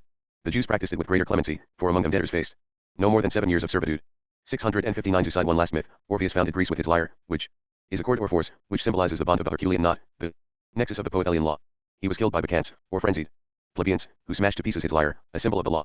In other words, the heroes in Homer's day were already taking foreign women as their wives, and bastards became royal successors, which indicates that Greece had begun to enjoy popular liberty. 660 All these myths lead us to conclude that the heroic age took its name from such heroic contentions. Many of the leaders of these struggles were defeated and oppressed, and so put to sea with their followers, wandering in search of new lands. Some of them, like Menelaus and Ulysses, eventually returned to their homelands. Others settled in foreign lands, among them Cecrops, Cadmus, Danaus, and Pelops, who settled in Greece. In Phoenicia, Egypt, and Phrygia, heroic contentions took place many centuries before those in Greece, since their civilizations had begun earlier. One such refugee must have been Dido, who fled Phoenicia to escape the persecution of her brother-in-law's faction, and settled in Carthage, which from its Phoenician origin was called a Punic city. After the destruction of Troy, several Trojan refugees fled to Italy. Capi settled in Capua, Aeneas landed in Latium, and Antenor journeyed inland to Padua. 661 In this manner, there ended the age of the theological poets, who were the wise men and statesmen of the Greeks' poetic age, men like Orpheus, Amphion, Linus, Musaeus, and others. It was the duty of such poets to sing hymns of praise to the gods, that is, to praise divine providence. And by singing the power of the gods revealed in the auspices, they kept the plebeians in subjection to their heroic orders. In precisely this way, some 3 centuries after the foundation of Rome, Appius Claudius, grandson of the December, ensured the plebeians' obedience by singing about the divine power of the auspices, which could only be interpreted by the patrician science. And in precisely the same way, by singing to his lyre, Amphion caused the stones to move and raise the walls of Thebes, which Cadmus had founded 3 centuries earlier. In other words, he confirmed its heroic state. Chapter 7. Corollaries on Roman Antiquities, particularly the imaginary monarchy at Rome and the imaginary popular liberty established by Junius Brutus. 662 The many parallels I have drawn between the civil institutions of the Greeks and Romans show that ancient Roman history is an unbroken historical mythology, containing elements of many various and diverse Greek myths. These parallels will force the reader who possesses true intelligence, rather than mere memory or imagination, to recognize the following fact, that from the age of kings to the sharing of solemnized marriage with the plebeians, the Roman people, the people of Mars, was composed only of patricians. During the trial of Horatius, King Tullus Hostilius as ruler of these nobles granted the right of anyone condemned by the duumbres or quaestus to appeal to the entire order. The only orders were made up of the heroes, and the plebeians were mere accessions to them, in the same way that provinces later were accessions to conquering nations, as Grotius rightly observed. Hence, the plebeians were the other people, as Telemachus called them in a public assembly. By applying the irrefutable force of our metaphysical critique to the founders of nations, we may refute the following error, that, after the death of Romulus, work gangs of base-born laborers were treated as slaves, but had the right to elect kings, subject to the patricians' approval. This anachronistic view dates from a later age, when the plebeians were Roman citizens and, having obtained solemnized marriage by the patricians, shared in the creation of consuls. But it was mistakenly dated back 3 centuries to the interregnum which followed the death of Romulus. 663 Since neither the philosophers nor the philologists could imagine such severe aristocracies, they extended our modern sense of the word people to the early age of the first cities. This also entailed misconceptions about the words king and liberty, so that everyone believed that the Roman kingship was a monarchy and that the liberty established by Junius Brutus was popular. Even Jean Bodin fell into the common error of previous political thinkers, and assumed that monarchies came first, then tyrannies, next democracies, and finally aristocracies. This shows us how what distortions of human ideas can and do occur when true principles are lacking. Then, when Bodin observed the effects of aristocracy within the imagined popular liberty of Rome, he propped up his theory by making the distinction that ancient Rome had a popular constitution, but was governed aristocratically. Even so, the facts still contradicted him, and this prop could not keep his political fabrication from collapsing. At last, the force of truth compelled Bodin to confess with gross inconsistency that both the constitution and administration of the ancient Romans were aristocratic. 664 All this is confirmed by Livy, who explicitly affirms that there was no change whatsoever in the form of the Roman constitution when Junius Brutus instituted the office of 2 annual consuls. This was in fact the course which Brutus, as a wise man, was obliged to follow in restoring the corrupt state to its original principles. With the creation of the consuls, Livy writes, the royal power suffered no diminution, nihil quicquam de regia potestate dignitatem. Indeed, the 2 consuls became annual aristocratic kings. In his law Cicero calls them annual kings, just as the kings reigned for life at Sparta, which was unquestionably an aristocracy. And, as everyone knows, the consuls were subject to recall during their reign, just as the Spartan kings were subject to censure by the ephors. And after their year's reign, they could be put on trial, just as the Spartan kings could be condemned to death by the ephors. This passage in Livy shows us 2 things. First, the Roman kingship was aristocratic. Second, the liberty established by Brutus, rather than being popular because it secured the people's freedom from their lords, was lordly, and aristocratic because it secured the patricians' freedom from the Tarquins. Brutus could clearly not have achieved this liberty without the pretext offered him by the rape of Lucretia, which he shrewdly exploited. This scandal abounded in circumstances sublime enough to arouse the plebeians' feelings against the tyrant Tarquinius. As for the patricians, Tarquinius had treated them so badly that Brutus found it necessary to rebuild the Senate, which had been so depleted by Tarquinius' execution of many senators. By shrewd planning, Brutus benefited the Roman people in 2 ways. He strengthened the order of the patricians, which was declining, and he won the favor of the plebeians by choosing many of them, no doubt, including the most militant opponents of his reform of the patriciate, and enrolling them in the patricians' order. In this way, he unified the city of Rome, which until then had been completely divided, in Livy's phrase, between patricians and plebeians, inter patra et plebum. 665 We have examined the many various and diverse causes which preceded the kingship at Rome, beginning with the age of Saturn. Bodin in turn has traced the many varied effects of this kingship on the ancient Roman Republic, and Livy has described the unbroken continuity which links historical causes to their effects. Now, if all these arguments do not suffice to prove my thesis, that the Roman kingship was aristocratic, and that Brutus established the liberty of the patricians, we can conclude only that the Romans, a barbarous and rude people, enjoyed a special privilege from God. By contrast, this privilege was denied the Greeks, who were a shrewd and highly civilized people. According to Thucydides, they knew nothing about their own antiquity before the Peloponnesian War, the most brilliant age of Greece, as I remarked in my notes on chronology. In these notes, I showed that the same was true of the Romans until the Second Punic War, from which point Livy professes to write Roman history with greater certitude, even though he openly confesses his ignorance of three important circumstances of that war.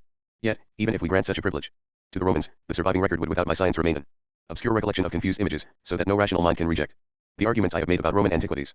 Chapter 8. Corollary on the heroism of the first peoples. 666. The topic of the early world's heroic age inevitably leads us to a discussion of the heroism of the first peoples. The relevant axioms and principles of my poetic politics show that this heroism was utterly different from the heroism which the philosophers imagined was produced by the incomparable wisdom of the ancients.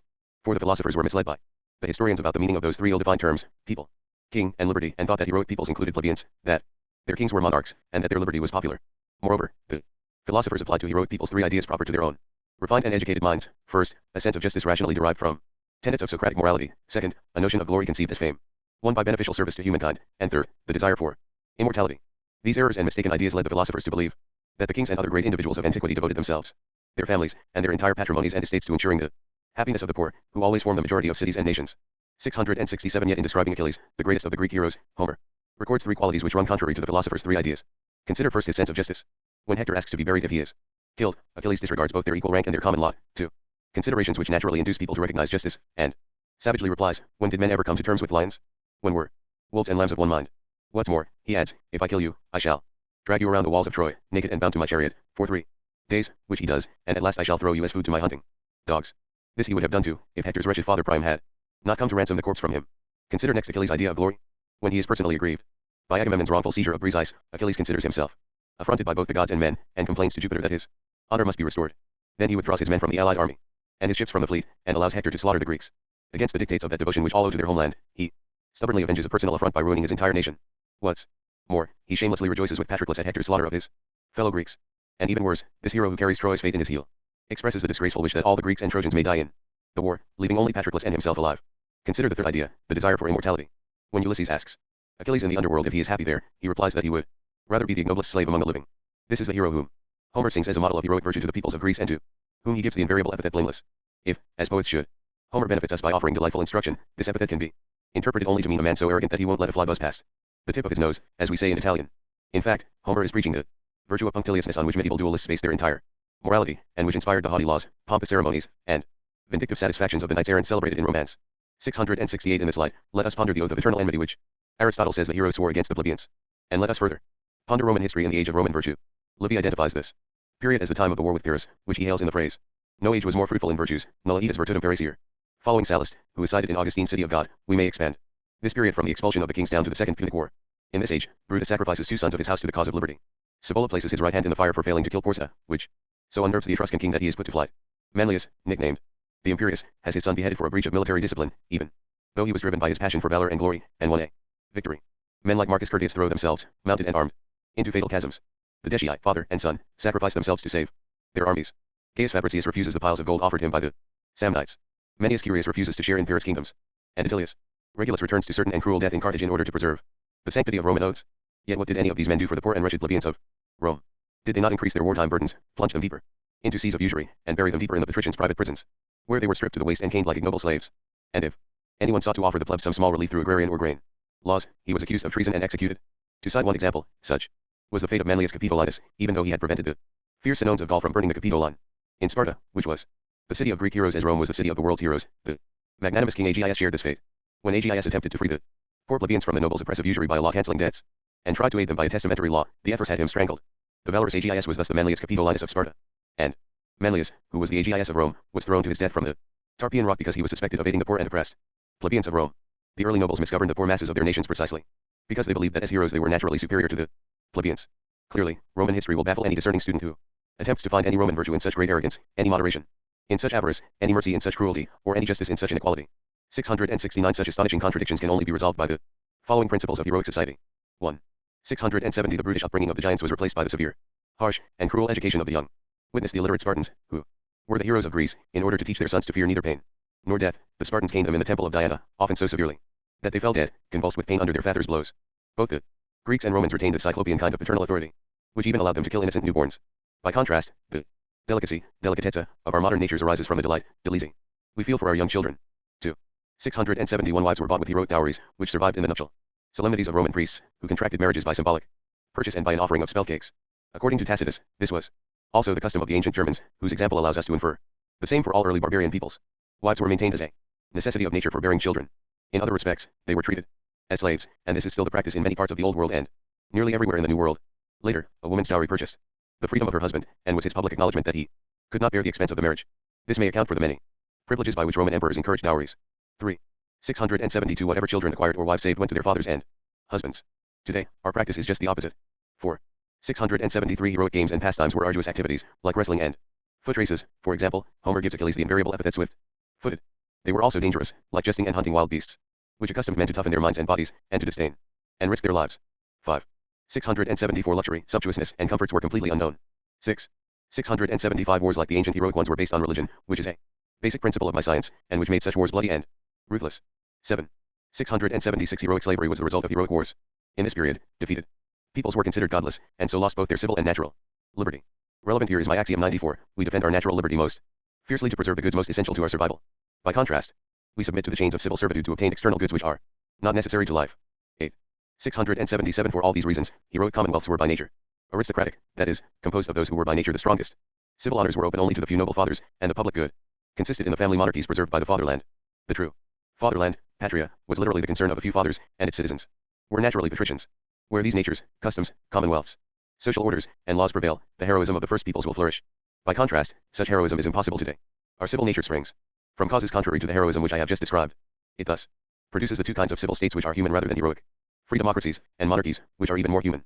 Throughout the age of Roman popular liberty, the only person reputed to be a hero was Cato of Utica, whose reputation reflected his aristocratic spirit.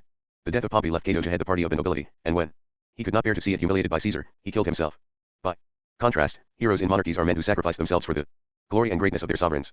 Hence, we must conclude that such an ideal hero is desired by afflicted peoples, theorized by philosophers, and imagined by poets. But such virtues are not among the benefits which civil nature provides, as Axiom 80 states.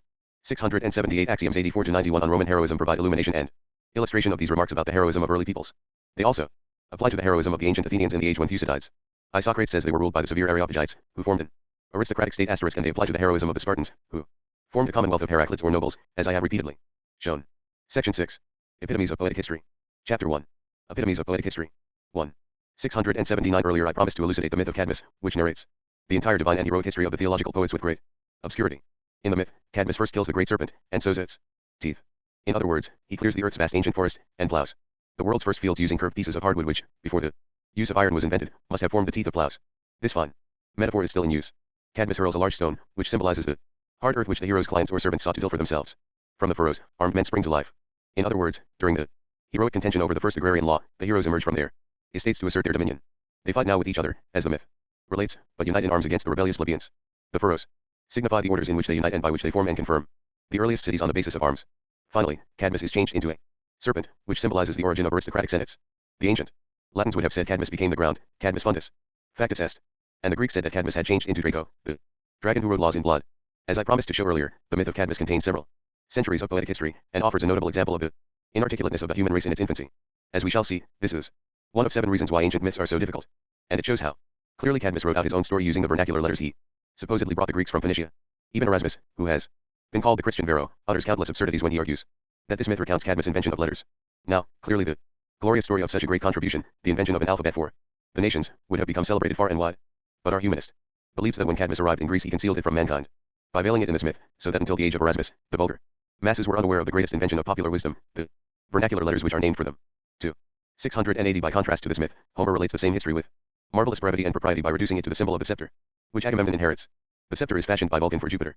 This refers to the thunderbolts by which Jupiter after the flood founded his kingdom over gods and men, meaning the divine kingdoms of the state of families. Jupiter then gives Mercury a scepter. This is the caduceus which Mercury used to bring the first agrarian law to the plebeians, thus creating the heroic kingdoms of the first cities. Mercury then gave it to Pelops, who gave it to Thyestes, who gave it to Atreus, who gave it to Agamemnon, which is the entire dynasty of the royal house of Argos. 3. 681 We find a fuller and more detailed account of the history of the world on the shield of Achilles as described by Homer. 682. 1. In the beginning, the shield showed the sky, earth, sea, sun, moon, and stars, which symbolize the epoch of the world's creation. 683. 2. Next, the shield showed 2 cities. In the first were songs, wedding songs, and nuptials, which represent the age of the heroic families, whose children are born of solemn nuptials. In the second, there were no Such writes, this represents the age of the heroic families with their family servants, who contracted only natural marriages without the solemnities of heroic nuptials. Together, these two cities represent the state of nature, which is the state of families. In the Odyssey, Ulysses' swineherd Eumaeus describes two such cities in his fatherland. They were both ruled by his father, he says, and in them the citizens' goods were all distinctly divided, meaning that they shared no part of citizenship in common. Thus, Homer's city without wedding songs must be inhabited by the other people, as Telemachus calls the plebeians of Ithaca during an assembly. And Achilles has such a place in mind when, complaining of Agamemnon's affront to him, he says he has been treated like a common laborer with no part in the government. 684. 3. Then, in the city celebrating nuptials, the shield showed parliaments, laws, legal judgments, and punishments. This is a precise parallel to the response of the Roman patricians to the plebeians during their heroic contentions. For by claiming the auspices and nuptial solemnities as their own, the patricians asserted that they alone held rights over nuptials and military commands, as well as over priesthoods, which were the basis of legal science and judgments. This is why the Latin word for men, viri, which was synonymous with the Greek word heroes, also meant husbands in solemn marriage, magistrates, priests, and judges.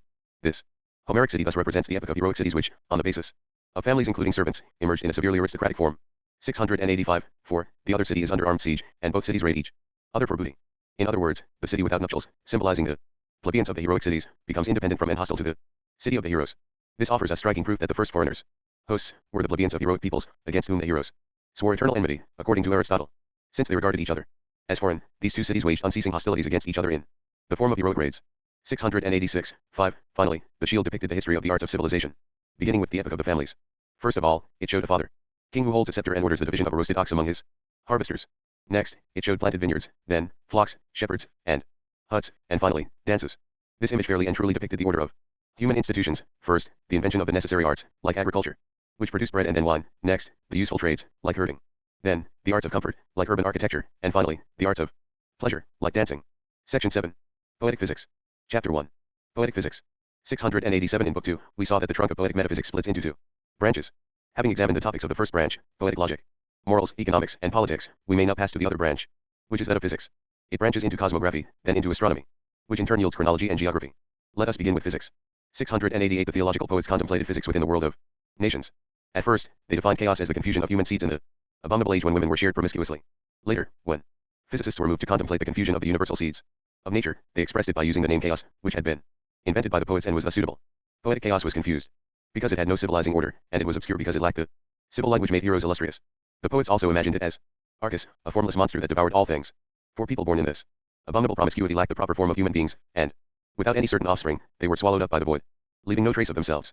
Later, physicists interpreted this as the prime matter of natural things which, being formless, is greedy for forms, and devours everything. The poets also assigned chaos the monstrous form of the sylvan god Pan, as the protecting spirit of all satyrs, who inhabit forests rather than cities. Pan became a symbol of the impious wanderers of the earth's grey forest, who had the appearance of men but the habits of abominable beasts. Later, misled by the name Pan, which in Greek means all, philosophers used forced allegories to interpret this god as a symbol for the formed universe. Scholars also believed that the poets had signified prime matter by their myth of Proteus. In this myth set in Egypt, Ulysses on the shore wrestles with Proteus in the water, but cannot hold onto the monster, which keeps changing shape. What the scholars mistook for sublime learning was in fact the extreme coarseness and ignorance of early people. For just as children try to grasp their own reflections when they look in a mirror, so primitive people thought they saw an ever-changing person in the water when they beheld how it altered their own features and movements. 689. When the heavens finally thundered, Jupiter created the world of men by waking in them the moral effort or conatus. The human civil world originated in this effort, which is proper to the mind and its freedom.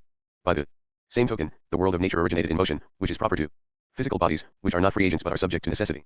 What appears to be effort in bodies is in fact merely insensate motion, as we saw in my section on method. From this conscious effort came the civil light symbolized by Apollo, whose light revealed the civil beauty, or nobility, which made the heroes beautiful. Venus was the symbol of this civil beauty, and was later interpreted by physicists as the beauty of nature, and even as the whole of formed nature, which is beautifully arrayed with all sensible forms. 690. The theological poets viewed the world as composed of four sacred elements. 1. The air in which Jupiter thunders. 2. The water of the perennial spring sacred to Diana. 3. The fire with which Vulcan cleared the forests. And 4. The cultivated earth of Cybele or Bear-Cynthia. All four elements are elements of divine rights, the auspices, water, fire, and spelt. These rights are watched over by Vesta, who is identified with Cybele or Bear-Cynthia, the goddess of cultivated lands protected by hedges and surmounted by tower-like towns in the highlands. From such towers came the Latin extorus, exiled, as if exterus, driven from the land. Cybele goes about crowned, and her crown encloses what was called the orbis terrarum, or circle of lands, which is properly the world of mankind.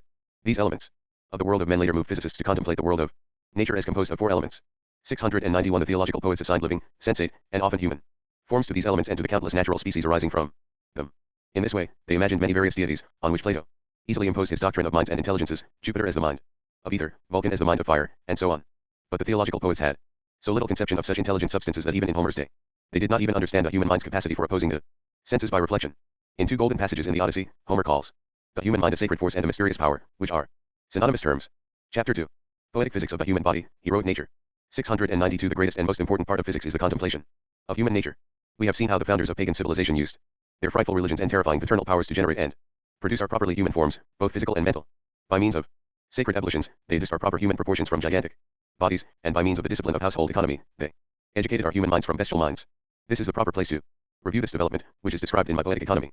693. With their crude physics, the theological poets beheld in humankind two metaphysical ideas, being and substance.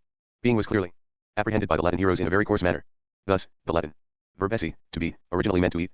Even today, when our peasants say that a sick man is still alive, they say he is still eating. The verb esse in the sense of being is highly abstract because it transcends all particular beings, it is very fluid because it pervades all beings, and it is completely pure because it is not limited by any other beings. Substance, in turn, was apprehended as something that stands beneath and sustains. Since a person stands on his feet, the heroes located his substance in the heels. This is why Achilles' fate was in his heel, which held his fated allotment of life and death. 694. The theological poets viewed the human body as made up of solids and liquids. Bodily solids were divided into four kinds. 1. First were the viscera, or flesh.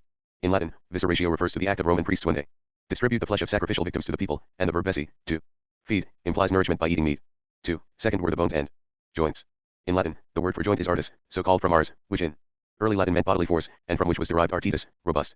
Later, the noun ars, art, came to mean the body of precepts which serves as a framework for some intellectual skill. 3. Third were the sinews. When the theological poets were still mute and spoke using physical objects, sinews were taken to mean forces. In Latin, one word for sinew, fides, meant a cord, and was used to denote the force or faith of the gods. Later, Orpheus' lyre was imagined as made of such sinews, cords, or forces. They correctly located force in the sinews, since it is the tendons which extend muscles to exert a force. 4. Fourth was the marrow, in which with equal propriety they located the vital essence. In Latin, a lover called his beloved medulla marrow. The adverb medullatus, from the marrow, means the same as our phrase from the heart, and intense love was said to melt one's marrow. The body's liquids, in turn, were reduced to the one category of blood. They correctly called the neural and spermatic fluids blood, since they are the essence of the blood. This gave rise to the poetic phrase sanguine cretus, born of the blood, which means engendered. And they correctly regarded the blood as the juice of the tissues which make up the flesh. In Latin, the adjective succiplinus, filled with juice, means fleshy or steeped in good blood. 695. As for the soul, Latin anima, the theological poets located it in the air, which is also called anima, and conceived it as the vehicle of life. This was the proper meaning of the Latin expression we live and breathe. Anima vivimus. In poetic Latin, we find used phrases such as fere ad vitals, auras, to bring to life's breath, or be born, viscera vitals auras, to draw life's breath, or live, and vitam referred in auras, to return one's life to the air, or die. In everyday Latin, animam viscera, to draw breath, meant to live. Animam trahir, to draw one's last breath, meant to suffer the throes of death, and animam efflare, animam emittere, to breathe forth one's soul, meant to die. This may have led the physicists to locate the world soul in the air. The theological poets correctly located the course of life in the course of the blood, since our life consists in its flowing properly. 696. The poets also correctly sensed that the spirit is the vehicle of sensation. This was the proper meaning of the Latin expression we feel in our hearts, animos and imus. And they correctly made spirit masculine, animus, and soul feminine, anima, for the spirit acts on the soul, like Virgil's fiery force, ignis vigor. The spirit acts through the nerves and neural matter, and the soul acts through the veins and the blood. Since the spirit's vehicle is the ether, and the soul's vehicle is the air, the animal spirits are swift in relation to the slower vital spirits. The spirit is the agent, and therefore the principle of the conscious effort, like Virgil's fiery force, while the soul is the agent of motion. The theological poets sensed this, but did not fully understand it. This is why Homer speaks of a sacred force, a mysterious power, or an unknown god. When the Greeks and Romans felt that their words or deeds came from a higher principle within themselves, they said that a god had willed it, for in their crude way, they understood the sublime truth that ideas come to men from God. Accordingly, the natural theology of the metaphysicians proved irrefutably that the Epicureans erred when they said that ideas spring from the body. 697. The poets understood generation in a manner which seems superior to that of later scholars. Their notion is epitomized by the Latin verb concipere, to conceive, which derives from concapere, to take in. This verb expresses the natural activity of all physical forms, including atmospheric pressure, discovered in our time, which take in surrounding objects, overcome their resistance, and adapt and assimilate them to their own form. 698. Physical decay was quite wisely expressed by the verb corrumpere, to break down, which means the breakdown of all the body's components. Its opposite was sanum, whole, since life depends on the sound condition of all the body's parts, and they believed that disease caused death by destroying the body's solid parts. 699. The poets reduced all the internal functions of the spirit to three parts of the body, the head, the breast, and the heart. To the head they assigned all cognitive functions. Since all of these involved the imagination, they located memory in the head, for the Greek word for imagination, fantasia, corresponds to Latin memoria. During the medieval return of barbarism, fantasia meant ingenuity, and an ingenious person was said to be fantastical. This is how Cola di Rienzo is described in the barbarous Italian of his contemporary biographer. The similarity of such characters and customs to those of the ancient heroes offers a strong argument for their recurrence in various nations. Now imagination is simply the resurfacing of recollections, and ingenuity is simply the elaboration of things remembered. As my poetic metaphysics showed, during the heroic age the human mind was neither refined by the art of writing, nor intellectualized by the arts of reckoning and reasoning, nor rendered capable of abstraction by the many abstractions which abound in modern languages. The primitive mind thus applied all its force to the three noble faculties derived from the head, breast, and heart. As my poetic logic shows, these faculties belong to the mind's primary Function, which is regulated by the art of topics, or the art of invention, just as the mind's secondary function is regulated by the art of criticism, which is the art of judging. As invention naturally precedes judgment, the people of the world's childhood exercised the primary function of the human mind. For their world still needed to invent all the institutions that are necessary and useful to human life. As I shall show more fully in my discovery of the true Homer, all these needs were satisfied before the appearance of the philosophers. The theological poets were correct, then, in calling memory the mother of the muses, because they symbolized the arts of civilization. 700 At this point, I must clarify my earlier statement that we can by no means imagine and can conceive only with great effort how the first founders of pagan civilization thought. Their minds were so limited to particulars that they viewed every change in facial expression as a new face, as the myth of Proteus indicates. And they viewed every new passion as a new heart, a new breast, or a new spirit. It was this nature of human institutions, rather than an urge to count, which created the poetic plurals, used for the singular, aura, faces, vultus, visages, animi, spirits, pectora, breasts, chorda, hearts. 701 The poets made the breast the seat of all passions, and fittingly placed beneath it two stimuli. 1. They placed the irascible principle, or stimulus of anger, in the stomach. For when we react against the threat of danger, it is there that we feel bile rise in response to the stomach's increased peristaltic action on the biliary vessels. 2. And they placed the appetitive principle, or stimulus of desire, principally in the liver, since it is defined as the factory of the blood. The poets called these precordia organs in front of the heart, and in them Prometheus the Titan implanted the most prominent passions found in each species of animal. Thus the poets understood in crude fashion that desire is the mother of all passions, and that the passions reside in our bodily humors. 702 The theological poets assigned all volition to the heart. Thus, heroes in Latin poetry shook, turned, and revolved their cares in their heart, agitabant, versabant, volitabant cor curas. For being stupid and insensible, they considered a course of action only when they were shaken by passions. In Latin, wise men were called cordati, strong-hearted, and dolts by contrast were vecurdes, senseless. Their resolutions were called sententii, sentiments, because they judged as they felt, which is why heroic judgments were always true in form, even when false in substance. Chapter 3. Corollary on heroic statements. 703 The minds of the early pagans perceived all phenomena singly. In this respect, they were almost like animals, in which each new sensation completely erases any previous sensations, which makes them incapable of rational comparison and discourse. Thus, all heroic statements were particularized expressions of single sensations. In the Ode of Sappho, which Catullus translated into Latin, Longinus admired the sublimity of the simile, with which the beloved describes her lover. He seems equal to a god. I'll me parse deo videtur. Yet this simile lacks the highest degree of sublimity, because it does not make the statement particular to the lover. By contrast, Terence does this when he writes, "We have attained the life of the gods. Vitam deorum adepti sumus." This sentiment is proper to the speaker, but it has a generalized tone because the first person plural replaces the singular. In another of Terence's comedies, this sentiment is raised to the highest degree of sublimity by being made singular and particular to the character who says, "I have become a god, deus factus sum." 704 Philosophers make abstract statements which contain universals. By contrast, only false and frigid poets offer reflections on their passions. Chapter 4. Corollary on heroic descriptions. 705 To conclude, the poets reduce the spirit's external functions to the body's five senses, which were keen, vivid, and strong, while their minds served only as a vigorous imagination with very little or no reason. The Latin words for the five senses may serve as proof of this. 706 The verb for hearing was audire, as if from horire, to draw in, for the ears drink in air which has been set vibrating by other physical bodies. Seeing distinctly was called separating with the eyes, cernere oculis. This may be the origin of the Tuscan verb cernere, to sift, for the eyes are like a sieve, and the pupils are like two holes. And just as rods of dust issue from a sieve and touch the earth, so rods of light issue from the pupils and touch those objects which we see distinctly.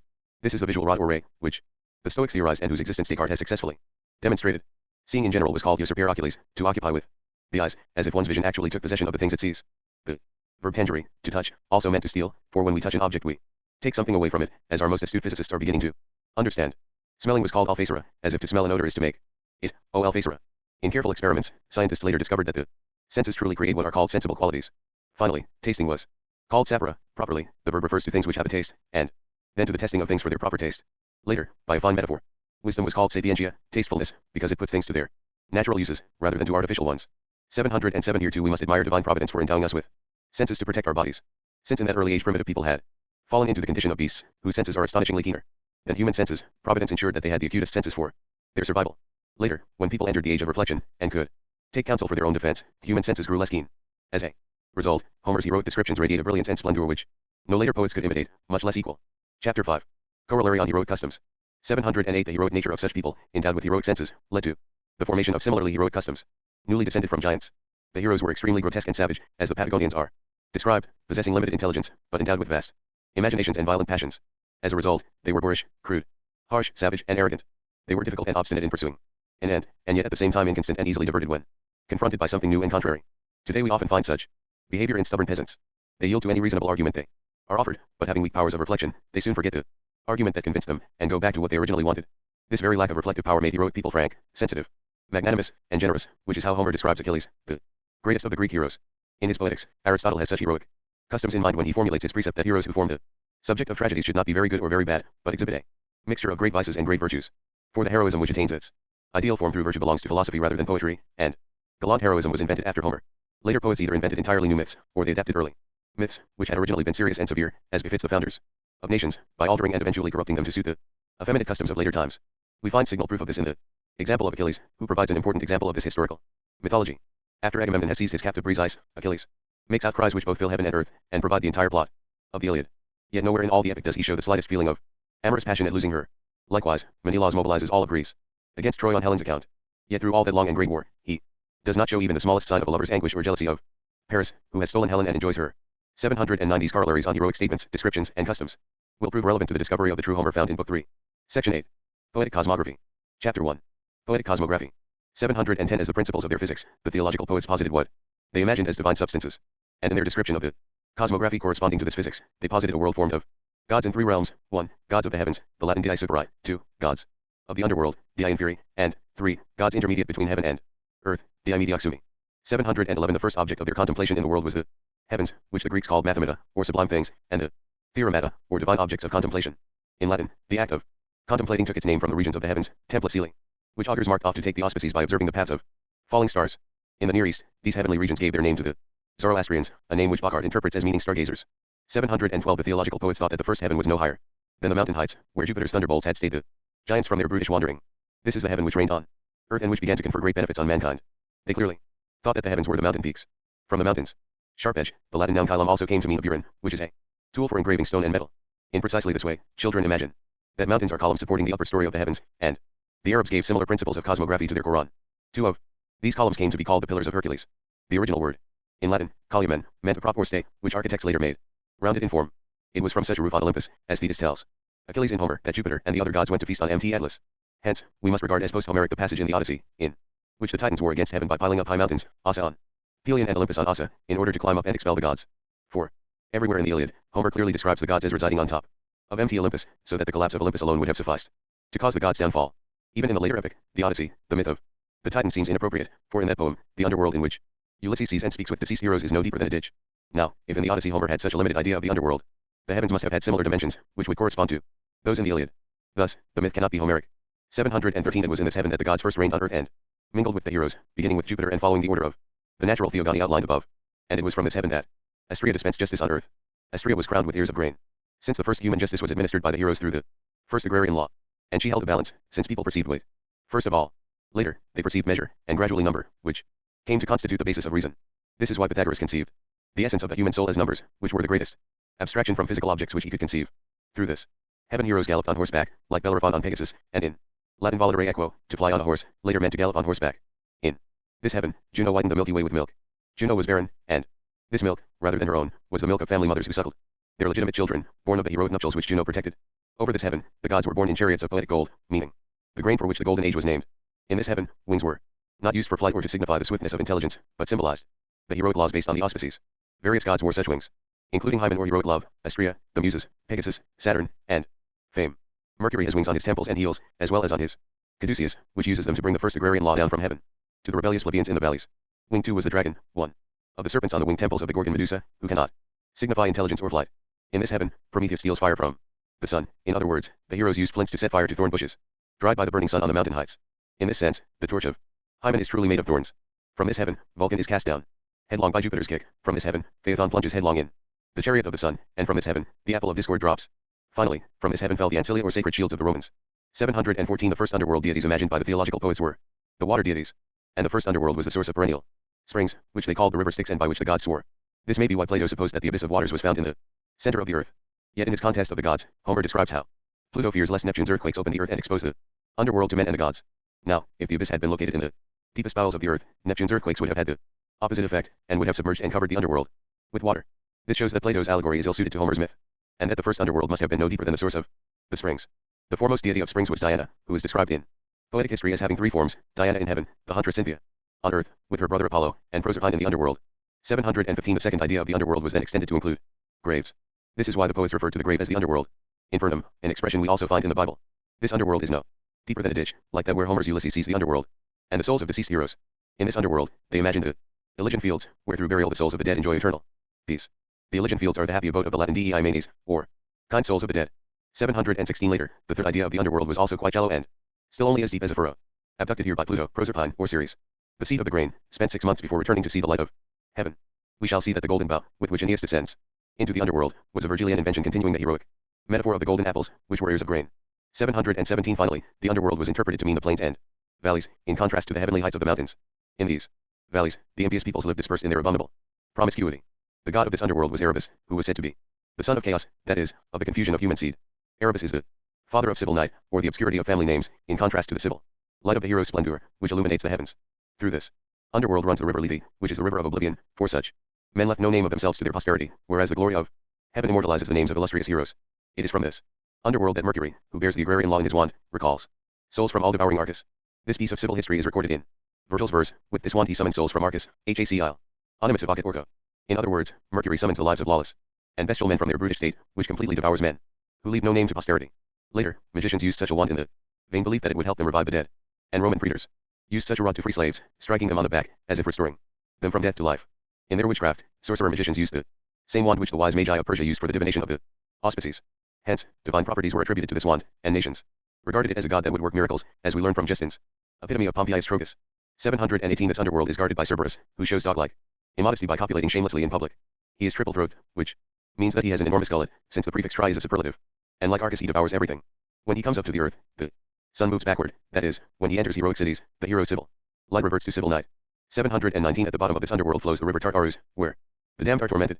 Ixion turns his wheel, Sisyphus rolls his stone, and Tantalus dies of hunger and thirst.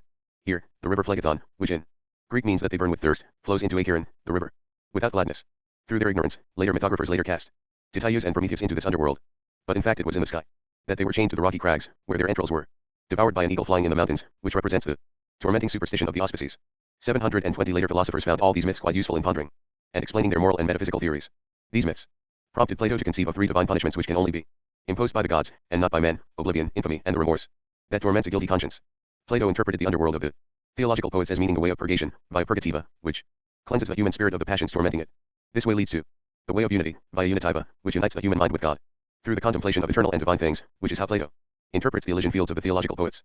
721 All the founders of pagan nations descended into this underworld, but with ideas quite different from the moral and metaphysical ones of the philosophers. For the theological poets described the underworld with political ideas, as was both natural and necessary for men founding nations. Thus, Orpheus, who founded the Greek nation, descends to the underworld. Forbidden to look back on his return, he looks back and loses his wife Eurydice, that is, he reverts to the abominable promiscuity of women. Hercules, whom every nation calls its founder, descends to the underworld, where he frees Theseus, who founded Athens. Theseus descends to the underworld to bring back Proserpine, meaning Ceres. In other words, he descends to bring back sown seed as ripened grain. Later, Virgil's Aeneid described the descent to the underworld of Aeneas, who is sung as a political hero in the first 6 books, and as a military hero in the last 6 books. With his profound knowledge of heroic antiquity, Virgil relates this descent in the greatest detail. First, Aeneas obtains the instructions and safe conduct of the Cumean Sibyl. We have seen that all pagan nations had a Sibyl, 12 of whom we know by name. In other words, Aeneas descends by divination, which was the popular wisdom of the pagans. Next, he sacrifices his associate Misenus, exercising that cruel right which the heroes had over their first associates. For Aeneas has the piety of a bloodthirsty religion, which is the piety which the heroes professed in the ferocity and cruelty of their recent bestial origin. He now enters the ancient forest, which represents the primitive earth in its uncultivated and wooded state. There he throws a drugged scrap of meat to Cerberus, which puts him to sleep. Orpheus puts beasts to sleep with his lyre, which symbolizes the law, and Hercules chains Cerberus using the knot with which he bound Antaeus in Greece, that is, with the first agrarian law, and his insatiable hunger caused Cerberus to be imagined as triple throat, or having an immense gullet. Aeneas descends into the underworld, originally no deeper than a furrow, and meets Dis, the god of heroic wealth, meaning poetic gold or the grain. Dis is identified with Pluto, who abducted Proserpine or Ceres, goddess of grain. Aeneas offers the golden bough to Dis. Thus, the great poet Virgil adapts the metaphor of the golden apple, or the ear of grain, and extends it to the golden bough, symbol of the harvest. When the golden bough is torn from the tree, another grows in its place, because there can be no second harvest until the first has been gathered. When it pleases the gods, the bough yields easily to the hand that grasps it, but otherwise no force in the world can pluck it. For grain springs forth naturally when God is willing, but without God's will, no human effort can harvest it. Next, Aeneas passes through the middle of the underworld to the Elysian fields. In other words, the heroes settled in cultivated fields, and after death they enjoyed eternal peace through burial. Here Aeneas sees his ancestors and his future descendants. For the first genealogies, with which history began, were founded on the religion of burial sites, which the poets called the underworld. 722 The theological poets felt the earth to be the guardian of boundaries, which is why it was called terra. The heroic origin of the word is preserved in the Latin noun territorium, territory, meaning a district over which dominion is exercised. The Latin grammarians mistakenly derived territory from terror, to frighten, because the lictors used the terror of the fasces to disperse crowds and make way for Roman magistrates. But in the age when the word territory arose, there were no great crowds in Rome. Indeed, I have cited Varro as saying that in her first 250 years of rule Rome subjugated more than 20 peoples without extending her dominion more than 20 miles. Rather, the true origin of the verb terror, to frighten, derives from the bloody rites by which Vesta guarded the boundaries of the Cultivated fields, in which civil dominions were to arise. The Latin goddess Vesta is the same as the Greek side or bear Cynthia, who is crowned with towers, torres, or strongly situated lands, terrae. From her crown there began to take shape the so-called orbis terrarum, or world of nations, which cosmographers later expanded and called the orbis mundanus, mundane world, or simply mundus, world, which is the world of nature. 723 The world of the theological poets was thus divided into 3 kingdoms or regions: 1. Jupiter's realm in heaven, 2. Saturn's realm on earth, and 3. Pluto's realm in the underworld. This Pluto was called Dis as the god of heroic wealth, meaning the first gold, or grain, for the true wealth of peoples consists in their cultivated fields. 724 This world was formed of 4 elements, which physicists later considered natural elements: 1. Jupiter's air, 2. Vulcan's fire, 3. Cybes, earth, and 4. Diana's water. This last deity is the underworld Diana of the springs. By contrast, Neptune became known to the poets only later, since nations were slow to descend to the seacoasts. Likewise, any sea reaching beyond the horizon was called ocean, and any land girt by it was called an island. Thus Homer describes the island of Aeolia as surrounded by the ocean. From this ocean came the Mares of Rhesus, who were pregnant by Zephyrus, the west wind of Greece. And on the shores of this ocean were born the horses of Achilles, which were also sired by Zephyrus. Later, when geographers observed that the whole earth was girt by the sea like a vast island, they gave the name ocean to the sea which girts the whole earth. 725 To conclude, in early Latin mundus meant a slight slope, which is why in mundo est and in proc libi est both mean it is easy. Later, everything that trims, monda, cleans, and adorns a woman was called mundus muliebris, feminine ornament. Eventually, the poets understood that heaven and earth are spherical, that each point of their circumference slopes in all directions, and that the ocean washes the earth on all sides. So when they saw that the whole is adorned with countless various and diverse sensible forms, the poets called the universe mundus as a beautiful and sublime metaphor for the ornament with which nature adorns herself. Section 9. Poetic Astronomy. Chapter 1. Poetic Astronomy. 726 In somewhat more developed form, this world system lasted until the age of Homer, who in the Iliad always describes the gods as dwelling on Mt.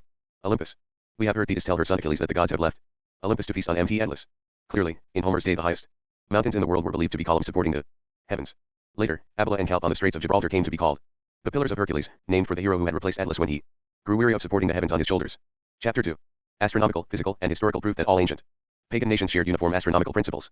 727 As human minds continued to develop their unlimited power, and as the contemplation of the heavens for taking the auspices obliged people to observe them constantly, in the minds of the nations the heavens rose higher, and with them the gods and heroes. In attempting to rediscover poetic astronomy, we may make use of 3 points of historical erudition. 1. Astronomy was introduced into the world by the Chaldeans. 2. The use of the quadrant to measure latitude was taught by the Chaldeans to the Phoenicians, who then taught it to the Egyptians. 3. The notion of gods dwelling in the stars was taught by the Chaldeans to the Phoenicians, who then taught it to the Greeks. We may supplement these philological points with 2 philosophical truths. 1. It is a truth of civil societies that nations are naturally reluctant to embrace foreign deities, unless they are liberated by an extreme freedom of religion, which only occurs in the late stages of their decadence. 2. It is a truth of physics that the planets appear larger than the fixed stars because of an optical illusion. 728 Having posited these principles, we may assert that astronomy sprang from popular origins which were uniform in the Near East, in Egypt, in Greece, and even in Latium. Since planets appear much larger than fixed stars, these peoples uniformly assigned gods to the planets, and heroes to the constellations. Thus, among the Greeks the Phoenicians found gods ready to move with the planets and heroes to form constellations, just as easily as the Greeks later found them among the Romans. And these examples allow us to conclude that the Phoenicians found the same readiness among the Egyptians as among the Greeks. In this manner, the heroes and the symbols of their rights and exploits, together with a good number of the major gods, were raised to the heavens, and they readily served the learned astronomers, who could now assign names to the previously nameless stars, constellations, and planets, thus giving form to matter, as it were. 729 Using their popular astronomy, the first peoples wrote the history of their gods and heroes in the heavens. This established an invariable principle of history. The principal matter worthy of record consists of the memory of people with divine or heroic qualities, that is, persons divine for their ingenious works and esoteric wisdom, or heroic for their virtuous works and popular wisdom. Thus, poetic history gave learned astronomers reasons for envisioning heroes and symbols in certain groups of stars and certain regions of the sky, and for assigning the major gods to those planets, whose names they still bear.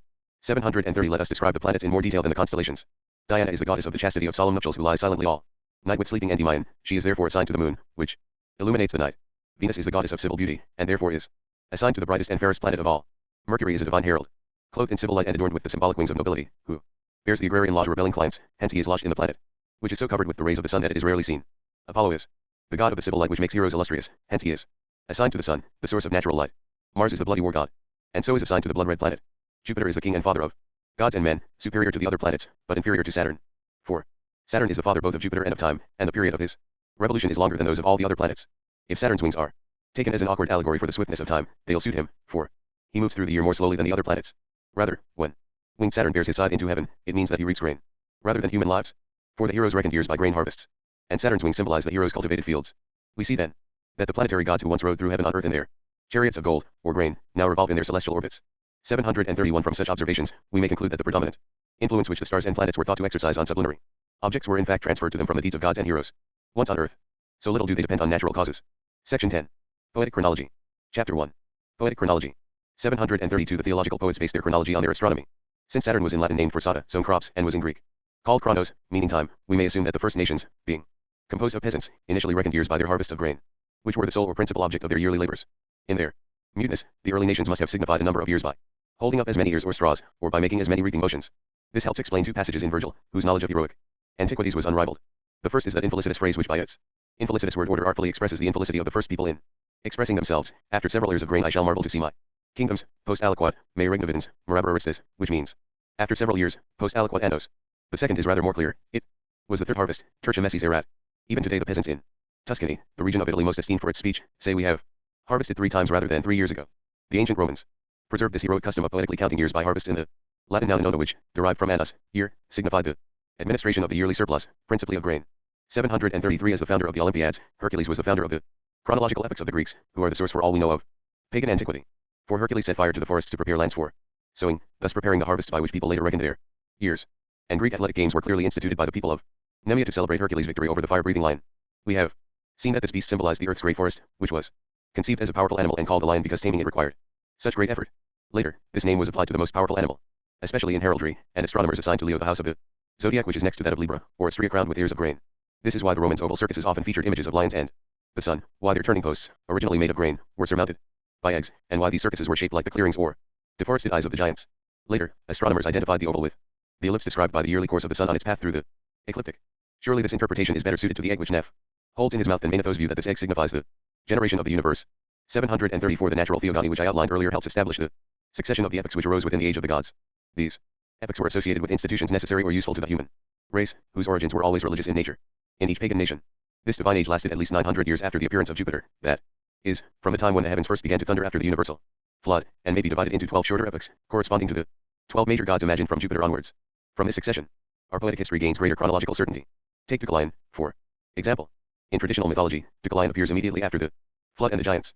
Yet since he founds families by his marriage to Pyrrha, he must be a creation of the Greek imagination in the epic of Juno, who is the goddess of solemn nuptials. Similarly, Helen, who founds the Greek language and whose sons divided into dialects, is born in the epic of Apollo, the god of song, in whose age poetic verse must have originated. Hercules achieves the great labor of killing the Hydra and the Nemean lion, that is, he reduces the lands to cultivated fields. And from Hesperia he brings back 4 golden apples, meaning the first harvests. This is a feat worthy of recording, whereas to bring back pomegranates, as some interpret these apples, would be the act of a gourmand. Thus, Hercules attains distinction in the epic of Saturn, god of the sown fields. By contrast, Perseus achieves his fame in the epic of Minerva, or epic of Civil authority, because he shares with her a shield bearing the head of Medusa. To conclude, Orpheus is born after the epic of Mercury, for he sings to the beasts of Greece about the power of the auspices, and since auspicial science belonged to the heroes, he re-establishes the heroic nations of Greece, and thus names the heroic age, in which heroic contentions took place. Contemporary with Orpheus there flourished Linus, Amphion, Mucius, and other heroic poets. Some 300 years after Cadmus founded Thebes, Amphion raised the city walls by using stones, an expression which, like Latin lapis, dold, means the simple-minded plebeians. Precisely. So, some 300 years after Rome was founded, Appius Claudius reduced the plebs to obedience and established the heroic Roman state by singing of the divine power of the patrician auspices to the plebeians who, like Orpheus, beasts, practiced marriages in the manner of brutes. 735 At this point, we must note 4 kinds of anachronisms, or errors in chronology, which fall under the familiar heading of events dated too early, or too late. The first error regards as uneventful periods which were actually full of events. For example, Varro regards as a dark age that age of the gods, in which we have found nearly all the origins of civilized institutions. Conversely, a second error regards as eventful those periods which were actually uneventful. The age of heroes only lasted some 200 years, but people filled it with events from the age of the gods, because they mistakenly believed that myths were invented all at once by the heroic poets, and especially by Homer. In fact, these events should be pushed back to the earlier age. A third error unites periods which should be separated. During the lifetime of Orpheus, the people of Greece were supposed to have passed from a bestial existence to the illustrious deeds of the Trojan War. This chronological monstrosity is exposed in my notes on chronology. Conversely, a fourth error divides periods which should be united. Greek colonies were supposed to arrive in Sicily and Italy over 300 years after the wanderings of the heroes of Troy, when in fact they arrived there with the heroes' wanderings. Chapter 2. Canon of chronology for determining the origins of universal history, which must antedate the monarchy of Ninus, its traditional starting point. 736 We have traced a natural genealogy of the gods which gives us a rational poetic chronology, and we have exposed the kinds of anachronistic errors which distort poetic history.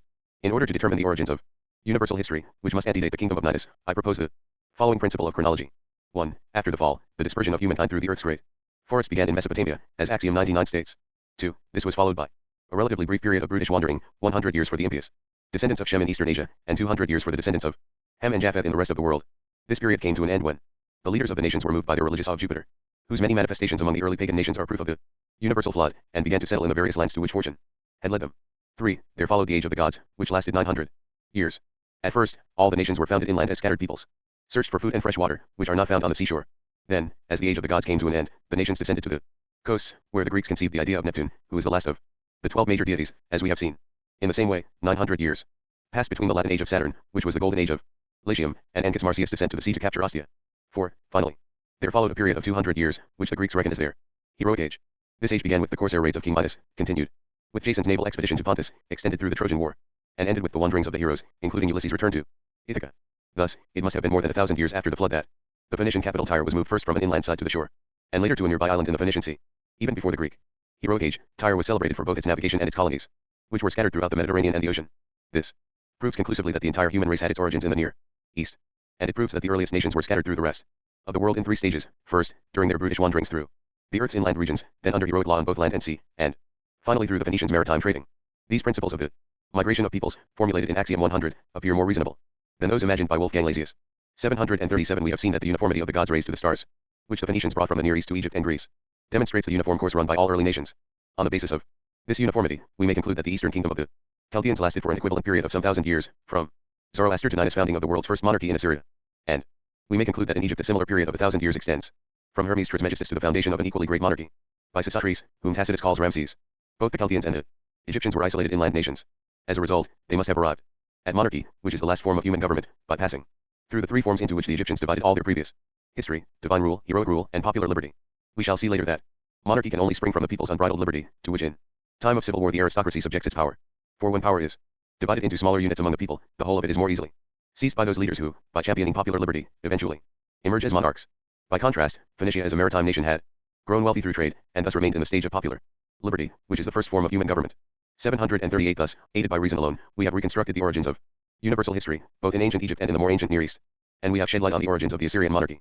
This reconstruction could not be based on historical memory, which cannot exist unless it is supplied with facts by the senses. Until now, no one had understood the many diverse causes which lead to the formation of a monarchy as the last of the 3 forms of civil government, so that the Assyrian kingdom sprang abruptly on the historical scene, like a frog born of a summer shower. 739 In this matter, our chronology acquires greater certainty by retracing the progression of customs and deeds through which mankind has passed. Our science of chronology begins at the same point as its subject matter, as Axiom 106 states. It begins with chronos, the Greek word for time, or Saturn, who reckoned the years by harvests, with Urania, who contemplates the heavens for taking auspices, and with Zoroaster, the star gazer who prophesies from falling stars.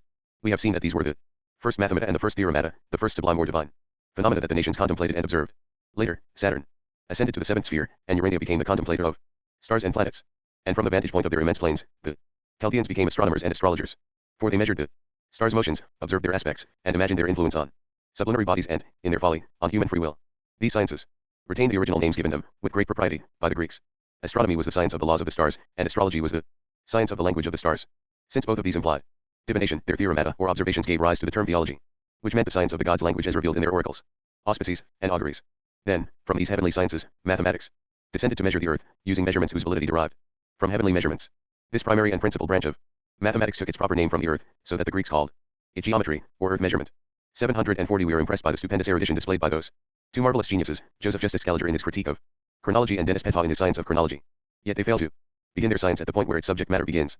For they base their chronology on the astronomical year, which the nations developed only after 1,000 years of their history. And while the astronomical year helps us calculate celestial conjunctions and oppositions between constellations and planets, it teaches us nothing about earthly events and their consequences. The noble efforts of Cardinal Pierre d'Ailly to predict these were wasted. Hence, Scaliger and Petau have done little to advance our knowledge of the origins and development of universal history. Section 11. Poetic Geography. Chapter 1. Poetic Geography. 741 I have said that we view poetic history through 2 eyes, poetic chronology and poetic geography. Now that we have cleansed the former, we may proceed to the latter. It is a property of human nature that when men try to explain something distant and unfamiliar without having a true idea of it, they describe it in terms of what is present and familiar, as Axiom 2 states. It was in accordance with this property that the limited ideas of the early Greeks gave birth to poetic geography in all its parts and as a whole. Later, as the Greeks traveled through the world, this geography was gradually enlarged until it reached the extensive form in which it has survived. Although they did not draw the proper conclusions, ancient geographers agree on this truth. They maintain that, when ancient nations migrated to strange and distant lands, they gave their own native names to the places they found: cities, mountains, rivers, hills, straits, islands, and promontories. 742 Within Greece itself, then, the east was called Asia or India, the west, Europe or Hesperia, the north, Thrace or Scythia, and the south, Libya or Mauritania. Later, these names from the Greek microcosm were extended to places in the outside world which resembled them. We find clear proof of this in the 4 cardinal winds, for in later geography they retained the names they initially had within Greece itself. In Homer, for example, it is on the shores of the ocean that Rhesus Mares were impregnated by Zephyrus, the west wind of Greece, and that the horses of Achilles were likewise sired by Zephyrus. As we shall see, Homer's ocean originally meant any sea with a boundless horizon.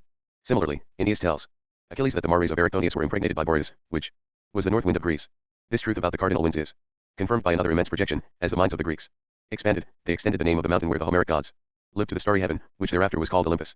743 By the same principles, the great peninsula east of Greece came to be called Asia Minor when the name of Asia passed to the great eastern part of the world, which is now simply called Asia. Conversely, Greece itself was at first called Europe, as lying west of Asia, and was the Europa abducted by Jupiter in the form of a bull. But later the name Europe was extended to include the whole of the continent as far as the Atlantic Ocean. The Greeks called the western part of their country Hesperia after the planet Hesperus, or evening star, which rises there in the lower quarter of the horizon. Later, they saw Italy in the same direction, but much larger than in Greece, and they called it Hesperia Magna, the greater west. Finally, when they reached Spain in the same direction, they called it Hesperia Ultima, the far west. Conversely, the Greeks in Italy must have called Ionia their lands across the sea to the east, so that the sea between ancient Greece and Greater Greece came to be called the Ionian Sea. Later, the similar positions of their native Greece and its Asiatic colonies led the native Greeks to call Ionia the coast of Asia Minor to the east. Hence, when we read that Pythagoras arrived in Italy from Samos, it is reasonable to assume this means an island in the early Ionia, the Samos, or Cephallenia ruled by Ulysses, rather than the Aegean island Samos, which is located in the later Ionia. 744 From the Thrace within Greece came Mars or Ares, who was clearly a Greek deity, and from the same Thrace came Orpheus, who was one of the first Greek theological poets. 745 From the Scythia within Greece came Anatrisis of Ares, who left Scythian oracles in Greece. These must have resembled those of Zoroaster, which were originally a history written in oracles. For his oracles, Anatrisis was regarded as one of the most ancient gods of prophecy, but later impostors converted his oracles into philosophical doctrines. The same thing happened to the Orphic hymns, which, like Zoroaster's oracles, lack any poetic flavor and are instead redolent of the schools of Plato and Pythagoras. It was likewise from the Scythia, by way of the native Hyperboreans, that the two famous oracles at Delphi and Dodona must have come to Greece, as I conjectured in my notes on chronology. In the Scythia, or among the Hyperboreans of northern Greece, Anatrisis sought to establish civilization with Greek laws, and was killed by his brother Caduidus. So much did he profit from the barbarous philosophy imagined by Van Ern that he was unable to frame laws by himself. For similar reasons, Abares must have been a Scythian, for it is said that he wrote Scythian oracles, which must be the same as those introduced by Anatrisis. Now if Abares wrote in the same Scythia where many years later Anatrisis was still writing using physical objects, we can only conclude that his oracles were in fact written by an impostor well after the introduction of Greek philosophy. Thus, the oracles of Anatrisis were regarded by the conceit of scholars to be oracles of esoteric wisdom, even though they do not survive. 746 Zalmoxis, whom Herodotus credits with introducing the doctrine of the soul's immortality to the Greeks, was a Gittin, just as Mars was from Gittin Thrace. 747 In the same way, it must have been from an India within Greece that triumphant Bacchus arrived from the Indian East, which means a Greek region rich in poetic gold. He celebrates his triumph in a golden chariot, which means a cart of grain. Bacchus is a tamer of serpents and tigers, just as we have seen that Hercules was a tamer of hydras and lions. 748 Even today, the name Morea means the Peloponnese, which clearly proves that Perseus, who was a Greek hero, accomplished his feats in the Mauritania within Greece. The Peloponnese lies south of Achaia, as Africa lies south of Europe. We see how little Herodotus understood Greek antiquities, for which he was reproved by Thucydides, when he relates that the Moors were once white. Yet this was certainly true of the Moors of his own Greece, which is still called White Morea.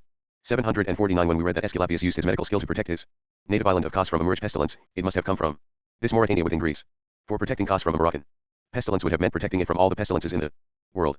750 In the same Mauritania, Hercules submitted to the burden of heaven which old Atlas had grown weary of supporting. The name Atlas must originally have meant Mt Athos, which rises on the neck of land, later cut through by Xerxes, that divides Macedonia and Thrace. In fact, between Greece and Thrace there was also a river named Atlas. Later, the Greeks observed that Mt Abila and Mt Calpe divide Africa from Europe at the Straits of Gibraltar. So they said that these were two pillars erected by Hercules to support the heavens, and the name Atlas was given to a nearby mountain in Africa.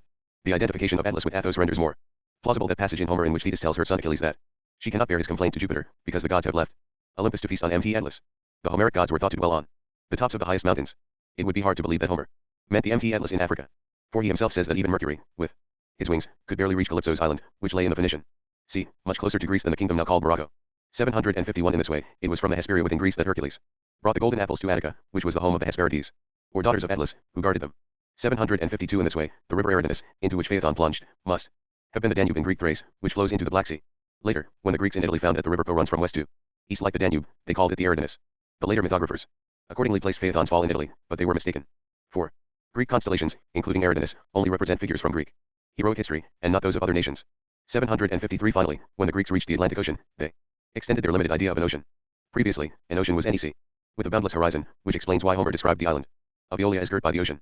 By this larger idea, they extended the name to the sea which girts the entire earth, which they thought was an immense island. The powers of Neptune were thus immeasurably enlarged, so that with his trident he could shake the whole world from the abyss of the waters. According to the crude physics described earlier, Plato located this abyss of water deep in the bowels of the earth.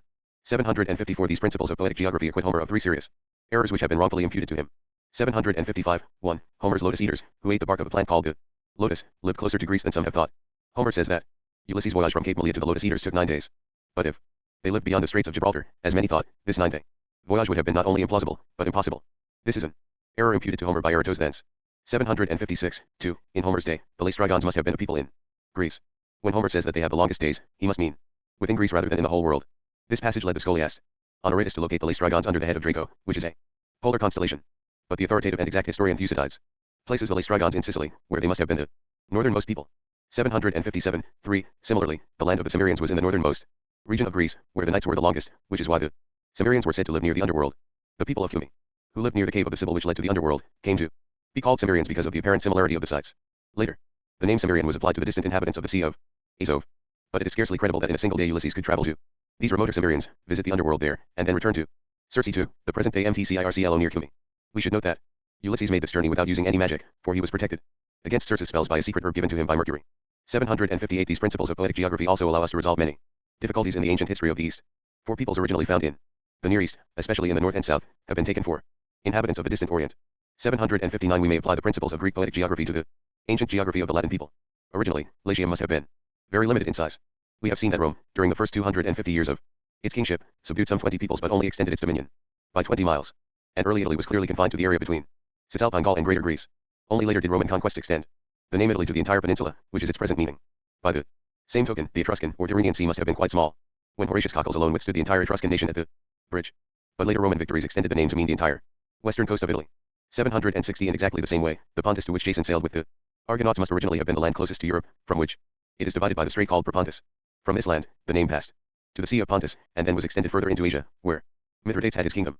According to the myth of the Argonauts, Medea's father Eetes was born in Chalcis Colchis, a city on the island of Euboea. Today, this island is called Negropont, and it must have given its name to what is still called the Black Sea. The original Crete must have been an island in the Greek archipelago within the labyrinth of Cycladic islands mentioned earlier, from which Midas must have raided Athens. Only later was the name Crete transferred to the large island in the Mediterranean. 761. To turn from the Romans to the Greeks, we note how they traveled the world and in their conceit spread the fame of the Trojan War and of the wandering heroes, both Trojans like Antenor, Capys, and Aeneas, and Greeks like Menelaus, Diomedes, and Ulysses. Everywhere in the world, they found a poetic archetype of nation founder like their Theban Hercules, and therefore spread his name far and wide. Varro reckoned 40 such Herculean founders among the ancient nations, including the Latin god Phidias.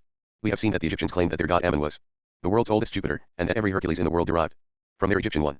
But with equal conceit, the Greeks had their Hercules wander through every region in the world, cleansing it of monsters, and bringing home nothing but glory. 762. The Greeks also found everywhere a poetic archetype of a shepherd speaking in verse, like their Evander the Arcadian. Evander had migrated from Arcadia to Latium, where he received his countrymen Hercules and wed Carmenta, who was named for Carmina, versus. She invented the Latin letters, meaning the forms of the articulate sounds of which verses are composed. In sum, the Greeks found their poetic archetypes in Latium, just as they found their own curates scattered in Cytenia or ancient Italy, in Crete, and in Asia. 763. Now, these Greek names and ideas arrived in Latium in an utterly savage age, when nations were closed to foreigners.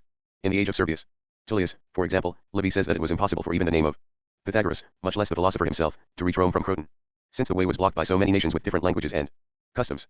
Precisely this difficulty of communication caused me to formulate Axiom 103. The Greeks must have founded an early colony on the coast of Latium, which was later conquered and destroyed by the Romans, so that it lies buried in the darkness of antiquity.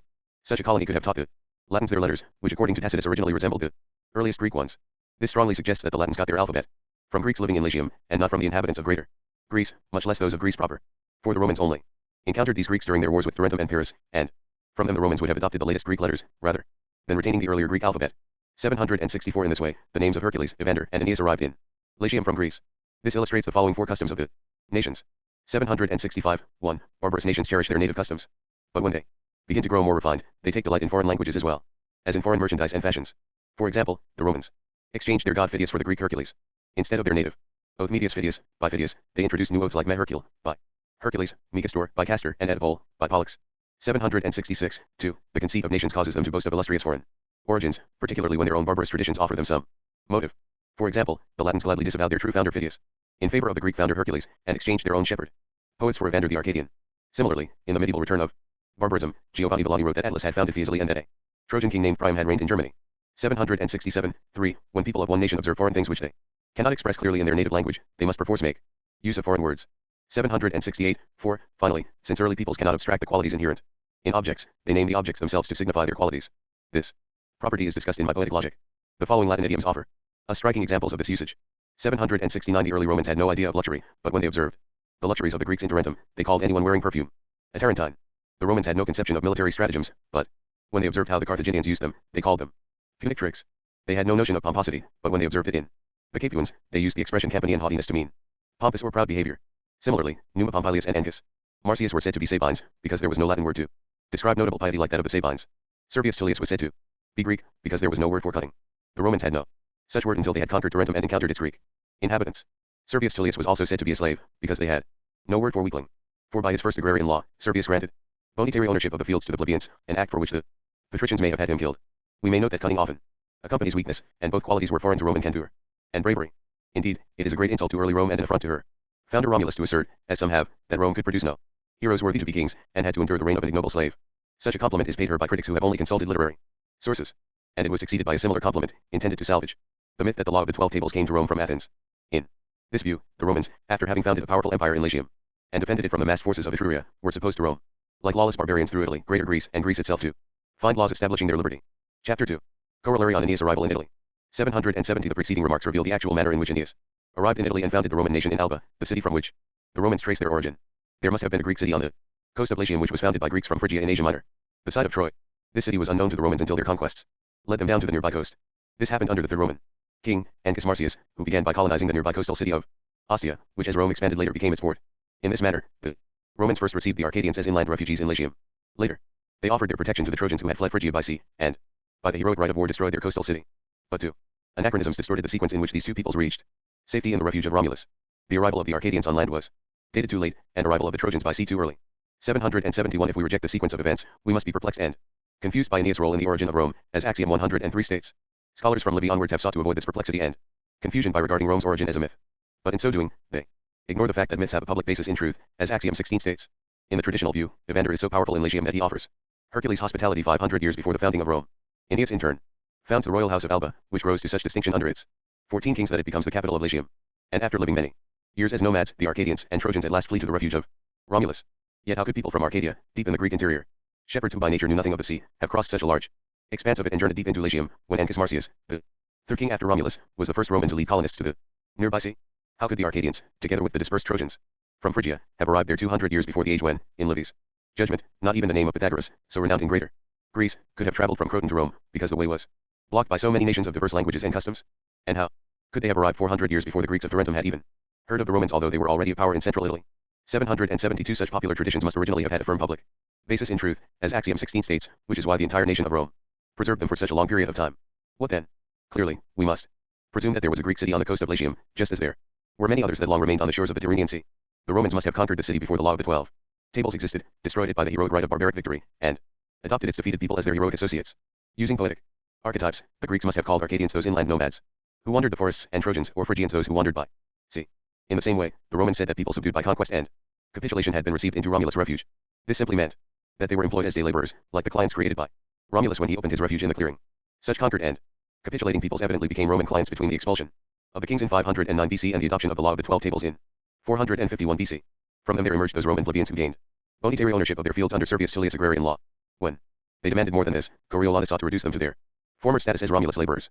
Later, as the Greeks everywhere trumpeted the Trojan War and the wanderings of its heroes, they celebrated those of Aeneas in Italy, where they had already discovered their Hercules, their Evander, and their Curettes.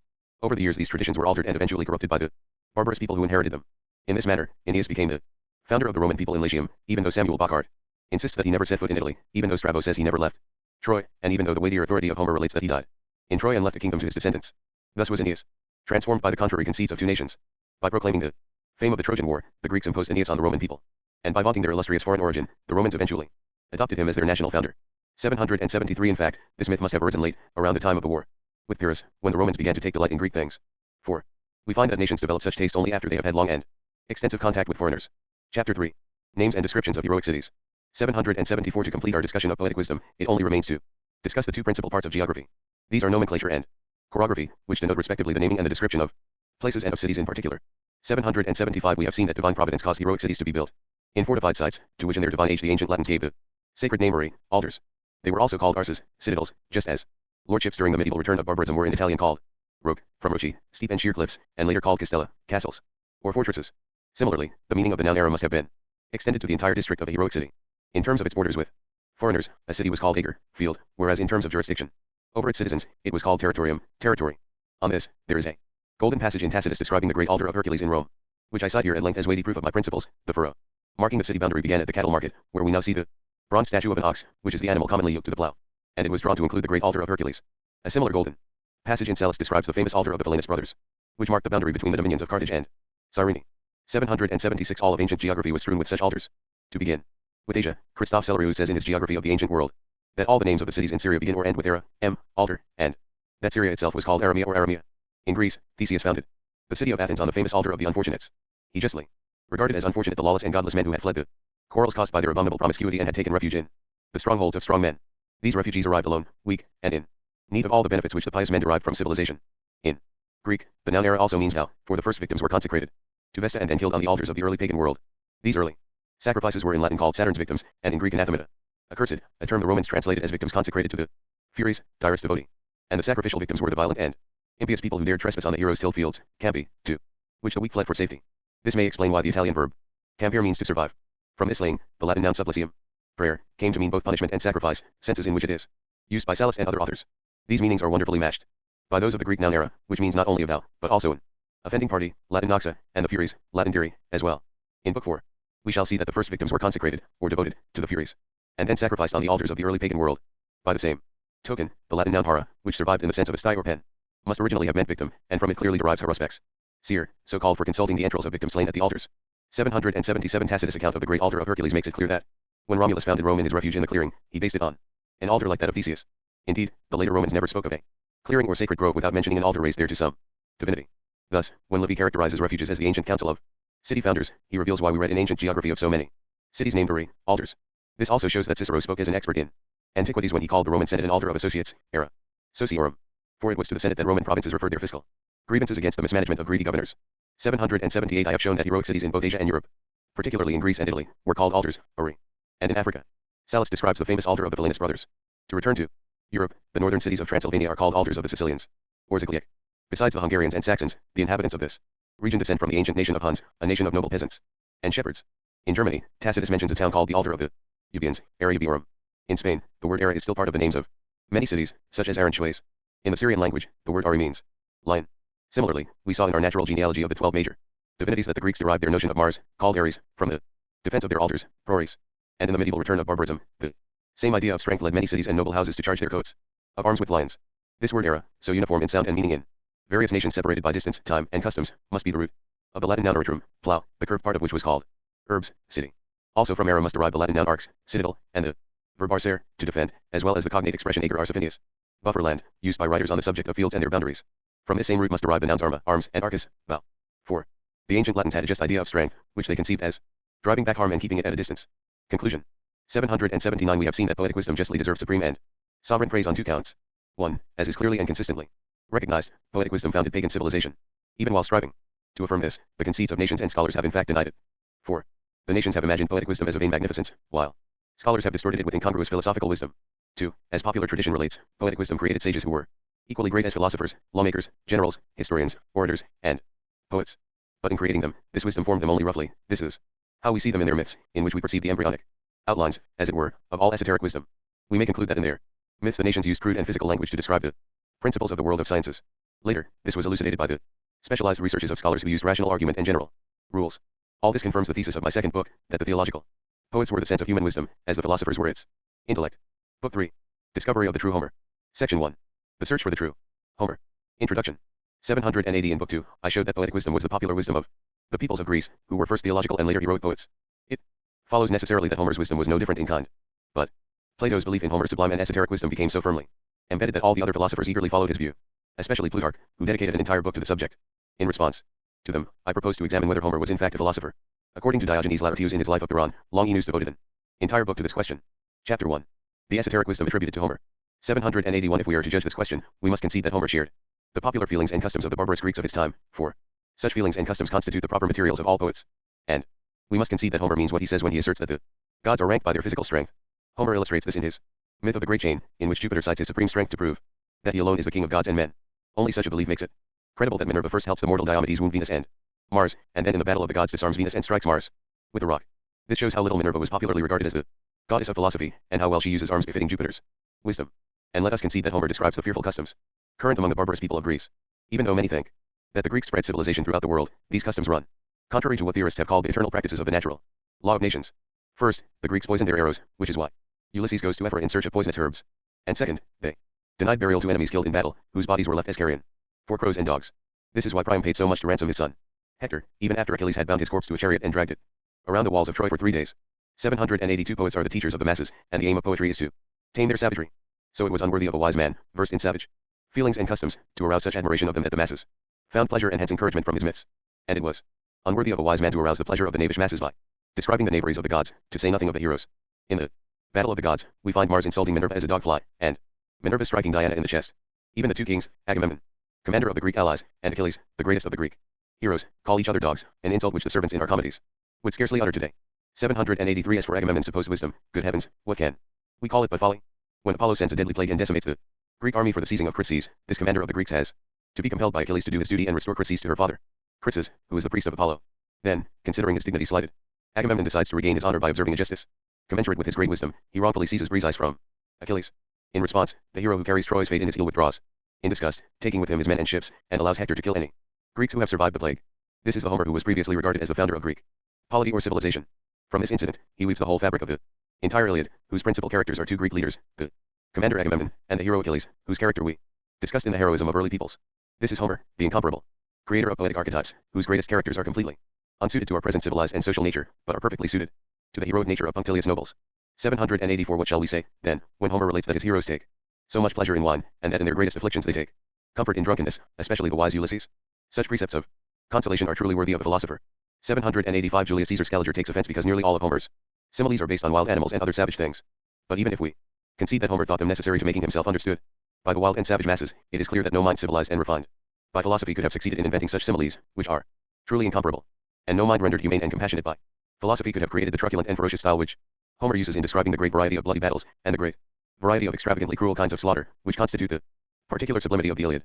786 Furthermore, Homer's capricious gods and heroes could scarcely have been created by a mind in which the study of the philosopher's wisdom has instilled consistency. Some Homeric characters, at first disturbed or distressed, are suddenly silenced and subdued when moved by a contrary whim. Others, seething with violent anger, collapse in tears when they remember a sad event. We find precise parallels to this during the later part of the medieval return of barbarism in Italy. In this age, Dante, the Tuscan Homer, sang historical events. The anonymous biography of Cola de Rienzo vividly expresses the morals of Homeric heroes. As Cola publicly decries the oppression of the wretched Roman state by haughty nobles, both he and his audience burst into uncontrollable sobbing. Still other Homeric heroes, who are afflicted by overwhelming grief, meet with cheerful circumstances, and so completely forget their woes that they abandon themselves to gaiety, like Ulysses at the banquet of Alcinous. Other Homeric heroes, who at first seem calm and quiet, suddenly take offense at an innocent remark and fly into such a blind fury that they threaten the speaker with a terrible death. This is how Achilles threatens Priam. With Mercury as his guide, Priam enters the Greek camp at night to ransom Hector's corpse. There Achilles receives him and invites him to dinner. But when this wretched father, out of pity for his valorous son, inadvertently lets slip a single remark that displeases Achilles, the hero flies into a rage. Oblivious of the sacred laws of hospitality, unmindful of Priam's good faith in coming alone and placing complete trust in him, unmoved by the many great misfortunes of such a king, by pity for such a father, or by the veneration due such an old man, and disregarding their common lot, which is the strongest motive for compassion, Achilles flies into a bestial rage and thunders that he will cut off Priam's head.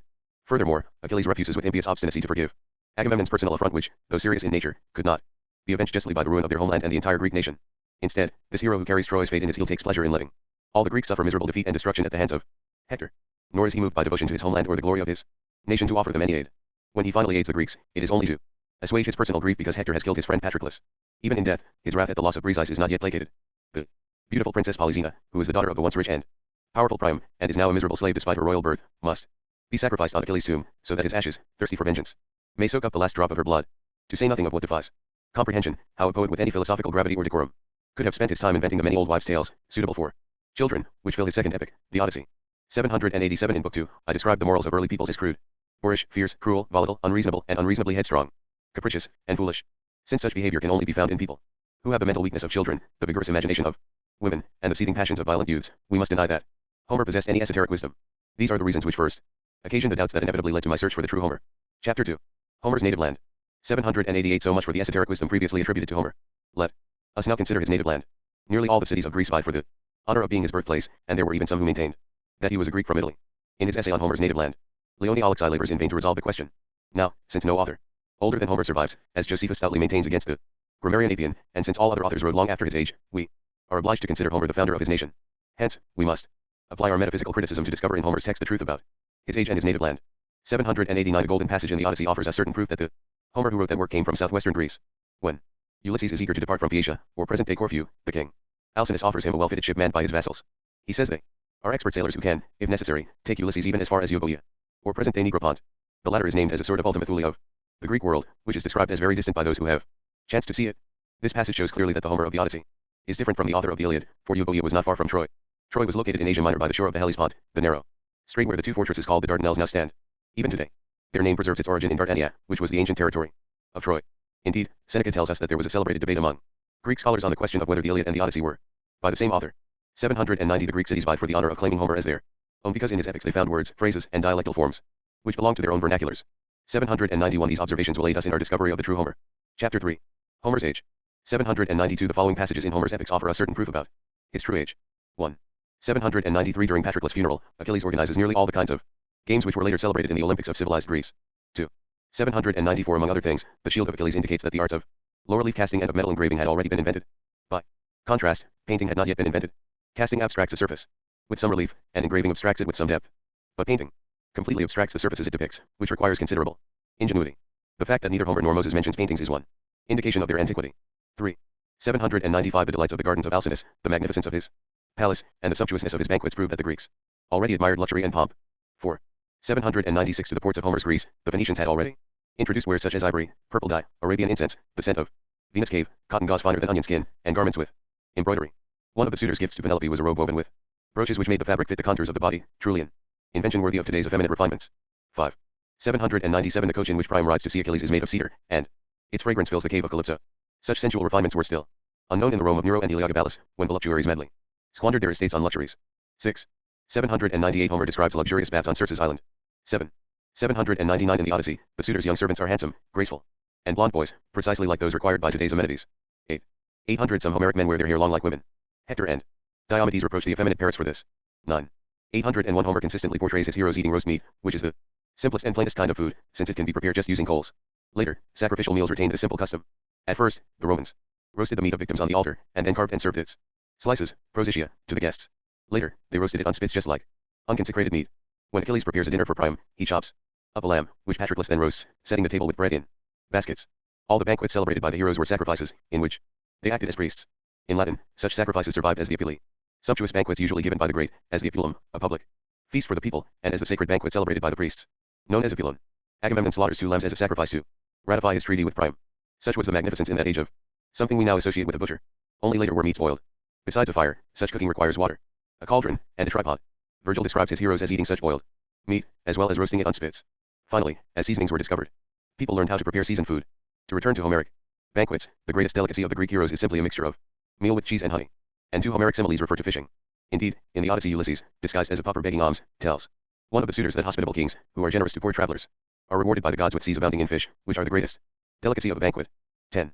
802 Finally, and more important for my argument, Homer apparently lived in an age when heroic law had lapsed in Greece, and was being replaced by an era of popular liberty. In Homer, heroes contract marriages with foreign women, and bastards succeed to kingdoms. This must reflect historical reality. Many years earlier, Hercules had died in a furious agony because he was tainted by the blood of the bestial centaur Neches, which marked the end of heroic law. 803 In discussing Homer's age, we cannot afford to overlook textual authority altogether. I have cited the Iliad less often than the Odyssey, which Longinus regards as a work of his old age. In Homer's epics, we noted many passages which confirm the opinion of those who date Homer long after the Trojan War, after an interval of some 460 years, which brings us down to the age of Numa Pompilius. Indeed, I think we are indulging these scholars by not dating Homer later. For we are told that Psammetichus only opened Egypt to the Greeks after the age of Numa. And countless Homeric passages, especially in the Odyssey, indicate that the Greeks had long since opened their country to trade with the Phoenicians, and thus delighted in their stories no less than in their merchandise, just as Europeans now delight in those of the Indies. Hence, we may reconcile two facts, that Homer never saw Egypt, but that he describes many things about Egypt and Libya, Phoenicia, and Asia, and especially Italy and Sicily, for the Greeks learned about such things from Phoenician merchants. 804 Yet I do not see how to reconcile so many refined customs with the many wild and savage ones Homer ascribes to his heroes, especially in the Iliad. In other words, to avoid mingling barbarous ways with milder ones. And E plus Ides Coi and Amicia, as Horace puts it, it would appear that the Homeric epics were composed and revised by several hands in several ages. 805 These observations about the native land and age of the traditional Homer create various doubts as we search for the true Homer. Chapter 4. Homer's incomparable gift for heroic poetry. 806 We have seen that Homer knew nothing about philosophy, and we have discovered little about his native land and age. This leads us to suspect that Homer was simply a commoner. Horace's art of poetry confirms this suspicion. For Horace notes that all the poets writing after Homer find a desperate difficulty in inventing original tragic characters. He therefore counsels them to adopt characters from the Homeric epics. To this desperate difficulty, we must add the fact that all the characters of new comedy are completely original. Indeed, a law at Athens required that such comedies be staged solely with original characters. And the Greeks managed this so successfully that even the Romans in their pride despaired of rivaling them. As Quintilian observes, in comedy we cannot compete with the Greeks. 807 To this difficulty noted by Horace, we may in a broader context add two others. 1. Although Homer came first, he was inimitable as a heroic poet. By contrast, tragedy, which arose later, began quite crudely, as everyone is aware and as we shall soon see. 2. Even though he came before philosophy and the arts of poetry and criticism, Homer was the most sublime of all the sublime heroic poets. By contrast, no poet who lived in an age of philosophy and the arts even came close to rivaling Homer. Even if we don't pose these questions, Horace's difficulty and the general problem of new comedy should have moved our distinguished scholars of poetics, Patrizzi, Scaliger, Castelvetro, and others, to investigate the reasons for this discrepancy. 808 The solution can only lie in the origins of poetry discovered in my poetic wisdom, that is, in the poetic archetypes which alone constitute the very essence of poetry. 1. New comedy offers portraits of our modern civilized customs. Since Greek poets were well versed in the teachings of Socratic philosophy, they could use general maxims of civil ethics to create notable exemplars of ideal people. Such a poet was Menander, whose Roman imitator Terence was merely styled half a Menander by his countrymen. The luster and splendor of their characters could inspire the masses, who are as quick to learn from striking examples as they are slow to profit from rational precepts. 2. Old comedy took its plots or subjects from real life, and wrote plays about people as they were in the clouds. The malicious Aristophanes wrote a play about the good Socrates, and thereby caused his downfall. 3. By contrast, tragedy places on the stage passions like heroic hatred, scorn, anger, and revenge, which are clothed with marvelous elements. All of tragedy's fierce emotions, crude speeches, and horrible deeds, passions, naturally produced by sublime natures, display a remarkable conformity and uniformity, for they are the product of the Greeks' heroic age, whose later phase is represented by Homer. The following argument of metaphysical criticism shows this. Myths, which had originally been direct and proper, reached Homer in a corrupt and indecorous form. As we saw under poetic wisdom, all these myths were initially true stories which, gradually altered and corrupted, reached the age of Homer, who belongs to the third age of heroic poets. The first heroic age invented myths as true narratives, which is the primary and proper meaning of the Greek word mythos. The second age altered and corrupted these myths, and the third and final age, Homer's age, received them in this corrupt form. 809 To return to the topic of heroic poetry, we now understand why Aristotle in his Poetics says that Homer alone knew how to invent poetic falsehoods. For Homer's poetic archetypes, which Horace so greatly admires for their incomparable sublimity, were imaginative universals. In My Poetic Metaphysics, we saw that the heroic Greeks assigned to such archetypes all the particular qualities belonging to each genus. Thus, the Greeks assigned to Achilles, who is the principal subject of the Iliad, all the qualities of heroic virtue, and all the emotions and behavior which spring from these qualities. Describing Achilles, Horace summarizes these qualities as a quick temper, fastidiousness, irascibility, implacability, violence, and the judging of right by might. And the Greeks assigned to Ulysses, the principal subject of the Odyssey, all the properties of heroic wisdom, namely, caution, patience, dissimulation, duplicity, deception, and a combination of regard for words with an indifference to deeds which leads others into error and self-deception. Thus, the Greeks assigned to both archetypes the deeds appropriate to each particular hero, and these so aroused the dull and dim-witted Greeks that by observing them they conceived general categories. Since these two archetypes were formed by an entire nation, they were necessarily imagined in a uniform way. The decorum, or graceful beauty, of a myth consists solely in such uniformity, which is appropriate to the common sense of an entire nation. And since they were created by powerful imaginations, they could only be imagined as sublime. This origin determined two eternal properties of poetry. First, poetic sublimity always contains popular elements. Second, once a people has created heroic archetypes, they can imagine human behavior only in terms of the striking archetypes of their illustrious exemplars. Chapter 5. Philosophical proofs for the discovery of the true Homer. 810 To these observations, we may add the following philosophical proofs. 1. 811 People tend naturally to preserve the memory of the laws and social orders that keep them within society, as Axiom 45 states. 2. 812 Ludovico Castelvetro understood this truth, that history was born first, and poetry later. For history is a direct expression of the truth, while poetry is an imitation of the truth. Yet despite his insight, Castelvetro failed to use this truth to discover the true principles of poetry by adding to it the following philosophical proof. 3. 813 Since poets clearly preceded vernacular historians, the first history must have been poetic. 4. 814 Myths were born as true and severe narratives, which is why the Greek word mythos has been defined as a true narrative. Since most of them at first seemed indecorous, they soon lost their proper meanings, and were then altered. Later they became improbable, afterwards obscure, then scandalous, and finally incredible. These are the 7 sources of the difficulty of myths, as described in Book 2. 5. 815 As we have seen, Homer inherited myths in this debased and corrupt form. 6. 816 Poetic archetypes, which are the essence of myths, were created by primitive people because their nature was incapable of abstracting forms and properties. As a result, they represent the manner of thinking of entire peoples as expressed within the natural limits of their barbarism. It is an invariable property of such poetic myths that they magnify the ideas of particular things. In a golden passage in his Rhetoric, Aristotle observes that people with limited ideas generalize particulars into maxims. The reason for this must be that, when the human mind, with its infinite powers, is constricted by the vigor of the senses, it can only express its nearly divine nature by enlarging particulars in the imagination. This may explain why the gods and heroes are imagined as superhumanly large in both Greek and Latin poetry. And in the medieval return of barbarism, the paintings of God the Father, Jesus Christ, and the Virgin Mary portray them as extraordinarily large. 7. 817 When they are misused, our human powers of reflection can give birth to falsehood. But barbarous people have no such powers, which is why the first heroic poets in Latin sang true histories, namely, the wars of the Romans. In the medieval return of barbarism, with the same barbarous nature, Latin poets like Gunther, William of Apulia, and others sang only of historical events, and the medieval authors of romances believed that they were writing true histories. Even Boiardo and Ariosto, who lived in an age enlightened by philosophy, still took the subjects of their epics from the History written by Bishop Turpin of Paris. Dante possessed the same barbarous nature which, being incapable of reflection, cannot feign, and is therefore naturally truthful, open, faithful, generous, and magnanimous. For all his erudition and esoteric knowledge, Dante in his comedy portrayed real persons and represented real events in the lives of the dead. And he titled his poem the Comedy because the old comedy of the Greeks portrayed real persons on the stage. In this respect, Dante resembled the Homer of the Iliad, which Longinus describes as entirely dramatic, or representational, just as the Odyssey is all narrative. Even Francis Petrarch, for all his learning, undertook a Latin poem about the Second Punic War, and wrote his Italian triumphs in a heroic style as a collection of histories. Here we find a striking proof of the fact that the first myths were histories. Satire poked fun at persons who were not only real but also well known. Tragedy based its plots on characters in poetic history. Old comedy made plays about famous living persons. Finally, new comedy, which sprang from philosophical reflection, invented completely original characters. In the same way, in Italian literature the new comedy arose during the early Cinquecento, which was a century of marvelous learning. Neither the Greeks nor the Romans ever invented a completely original character as the protagonist of a tragedy. This is strikingly confirmed by our popular taste. For our public today only tolerates historical subjects in musical dramas, in which the plots are always tragic. But since the plots of comedies are private and hence unfamiliar, the public accepts their invented plots as if they were true. 818 Since poetic archetypes were historical in nature, their poetic allegories must contain historical references to the earliest ages of Greece. 9. 819 Early peoples must have preserved their histories in their collective memory, as Axiom 45 states. They were the children of the first nations, and thus had marvelously strong memories. Divine providence must have played a part in this, for vernacular script was not invented until after Homer's day, as Josephus maintained against Apian. Primitive people lived an entirely physical existence, and had practically no capacity for mental reflection in meeting their human needs. But their vivid sensations helped them perceive particulars, their powerful imagination grasped and enlarged them, their keen wits assigned them to general categories of the imagination, and their vigorous memories retained them. While such faculties belong to the mind, they are rooted in the body and derive their power from it. This is why memory is the same as imagination. And in Latin both are called memoria. For example, in Terence we find memorabile meaning imaginable. In everyday Latin, cominacy means feigning or inventing, which is proper to the imagination, and commentum means a fiction or invention. Imagination, fantasia, also connotes ingenuity. During the medieval return of barbarism, an ingenious man was in Italian called fantastical. This is how Cola di Rienzo was described by his contemporary biographer. Thus, memory has three distinct aspects: memory, when it recalls things; imagination, when it alters or recreates them; and ingenuity or invention, when it orders them in a suitable arrangement or context. For these reasons, the theological poets called memory the mother of the muses. 10. 820 poets were thus the first historians of their nations.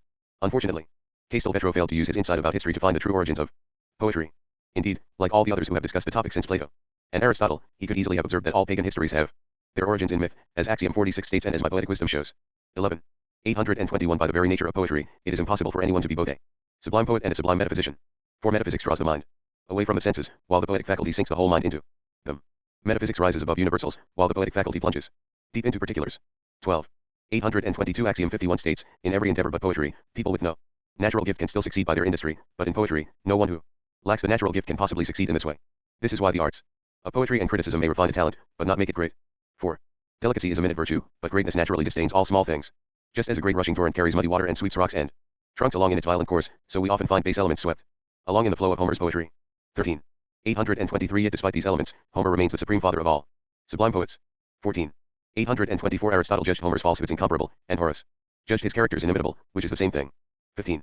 825 Homer is celestially sublime in his poetic statements. Such statements spring from real passions and are deeply felt by an excited imagination, so that they are particular to those who feel them, as we saw in Book 2. By contrast, we defined maxims about life, which are more general, as philosophical statements, and reflections about our emotions are the work of false and frigid poets. 16. 826 Homer's poetic similes taken from wild and savage things are clearly incomparable. 17. 827 The gruesome atrocity of Homeric battles and deaths is the source of all the astonishing power of the Iliad. 18. 828 No placid, refined, or meek philosopher could have naturally produced Homer's statements, similes, and descriptions. 19. 829 In their behavior, Homer's heroes exhibit the capriciousness of children, the vigorous imagination of women, and the seething passion of violent youths. It is clearly impossible that a philosopher could have invented them so naturally and felicitously. 20. 830 Homer's clumsy and indecorous passages reflect the awkwardness under which the Greeks labored to express themselves while their language was still taking shape and was extremely poor. 21. 831 The Homeric epics clearly contain no sublime mysteries of esoteric wisdom, as my poetic wisdom has shown. Even if they did, their tone could not have been conceived by the direct, orderly, and serious thought required in a philosopher. 22. 832 Heroic speech used resemblances, images, and similes, because it lacked the categories of genus and species which are required in proper definitions. Hence, it sprang from a necessity of nature which is common to all peoples. 23. 833 By a necessity of nature, the first nations spoke in heroic verse. Here, too, we must admire divine providence. In an age when popular letters had not yet been invented for writing, the nations expressed themselves in verses, and their meter and rhythm, by aiding the memory, helped preserve the histories of their families and cities. 24. 834 Such myths, statements, behavior, speech, and verse were all called heroic, and were used in the age to which history has assigned the heroes, as we saw under poetic wisdom. 25. 835 All these properties were common to entire heroic peoples, and therefore were common to all the individuals of those peoples. 26. 836 Since Homer's supreme greatness as a poet was the product of his heroic nature, we must deny that he was a philosopher. 27. 837 All the notions of esoteric wisdom imposed on the Homeric myths were the inventions of later philosophers, as we saw under poetic wisdom. 28. 838 Just as esoteric wisdom is denied to all but a very few, so the essence of heroic myths, the decorum of poetic archetypes, is beyond the grasp of our most outstanding philosophers, poets, and critics. It is for this poetic decorum that Aristotle calls Homer's similes incomparable, and that Horace calls his characters inimitable, which is the same thing. Chapter 6. Philological proofs for the discovery of the true Homer. 839 By applying our metaphysical criticism to the founders of the pagan nations, including Homer, whom Josephus regards as the earliest secular author, we have formulated the preceding philosophical proofs, to which we may now add the following philological or historical proofs. 1. 840 All ancient secular histories have their origin in myth. 2. 841 Barbarous peoples who live isolated from other nations, such as the Germans and the American Indians, preserve the origins of their history in verse. 3. 842 The earliest Roman history was written by poets. 4. 843 The history of the medieval return of barbarism was written by Latin poets. 5. 844 The Egyptian high priest Manetho transformed the ancient history of Egypt, which he found written in hieroglyphics, into a sublime natural theology. 6. 845 In the same way, Greek philosophers transformed the ancient history of Greece which they found related in their myths, as we saw under poetic wisdom. 7. 846 This is why my poetic wisdom had to retrace the steps taken by Manetho, discarding his mystical meanings and restoring the original historical meanings to the early myths.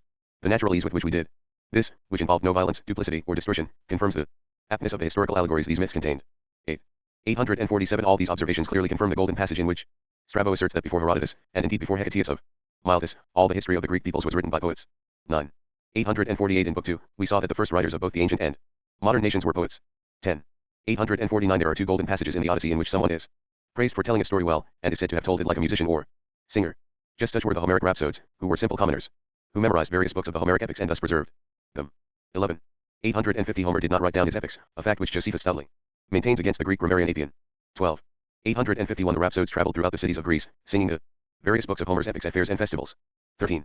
852 Etymologically, the noun rhapsode means a stitcher of songs, and the rhapsodes clearly must have collected the songs of their own people. Similarly, some derive the Greek noun homeros, guarantor, from homo, together, and iron, to connect, because a guarantor binds a creditor and debtor together. This etymology is far-fetched and forced when applied to a guarantor, as it is proper and plausible when applied to Homer, the binder or composer of myths. 14. 853 The division and arrangement of Homer's books into the Iliad and Odyssey was made or commissioned by Pisistratus and his sons, the tyrants of Athens. Before this, Homer's poems were evidently a confused aggregation of material, for we see that his two epics differ immeasurably in style. 15. 854 Pisistratus and his sons decreed that rhapsodes should sing these epics in all future Panathena festivals, as we learn from Cicero's Nature of the Gods, and from Aelian's Miscellany, in a passage noted with approval by his editor Johannes Scheffer. 16. 855 Yet Pisistratus and his sons were driven out of Athens only a few years after the Tarquins were driven from Rome. So, if we consider Homer a contemporary of Numa Pompilius, his epics must have been transmitted orally by the rhapsodes for several centuries. This tradition completely discredits a different tradition which said that Aristarchus amended, divided, and arranged the books of Homer's epics in Pisistratus' day. 4. Such a revision would have been impossible without vernacular writing, and, if writing existed, why were rhapsodes needed to sing parts of Homer from memory? 17. 856 By contrast, Hesiod left his works in writing, and we have no authority for believing that his works were preserved like Homer's by the memory of the rhapsode singing. So, despite the vain effort of chronologers to place him 30 years before Homer, we must place Hesiod after the sons of Pisistratus. Similar to the Homeric rhapsodes, in turn, were the so-called cyclic poets who preserved all of Greek mythical history from the origin of the gods to Ulysses' return to Ithaca. Taking their name from Greek kyklos, circle, the cyclic poets must have been uneducated folk who sang myths to commoners gathered in a circle on holidays. In his art of poetry, Horace mentions precisely such a circle in the phrase vilum patulum orbum, a base and ample circle. Some commentators believe that Horace is referring to long episodes, but André Dacier disagrees with them, apparently because a long episode in a poem is not necessarily base. We may cite two examples from Tasso's Jerusalem Delivered, the episode of the dalliance of Rinaldo and Armida in the Enchanted Garden, and the speech of the old shepherd to Armenia. Both are quite long, but rather than base, they are noble, the former refined and delicate, and the latter ornate. To return to the art of poetry, after Horace advises tragic poets to take their plots from Homer's epics, he foresees the objection that poets who adopt myths of Homer's invention cannot be true poets. But Horace counters that poets can make Homer's epic myths into their own tragic plots by observing 3 rules. 1. They must not add superfluous paraphrases to their model. Even today we find people who read Orlando Furioso, Orlando Innamorato, or some other rhymed romance to the base end ample circles of idle folk on holidays, and after reading each stanza, they explain it at length in prose. 2. They must not be literal translators. 3.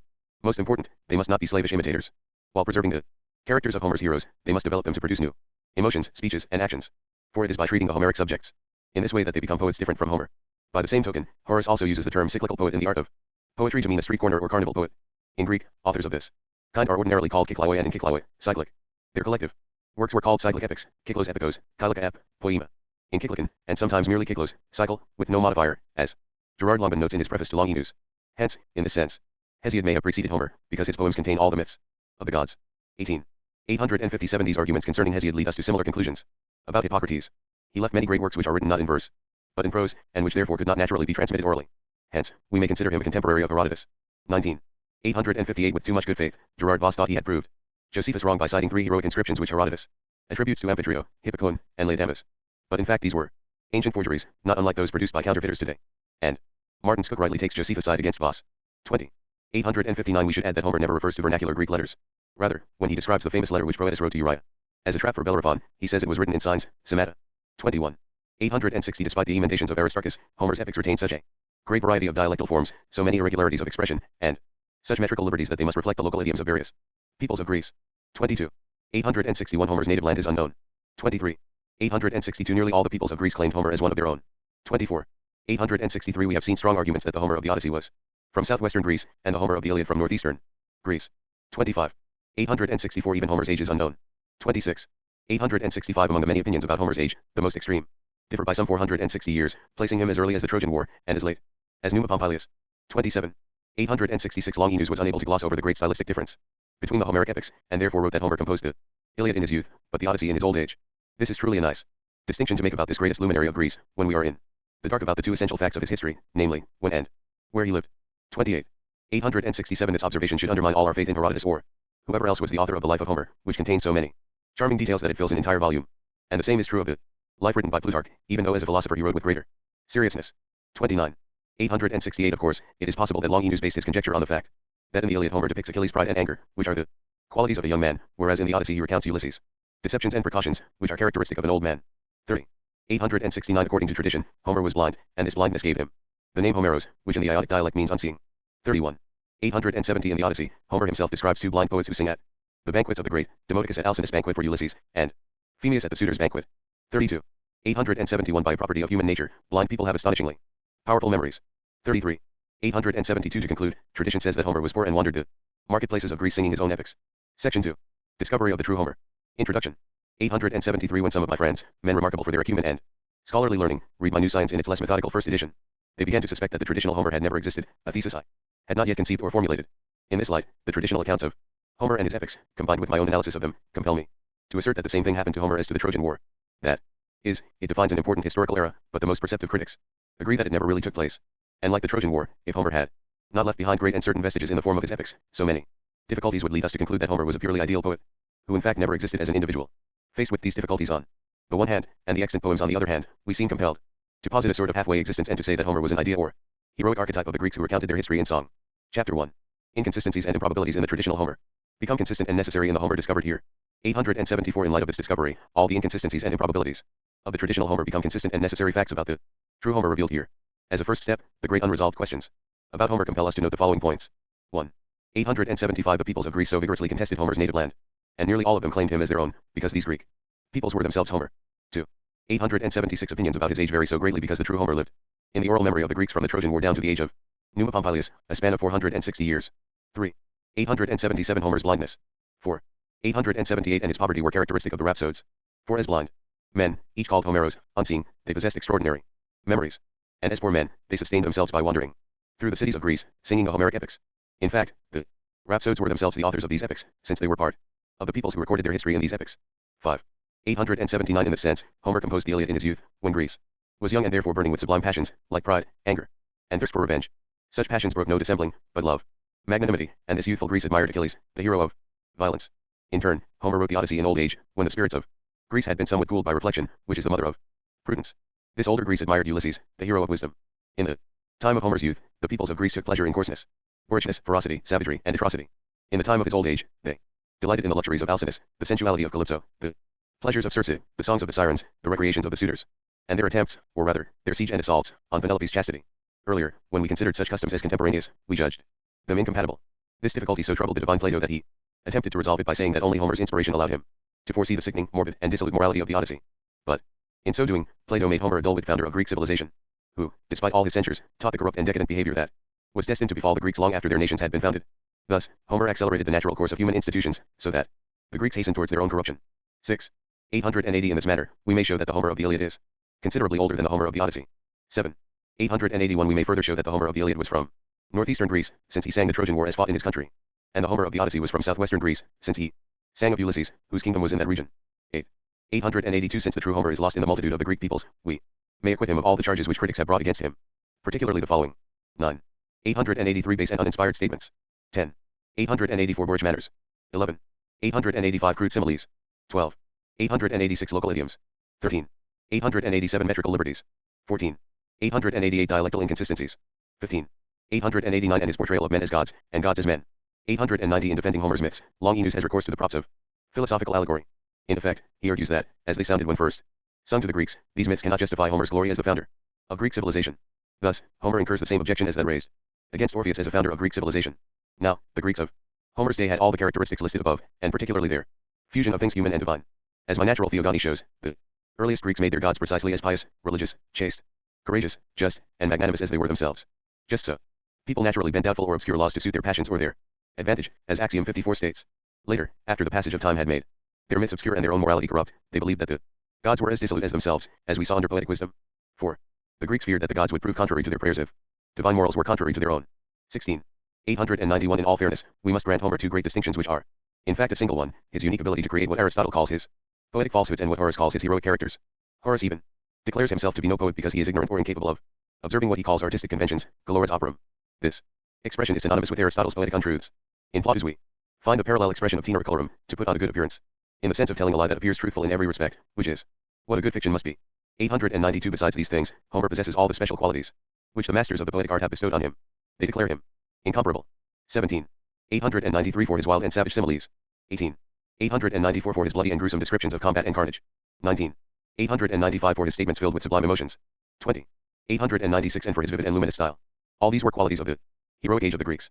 Thus, Homer lived in a time which made him an incomparable poet, precisely because in that age of vigorous memory, robust imagination, and sublime invention, he could in no way have been a philosopher. 21. 897 As a result, none of the philosophies, the arts of poetry, or the arts of criticism that arose later could create a poet who could even approach Homer. 898 What is more, Homer lays certain claim to the three immortal eulogies which have been bestowed on him. 22. 899 First, he was the founder of Greek polity or civilization. 23. 900 Second, he was the father of all other poets. 24. 901 Third, he was the source of all Greek philosophies. Yet none of these eulogies could have been bestowed on the traditional Homer. Not the first.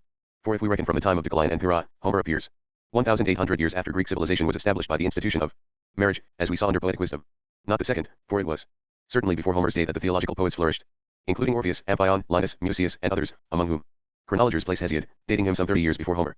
In his Brutus, Cicero asserts that there were other heroic poets before Homer, and in his preparation for the Gospel, Eusebius specifically names Philemon, Timorus, Demodocus, Epimenides, Aristeas, and others. And not the third, for my poetic wisdom showed in great detail that the philosophers did not discover their philosophy in Homer's myths, but rather imposed them on his epics. Still, Homer's poetic wisdom offered occasions for philosophers to ponder their profound truths, and at the same time gave them a means of expounding them, as we saw in Book 2. Chapter 2. Homer's epics, two great repositories of the natural law of the Greeks. 902 Above all, our discovery of the true Homer allows us to crown him with another resplendent glory. 25. 903 Homer is the first historian of pagan antiquity whose works survive. 26. 904 In the future, then, we should highly esteem the Homeric epics as two great repositories of the customs of early Greece. Unfortunately, Homer's epics met with the same fate as the laws of the 12 tables. For as long as people thought that the 12 tables were first given by Solon to the Athenians, and later brought to the Romans, the history of the natural law of the heroic nations of Latium remained hidden. By the same token, as long as people thought that the Homeric epics were composed at once by a single individual, the history of the natural law of the Greek nations remained hidden.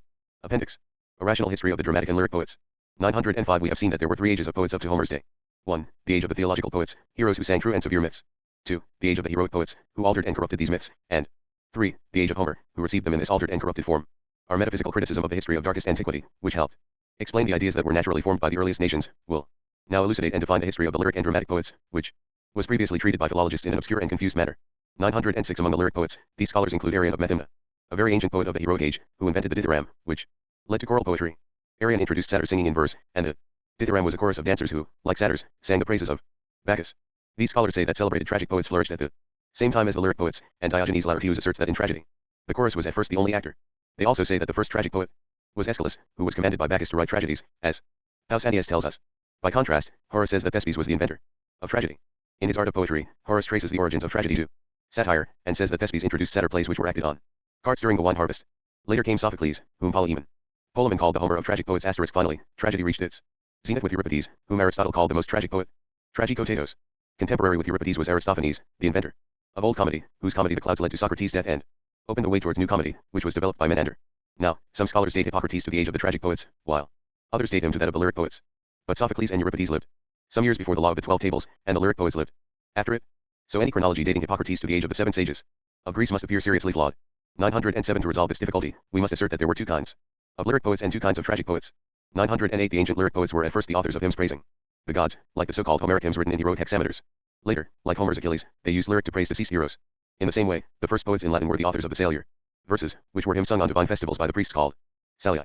They may have been so called from the Latin verb salire, to leap, just as the first Greek choruses began with dancers leaping in a circle. Fragments of these verses are the oldest surviving specimens of the Latin language, and they sound like heroic verse. All of this confirms the origins of pagan civilization, since during its earliest religious stage such lyric hymns can only have praised the gods. During the medieval return of barbarism, this religious custom recurred. In that age, priests, who alone were literate, wrote only sacred poems and hymns. In the later heroic ages, the lyric poets admired and celebrated only the courageous deeds of the heroes, like those sung by Achilles. Arian of Methymna was this kind of sacred lyric poet. He was also the originator of the dithyramb, the first rough form of tragedy, which was written in heroic hexameters, the earliest kind of verse in Greek poetry, as noted above. Arian's dithyramb was thus the earliest satire or satyr play, with which Horace begins his outline of tragedy. 909. The later lyric poets were the so-called melic poets, whose greatest proponent was Pindar. These poets wrote in verse what we Italians call airs, set to music, ari per musica. Their meters developed after iambics, which were the popular meter which the Greeks used after heroic hexameters. Pindar lived in an age when all the pomp of the Greeks was displayed at their Olympic games, which thus furnished the subjects of lyric poetry. By the same token, Horace lived in the age of Augustus, the most sumptuous age of Rome. In Italian, melic poetry flourished in the Baroque era, which was a highly refined and delicate age. 910. Tragic and lyric poetry developed in the following stages. In different parts of Greece, Thespes and Arian invented the satyr play, which was the primitive form of tragedy with satyrs for its characters. In such a crude and simple age, people invented the first costumes and masks in the following way. Around their feet, legs, and thighs, they wrapped goat skins, which must have been readily available. They dyed their chests and faces with wanlees, and fitted horns on their foreheads. This may explain why today Italian grape harvesters are still called cornuti, horned men. It is perhaps in the sense that Bacchus, the god of the wine harvest, is said to have commanded Aeschylus to compose tragedies. This symbol is appropriate to an age when heroes regarded plebeians as monsters with a dual nature, half human and half goat. We are thus justified in conjecturing that the word tragedy derives from the goat-like costume and mask of such rites, rather than from the supposed award of a goat, tragos, to the victor of a poetry contest, a prize which Horace dismisses as ignoble without further comment. Since tragedy began with this early chorus of satyrs, from its origin later satire retained as an invariable property the use of invective and insult. Wearing crude masks and riding in their harvest carts, ancient peasants were at liberty to hurl abuse at their masters, like wine harvesters today in our own fertile Campania, which in fact was once called the dwelling of Bacchus. From this we see how truthfully scholars later interpreted the myth of Pan. Since Pan in Greek means all, they saddled him with their philosophical mythology, saying that he signifies the universe, his shaggy lower half means the earth, his ruddy chest and face denote the element of fire, and his horns represent the moon. By contrast, the Romans preserved the historical mythology of Pan in their word satyra. According to Festus, a satyra was a dish made of various ingredients, from which derived the later expression lex per satyrum for a law containing miscellaneous provisions. To return to the topic of dramatic satire, not a single one survives in Greek or Latin, but Horace relates that in such satire there appeared various kinds of characters, such as gods, heroes, kings, craftsmen, and slaves. But the verse satire, which survived among the Romans, does not discuss various subjects. Instead, each single satire deals with a particular subject. 911. Later, Aeschylus transformed old tragedy, meaning the satyr play, into middle tragedy by introducing human masks. In other words, he converted Arian's dithyramb, or satyr chorus, into a human chorus. Middle tragedy was thus the origin of old comedy, whose plots were based on famous people, and the appearance of a chorus was appropriate in this public context. Later came Sophocles, and then Euripides, who left us tragedy in its final form. Old comedy ended with Aristophanes after the scandal over his portrayal of Socrates, and Menander left us new comedy, which was based on private and invented characters. As we have seen, these characters were private persons, who could be invented and made believable. As a result, there was no longer any need for a chorus, for a chorus represents the public, which can only speak about what is public knowledge. 912. Since the earliest people spoke in heroic meter, satire came to be composed in heroic hexameters, as it survives in Latin. Later, when they spoke in iambic verse, tragedy was naturally composed in iambics. When people already spoke in prose, they still wrote comedy in iambic verse, vainly imitating the model of tragedy. Iambic verse was clearly suited to tragedy, since its meter was created to vent anger and its rhythm is what Horace calls a swift foot, as Axiom 62 states. According to popular tradition, Archilochus invented iambs to vent his anger against Lycambe, who had refused to give him his daughter in marriage, and the harshness of his verses drove both the father and daughter to hang themselves in desperation. This must symbolize the history of the heroic contention for marriage rights, in which rebellious plebeians hanged noblemen and their daughters. 913. This created contradictions in poetic meter. First, the violent, rapid, and excited meter of the iamb, which is suited to the lofty poetry of tragedy, considered by Plato as loftier than epic, was used for the delicate poetry of comedy. And the hexameter, which, as noted, is suited to tragic anger and rage, was employed in satire, which describes the jests, games, and tender loves that make comedy so delightful. 914. Because the terms lyric and tragic were so poorly defined, Hippocrates was placed in the age of the 7 sages. But in fact he was a contemporary of Herodotus, for he lived in an age when people still spoke, for the most part using myths. Thus, his biography has a mythical tinge, and the stories Herodotus relates are in large part myths. Yet this same age witnessed the introduction of prose speech and vernacular writing as well. Both are used by Herodotus in his histories and by Hippocrates in his numerous medical treatises. Book 4. The Course of Nations. Introduction. 915 In Book 1, we established the first principles of my new science. In Book 2, we sought and discovered the origins of all the human and divine institutions of pagan antiquity, under the heading Poetic Wisdom. And in Book 3, we revealed Homer's epics as two great storehouses of the natural law of nations in Greece, corresponding to the law of the 12 tables, the greatest imposing monument of the law of nations in Lyceum. Now, in the light shed by philosophy and philology, and by axioms 66 to 96 on ideal eternal history, we shall in Book 4 discuss the course that nations run.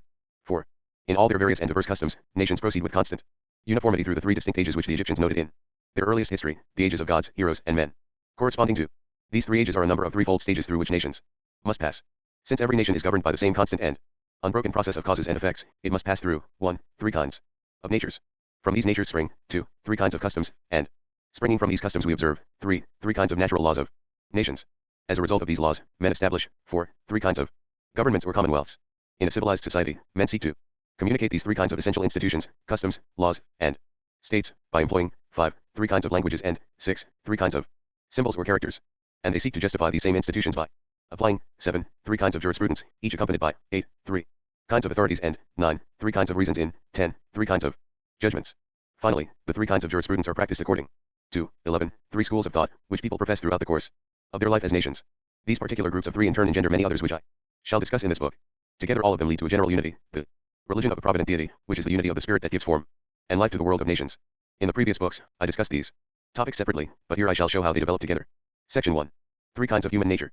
916 The first human nature was a poetic or creative nature produced by the powerful illusions of the imagination, which is most vigorous in people whose powers of reasoning are weakest. Indeed, we might call it a divine nature, since it endowed physical objects with the animate substance of real gods, each of which represented an idea. This was the nature of the theological poets, who were the earliest sages of the pagan nations founded on their belief in certain gods. This nature was utterly cruel and dreadful, for the errors of the human imagination inspired in people a terrible fear of the very gods they had created. This established two invariable properties. First, religion is the only means powerful enough to restrain the savagery of entire peoples. Second, religions prosper when they are deeply revered by the religious leaders themselves. 917 The second human nature was a heroic nature, based on the heroes' belief in their own divine origin. Since they considered the gods responsible for all things, the heroes regarded themselves as sons of Jupiter, under whose auspices they had been begotten. Although they were born human, they justly thought that their heroic status gave them a natural nobility, which made them the rulers of the human race. This natural nobility caused them to boast of their superiority over the people who lived in abominable and bestial promiscuity. As we have seen, these people fled to the heroes' refuges to escape the quarrels caused by their promiscuity, and were regarded as beasts by the heroes, because they arrived without gods. 918 The third nature was the truly human or civilized nature, which is intelligent, and hence moderate, benign, and reasonable. This nature is guided by the laws of conscience, reason, and duty. Section 2. Three kinds of customs. 919 The first customs were imbued with religion and piety, like those of Deucalion and Pyrrha just after the flood. 920 The second were short-tempered and punctilious, like those described in Achilles. 921 The third are dutiful, taught to us by our sense of civil duty. Section 3. Three kinds of natural law. 922 The first natural law was divine, by which people believed that their lives and affairs depended on the gods, whom they regarded as responsible for all things. 923 The second was heroic law, or the law of force. This law was tempered by religion, for only religion can keep force within the bounds of duty, even when there are no human laws or none strong enough to restrain it. This is why Providence ordained that the naturally fierce early peoples should obey religion. In this way, they naturally acceded to force, and while still lacking power to reason, they measured right by fortune, and practiced divination by the auspices. This law of force is the law of Achilles, who judges everything by the point of his spear. 924 The third is the human law, which is dictated by fully developed human reason. Section 4. Three kinds of government. 925 The first governments were divine, or what the Greeks would call theocracies. Under them, people believed that the gods ordained all things. It was an age of oracles, which are the most ancient institutions recorded by history. 926 The second were heroic or aristocratic governments, which is to say governments of optimates, meaning the most powerful. In Greek, they were also called governments of the Heraclids, meaning the descendants of Hercules, or the nobles. In remote antiquity, such governments were scattered throughout Greece, but in the historical period, only the one at Sparta survived. The Greeks also called them governments of Curites, the priests whom the Greeks found scattered through Saturnia or ancient Italy, Crete, and Asia. The Romans called them governments of Quirites, who were the armed priests of their public assembly. In such governments, civil rights were all restricted to the ruling orders of the heroes, because their birth, regarded as divine in origin, gave them a noble nature. By contrast, the plebeians were considered of bestial origin, and thus were only allowed to enjoy life and natural liberty. 927 The third are the human or civilized governments. Under these, the equality of our intelligent human nature makes everyone equal under the law, so that we are born free whether in a democracy or in a monarchy. In the former, the whole population or the majority constitutes the civil powers of the state, which make them sovereign over their own democracy. In the latter, all the subjects are made equal under the monarch's laws. By contrast, monarchs have a superior civil nature, because they alone possess the force of arms. Section 5. Three kinds of language. 928 There are three kinds of language. 929 The first was the divine and conceptual language expressed by wordless religious acts, or divine ceremonies. Roman civil law preserves these in the legal acts, which they used in transacting all their civil business. The suitability of this language reflects this property, that reverence is more essential to religion than is reasoning. This language was necessary in the early ages when pagan peoples were still incapable of articulate speech. 930 The second language used heroic emblems, in which arms are expressive. This symbolic language survives in military disciplines. 931 The third language uses articulate speech, which is employed by all of today's nations. Section 6. 3 kinds of symbols. 932 There are 3 kinds of symbols or characters. 933 The first were the divine symbols, which in Greek are appropriately called hieroglyphics, or sacred signs, and which all nations originally used. They consisted of certain imaginative universals conceived by the human mind, which naturally takes pleasure in uniformity, as Axiom 47 states. For since early people were unable to conceive general categories using abstract thought, they formed images by using their imagination. To these poetic universals, they reduced all the particular species belonging to each general category. Thus, under Jupiter they subsumed everything involved in the auspices, under Juno everything concerning marriage, and so on. 934 The second were heroic symbols.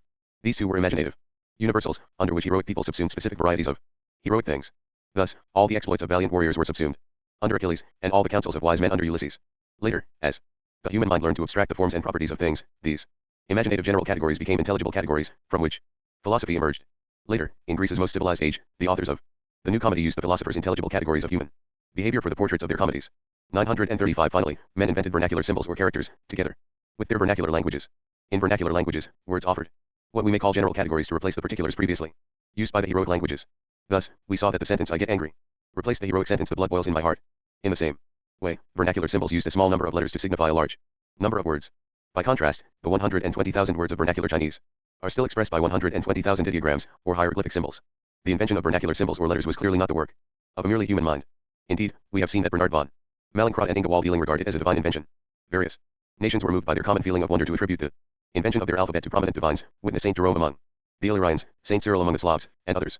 These are noted by Angelo Rocca in his Curiosities of the Vatican Library, a volume containing illustrations of the inventors of the so-called vernacular letters and their alphabets.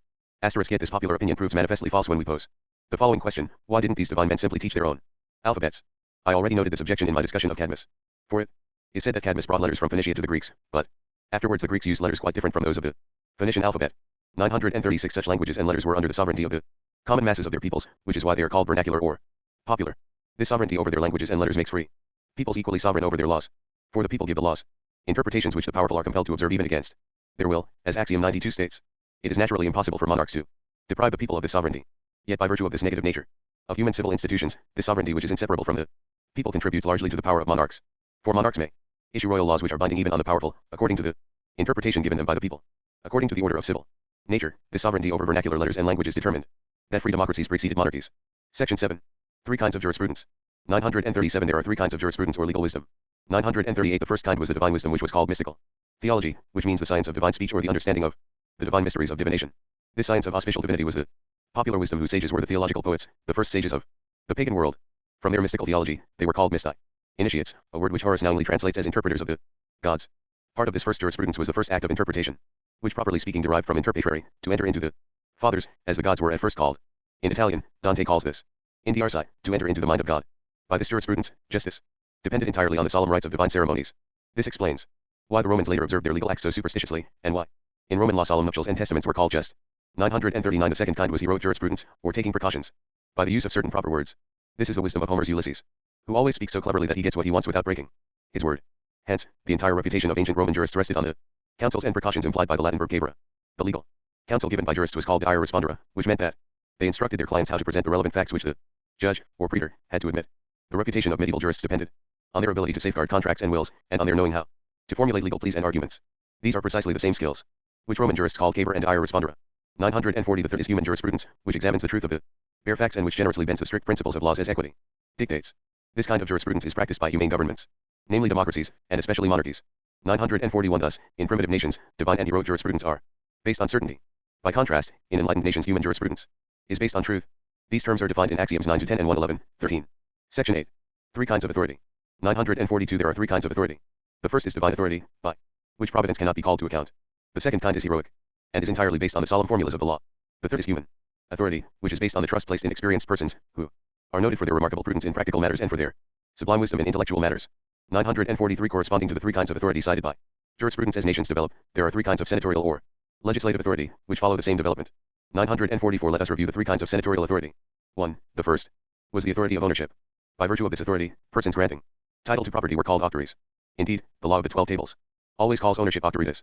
This authority had its roots in the divine governments of the age of the family state, when divine authority must have belonged to the gods. For in that age people rightly believed that everything belonged to the gods. Later, in heroic aristocracies, as in today's Aristocracies, senates were the seat of sovereignty, and heroic authority appropriately belonged to the ruling senates. This is why heroic senates had to ratify proposals made by the people.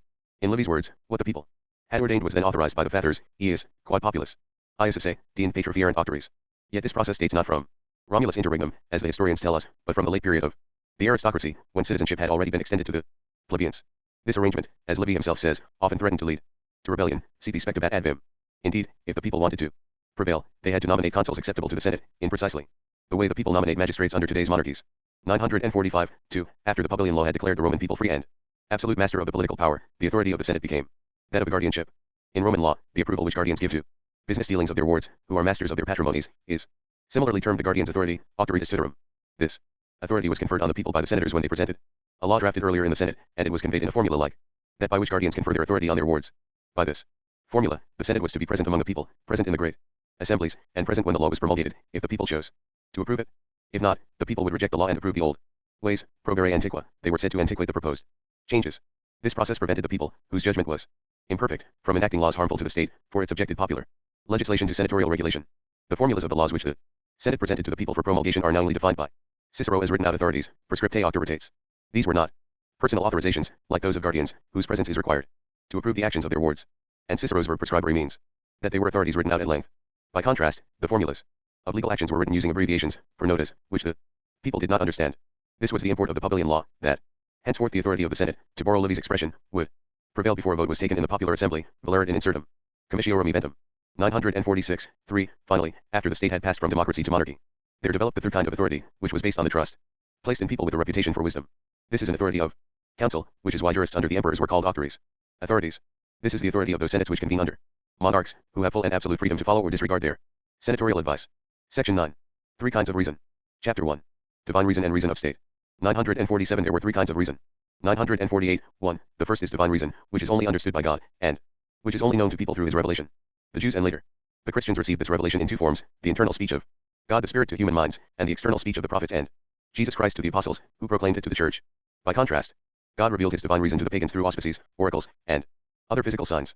Since the pagans believed that the gods existed physically, they regarded these physical signs as their divine messages. Now, since God is pure reason, divine reason and authority are the same thing, and good theology places divine authority on a level with reason.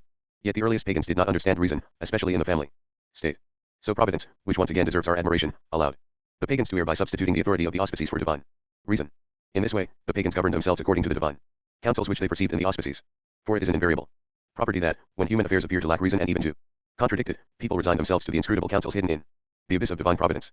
949, 2. The second kind was reason of state, which the Romans called civil equity, civilis equitas. The jurist Ulpian defines this equity as something which is not naturally known to all men, but only to those few experienced men who can discern what is necessary to preserve human society, as Axiom 110 states. This reason of state was the basis of the wisdom of heroic senates. In particular, the Roman Senate demonstrated its greatest wisdom both in the aristocratic period, when the plebeians had no say in public matters, and in the democratic period as long as the people's role in public affairs was subject to senatorial regulation, which is to say, until the age of the Gracchus. Chapter 2. Corollary on the ancient Romans' wisdom of state. 950 All this raises a question which appears quite difficult to resolve. How could the Romans have been so wise in statecraft during their crudest age, when in their most enlightened age Ulpian said that reason of state was understood by only a few people experienced in governing? The answer lies in the same natural causes which produced the heroism of the first peoples. As the heroes of their world, the Romans naturally observed civil equity, and therefore paid scrupulous attention to the wording of laws. By their superstitious observance of legal wording, the Romans framed laws which cut straight through all the facts of any case, even when that made the laws severe, harsh, and cruel, just as today we apply reason of state. Thus, civil equity naturally subordinated everything to the public safety. For the public safety is the queen of all laws, and Cicero described it with appropriate gravity. The supreme law shall be the safety of the people, supremo lex populi salus esto. Since the states of the heroic age were aristocratic, as I have just shown, each hero privately possessed a large share of the public interest, which consisted of the family monarchies protected by the Commonwealth. And since the state protected the heroes' greater private interests, they naturally subordinated to it their lesser private interests. Being magnanimous, the heroes naturally defended the public good, which is that of the state, and being wise, they offered their advice in state affairs. This reflects the profound counsel of divine providence. For if the Cyclopean fathers, described by Homer and Plato, had not identified their private interest with the public interest, they would not have been moved to abandon their savage life for civilization. 951 The situation is quite different in the more civilized states of democracy and monarchy. In a democracy, the citizens control the public wealth, which is divided into small shares according to the number of citizens. In a monarchy, the subjects are commanded to look to their own private interests, and to leave public matters to the sovereign ruler. We must also bear in mind that both democracy and monarchy spring naturally from causes which are quite unheroic, a love of comfort, affection for one's wife and children, and the desire for survival. As a result, people today naturally pay most attention to those minor details that ensure equal benefit to all. 3. This criterion of an equitable good, aequam bonum, which is contemplated by our third kind of reason, or natural reason, gives rise to what the jurists call natural equity, equitas naturalis. This is the only kind of reason of which the masses are capable. For the masses can only appreciate those precise points of law which are applicable to the specific facts of their case. Given these two kinds of equity, monarchies need only a very few expert ministers who can apply civil equity in decisions regarding public emergencies. But they need a great many jurists of private law who can apply natural equity in administering justice to the people. Chapter 3. Corollary, the fundamental history of Roman law. 952. These observations about the three kinds of reason offer a foundation on which to construct the history of Roman law. Governments must conform to the nature of the people they govern, since they arise from that very nature, as Axiom 69 states. And laws in turn must be administered in conformity with the government, and consequently must be interpreted according to the form of the government. Yet no jurists or legal scholars seem to have done this, since they fell into the same error as the historians of Roman institutions. These historians describe the history of the laws promulgated at various times in the Roman Republic, but they fail to note the inevitable correlation between the laws and the stages of government through which the Republic passed. In this way, the naked facts are divorced from the particular causes which naturally produced them. Consider Jean Bodin's discussion of the institutions created by the ancient Romans in their Age of Liberty, which historians have falsely described as popular. Equally learned as a jurist and as a statesman, Bodin argues that these institutions were the product of a popular commonwealth with an aristocratic administration, which is only half true, as we shall see. In this context, let us ask the embellishers of the history of Roman law the following questions. Why was ancient republican jurisprudence so rigorous in applying the law of the 12 tables? Why did early imperial jurisprudence, with its Praetorian edicts, begin to practice irrational clemency while still respecting the terms of that law? And why did later imperial jurisprudence generously profess natural equity without any pretense of observing that law? The answer given by these historians seriously insults the generosity of the Romans, for they say that all the severity and solemnity of Roman law, all its scrupulous and subtle wording, and finally all its secrecy, were merely deceptions perpetrated by the patricians in order to exercise control over the laws, which in any state constitute a great part of the civil power. 953. Yet far from being deceptions, such practices were customs arising from human nature. For customs determined states, and states determined precise practices. For example, in the first age of humankind, only religion was powerful enough to tame people's utter savagery. So Providence ordained that people should live under divine governments, and be ruled everywhere by sacred laws, which is to say arcane laws kept secret from the masses. In the state of families, laws were naturally kept secret. They were transmitted through the wordless language of consecrated solemnities, such as were later preserved in Roman legal acts. The dull-witted minds of early people regarded such rites as necessary to assure one person of another's effective will in providing goods or services. By contrast, in today's age of natural intelligence, a few simple words or even mere gestures are sufficient assurance of a contract. 1. Divine governments were succeeded by the human governments of civil aristocratic states. Under these, people naturally continued to observe their religious customs, by virtue of which they persisted in keeping their laws arcane and secret. Such secrecy is the vital soul of an aristocracy, and the religious observance of the law is the rigorous principle of civil equity, which is the principal mainstay of aristocracies. 2. Later, there emerged democracies, which are by nature open, generous, and magnanimous. They are governed by the masses, who naturally understand natural equity. Together with these governments, there emerged the so-called vernacular languages and letters, over which the masses exercise sovereign control. People now use these to frame and write down laws, and thus naturally published what had been secret. This is the hidden law, ius latens, described by Pomponius, who says that it so rankled the Roman plebeians that they insisted that the laws be inscribed on tablets, after the Greeks had brought vernacular letters to Rome. 3. Finally, this order of human civil institutions prepared the way for monarchies. In these, monarchs seek to administer the laws according to natural equity, and hence as the masses understand them. This renders both the powerful and the weak equal before the law, a condition which can only be found in a monarchy. By contrast, civil equity, or reason of state, is understood only by a few wise men versed in public policy. By virtue of this invariable property, reason of state is kept secret within royal cabinets. Section 10. Three kinds of judgments. Chapter 1. First kind, divine judgments. 954. There were three kinds of judgments. 955. The first was divine judgment. In what we call the state of nature, which was the state of families, there was no civil authority of law. Hence, whenever they suffered any wrongs, the family fathers appealed to the gods. This was the primary and proper meaning of the Latin phrase implorare deorum fidem, to implore the faith of the gods. And they summoned the gods as witnesses of the justice of their cause, which was the primary and proper meaning of deus obsteri, to call the gods to witness. These defenses and accusations were with native propriety called the world's first orations. In later Latin, the noun oratio was still used for a defense or accusation, as is shown by several passages in Plautus and Terence. And the law of the 12 tables preserves two golden passages in which the verb to plead is orare. Lipsius mistakenly reads adorare, to accuse. In the first, furto orare, to plead concerning theft, is used for adjura, to bring suit. And in the second, pacto orare, to plead after agreement, is used for excipere, to stipulate. From such orations, the Romans continued to call orators those who plead cases in court. Originally, these appeals to the gods were made by simple and rude people who credulously believed that they were literally heard by the gods, whom they imagined as living on the mountain tops. This is how Homer describes the gods atop Olympus. And Tacitus relates that the tribes of the Hermunduri and Chatti fought a war over a territory where they superstitiously believed that the gods were closest to hear human prayers. 956. Since in that age the pagans imagined all their institutions as gods, the rights granted by divine judgments were themselves considered gods. Among the Romans, for example, Alar stood for the ownership of a household, dii hospitals, the right to shelter, dii penates, paternal power, deus genius, the right of marriage, deus terminus, ownership of a farm, and dii manes, the right of burial. Of the last, the law of the 12 tables preserves a golden remnant in the ius deorum omnium, the law of the deceased. 957. Once the gods had been summoned by orations, also called obsecrations or implorations, and by obtestations, early peoples invoked them to the execration of criminals. Among the Greeks, there were temples of execration, such as the famous one at Argos. The people execrated there were called anathemata, which meant accursed, or what we would now call excommunicated. They were first execrated, the Latin nucupere voda, referred to solemn vows made against such persons with consecrated formulas, and then consecrated to the Furies, or literally vowed to the dire ones, dirus devoti. Then they were killed, just as the Scythians fixed a knife in the ground, worshipped it as a god, and then killed a man with it. In Latin, this ritual slaying was called mactare, to kill, and this verb remained a sacred term used in sacrifices. From this derive both the Spanish matar and the Italian amazur, to kill. The side of this ritual slaying, the altar, is preserved in the Greek noun era, which means harmful object, vow, and fury, and in Latin era, which means both altar and victim. Some form of this primitive excommunication remained among all nations. Julius Caesar has left us a detailed description of such a rite among the Gauls, and the Romans observed the interdict of fire and water. Many of these consecrations passed into the law of the 12 tables. For example, anyone who had violated a tribune of the people was consecrated to Jupiter, and an impious son was consecrated to the paternal gods.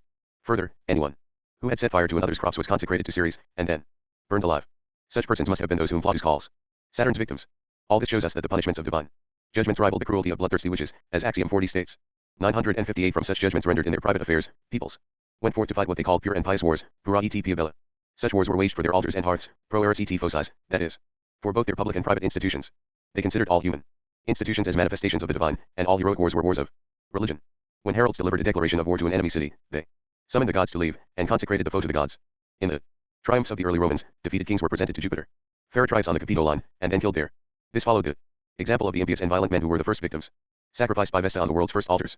Likewise, surrendering peoples were considered people without gods, after the example of the first family servants. This is why the Romans called slaves mancipia, possessions, like inanimate objects, and why Roman jurisprudence treated them like things, loco rerum. Chapter 2. Corollary on duels and reprisals. 959 In barbarous nations, another kind of divine judgment took the form of duels, which must have originated under the ancient government of the gods and continued for a long time in heroic commonwealths. In a golden passage from his Politics, Aristotle says that heroic commonwealths had no judicial laws for punishing private wrongs and rectifying private acts of violence, as Axiom 85 states. But until now no one believed this, since the conceit of scholars falsely opined that early peoples had a heroic philosophy, supposedly derived from the incomparable wisdom of the ancients. 960 Yet retributive laws were clearly introduced quite late by the Romans, witness the Praetorian interdict on violence, and the actions on violent robbery of property, and what was done in fear. And during the medieval return of barbarism, private reprisals persisted until the age of Bartolus. Such reprisals must have been what the ancient Romans called condictions, which are claims of restitution also known as personal actions. According to Festus, condicere means to denounce, or to serve formal notice. Hence, before seeking reprisal, a family father had first to serve formal notice to claim restitution from the person who had unjustly taken his possessions. This kind of denunciation remained a solemn formality of personal actions, as Ulrichs acutely discerned. 961 By contrast, duels involved real judgments, and since they took place at the site of a dispute, in re presenti, they required no formal denunciation. These early duels were replaced by the claim of ownership, vindicati, vindication, which must originally have been so called from the real force, 6, used to enforce the claim. Later, the claimant merely took a clod of earth from the wrongful possessor, making a faint show of force, which Gellius describes as festicuria, made of straw. He then brought it to the judge, and swore over it, I declare this ground mine by queritary right. Jurists are thus wrong when they say that duels were introduced for lack of proofs. The real reason was the lack of judiciary laws. It is certain that the Danish king Frodo ordered all disputes settled by combat, and forbade resolutions by legal judgments. Indeed, to avoid resolution by legal judgments, the laws of the Lombards, Salians, English, Burgundians, Normans, Danes, and Germans are filled with dueling procedures. In his treatise on fiefs, Jacques Cuges writes, Christians have long used this way of clearing up both civil and criminal cases, and have settled all their disputes by dueling. This custom persists in Germany, where the men, called knights, Ritter, who profess the art of dueling, compel all duelists to tell the truth. For if witnesses were admitted and judges had consequently to intervene, duels would become either criminal or civil judgments. 962 No one previously believed that the earliest barbarous people practiced dueling, since there are no extant records. But let us consider Homer's Cyclopes, in whom Plato recognizes the earliest family fathers in the state of nature. When wronged, how could they have reacted with patience, let alone humanity? In Axiom 85, Aristotle clearly states that in the earliest commonwealths, not to mention the state of the family, there were no laws to right wrongs and punish offenses suffered by private citizens. We have confirmed this for ancient Roman law, and Aristotle calls this the custom of barbarous peoples, for primitive peoples are barbarous until they have been tamed by laws. 963 Greek and Roman history preserve two great traces of such ancient duels. These show that among early peoples wars, which were called duella, in early Latin, began with single combats fought by the interested parties. The combatants could even be kings, and their peoples looked on, eager to see the offenses publicly justified or avenged. In Greek history, the Trojan War clearly began when Menelaus challenged Paris for abducting his wife, Helen, and it was only when their duel was indecisive that the Greeks and Trojans declared war. In Roman history, we find the same custom observed in the war between the Romans and the Albans. Their conflict was definitively decided by the combat between the three Horatii and the three Curiatii, one of whom had abducted Horatia. In these armed judgments, right was determined by the fortune of victory, in which we see the counsel of divine providence. In this way, the barbarous nations, with their limited powers of reason, were prevented from spreading their wars everywhere, and they learned the crude idea of human justice and injustice, which they measured by the favor or disfavor of the gods. Thus, we see how saintly Job, fallen from his royal estate, is scorned by the Gentiles when they see that God is against him. During the medieval return of barbarism, the losing party had his hand barbarously cut off, no matter how just his cause. 964 This custom, privately observed by early peoples, gave rise to what moral theologians call external justice, which allows nations to rest secure in their dominions. In the same way, the auspices first founded the paternal, monarchical authority of fathers in the family state, then they prepared and preserved the father's aristocratic rule in the heroic cities. Next, by extension, to the plebeians, they produced the free democracies explicitly described by Roman historians, and finally, through the fortune of armed combat, they legitimized the conquests of successful conquerors. This can be explained only by the notion of providence, which is innate and universal in all nations and to which all people turn when they see the just afflicted and the wicked prospering. Chapter 3. Second kind, ordinary judgments. 965 The second kind of judgments, called ordinary, followed close on divine judgments, and were therefore practiced with the rigidly scrupulous attention to words which, as a survival of divine judgments, was called the religious observance of wording, religio verborum. This is the order by which divine things are universally couched in sacred formulas, in which not a single letter can be altered. A Roman proverb described these ancient legal formulas: if you lose a comma, you lose the case. This natural law of heroic nations was naturally observed by ancient Roman jurisprudence. The praetor's ruling was an unalterable utterance, feri, and the days on which he dispensed justice were dies fasti, or legal court days. In the heroic aristocracies, only the heroes enjoyed this justice, which was called fas deorum, divine law, because in that age the heroes claimed the title of gods. Later, the ineluctable order which creates things in nature was called fatum, fate, because it was thought to be the utterance of God. This may explain why in Italian ordinare, to order, means to give commands which must perforce be executed, especially with reference to laws. 966 In terms of Roman judgments, order meant the solemn formula of a legal action. This order dictated the cruel and shameful punishment of the renowned defendant Horatius, from which the duumbers themselves could not have absolved him, even if he had been proved innocent. Yet when he appealed to the people, they absolved him, in Livy's words, more in admiration of his valor than from the justice of his cause. This order of judgments was necessary in the age of Achilles, who measured all questions of right by force. With his usual wit, Plautus described this trait of the powerful, for whom an agreement is no agreement, and no agreement is an agreement, pactum non pactum, non pactum pactum. For powerful men may find others' promises contrary to their haughty desires, or may choose not to fulfill their own promises. The counsel of divine providence sought to prevent the proliferation of lawsuits, quarrels, and even murders. So it moved people to interpret justice naturally, that is, as meaning only such rights as were expressed in solemn verbal formulas. This is why jurists both in ancient Rome and in medieval Italy staked their reputations on the verbal precautions they could offer their clients. This natural law of the heroic nation supplied the plots for several of Plautus' comedies. In these plays, young men in love cheat pimps of their slave girls, using deceptions which make the pimps seem guilty under some legal formula. Despite their innocence, the pimps cannot file suit for fraud, but must pay those who have cheated them. One of them repays the lover the full price of the girl, another, facing a charge for alleged theft, begs a youth to accept half the penalty, and a third leaves town fearing a conviction for rape. This is the extent to which natural equity determined legal judgments in Plautus' age. 967 Not only did people naturally observe such strictly construed law, but judging by their own nature, they believed that even the gods observed it in their divine oaths. In Homer's Iliad, for example, Juno swears to Jupiter that she did not urge Neptune to send a tempest against the Trojans, for she did so through the god Sleep as her agent. And Jupiter, who is both witness and judge of oaths, is satisfied by her oath. In Plautus' Amphitryon, when Mercury is disguised as Sosia, he swears to the true Sosia, if I deceive you, may Mercury turn against Sosia. It is scarcely credible that Plautus wanted the gods to teach the spectators to swear false oaths, and it is even less credible in the case of Scipio Africanus and Laelius, called the Roman Socrates, the two wisest leaders of the Roman Republic, who are said to have helped Terence write his comedies. Yet in Terence's Lady of Andros, the slave Davus has the servant girl Mysis place the baby on Samos' doorstep. In this way, if his master should ask him, he can in good conscience deny having placed it there himself. 968 An important proof of this comes from ancient Athens, a city whose people were astute and intelligent. A play by Euripides contains the line I swore with my tongue, but kept my mind unsworn, a verse which Cicero translated as Iravi lingua, mentum in tam havi. When the Athenian spectators first heard this, they grumbled in disgust, for they naturally shared the view enjoined in the law of the 12 tables that as a person has declared with his tongue, so shall it be binding. This is why the wretched Agamemnon could not escape his rash vow to sacrifice Iphigenia, his pious and innocent daughter. Yet Lucretius, ignoring Providence, was so shocked by Agamemnon's deed that he impiously exclaimed, so great were the evils religion could urge. 969 As final confirmation of my point, I know two late measures which are clearly recorded by the history of Roman jurisprudence. 1. The action for fraud, de dolo, which Aquilius Gallus introduced in the last years of the Republic, and 2. The discretion which Augustus granted a jury to pardon defendants who had been victims of misunderstanding or misrepresentation. 970 Since they were accustomed to such judgments in peacetime, heroic nations which had been defeated in war either suffered miserable oppression under the terms of surrender, or were fortunate enough to mock the anger of the victors. 971 Miserable oppression was the fate of the Carthaginians. In defeat, they accepted the Roman peace with the provision that they could keep their life, their city, and their substance. By city, they understood the actual buildings, which the Romans called urbs. But the Roman treaty used the word civitas, which means a community of citizens. When the treaty was put into effect, they were ordered to abandon their city on the sea and to move inland. When they refused these terms and again armed themselves in self-defense, the Romans declared them rebels and, according to the heroic right of war, occupied Carthage and barbarously burned it to the ground. The Carthaginians repudiated the terms of peace because they had misunderstood the Romans' negotiations. For their intelligence had developed much earlier, as the result of their native African shrewdness and their practice of maritime trading, which teaches nations to be clever. For their part, the Romans did not regard this war as unjust, since most historians agree that their unjust wars began with the later destruction of Corinth. Some mistakenly believe that such wars began with the campaign against Numidia, which was concluded by Scipio Africanus. 972 Medieval history offers a clear example of a defeated nation which mocked its conquerors. The Emperor Conrad III had subdued the city of Weinsberg for supporting a rival claimant of the empire. In the terms of surrender, he stipulated that only the women would be allowed to leave the city in safety, carrying with them whatever they could. The loyal women of Weinsberg came out carrying their sons, husbands, and fathers. The victorious emperor stood at the gates of the city, ready to enjoy the fruits of victory, which often make men insolent. But even though great rulers are subject to frightful anger, which is most deadly when they find their sovereignty threatened or challenged, Conrad restrained his feelings. As he stood before his army, which waited with swords drawn and lances poised to slaughter the men of Weinsberg, Conrad simply looked on and let pass in safety all those whom he had intended to put to the sword.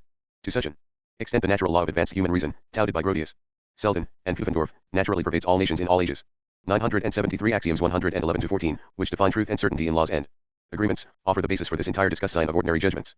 We must also note that, just as the strict construction of legal wording is natural in barbarous ages, so generous construction, measured by the principle of equal benefit to all parties, is natural in civilized ages. Strict construction is properly called fas gentium, the right of nations. Generous construction, in turn, may properly be called fas naturae, the right of nature. For it is the immutable law of that rational humanity which is the true and proper nature of mankind.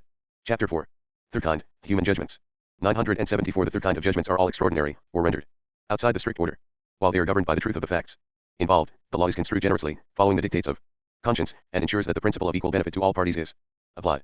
Such judgments are imbued with the natural moderation produced by intelligence, and are guaranteed by the good faith engendered by civilization. Extraordinary judgments are characteristic of the open spirit of democracies, and even more to the generosity of monarchies. For by their extraordinary judgments, monarchs show that, being above the laws, they are subject only to their conscience and to God. This kind of judgment, practiced in our modern age of peace, forms the basis of the three political systems of Grotius, Selden, and Pufendorf. Yet my colleague Father Niccolo Concina, having observed many errors and defects in these systems, devised one more in keeping with sound philosophy and more useful to human society. To Italy's glory, he still teaches the system in the renowned University of Padua, where he is also the principal professor of metaphysics. Section 11. Three schools of thought. Chapter 1. Schools of thought in religious, punctilious, and civil ages. 975 All the preceding institutions were practiced during the ages of three schools of thought. 976 The first was the religious school of thought, which was observed under divine governments. 977 The second was the school of thought of punctilious men, like Achilles.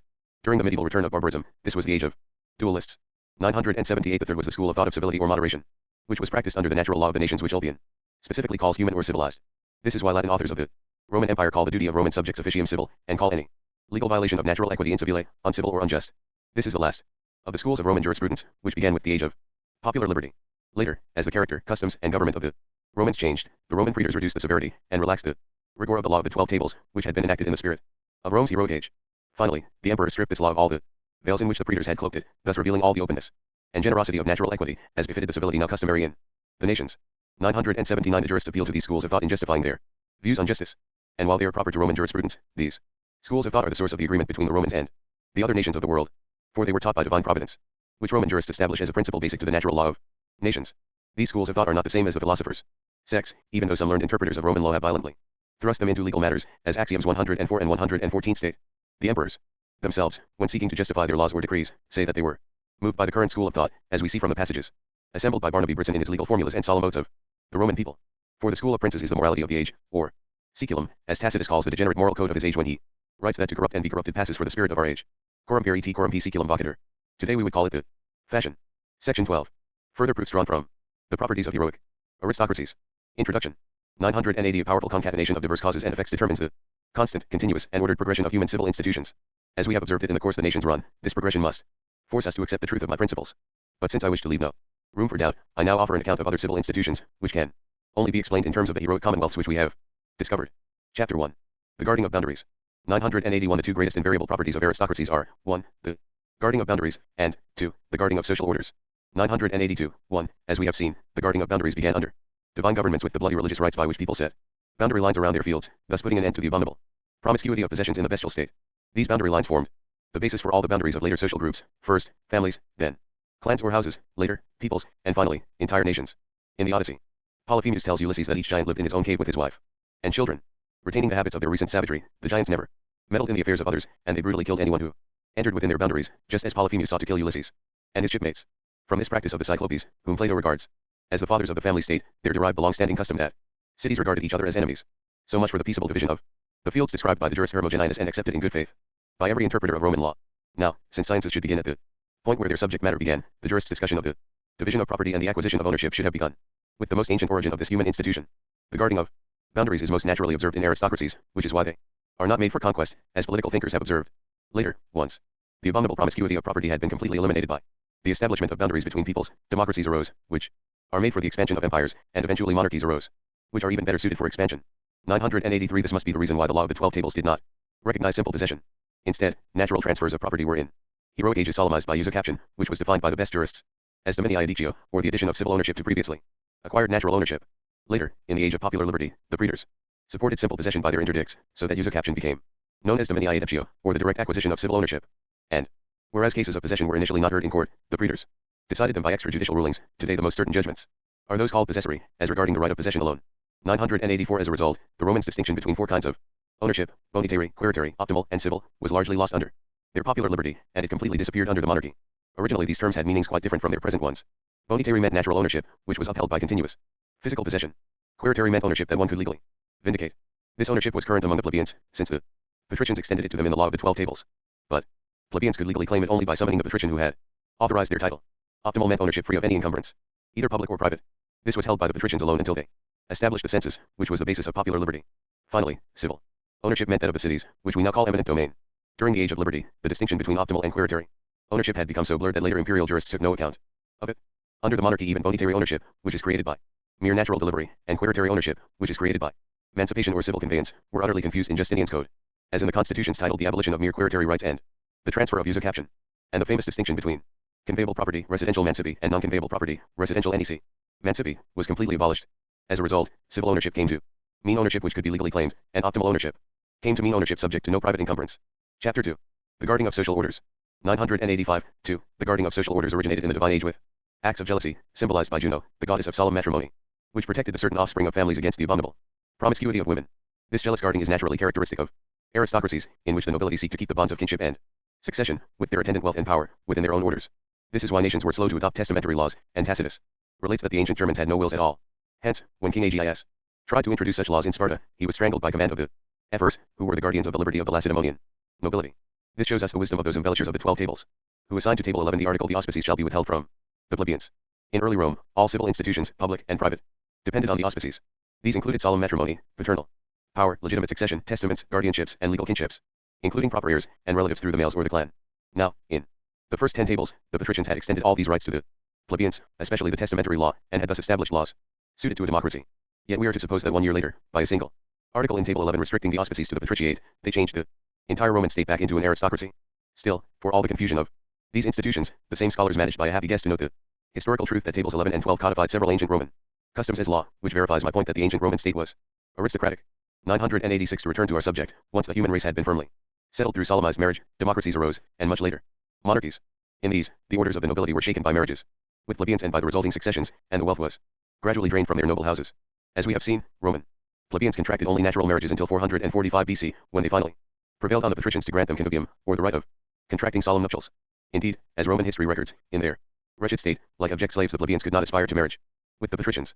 As I wrote in the first edition of my new science, unless we establish these principles as the basis of Roman jurisprudence, Roman history as previously related will seem more incredible than the mythological history of the Greeks.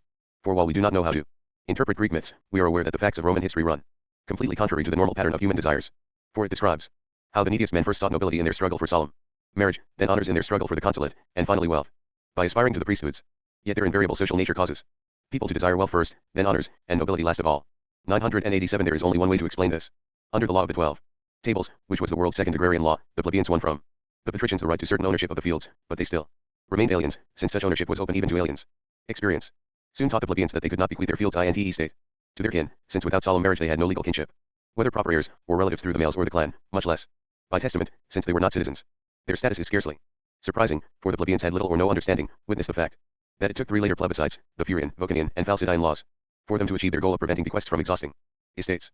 Hence, the first 3 years of the law of the 12 tables taught the plebeians that, when they died, the fields assigned to them soon reverted to the patricians. They now laid claim to solemn marriage and thereby to citizenship. At this point, all the historians were misled by all the political thinkers who imagined that Rome was founded by Romulus with the form of government which cities now have. As a result, they were unaware that for centuries plebeians in heroic cities were considered aliens, and therefore contracted only natural marriages among themselves. Hence, they were unaware that their reading of Livy did violence both to the facts and to the Latin language. They read the statement that the plebeians sought to obtain the marriage rights of the patricians, plebe tenterant connubium patrum, as if it said that they sought marriage rights with the patricians, cum patribus. The latter is the usage of marriage laws. Witness: an uncle shall not marry his brother's daughter, patruus non habet cum fratris filia. Connubium. Had the historians seen this, they would have grasped that the plebeians claimed not the right of intermarriage with the patricians, but the right of contracting solemn nuptials, which belonged to the patricians. 988 Concerning legitimate successions, the law of the 12 tables prescribes that the deceased father of a family is succeeded first by his proper heirs, if there are none, by his male relatives, and if there are none, by his clan relatives. In this light, the law of the 12 tables seems precisely like a Roman version of the Salic law. Although the Salic law eventually survived only in France and Savoy, during its earliest period it was observed in Germany as well, which allows us to infer the same for other medieval nations. In a way that suits our purpose here, Baldus calls this law of succession the law of the Gallic peoples, ius gentium Gallorum. Along these lines, we may justly call the Roman law of male and clan successions the law of the Roman peoples, ius gentium Romanorum. When we add the adjective heroic, and more properly the adjective Roman, this Roman law of the heroic clans corresponds precisely to the law of the Roman citizens, ius queritium Romanorum, which earlier I showed to be the natural law common to all heroic peoples. 989 The tradition that the Roman kingdom was ruled by Tanaquil, a woman, does not contradict the exclusion of women from royal succession. Under the Salic law, this was merely a heroic way of describing a weak-willed king who let himself be guided by the crafty Servius Tullius. As we have seen, Servius Tullius invaded the Roman kingdom with the support of the plebeians, for whom he passed the first agrarian law. And we find a parallel to Tanaquil in the medieval return of barbarism, when the same heroic way of speaking caused Pope John VIII to be called a woman. The myth of Pope Joan, exposed in a book by Leo Alexei, in fact alludes to John's great weakness in yielding to Photius, Patriarch of Constantinople, as Cesare Vergniaud and his editor Henry de Spon agree. 990 Having resolved this difficulty, we return to the law of nations. We have seen that the early law of the Roman citizens, ius queritium Romanorum, meant the natural law of the heroic Roman peoples, ius natural gentium heroicarum Romanorum. And with carefully chosen words, the imperial jurist Ulpian defines this law as the natural law of human nations, ius natural gentium humanorum, which is current in free commonwealths and especially in monarchies. Hence, we must apparently correct the title in Justinian's Institutes which reads of natural law, the law of nations, and civil law, de ire naturali, gentium, et civili, by removing the first comma with Hermann Voltaeus, adding human with Ulpian, and eliminating and, we read of the natural civil law of human nations, de ire naturali gentium humanorum civili. For the Romans studied their own law with the same care with which, from its introduction in the age of Saturn, they preserved it first in their customs and later in their laws. This is why Varro in his great divine and human institutions derives Roman institutions from purely native origins without any foreign elements. 991 To return to heroic Roman successions, we have many substantial grounds for doubting that daughters in ancient Rome were an exception to the exclusion of women. Indeed, there is no reason to believe that heroic fathers felt any familial affection, since all the evidence points to the contrary. For example, under the law of the 12 tables a male heir, even 7 times removed, was called to exclude the succession of an emancipated son. Family fathers held the sovereign right of life and death over their children, and hence despotic dominion over their possessions. They arranged their sons' marriages so that only women deemed worthy would enter their house. This historical practice is preserved in the Latin verb spondere, which properly means to promise on another's behalf, and from which derives sponsalia, a betrothal ceremony. They considered adoptions as useful as marriages, for by choosing prolific male heirs of noble houses, they could reinvigorate their own declining families. They regarded emancipation as a form of penalty or punishment, and they were ignorant of legitimation. The only concubines were freed women or foreigners, with whom solemn marriages were forbidden in the heroic age, lest the offspring degenerate from their forebears' nobility. They had their wills nullified, cancelled, broken, or rendered ineffectual under the most frivolous pretexts, if they wished to reinstate a legitimate succession. So naturally bedazzled were these Roman fathers by the private splendor of their names, and so naturally inflamed by the common glory of Roman renown. All these customs are proper to aristocracies like the heroic commonwealths, and all these properties tally with the heroism of early peoples. 992 Here we must reflect on another incongruous error made by the embellishers of the law of the 12 tables, who insist that it was brought to Rome from Athens. During all the time before the tables established testamentary and legitimate successions, they say that estates left inte state by Roman fathers were assigned to the category called no one's property, residential nullius. But to prevent the world from relapsing into the abominable promiscuity of property, divine providence ordained that the very form of aristocracies would preserve certainty of ownership.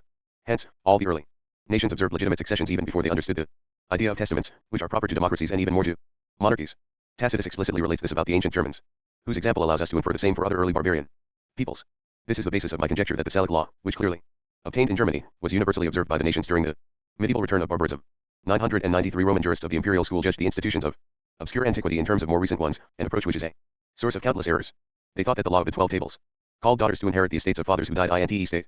As proof, they noted that in the phrase suis heres, direct heir, the masculine suis implied the feminine as well by the rules of Latin grammar.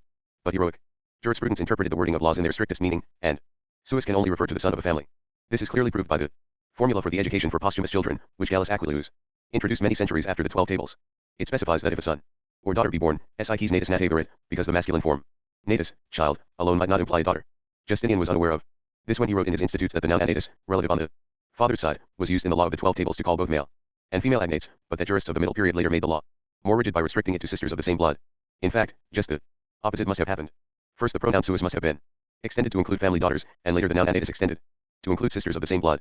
Quite aptly, this period came to be called middle jurisprudence, for in judging such cases, it moderated the rigors of the 12 tables, whereas ancient jurisprudence had guarded this law with the utmost scrupulosity.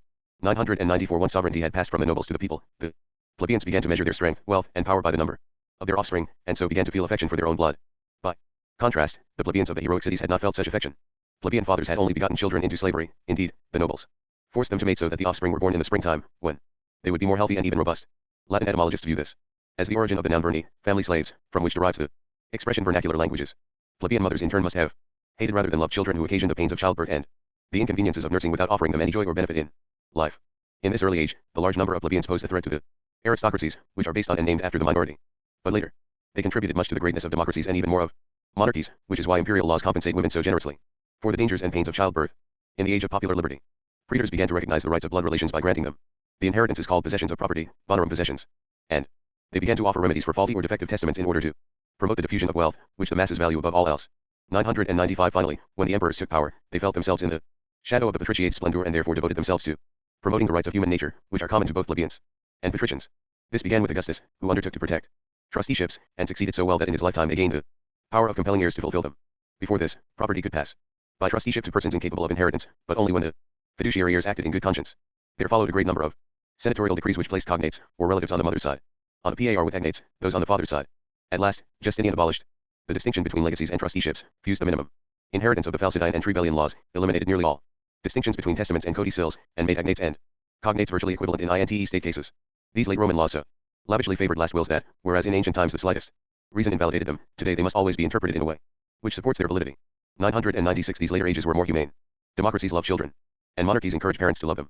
Since family fathers no longer had cyclopean authority over the persons of their children, the humane Roman emperors acted to abolish paternal authority over their possessions as well. They did this by granting sons 3 kinds of inheritable private property. First, to attract sons to the army, they introduced military assets, peculium castrans. Next, to attract them to the imperial service, they extended such property to quasi-military assets, peculium quasi-castrans. Finally, to content sons who were neither soldiers nor clerks, they introduced outside assets, peculium adventitium, which derived from the mother rather than the father. They also deprived the paternal power of its authority in adoption cases, which were no longer restricted to a few close relations. They everywhere favored formal adoptions, arrogationes, which proved complicated when citizens who were family fathers became sons subject to other families. They regarded emancipations as beneficial acts, and gave the legal force of solemn nuptials to legitimations made under a subsequent marriage. Above all, since the supreme power of fathers, imperium paternum, seemed to diminish their own imperial majesty, they were named it the paternal power, patria potestas. This followed the example of their own title, which Augustus had shrewdly introduced. To avoid arousing the jealousy of the people, who might seek to reduce his supreme power, imperium, Augustus assumed the title of tribunal power, tribunicia potestas, meaning a protector of Roman liberty. In the tribunes of the people, this had been a de facto power, since they never held supreme power, imperium, in the republic.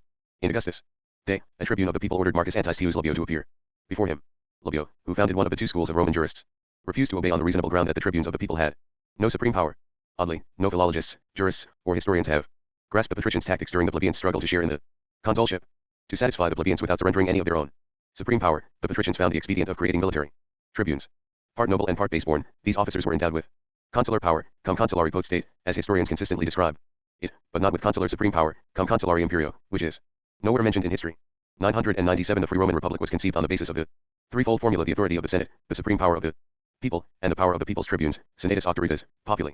Imperium, tribunorum plebis potestas. In Roman laws, the 2 terms, imperium and potestas, preserved their original elegance and precision. Imperium applied to major magistrates, like consuls and praetors, and included those who could impose the death penalty.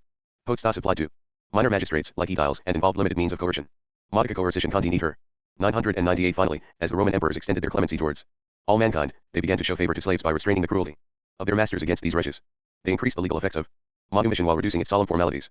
Citizenship, which had previously been awarded only to distinguished foreigners for their services to the Roman people, was now granted to anyone born in Rome, even of a slave father, as long as the mother was free by birth or enfranchisement. The law proper to the aristocracies of the heroic age had been called the law of clans or noble houses, lex gentium. But later there arose democracies, in which entire nations are sovereigns over their domain, and then monarchies, in which monarchs represent their entire subject nations. Under these governments, the more inclusive notion of free birth in the state gave rise to what is called the natural law of nations. Chapter 3. The guarding of the laws. 999 The guarding of social orders entails the guarding of magistracies and priesthoods, and thus the guarding of laws and their interpretation. In the aristocratic period of Roman history, we read that marriage rights, consulships, and priesthoods were all restricted to the senatorial order, which was entirely composed of nobles.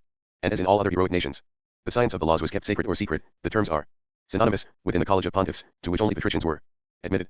According to the Jurist Pomponius, this lasted for about a century.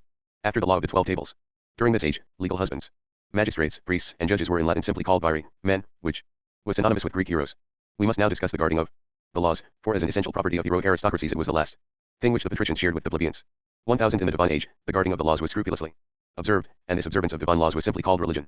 This was perpetuated by all later governments, under which the divine laws had to be observed with certain inalterable formulas of consecrated words and solemn ceremonies. There is nothing so essential to aristocracies as the guarding of the laws. By contrast, Athens rapidly became a democracy, and nearly all the other Greek cities followed her example. This moved the Spartans, who lived in an aristocracy, to observe that in Athens many laws were written, but in Sparta the few laws were obeyed. 1001 In their aristocratic phase, the Romans were the severest guardians of the law of the 12 tables. Tacitus called these tables the culmination of all equitable law, finus omnes equi iris. Indeed, under this law equal liberty seemed to be guaranteed, and consular decrees of private law all but disappeared. We must remember that the 12 tables were enacted after the Decemvirs, but were named for them because ancient peoples thought in poetic archetypes. For the same reason, Livy called them the source of all equitable law, fons omnes equi iris, because they were the source of all legal interpretation. Like the Athenian populace, the Roman plebeians daily passed special laws because they could not grasp universal categories. This chaos was in part reduced by the creation of standing boards of inquiry, quaestiones perpetui, which were instituted by the patrician leader Sulla after he had defeated the plebeian leader Marius. But as Tacitus relates, after Sulla had renounced the dictatorship, special laws again began to multiply just as before. As political thinkers observe, nothing paves the way to monarchy so much as a multitude of laws. When Augustus was establishing his reign, he decreed a great number of laws, and later emperors used the Senate above all to issue senatorial decrees concerning private law. But even in the age of popular liberty, legal formulas were so severely observed that it took all the eloquence of Crassus, whom Cicero called the Roman demos thence, to show that the express naming of an orphan's heir implied an unexpressed but common substitution. And it took all the eloquence of Cicero to prevent Sextus Ebutius from claiming the farm of Polycecina, because a single letter was missing from a legal formula. Eventually, after Constantine had completely abolished legal formulas, things reached the point where any particular motive of equity took precedence over the laws. At first, the Roman aristocracy observed the article in the law of the 12 tables which says private laws shall not be proposed, privilegia ani irroganto. Later, under the age of popular liberty, numerous special laws were enacted. Finally, the monarchy brought things to the point where the emperors did nothing but grant privileges, which, if they reflect merit, are in perfect harmony with natural equity. Indeed, all the exceptions which today are made to the laws can be truly called privileges dictated by the particular merit of the facts, which places them beyond the general provisions of the laws. 1002 The return of barbarism in the early Middle Ages caused nations to forget Roman laws. Indeed, anyone citing a Roman law in court was severely punished in France, and could even be put to death in Spain. In Italy, noblemen clearly thought it shameful to regulate their affairs by Roman laws, and instead professed their allegiance to Lombard laws. Only the commoners, who were slow to abandon their customs, still observed some Roman laws by dint of habit. This is why the corpus of Justinian and other Western jurists were lost to the Latins, and the Basilica and other Eastern jurists were forgotten by the Greeks. Later, after monarchies again arose and popular liberty was reintroduced, the Roman law contained in Justinian's books was so universally embraced that Grotius even asserted that it now constitutes the natural law of European nations. 1003 Clearly, we have good reason to admire the gravity and wisdom of the Romans. Despite changes in the state, praetors and jurists did everything in their power to see that the words of the law of the 12 tables shifted in meaning as little and as slowly as possible. Indeed, this may be the principal reason for the great growth and endurance of the Roman Empire. Throughout the changes in its state, Rome did everything in its power to stand firm on its principles, which are those that govern this world of nations. Indeed, all political thinkers agree that there is no better counsel for the growth and endurance of states. The same cause which gave the Romans the wisest jurisprudence in the world also made the Roman Empire the greatest in the world. It was also the cause of Rome's greatness, which Polybius vaguely attributes to the religion of the patricians, and Machiavelli by contrast to the magnanimity of the plebeians. Plutarch, who is envious of Roman virtue and wisdom, in his book on the fortune of the Romans attributes this greatness to their good fortune. But he was reproved, if rather indirectly, by Torquato Tasso in his noble reply of Rome to Plutarch. Section 13. Chapter 1. Further proofs drawn from mixed commonwealths which combine earlier governments with later states. 1004 In Book 4, I have offered further evidence to prove that the lives of nations pass through three kinds of commonwealths or civil states. In other words, after their origins in the first divine governments, all nations proceed through the same sequence of human institutions, according to the principles of ideal eternal history outlined in Axiom 65 to 68. First, they are ruled by aristocracies, next by free democracies, and finally by monarchies. Tacitus names these as the forms of government ordained by the nature of nations, even if he does not specify this order. Apart from these, he notes, constitutions blended by human design are more desirable than feasible, and short-lived when they happen to arise.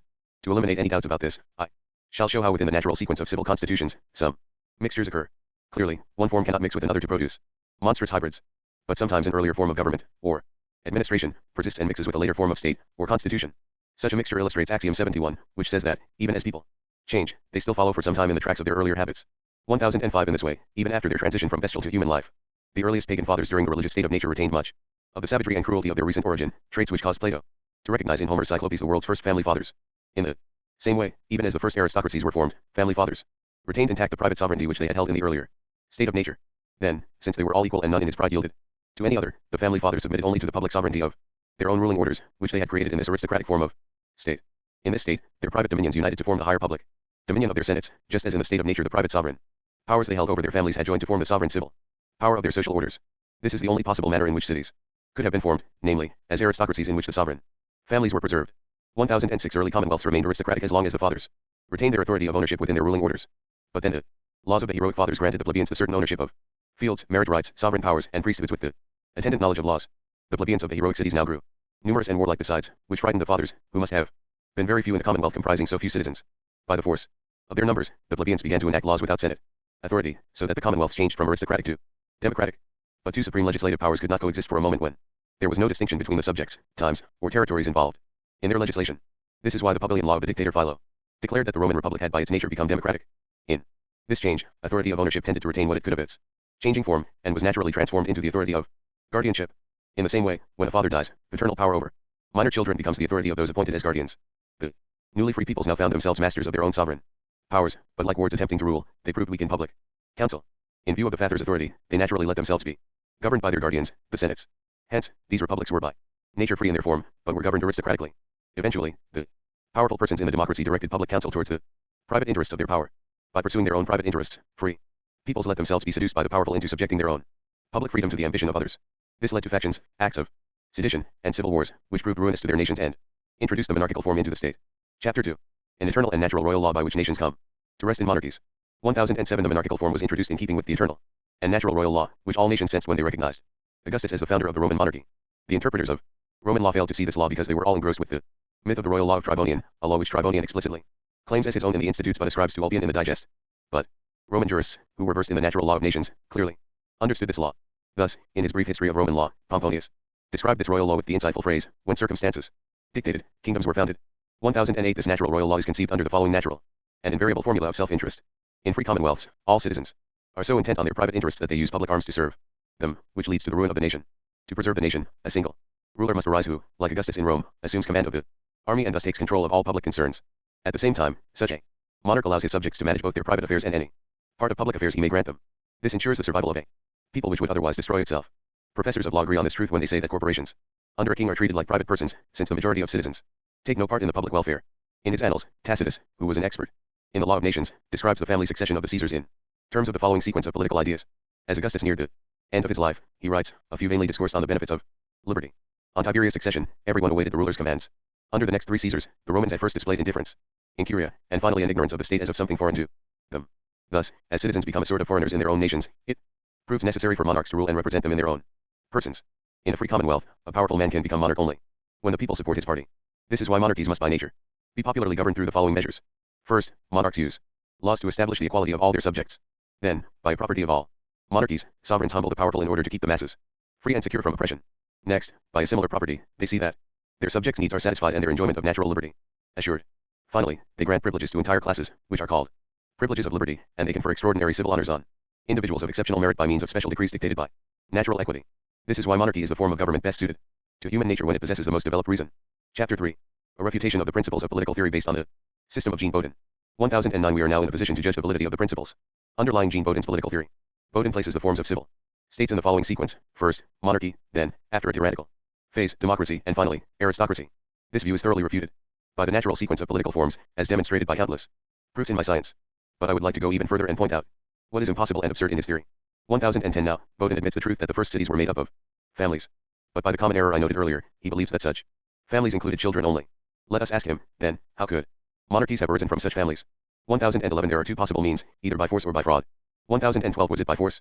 How could one family father have possibly subdued all the others? For in Bodin's view, democracies came after tyrannies, in which the family fathers had grown accustomed to monarchy, and in which they had vowed themselves and their families to the fatherland as protecting them. Is it not more probable that the family fathers, still Cyclopes recently used to bestial and savage freedom, would have chosen death for themselves and their families, rather than suffer any inequality? 1013 Was it by fraud? Fraud is the instrument of those who seek kingship in a democracy by seducing others with promises of liberty or power or wealth. But what liberty could anyone promise in the family state, when all the fathers were already sovereigns? What power could be promised, when the Cyclopes by nature lived alone in their caves and, in keeping with their monstrous origin, cared only for their own families with no concern for others? What wealth, when no one in the simplicity and frugality of that early age could conceive such a thing? 1014 The difficulty grows out of all proportion when we recall that there were no fortresses in early barbarous ages. Indeed, as Thucydides informs us, for many centuries the heroic cities, composed of families, had no walls. In the heroic aristocracies I have described, any violation of this rule was jealously punished as treason to the state. When the Roman consul Valerius Publicola built a house on high ground, he was suspected of attempting to create a tyranny. To acquit himself of these charges, he had the house torn down overnight, and the next morning, before an assembly of the people, he had the lictors throw his consular fasces at their feet. The custom of building cities without walls persisted longest among the fiercest nations. In medieval Germany, we read that Henry the Fowler was the first to gather people who lived in scattered villages into walled cities. So much for the theory that the first founders of cities marked off walls and gates with a plough, whence Latin etymologists derive the word portal from portando or retro, lifting the plough where a gate was to open. In the savagery of early medieval Spain, the security of the royal palaces was so inadequate that within a period of 60 years more than 80 members of the royal family were killed. Such crimes were so frequent that the fathers of the Council of Elvira, one of the earliest in the Latin Church, condemned them under pain of excommunication. 1015 The difficulty becomes infinite when one posits that families included children only. If that were the case, the children must have served the ambitions of others by force or fraud, that is, by betraying or killing their own fathers. And the first cities would have been impious and criminal tyrannies rather than monarchies. Yet when the young Roman patricians conspired against their own fathers in favor of the tyrant Tarquin, they did so out of hatred for the severity of the laws. Severe laws are proper to aristocracies, just as benign laws are proper to democracies, clement laws to legitimate kingdoms, and corrupt laws to tyrannies. The young conspirators challenged the laws at the cost of their own lives, including both of Brutus' sons, who were beheaded because their own father imposed the severest penalty on them. This shows us how monarchical the Roman kingdom was, and how democratic its liberty as established by Brutus. 1016 In the light of such great difficulties, Bodin, and all other political thinkers must recognize the family monarchies which existed in the family state. And they must recognize that families included not only children but also family servants, or famuli, from which the word family derives. These family servants were the forerunners of the slaves later taken in wars after cities were founded. In this manner, free men and slaves in fact furnished the material of commonwealths, as Bodin correctly says, but not in the way implied by his theory. 1017 Because free men and slaves are confused in his theory, Bodin is amazed that the people of his own nation were called the Franks, or freemen, when he notes that in their earliest period they were treated like ignoble slaves. For his theory blinded him to the fact that the founding of the nations was only complete when they incorporated the people freed from bondage by the Poetelian law. The Franks who amaze Bodin are the same as the rustic vassals who, to Hotman's amazement, are called men. Homines, meaning the plebeians who made up the earliest heroic peoples. It was these masses who transformed aristocracies into democracies and, eventually into monarchies. And they did so through their use of vernacular language, in which they conceived the laws of democracy and monarchy. This is why the Romans called their popular language a vernacular, naming it for slaves born in the household, the meaning of verna, rather than those taken in war. We have seen that such family slaves existed in all ancient nations from the age of the family state. This is why the Greeks were no longer called Achaeans, as in Homer's phrase sons of the Achaeans, but called themselves Hellens after Helen, who first spoke vernacular Greek. In the same way, the Jews were no longer called by their early name the sons of Israel, but were now called the Hebrew nation after Heber, whom our church fathers regard as the originator of the sacred language. So clearly did Bodin and all the political theorists behold the luminous truth which my science so vividly demonstrates, especially in Roman history. In every age, and in every nation, it is the plebeians who have changed the government from aristocracy to democracy, and from democracy to monarchy. And it is they who, by establishing vernacular languages, have given their names to the nations, as I showed under the origin of languages. This why the ancient Franks, to Bodin's amazement, gave their name to France.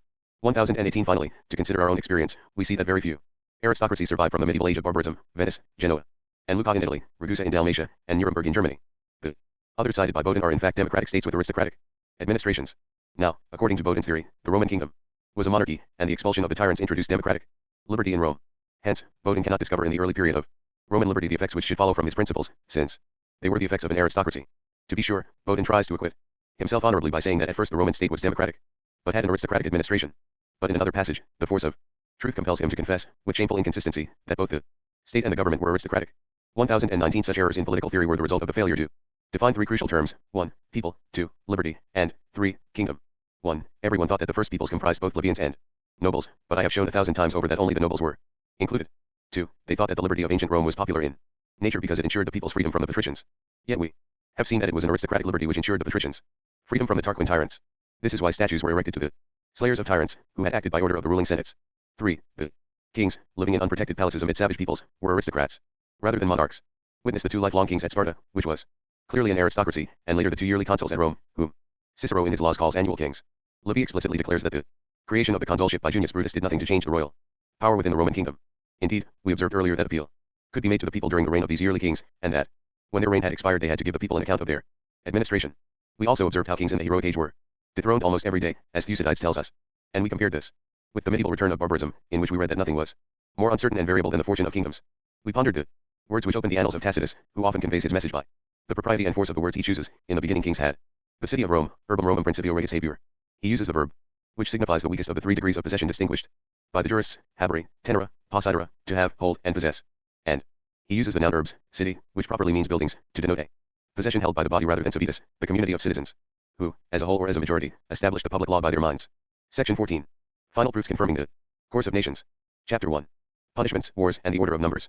1020 In passing, I have mentioned other causes and effects which derive from the principles of my new science, and thus confirm the natural course of the nations. But since I have touched on them only randomly, I assemble them here, showing how they fit into the natural sequence of human civil institutions. 1021 Take punishments, for example. In the age of families, punishments displayed a cyclopean cruelty, thus, for example, Apollo flays Marsyas alive. Such punishments continued under the aristocracies, as when the shield of Perseus turned its beholders to stone. In Greek, such punishments were called paradigmata, examples, just as in Latin they were called exempla, exemplary chastisements. Similarly, during the medieval return of barbarism, the death penalty was called ordinary punishment. Under the laws of aristocratic Sparta, which Plato and Aristotle deemed savage and cruel, the Ephors had to strangle their illustrious king Agis. Under the laws of aristocratic Rome, the celebrated Victor Horatius was nearly stripped, caned, and crucified on a barren tree. Under the law of the 12 tables, a person who set fire to another's crops was condemned to be burned alive, false witnesses were hurled from the Tarpeian rock, and debtors in default were torn limb from limb. Tullus Hostilius did not hesitate to inflict this last punishment on Medius Fufius, the king of Alba and his equal, for breaking the terms of their alliance. Even earlier, the patrician fathers had Romulus torn to pieces on the mere suspicion of treason to the state. Let this suffice for those who assert that such punishments were unknown in Rome. 1022. By contrast, punishments are milder in democracies, because they are ruled by the masses who, being weak, are naturally inclined to compassion. For example, when the great Horatius killed his sister in heroic rage because she wept during the city's rejoicing, he was condemned by the Umbers, but absolved by the Roman people, in Livy's elegant phrase, more in admiration of his valor than from the justice of his cause. During the age of Athenian liberty, Plato and Aristotle censured the laws of Sparta, as we have seen. And when in the milder age of Rome's democratic freedom Gaius Rubrius was found guilty of treason, Cicero decried the inhuman cruelty of assigning the death penalty to a Roman knight and private citizen. Finally, monarchies arose, in which the rulers are pleased to be called by the gracious title Clement. The edict extending Roman citizenship in 212 was issued by Caracalla. Officially, Marcus Aurelius Antoninus, rather than Antoninus Pius. 1023. Take wars, for example. These were likewise barbarous during the heroic period. Conquered cities faced ruin, and defeated peoples were converted to herds of day laborers scattered across the countryside to cultivate the fields of the victorious peoples, thus forming the heroic inland colonies. Later, democracies were more magnanimous, while ruled by their senates, they only deprived conquered peoples of the law of heroic nations, but allowed them to enjoy natural law of what Ulpian calls the human nations. As Rome's conquest expanded, she restricted to Roman citizens all the rights which came to be called proper to them, proprii, civium Romanorum. These included nuptials, paternal power, proper heirs, heirs through the males or the clan, quiritary or civil ownership, emancipation, usucaption, stipulation, testaments, guardianship, and inheritance. Before they became subject to Rome, free nations must have had all these rights as their own. Finally, monarchies arose, which seek to make one Rome of the entire Roman world, as did the Edict of Antoninus Pius Caracalla. It is the hope of great monarchs to make a single city of the entire world. Thus, Alexander the Great used to say that the entire world was for him a single city in which his phalanx was the citadel.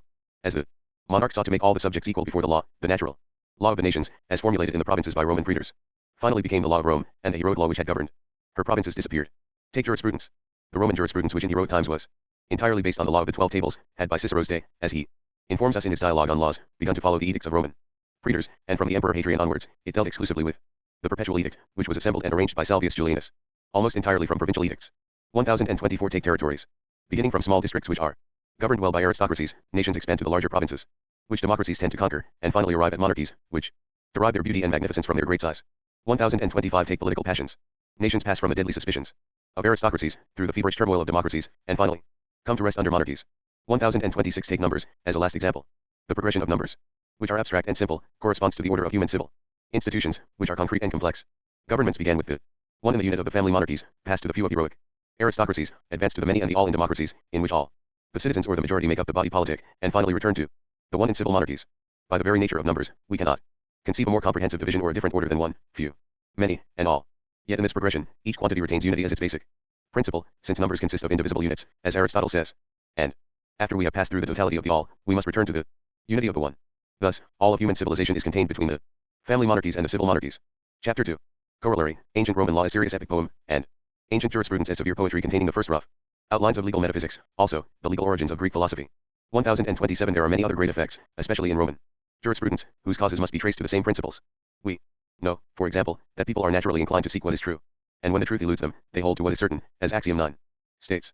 This is why emancipations were originally performed by an actual hand, vera manu, which meant real force, since force is abstract, and hand is concrete. In all nations, the hand signified power. Thus, the Greeks spoke of the laying on of hands, chiro by which persons elected to power were confirmed by having hands laid on their heads. And they spoke of the raising of hands, chirotoniae, by which powers already confirmed were acclaimed by raising hands in the air. Such solemnities are proper to wordless ages. In the medieval return of barbarism, newly elected kings were acclaimed in this way. Actual emancipation was an act of occupation, the first great natural source of all ownership. The Romans preserved this notion in their wars, in which slaves taken were called mancipia, emancipated. Booty and conquests passed to the Romans as residential mancipi or legal possessions, but to the vanquished, Roman victory made them residential nec mancipi, or precarious possessions. We see, then, how true it is that emancipation began exclusively within Rome's city walls as a means of acquiring civil ownership in the private transactions of Romans. 1028. Actual emancipation was followed by a similar act of physical usucaption, that is, the acquisition of ownership through actual use. In Latin, usus, use, can mean possession, and capio, taking, means acquisition. For possession was initially exercised when the things possessed were physically occupied. Indeed, Latin possessio must derive from possessio, continued sitting, just as Romans later called it domicile. Says, seat, from the continuous act of sitting or staying put. Latin. Etymologists err in deriving possession from pedum positio, placing the feet. For it was possession by settlement, says, rather than by standing. Petes, which Roman praetors defended and upheld in their interdicts. The name Theseus must derive from the Greek thesis, in the sense of settlement, rather than handsome posture, as Greek etymologists say, for the people of Attica founded Athens by remaining settled there for a long time. In all nations, such caption is the act which legitimates all the forms of social status of all nations. 1029 Furthermore, Aristotle describes heroic commonwealths which had no laws to right private wrongs. In them, property claims, rei, vindicationes, were asserted with real force, which were the world's first duels or private wars. And the claims of restitution known as condictions were in fact private reprisals, which persisted until the age of Bartolus. During the medieval return of barbarism, 1030 later, the ferocity of the age diminished, and judicial laws began to prohibit private acts of violence, so that all private forces were united in the public force called civil sovereignty. But by their poetic nature, the first peoples naturally continued to imitate the real forces which they had formerly used earlier to preserve their rights and authority. So they created a myth of natural emancipation, and from it derived the solemn act of civil transfer, which they symbolized by handing over a symbolic knot. This knot represented the chain with which Jupiter had bound the giants to the first vacant lands, and with which the first peoples had chained their clients, or family servants, to the land. By this myth-based emancipation, they performed all their civil business using what were called legal acts, which must have originated as the solemn ceremonies of mute peoples. Later, when articulate speech had been formed, and both parties to a contract wished to make certain of the other's will, they decided that agreements should be clothed in solemn words uttered as the knot was handed over. These solemn words declared certain and precise stipulations, and later in wartime they declared the terms under which conquered cities surrendered. These terms were called pieces, paci in Italian, from Latin passio, covenant, which is synonymous with pactum, agreement. An important trace of this survived in the formula declaring the surrender of Galicia. As Livy describes it, the formula is a contract of receiving under one's power, in the form of solemn questions and answers. With great propriety, those surrendering were said to be received, recepti. When he received the embassy from Galicia, the Roman herald responded, and I received them, et ego recipio. So much for the notion that in the heroic age, only Roman citizens could make stipulations. And so much for the common sense of those who believed that Tarquinius Priscus used the surrender formula of Galicia to instruct the nations in the conduct of surrenders. 1031 The law of the heroic Latin peoples thus became fixed in the famous article of the law of the 12 tables, whoever shall make bond or conveyance, as he has declared with his tongue, so shall it be binding. This is the great source of all ancient Roman law, and even those who equate Roman and Attic law confess that it was not brought to Rome from Athens. 1032 At first, usurpation was effected through physical possession. Later, it was merely feigned, and possession was assured by a mental agreement. In the same way, property claims came to be symbolized by a feigned use of force, and heroic reprisals later turned into personal actions, or claims of restitution, which still retained the solemn formality of declaring the claim to the debtor. This was the only means available in the childhood of the world. For children excel in imitating the truth they can understand, and poetry, which is simply a form of imitation, depends on this ability, as Axiom 52 states. 1033 In the public square, there were as many masks as there were persons, for in Latin persona properly means a mask. And there were as many names, for in the age of wordless speech, which used physical objects for words, names must have been the family coats of arms. We have seen that American Indians distinguish their families by using such totemic symbols. The person, or mask, of a family father stood for all his children and family servants, and the physical object, or emblem, of a house stood for all the relatives through the males or the clan. For example, we have seen that Ajax was the tower of the Greeks, and that Horatius alone on the bridge withstood the entire Etruscan nation. Then, in the medieval return of barbarism, we read of 40 Norman heroes who drove an entire Saracen army out of Salerno. This accounts for the belief in the astounding strength of the paladins of France, sovereign rulers whose names survived in the Counts Palatine of Germany, and especially of Count Roland, later called Orlando. The reason for this lies in the poetic principles by which the founders of Roman law, living in an age which could not grasp intelligible universals, created imaginative universals. Where poets by art later brought characters and masks onto the stage, these men by nature had already brought names and persons to the public forum. 1034 Clearly, the noun persona, mask, cannot derive from the verb personare, to resound everywhere. As Horace tells us, early cities had quite small theaters in which the few spectators were easily counted, so that such masks were not needed to make the actors' voices resound enough to fill a large theater. Besides, the length of the second syllable argues against this root. The O in persona is long, but the O in personare is short. Instead, persona must derive from the verb personare, which we may conjecture meant to wear the skins of wild beasts, something only heroes were allowed to do. From this root, the related verb obisonare is attested, which must originally have meant to feed on the meat of hunted game. Such game must have provided the heroes' first rich feasts which Virgil describes, and the skins of slain beasts must have been the first rich spoils brought back by the heroes from the first wars they fought against wild beasts to defend themselves and their families. Indeed, the poets clothed their heroes in such skins, and above all others Hercules, who wears a lion skin. We may conjecture that this origin of the verb personare, with its primary sense restored, gave rise to the Italian use of personagi, personages, to denote persons of high station and great prominence. 1035 By the same principles, since early people could not grasp abstract forms, they imagined corporeal forms, which they endowed with their own animate nature. For example, they imagined inheritance as the mistress of hereditary property, and perceived her complete presence in every single article of a legacy. In precisely this way, they would take a lump or clod from a farm and present it to the judge, calling it this land hunc fundum, in their formula for claiming restitution. Thus, even if they did not understand, they at least crudely sensed that rights were indivisible. 1036 In conformity with this nature, ancient jurisprudence was thoroughly poetic. It imagined the real as unreal, the unreal as real, the living as dead, and, in cases of pending legacies, the dead as still alive. It introduced many empty masks without subjects, ire imaginaria, rights, invented by the imagination. Its entire reputation depended on the invention of myths which could preserve the dignity of the laws and administer justice to the facts. Thus all the fictions of ancient jurisprudence were masked truths. And since their strict measures used exactly so many words, the formulas in which the laws spoke were called songs, carmina, which is Livy's term for the formula condemning Horatius to death. This is confirmed by a golden passage in Plautus' Comedy of Asses, in which the youth Diabolus calls the parasite a great poet because he excels in devising formulas and clauses, which were also called songs, carmina. 1037 In this way, all of Roman law was a serious poem, acted out by the Romans in their forum, and ancient jurisprudence was a severe kind of poetry. Quite aptly for my point, Justinian in the preface to his Institutes speaks of the myths of ancient law, antiqui iris fabulae. The phrase must be taken from some ancient jurist who understood what we are discussing, even if Justinian cites it derisively. Roman jurisprudence based its principles on such ancient myths, and the doctrine of personal rights, de ire personarum, traces its origins to the masks called personae that were used in the true and severe mythical dramas. 1038 When the civilized age of democracies arrived, human intellect began to play a role in civic assemblies. The universal concepts abstracted by the intellect were now said to exist in the understanding of the law. This meant the understanding of the intention, or ius, expressed by the lawmaker in his law, which in turn reflected the intention of the citizens, who agreed on a rational notion of their common advantage. They must have understood such advantage as spiritual in nature, for all the rights, unattached to physical objects, called mutaira, rights without materiality, were said to exist in the understanding of the law. Such rights are spiritual in substance, and are therefore indivisible and also eternal, for corruption is simply the division and breakdown of elements. 1039 Now, interpreters of Roman law have based the entire reputation of legal metaphysics on the notion of indivisible rights, witness the famous legal question on divisibles and indivisibles. But they have neglected another principle of Roman law, its eternity, which is no less important and which should have been obvious from two rules of law. The first rule states that if the purpose of a law ceases, the law ceases, ses ante fine legis, ses ad lex. Note that this rule does not say if the reason of the law ceases, ses ante ratione, because this reason is the conformity of the law to the facts as clothed in certain circumstances, and when the facts are so clothed, the reason of the law lives and governs them. Instead, it specifies the purpose of the law, which being defined as the equal benefit to all causes, may not always be attained. The second rule states that time is not a restriction which creates or destroys a right. Time can neither begin nor end what is eternal. In cases of usucaption and prescription, time neither creates nor abolishes rights, but merely indicates that the holder of these rights intends to relinquish them. For example, when we say that usufruct terminates, we do not mean that the right terminates, but simply that it returns from servitude to its original freedom. Two important corollaries follow from these rules. First, since rights exist eternally in the understanding as an idea, but men have their being in time, rights can only come to mankind from God. Second, all the diverse and countless rights that have been, are now, or ever will be in the world, are diverse modifications of the power of the first man, who was the ruler of the human race, and of the dominion he held over the entire earth. 1040 We know for certain that laws existed before philosophers. In order for Socrates to sketch his intelligible general categories or abstract universals, he must have observed how the citizens of Athens passed laws, by agreeing on a common notion of equal benefit to all.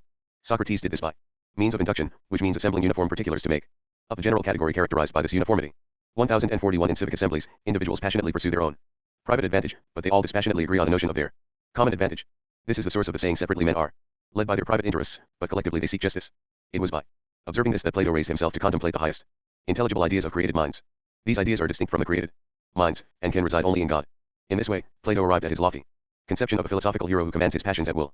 1042 Next, Aristotle formulated his divine definition of a good law as a will free of passions, which means the will of a hero. And he understood justice as a queen of the virtues, residing in the hero's soul and commanding all the others.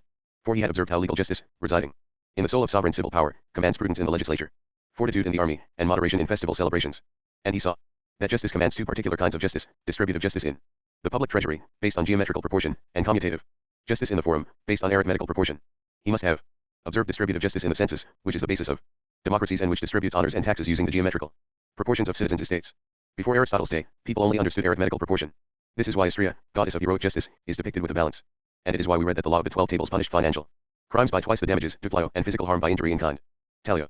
As the inventor of the law of retaliation, Rhadamanthus was made a judge in the underworld, where punishments are clearly assigned.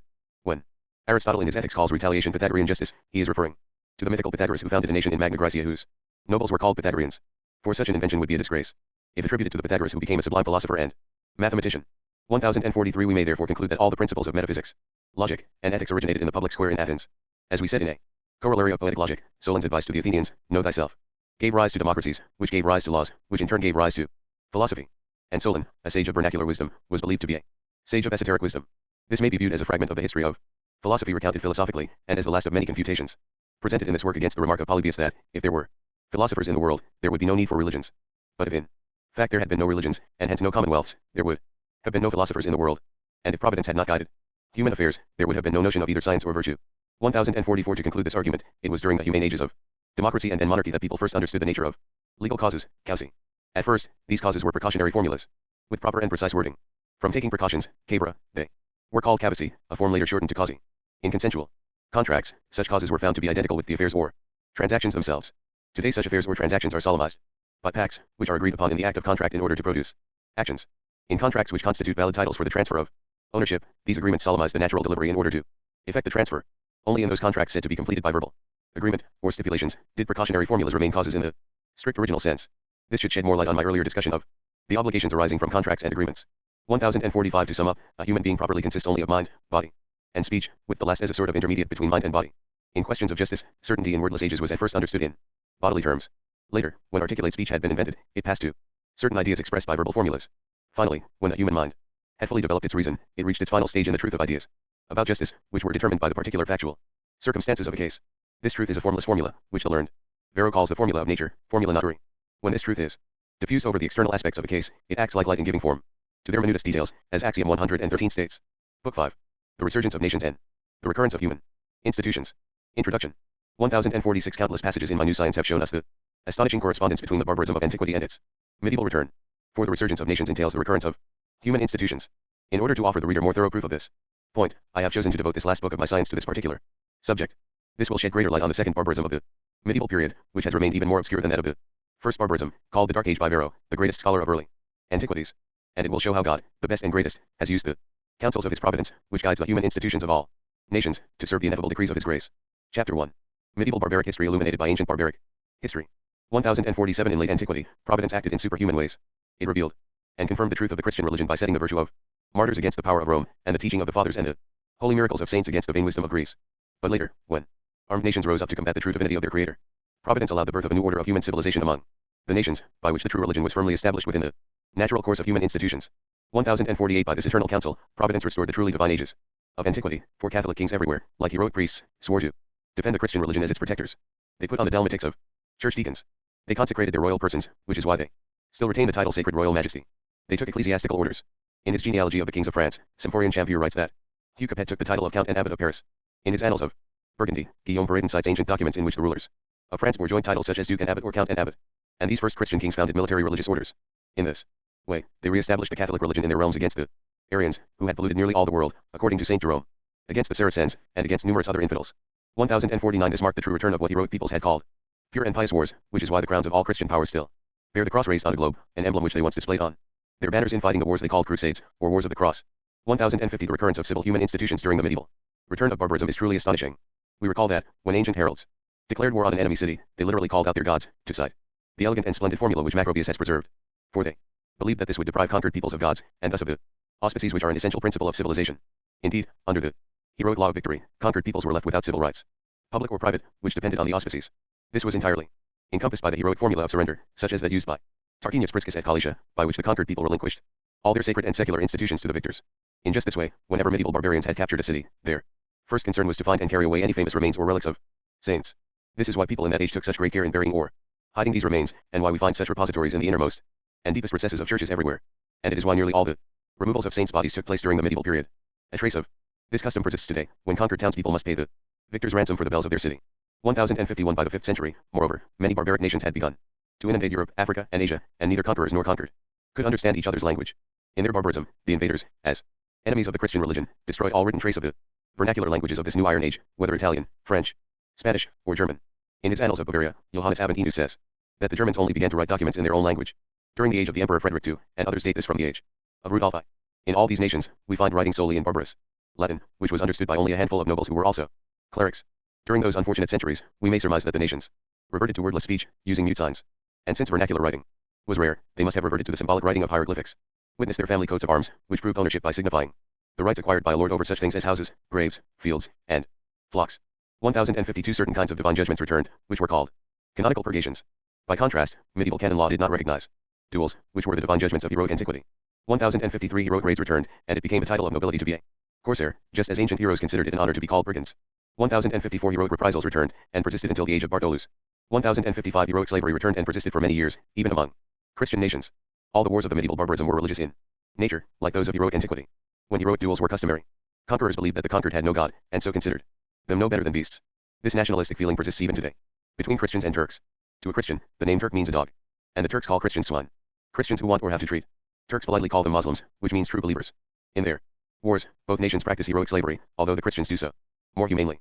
1056 The most astonishing recurrence among human institutions is the medieval return of the world's first refuges, on which Livy writes that all the first cities were founded.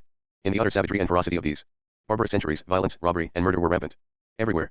So there was no effective means of restraining such people, bound by no human laws, except the divine laws dictated by religion, as Axiom 31 states. Since in the barbarous violence of those centuries the only relatively humane people were bishops and abbots, it was to them that people appealed when they feared oppression or destruction. They placed themselves, their families, and their property in the care of these prelates. who in turn offered them refuge and protection. This exchange of submission and protection is the principal element which constitutes a fief. In Germany, which was clearly the most savage and ferocious of the European nations, there came to be almost more clerical sovereigns, bishops or abbots, than there were secular ones. In France, all the sovereign rulers took the title of count and abbot or duke and abbot. An immense number of cities, towns, and castles in Europe take their names from saints. For people who wish to hear mass and the other holy offices of our religion build little churches on elevated or protected sites, which we may define as the Christians' natural refuges in that age. Then, they built their dwellings nearby. Everywhere in Europe, the most ancient traces of medieval barbarism are the little churches built on such sites, now, for the most part in ruins. A notable example of this is our local abbey of San Lorenzo of Aversa, with which the abbey of San Lorenzo of Capua was united, either directly or through dependent abbots and monks. The abbey of San Lorenzo once governed 110 churches between the Volturno River and the Gulf of Taranto, in an area covering the ancient regions of Campania, Samnium, Apulia, and Calabria. And the abbots of San Lorenzo were the barons of nearly all these places. Chapter 2. The recurrence of the invariable nature of fiefs, and the recurrence of ancient Roman law in feudal law. 1057. As in antiquity, this divine age was succeeded by a heroic age, marked by the return of a clear distinction between the heroic and the human, which were nearly opposite in nature. This contrast explains why in feudal language rustic vassals are simply called men, homines, an expression that amazed Hotman. And from homines were derived the two feudal synonyms for vassalage, hominium and homagium. Hominium stands for hominis dominium, the ownership of a vassal by a baron. Jacques Cujas notes that Helmodius thought this noun more elegant than hominagium, which stands for hominis agium, the baron's right to lead the vassal wherever he chooses. Learned feudalists translate the barbarous term hominagium by the elegant Latin noun obsequium, allegiance, for the two are interchangeable, and the latter originally meant the readiness of a man to follow, obsequi, a hero anywhere to till his fields.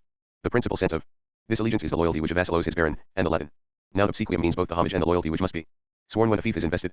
Among the ancient Romans, such allegiance was inseparable from military service, which they called opera militaris and which our feudalists call militare servitium. As Roman history shows, this was the service which, for many years the Roman plebeians furnished at their own expense to the patricians during wartime. Even freedmen, liberti, continued to owe their patrons this allegiance and its attendant services. As we have seen, this duty dates from Romulus' foundation of Rome on the basis of clientships, the form of protection he offered to the peasant day laborers when he offered them refuge. As Axiom 82 indicates, the clientships of ancient history cannot be explained more properly than as fiefs. Indeed, learned feudalists translate the barbarous term feudum by the elegant Latin noun clientela, clientship. 1058. The etymologies of the Latin nouns opera, labor, and servitium, service, offer cogent proof of the origins of these institutions. In its original sense, opera is the day's labor of a peasant, whom the Romans called operus, laborer, and Italians call gaiomaliera, day laborer. When Agamemnon wrongfully seizes Briseis, Achilles protests that he has been treated like a day laborer with no rights as a citizen. In Latin, these workers came to be called herds of laborers, Greeks operum, and even herds of slaves, Greeks servorum, for the heroes regarded them like slaves. Later, as beasts, which are said to graze in herds, pass aggregatum. In fact, herds of men must have preceded herds of beasts, since these herds were interchangeable. Shepherds of men must have preceded shepherds of flocks and herds. This is why Homer always gives his heroes the invariable epithet, shepherd of the people. We find confirmation of this in the Greek noun nomos, which means both law and pasturage. For the first agrarian law granted the rebellious family servants sustenance on the lands assigned them by the heroes, and this sustenance was called nomos, or pasturage, which is the word proper to beasts, just as food is proper to human beings. 1059. The task of pasturing the world's first herds must properly have belonged to Apollo, who was the god of civil light, meaning the nobility. Mythical history depicts him as a shepherd on the banks of the Euphrates. Another such shepherd was Paris, who was clearly a royal prince of Troy. A shepherd as well was the family father portrayed on the shield of Achilles. Homer calls him a king, and he uses a scepter to command his harvesters as they divide a roasted ox. In the history of the world depicted on the shield of Achilles, this scene records the age of families. It is the task of our shepherds today not only to feed their flocks and herds, but also to guide and to guard them. But since raids were prevalent in the heroic age, this pastoral art must have been introduced after the boundaries of the first cities had been secured. This explains why bucolic or pastoral poetry only arose in ages of advanced civilization, with Theocritus among the Greeks, with Virgil among the Romans, and with Sannazaro among the Italians. 1060. The Latin word for service, servitium, shows that these heroic institutions recurred during the medieval age of barbarism. By contrast to his vassals, the baron was called an elder, senior, which meant lord, signore. The ancient Franks who surprised Bodin must have been servants born in the house, who were generally the same as the family servants, called verni by the ancient Romans. The latter gave their name to the vernacular languages introduced by the masses, which were originally the plebeians of the heroic cities. By contrast, poetic language was introduced by the heroes or nobles of the early commonwealths. 1061. Later, civil wars, which rendered the mighty dependent on the people, caused the power of the barons to be dispersed and dissipated.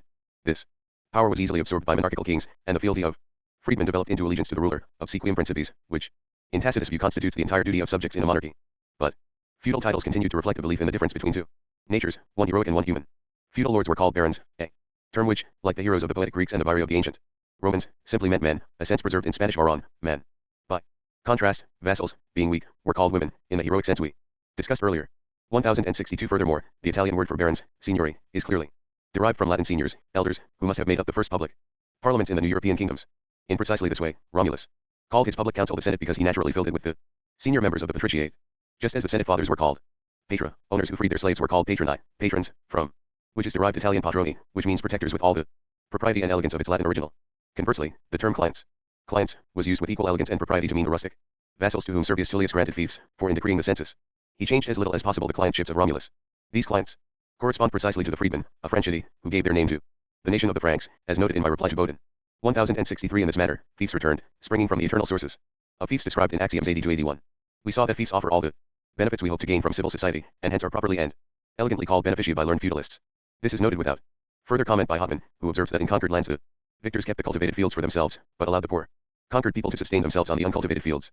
When the world's first fiefs returned, they had by nature to originate in personal, rural fiefs like the clientships of Romulus. These were scattered throughout the ancient world of nations, as Axiom 82 states. Later, when Rome was resplendent with popular liberty, these heroic clientships developed flocks of plebeians, who practiced the custom of daily salutations. Dressed in togas, the plebeians each morning went to pay court to their great lords, whom they saluted with the title of ancient heroes. Hail, King, Ave Rex. By day, they accompanied them to the forum, and in the evening returned home with them. Here, their lordly patrons gave them dinner, just as the shepherds of the people fed their flocks in heroic antiquity. 1064. Among the ancient Romans, the first bondsmen, vades, must have been just such personal vassals. Later, the term came to mean the defendants who were obliged to appear in courts with the plaintiffs, and this obligation was called vademonium. The plural form vades must derive from a nominative vas, which the Greeks called bas, and the barbarians was, from which were derived vasis and eventually vassilis. This is noted in the origins of the Latin language found in the first edition of my New Science. Today, such vassals are found in great numbers in the realms of the cold north, which still retain many features of barbarism. This is especially true in Poland, where a vassal is called kamiec and is a kind of slave. Indeed, Polish counts gamble away entire families of these vassals, who are obliged to pass to the service of new masters. In the ancient myth, these vassals are represented by the people whose ears are linked to the Gallic Hercules by a chain of poetic gold, or grain, which stretches forth from his mouth and with which he leads them wherever he chooses. 1065. Personal rural fiefs developed into real rural fiefs with the first agrarian law. This was the law by which Servius Tullius decreed the first Roman census, and by which the plebeians were granted bonitary ownership of fields, which the patricians now assign them under both personal and real burdens. These plebeians must have been the first lessees. Mansipes, a term which came to be applied to those with real estate debts to the public treasury. Of the same kind, no doubt, were those conquered people described by Hotman, to whom the victors granted uncultivated fields which they could till for their own sustenance.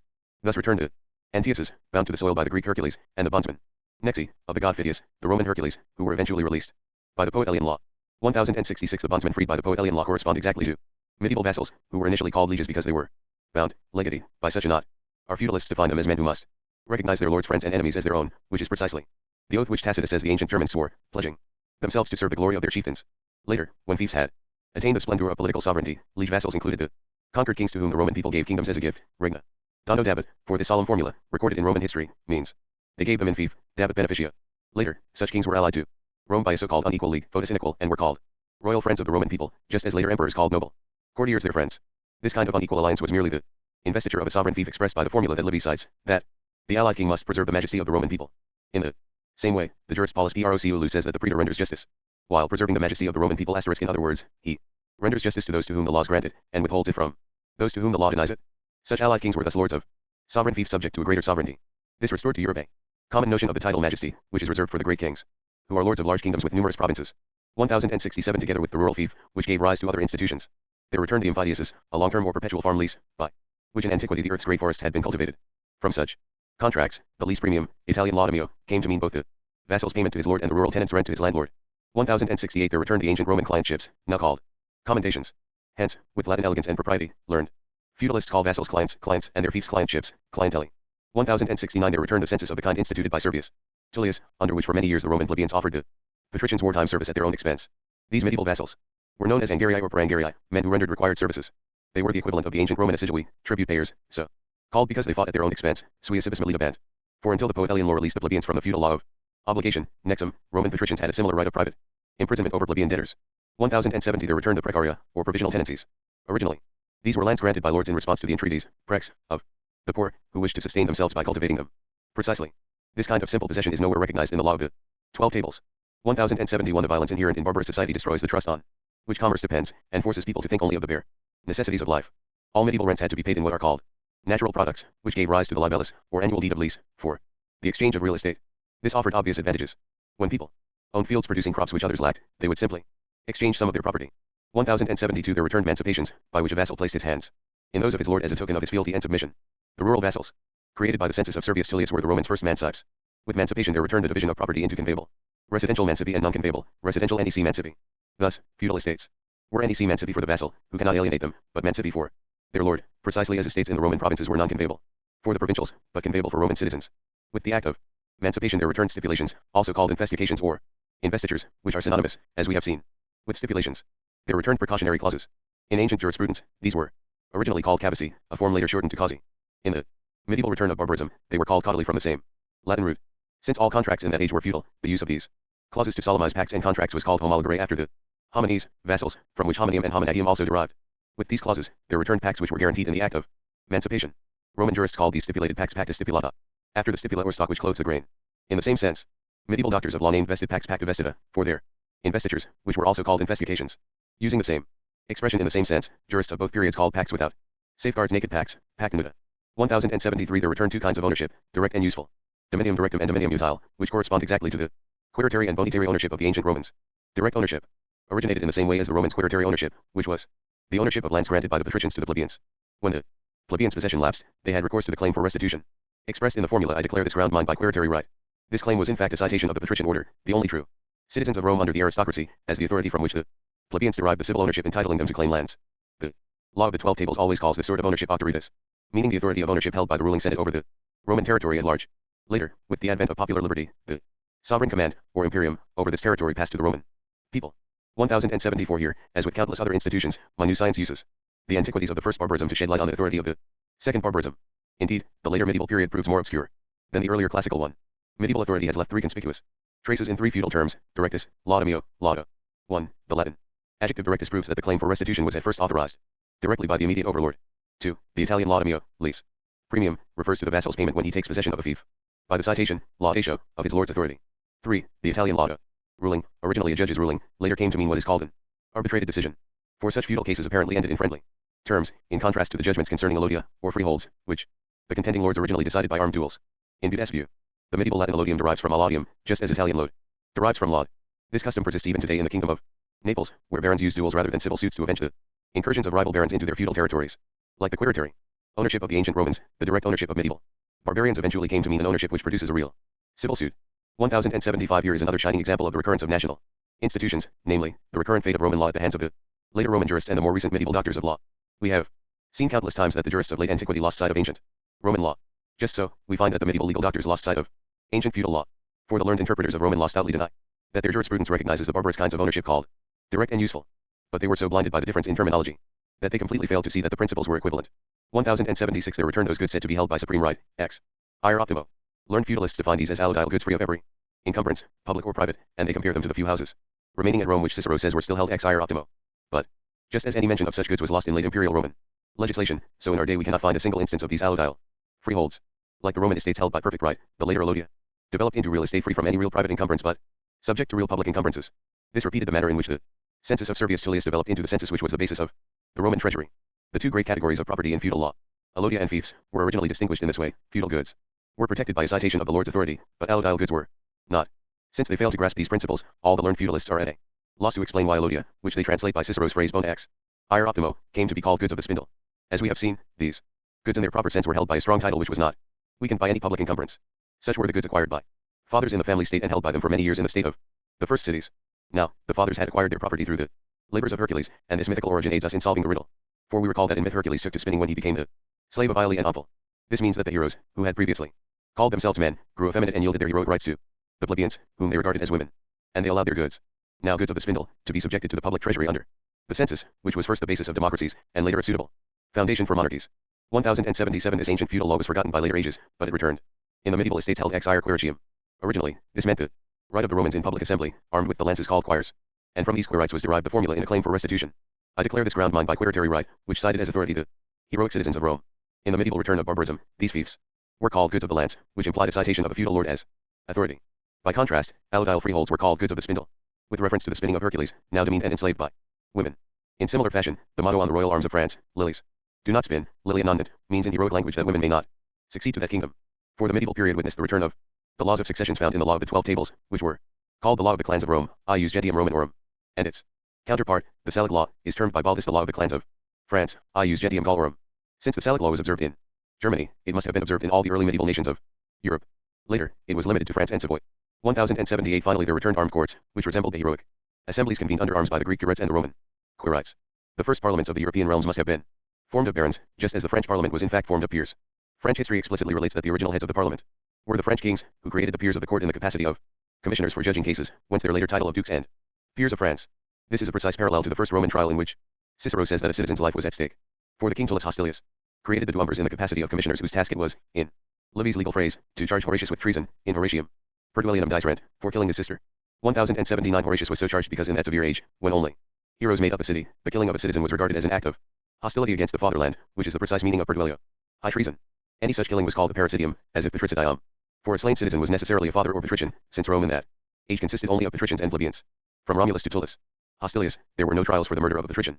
Evidently, the patricians were careful to avoid committing such crimes, and instead practiced duels. But in Horatius' case, there was no relative left to take private revenge for Horatius' death, and Tullus Hostilius called for a trial, which was the first of its kind. By contrast, when plebeians were slain, it was either by their masters, who could not be accused of any crime, or by others who could pay the master for his loss. This is still the custom today. In Poland, Lithuania, Sweden, Denmark, and Norway, the learned interpreters of Roman law failed to see this objection, because they trusted their vain belief in the innocence of Rome's golden age. By the same token, political thinkers trusted Aristotle's statement that ancient republics had no laws concerning private wrongs and offenses. Thus, when Tacitus, Sallust, and other perceptive authors speak of the origin of commonwealths and laws, they describe men in the primitive state, before cities, as if they had lived in a state of innocence like Adam. Yet after the cities had admitted those plebeians simply called homines, the name amazed Hotman and gave rise to the natural law of Ulpian's human nations. The killing of any man was henceforth called homicide, homicidium, rather than parricide. 1080 Such parliaments must have discussed feudal cases concerning questions such as rights, successions, or fiefs devolving through felony or default of heirs. Through their repeated judicial rulings in these cases, they established the customs of feudalism, which are the oldest customs in Europe. This proves that the natural law of nations sprang from the human customs of fiefs. 1081 To conclude, after Horatius had been condemned, the king Tullus Hostilius granted him an appeal to the people, who in fact consisted entirely of patricians. For where a senate rules, it is the only body to which a condemned man may appeal. During the medieval return of barbarism, nobles made just such appeals to the kings in their parliaments, such as the kings of France who were originally heads of parliament. 1082 The Sacred Council of Naples preserves important traces of such heroic parliaments. Its president bears the title of Sacred Royal Majesty. Its councillors are called soldiers, milites, and act as commissioners. In the medieval age of barbarism, only nobles were soldiers, and the plebeian vassals were merely their wartime servants. Homer and Roman history show that this was also the case in the ancient age of barbarism, and its rulings admit no appeal before any other judge, but only a request for revision by the council itself. 1083 From all this, we may conclude that medieval realms everywhere were aristocratic in government, if not in constitution. In the cold north, Poland is still such a realm, as Sweden and Denmark were until 150 years ago, and unless extraordinary events change its natural course, Poland will eventually become a perfect monarchy. 1084 In the light of this truth, Bodin goes so far as to say that, under the Merovingian and Carolingian dynasties, the kingdom of France was aristocratic in constitution, if not in government, as I maintain. Here I must ask Bodin, how then did the kingdom of France become perfectly monarchical, as it is now? Was it perhaps through some royal law by which the paladins of France divested themselves of their power and conferred it on the kings of the Capetian line? Suppose Bodin has recourse to Tribonian's fiction of the royal law, by which the Roman people divested themselves of their free sovereignty and conferred it on Augustus. To prove this a myth, we need only read the opening pages of Tacitus' Annals. He recounts how by his last acts Augustus legitimized in his own person the origin of the Roman monarchy, an origin which was observed by all the nations. Was it perhaps because one of the Capetian kings conquered France by force of arms? None of the histories even hint at such a disaster. Bodin and all the other political thinkers and jurists who have written on public law must therefore recognize the following eternal and natural royal law, by which the free power of a state, because it is free, must be realized. As the noble cede power, the people acquire it, and so become free, and as free people cede power, kings acquire it, and so become monarchs. Hence, just as the natural law of philosophers and moral theologians is a law of reason, so the natural law of nations is a law of self-interest and force. As the jurists observe, nations observe this law as use requires and human necessities demand, usu exigent humanis necessitatibus. Expostulantibus. 1085 Learned feudalists have tried to temper the barbarity of feudal doctrine by adapting many fine and elegant expressions used by ancient Roman jurists. But I have shown that such Roman terms in fact match feudal concepts with great propriety. So let Johann Oldendorp and his colleagues explain just how feudal law was born from the sparks of the fire set by the barbarians to Roman law. In fact, Roman law rose from the sparks of ancient fiefs, which were established during Latium's early barbarism, and from which all the world's commonwealths arose. I showed this in my Poetic Politics, and, as promised in my idea of the work, I have shown that the key to the origins of modern European kingdoms is found in the invariable nature of fiefs. 1086 Eventually, the universities of Italy created faculties to teach the Roman laws contained in the books of Justinian, which are based on the natural law of human nations. Since human minds were now more developed and intelligent, they strove to elaborate a jurisprudence based on natural equity, which makes commoners and nobles equal in civil rights, as they are equal in human nature. In Rome, when Tiberius Coruncanius began to teach laws publicly, legal secrets began to slip from the hands of the patricians, and their power began gradually to weaken. Precisely the same thing happened to the European nobility when their kingdoms of Europe ceased to be ruled by aristocracies and developed into democracies and later into perfect monarchies. 1087 Since both democracies and monarchies are human governments, they are readily interchangeable, but our civil nature makes a reversion to aristocracy nearly impossible. This is why Dion of Syracuse was barbarously murdered when he attempted to restore the aristocracy, even though he was part of the royal family, had exiled the monstrous tyrant Dionysius II, and had won Plato's friendship by the splendor of his civic virtues. And in the same attempt, the so-called Pythagoreans, or nobility of Magna Graecia, were nearly all cut to pieces, and the few people who took refuge in strongholds were burned alive by the mob. For once the plebeians perceive that they are equal in nature with the nobles, they naturally cannot tolerate inequality in civil law, especially when they can obtain equality in democracies or monarchies. This is why in the present civilized state of Nations of few aristocracies that survive must take infinite pains and prudent measures to see that the masses are at once both dutiful and happy. Chapter 3. Description of the ancient and modern worlds in the light of the new science. 1088 Carthage, Capua, and Numantia, the three cities which made Rome. Fear for her world empire, did not follow this course of human civil institutions. The Carthaginians developed too rapidly because of their native African shrewdness, which was sharpened by their maritime trading. The Capuans likewise developed too rapidly because of their mild climate and the abundance of fertile Campania. And the people of Numantia were still in the first flower of their heroic age, when they were subjugated by the full power of Rome under the great Scipio Africanus, the conqueror of Carthage, assisted by the forces of a world empire. By contrast, the Romans' progress was accelerated by none of these factors. They proceeded at a just pace, letting themselves be governed by providence, which worked through vernacular wisdom. Hence, they passed through all three forms of civil state, following the natural order which my new science has demonstrated by so many proofs, and remaining in each form until it was naturally replaced by the next. They safeguarded aristocracy until the passage of the Publian and Poetian laws. They safeguarded democracy until the time of Augustus. And they safeguarded the monarchy as long as it was humanly possible to resist the internal and external causes which destroy it. 1089 Today a perfect form of civilization seems to have spread itself throughout the nations, for a few great monarchs rule this world of peoples. If barbarism survives, the reason is that their monarchies still persist in the popular wisdom of fantastic and fierce religions, whose effects are sometimes compounded by the ill-balanced climate of their subject nations. 1090 To begin with the cold north, the Tsar of Muscovy is a Christian, but he rules over people with sluggish minds. In Tartary, the Khan Ornias, prince in Russian, governs a people as dissolute as the ancient Siris, who formed the original bulk of his great empire, which he has now united with China. In the Torrid zone, the Negus of Ethiopia and the powerful kings of Fez and Morocco rule over very weak and sparse peoples. 1091 By contrast, in the middle of the temperate zone, people are born with a more balanced nature. To begin with the Far East, the Emperor of Japan acts with a civility similar to that of the Romans during the Punic Wars. When at war, he imitates Roman ferocity, and many travelers find that his speech has a Latin ring to it. At the same time, because of his fantastic religion of fierce and terrible gods, all armed with deadly weapons, he retains much of the heroic nature. Missionaries report that the greatest obstacle to converting the Japanese to Christianity is that their nobles cannot be persuaded that the plebeians share their human nature. By contrast, the Emperor of China rules with a mild religion, is devoted to literary studies, and is very humane. The Emperor of the Indies is generally humane, and on the whole cultivates the arts of peace. The Persians and the Turks combine the luxury of their Asian domains with the harsh doctrine of their religion. The Turks in particular temper their pride with magnificence, pomp, liberality, and gratitude. 1092 In Europe, people everywhere observe the Christian religion, which teaches the idea of an infinitely pure and perfect God, and enjoins all mankind to practice charity. Europe has great monarchies with very humane customs. To be sure, the European nations found in the cold north seem to be governed aristocratically, even if they have monarchical constitutions. Witness Sweden and Denmark 150 years ago, and Poland and England today. But unless extraordinary events change the natural course of human civil institutions, they too will attain perfect monarchies. This part of the world cultivates the sciences, and therefore has far more democracies than are found in the others. Indeed, the recurrence of the same public benefits and needs has revived the form of the Aetolian and Achaean leagues. The Greeks established such alliances out of necessity, since they had to protect themselves against the enormous power of the Romans. In just this way, both the Swiss cantons and the United Provinces or States of Holland have organized several free and democratic cities into aristocracies, which unite them in a perpetual league in both peace and war. The body of the German Empire is likewise a system of many free cities and sovereign rulers, whose head is the emperor. In affairs concerning the constitution of the empire, it is governed aristocratically. 1093 Here we should note that when sovereign powers unite in leagues, whether perpetual or temporary, they proceed by themselves to form aristocratic states, which are troubled by the anxious suspicions characteristic of aristocracies. Now, in civil nature we cannot conceive of a state superior to aristocracies. Hence, since confederation is the final form of civil states, it must also have been the first form, namely, that of the aristocracies of the fathers, or sovereign kings of the families, who united to form the ruling orders of the first cities. For it is the nature of principles that institutions begin and end in them. 1094 To return to our topic, there are only 5 aristocracies in Europe today: Venice, Genoa, and Lucca in Italy, Ragusa in Dalmatia, and Nuremberg in Germany. All of them have limited territory, but Christian Europe is everywhere so radiant with civilization that it abounds in all the goods which render human life happy, including both physical comforts and mental and spiritual pleasures. All this is due to the Christian religion, which teaches truth so sublime it receives into its service the most learned philosophies of the pagans, and cultivates 3 languages as its own: Hebrew, the most ancient in the world; Greek, the most delicate; and Latin, the most monumental. Considered from a human point of view, Christianity is the best of all the world's religions, for it unites the wisdom enjoined by God with the wisdom of human reason, as found in the choicest doctrine of the philosophers and in the most refined erudition of the philologists and historians.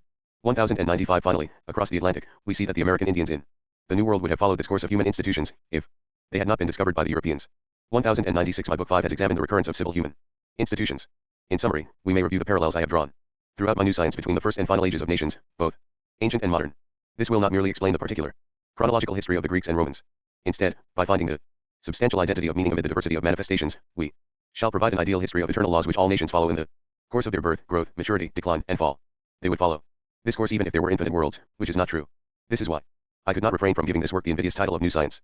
It would have been too gross an injustice to defraud it of its rightful claim, when it dealt with so universal a topic as that concerning the common nature of nations. For every perfect science must be based on an idea. Seneca expresses this in a portentous phrase: the world is a paltry thing, unless the whole world finds in it what it seeks. Pusilla residential hic mundus est. Nisi it, quodquerit, omnis mundus habit. Conclusion of the work. On the eternal natural commonwealth, best in its kind, ordained by divine providence. 1097 My new science fittingly concludes with Plato's proposal of a fourth kind of commonwealth, in which good and honorable men would be supreme lords, and which would literally be a true and natural aristocracy. This Platonic republic was brought forth by Providence from the earliest origins of the nations. For Providence ordained that the people with gigantic proportions and the greatest strength would wander the mountain heights, like beasts with natural strength. Then, on hearing the first thunder after the universal flood, they entered the earth in its mountain caves, and subjected themselves to the superior force which they imagined as Jupiter. All their pride and ferocity was converted to astonishment, and they humbled themselves before this divinity. Given the order of human institutions, divine providence could not conceivably have acted otherwise to end their bestial wandering through the earth's forests, and to establish the order of human civil institutions. 1098 The first societies were monastic, or ruled by solitary sovereigns, under the government of the greatest and best deity, which the family fathers had imagined and embraced in the thunderbolts, as showing that God's true light governs humankind. People now imagined as gods all the benefits they enjoyed, and all the assistance provided for their necessities were gods. But, in their fear and reverence for such divine gods, they found themselves torn between the powerful restraints of fearful superstitions and the sharp goading of bestial lust, passions which must have been extremely violent in such people. Terrified by the aspect of the heavens, they checked their urge to sexual intercourse, and instead subjected their lustful impulses to a conscious effort. In this way, they began to enjoy human liberty, which consists in restraining the impulses of physical desire, and giving them a new direction. Since the body is the source of desire, this liberty must come from the mind, and thus is proper to humankind. Following this direction, the giants forcibly seized women, who were by nature shy and intractable, and dragged them into their caves where they mated with them and kept them as permanent companions for life. In this way, the giants instituted matrimony by the first civilized acts of coition, which were modest and religious. Through such marriages, they became the certain fathers of certain children by certain women. Having thus founded families, they governed their wives and children with a cyclopean authority, appropriate to their proud and savage natures, so that later, when cities arose, men were disposed to fear civil authority. In this way, Providence ordained certain household commonwealths, in the form of monarchies, under the fathers, who as rulers in that state were best suited by their sex, age, and virtue. In the state of families, which we would call the state of nature, they must have formed the first natural social orders. Such pious, chaste, and strong men naturally settled on lands where they defended themselves and their families. No longer able to survive by fleeing, as they had done before in their brutish wandering, they now had to kill the wild beasts that threatened them. No longer foraging for food, they now had to tame the land and sow grain in order to provide sustenance for themselves and their families. All this preserved the human race. 1099 Meanwhile, a great number of impious men remained scattered across the plains and valleys. They feared no gods, shamelessly engaged in open intercourse, and nefariously coupled with their own mothers and daughters. Their abominable promiscuity of women and possessions caused problems which drove them apart, and the violence of the stronger threatened their lives. So after many years, these weak, drifting, and solitary people fled to the refuges of the family fathers, who received them under their protection, and thus expanded their family kingdoms through the clientships of these family servants. The commonwealths that emerged were based on social orders, whose superiority was guaranteed by the following heroic virtues. 1. They showed piety in their worship of divinity, although, as unenlightened people, they multiplied and divided the gods, whom they shaped according to their various apprehensions. We find proof of this in Theodorus Siculus, and even more in Eusebius' preparation for the gospel, and Cyril's against Julian the apostate. 2. This piety endowed them with prudence, so that they took counsel from the auspices of the gods. 3. It endowed them with temperance, for each man chastely mated with a single woman whom he took as his perpetual companion for life, sanctioned by the divine auspices. 4. It endowed them with fortitude, by which they killed wild beasts and tamed the land. 5. And it endowed them with magnanimity, for aiding the weak and helping those in danger. This was the nature of the Herculean commonwealths, in which the pious, wise, chaste, strong, and magnanimous cast down the proud and defended the weak, which is the most excellent form of civil governments. 1100 But although the family fathers owed their greatness to their ancestors' piety and virtue and to their clients' labors, they eventually began to abuse the laws of protection and to subject their clients to harsh treatment. When they had abandoned the natural order, which is that of justice, their clients rebelled against them. But without order, which is to say without God, human society cannot endure for even a moment. So, Providence led the family fathers naturally to unite with their relations in social orders formed against their clients. In the world's first agrarian law, they appeased the clients by granting them bonitary ownership of the fields, while retaining for themselves supreme ownership as family sovereigns. In this way, the first cities sprang from the ruling orders of nobles. In the state of nature, the natural order had been based on kinship, sex, age, and virtue. But as the natural order now declined, Providence created a new civil order together with the cities, beginning with the orders closest to nature. Because of their heroic nature, and their nobility in the human race, the nobles ruled over the plebeians. In this state, nobility was defined by children born in human wedlock to wives taken under divine auspices, whereas the plebeians did not contract marriages by such solemnities. Divine rule now ended, under which the families had been governed by the divine auspices, and the heroes ruled by virtue of the form of their heroic governments. The principal basis of their commonwealths was the guardianship of religion within the heroic orders, since religion alone guaranteed all the civil rights and laws of the nobility. But as noble birth had become a mere gift of fortune, Providence caused the emergence among the nobles of a new order based on those family fathers whose age naturally made them worthiest. And Providence saw that the most spirited and robust fathers became kings, who would keep the others within their orders and lead them in opposing and intimidating any rebellious clients. 1101 As many years passed and the human mind advanced, the plebeians eventually had second thoughts about the vain claims of nobility. Realizing that they had a human nature equal to that of the nobles, they resolved to enter the civil orders of the cities. Since the people were eventually to become sovereign, Providence allowed the plebeians, well, before their time, to compete with this nobility founded on piety and religion. In heroic contentions, the plebeians strove to force the nobles to share the auspices, since they saw that all civil rights, public and private, were dependent on them. Thus, by their concern for piety and love of religion, the people attained sovereignty in their cities. And as the Roman people surpassed all other nations in this regard, they became masters of the world. In this manner, the natural order increasingly combined with the civil orders, and democracies were born. Everything in them was decided by lot, or balance, which would have allowed chance or fate to rule them. So, Providence ordained the census as the measure of fitness for public honors. Under the census, the persons judged best qualified to govern were the industrious rather than the indolent, the frugal rather than the prodigal, the provident rather than the idle, the magnanimous rather than the petty minded, in a word, the rich who had some virtues or semblance of virtue, rather than the poor with their many shameless vices. In such commonwealths, the entire people seek justice in common and thus enact laws which are just because they are universally good. In a divine definition, Aristotle calls such laws will without passions, which means a heroic will in control of its passions. In such commonwealths, philosophy was born, inspired by the form of the government to form the ideal hero and, in forming him, to concern itself with the truth. This was ordained by Providence. For since virtuous actions no longer sprang from religious feelings, philosophy had to make virtues intelligible in ideal form. Thus, even if people lacked virtues, by reflecting on virtuous ideals, they would at least be ashamed of their vices. This is the only way in which people who tend to act badly can be reminded of their duty. Providence allowed philosophy to give birth to eloquence. From the very form of democracy, which enacts good laws, eloquence took its passion for justice. And from the ideals of virtue, it inflamed the people to enact good laws. Such eloquence we find flourishing in Rome in the time of Scipio Africanus. In that age, civil wisdom and military valor fortunately established Rome's world empire on the ruins of Carthage, and therefore produced eloquence filled with vigor and prudence. 1102. Yet when democracy grew corrupt, so did philosophy, which sank into scepticism. Learned fools took to maligning the truth, and false eloquence arose, prepared to argue opposite sides of a cause with equal force. People now misused eloquence, as did the plebeian tribunes at Rome, and the citizens, being no longer content with wealth as a source of order, resolved to use it as a source of power. Like furious winds lashing the sea, they stirred up civil wars in their republics and reduced them to utter chaos. The state fell from its perfect liberty to the perfect tyranny of anarchy, or the unbridled liberty of free peoples, which is the worst of all. 1103. Against such great civil maladies, Providence must administer one of three great remedies in the order of human civil institutions. 1104. 1. Providence may arrange that the people discover a leader like Augustus, who rises up and establishes himself as their monarch. When all the orders and laws devised to safeguard liberty are now powerless to regulate it and hold it in check, this leader takes control of them all by force of arms. Yet the very form of monarchy confines the will of the monarch, whose authority is infinite, within the natural order. The monarch must keep the people content and satisfied with their religion and natural liberty. 4. Without the people's universal satisfaction and contentment, monarchies are neither long-lived nor secure. 1105. 2. If Providence finds no such remedy within, it seeks one outside the commonwealth. When people are corrupt, they are natural slaves to unbridled passions such as luxury, fastidiousness, avarice, envy, pride, and ostentation. And in seeking the pleasures of their dissolute life, they relapse into all the vices characteristic of ignoble slaves: lying, trickery, slander, theft, cowardice, and hypocrisy. Hence, Providence causes them to become real slaves under that natural law which derives from the nature of nations. Such peoples are subjected to superior nations which conquer them by arms and then protect them as subject provinces. In this process, two great lights of natural order shine forth. First, when people cannot govern themselves, they must be governed by another. Second, the people who govern the world must by nature be superior. 1106. 3. When the people suffer from a fatal civil malady, and can neither accept a native monarch, nor tolerate the conquest and protection of a superior nation, then Providence may administer an extreme remedy to their extreme illness. Like beasts, such people are accustomed to think of nothing but their own personal advantage, and in their extreme fastidiousness, or rather pride, they are filled with bestial rage and resentment at the least provocation. Although their bodies are densely crowded together, they live like monstrous beasts in the utter solitude of their private wills and desires.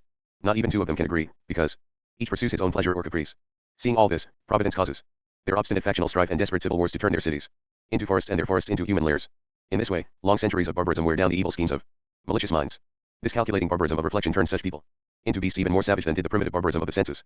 For early peoples displayed a generous savagery, from which others could guard or defend themselves or flee. But decadent peoples practice an ignoble savagery, and use flattery and embraces to plot against the life and fortunes of their intimates and friends. When Providence administers this extreme remedy to people who practice calculated malice, they are stunned and stupefied, and are no longer sensible to comforts, luxuries, pleasures, and ostentation, but only to the basic necessities of life.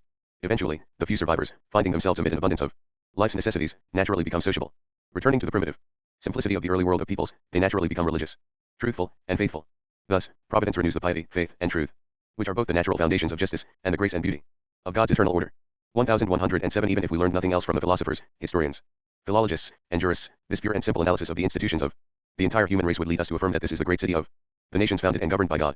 Now, men like Lycurgus, Solon, and the Roman Decemvirs have been eternally praised to the heavens as wise lawmakers.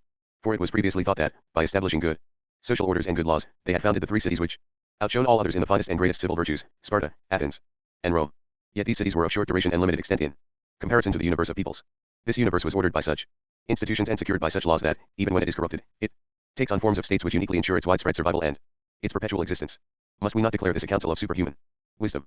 For this wisdom divinely rules and guides the universe of peoples, not by the force of laws, which resemble a tyrant in using force, as Dio remarked in Axiom 104, but by exploiting human customs, which people practice as freely as their own nature, so that Dio compares them to a king, commanding by pleasure.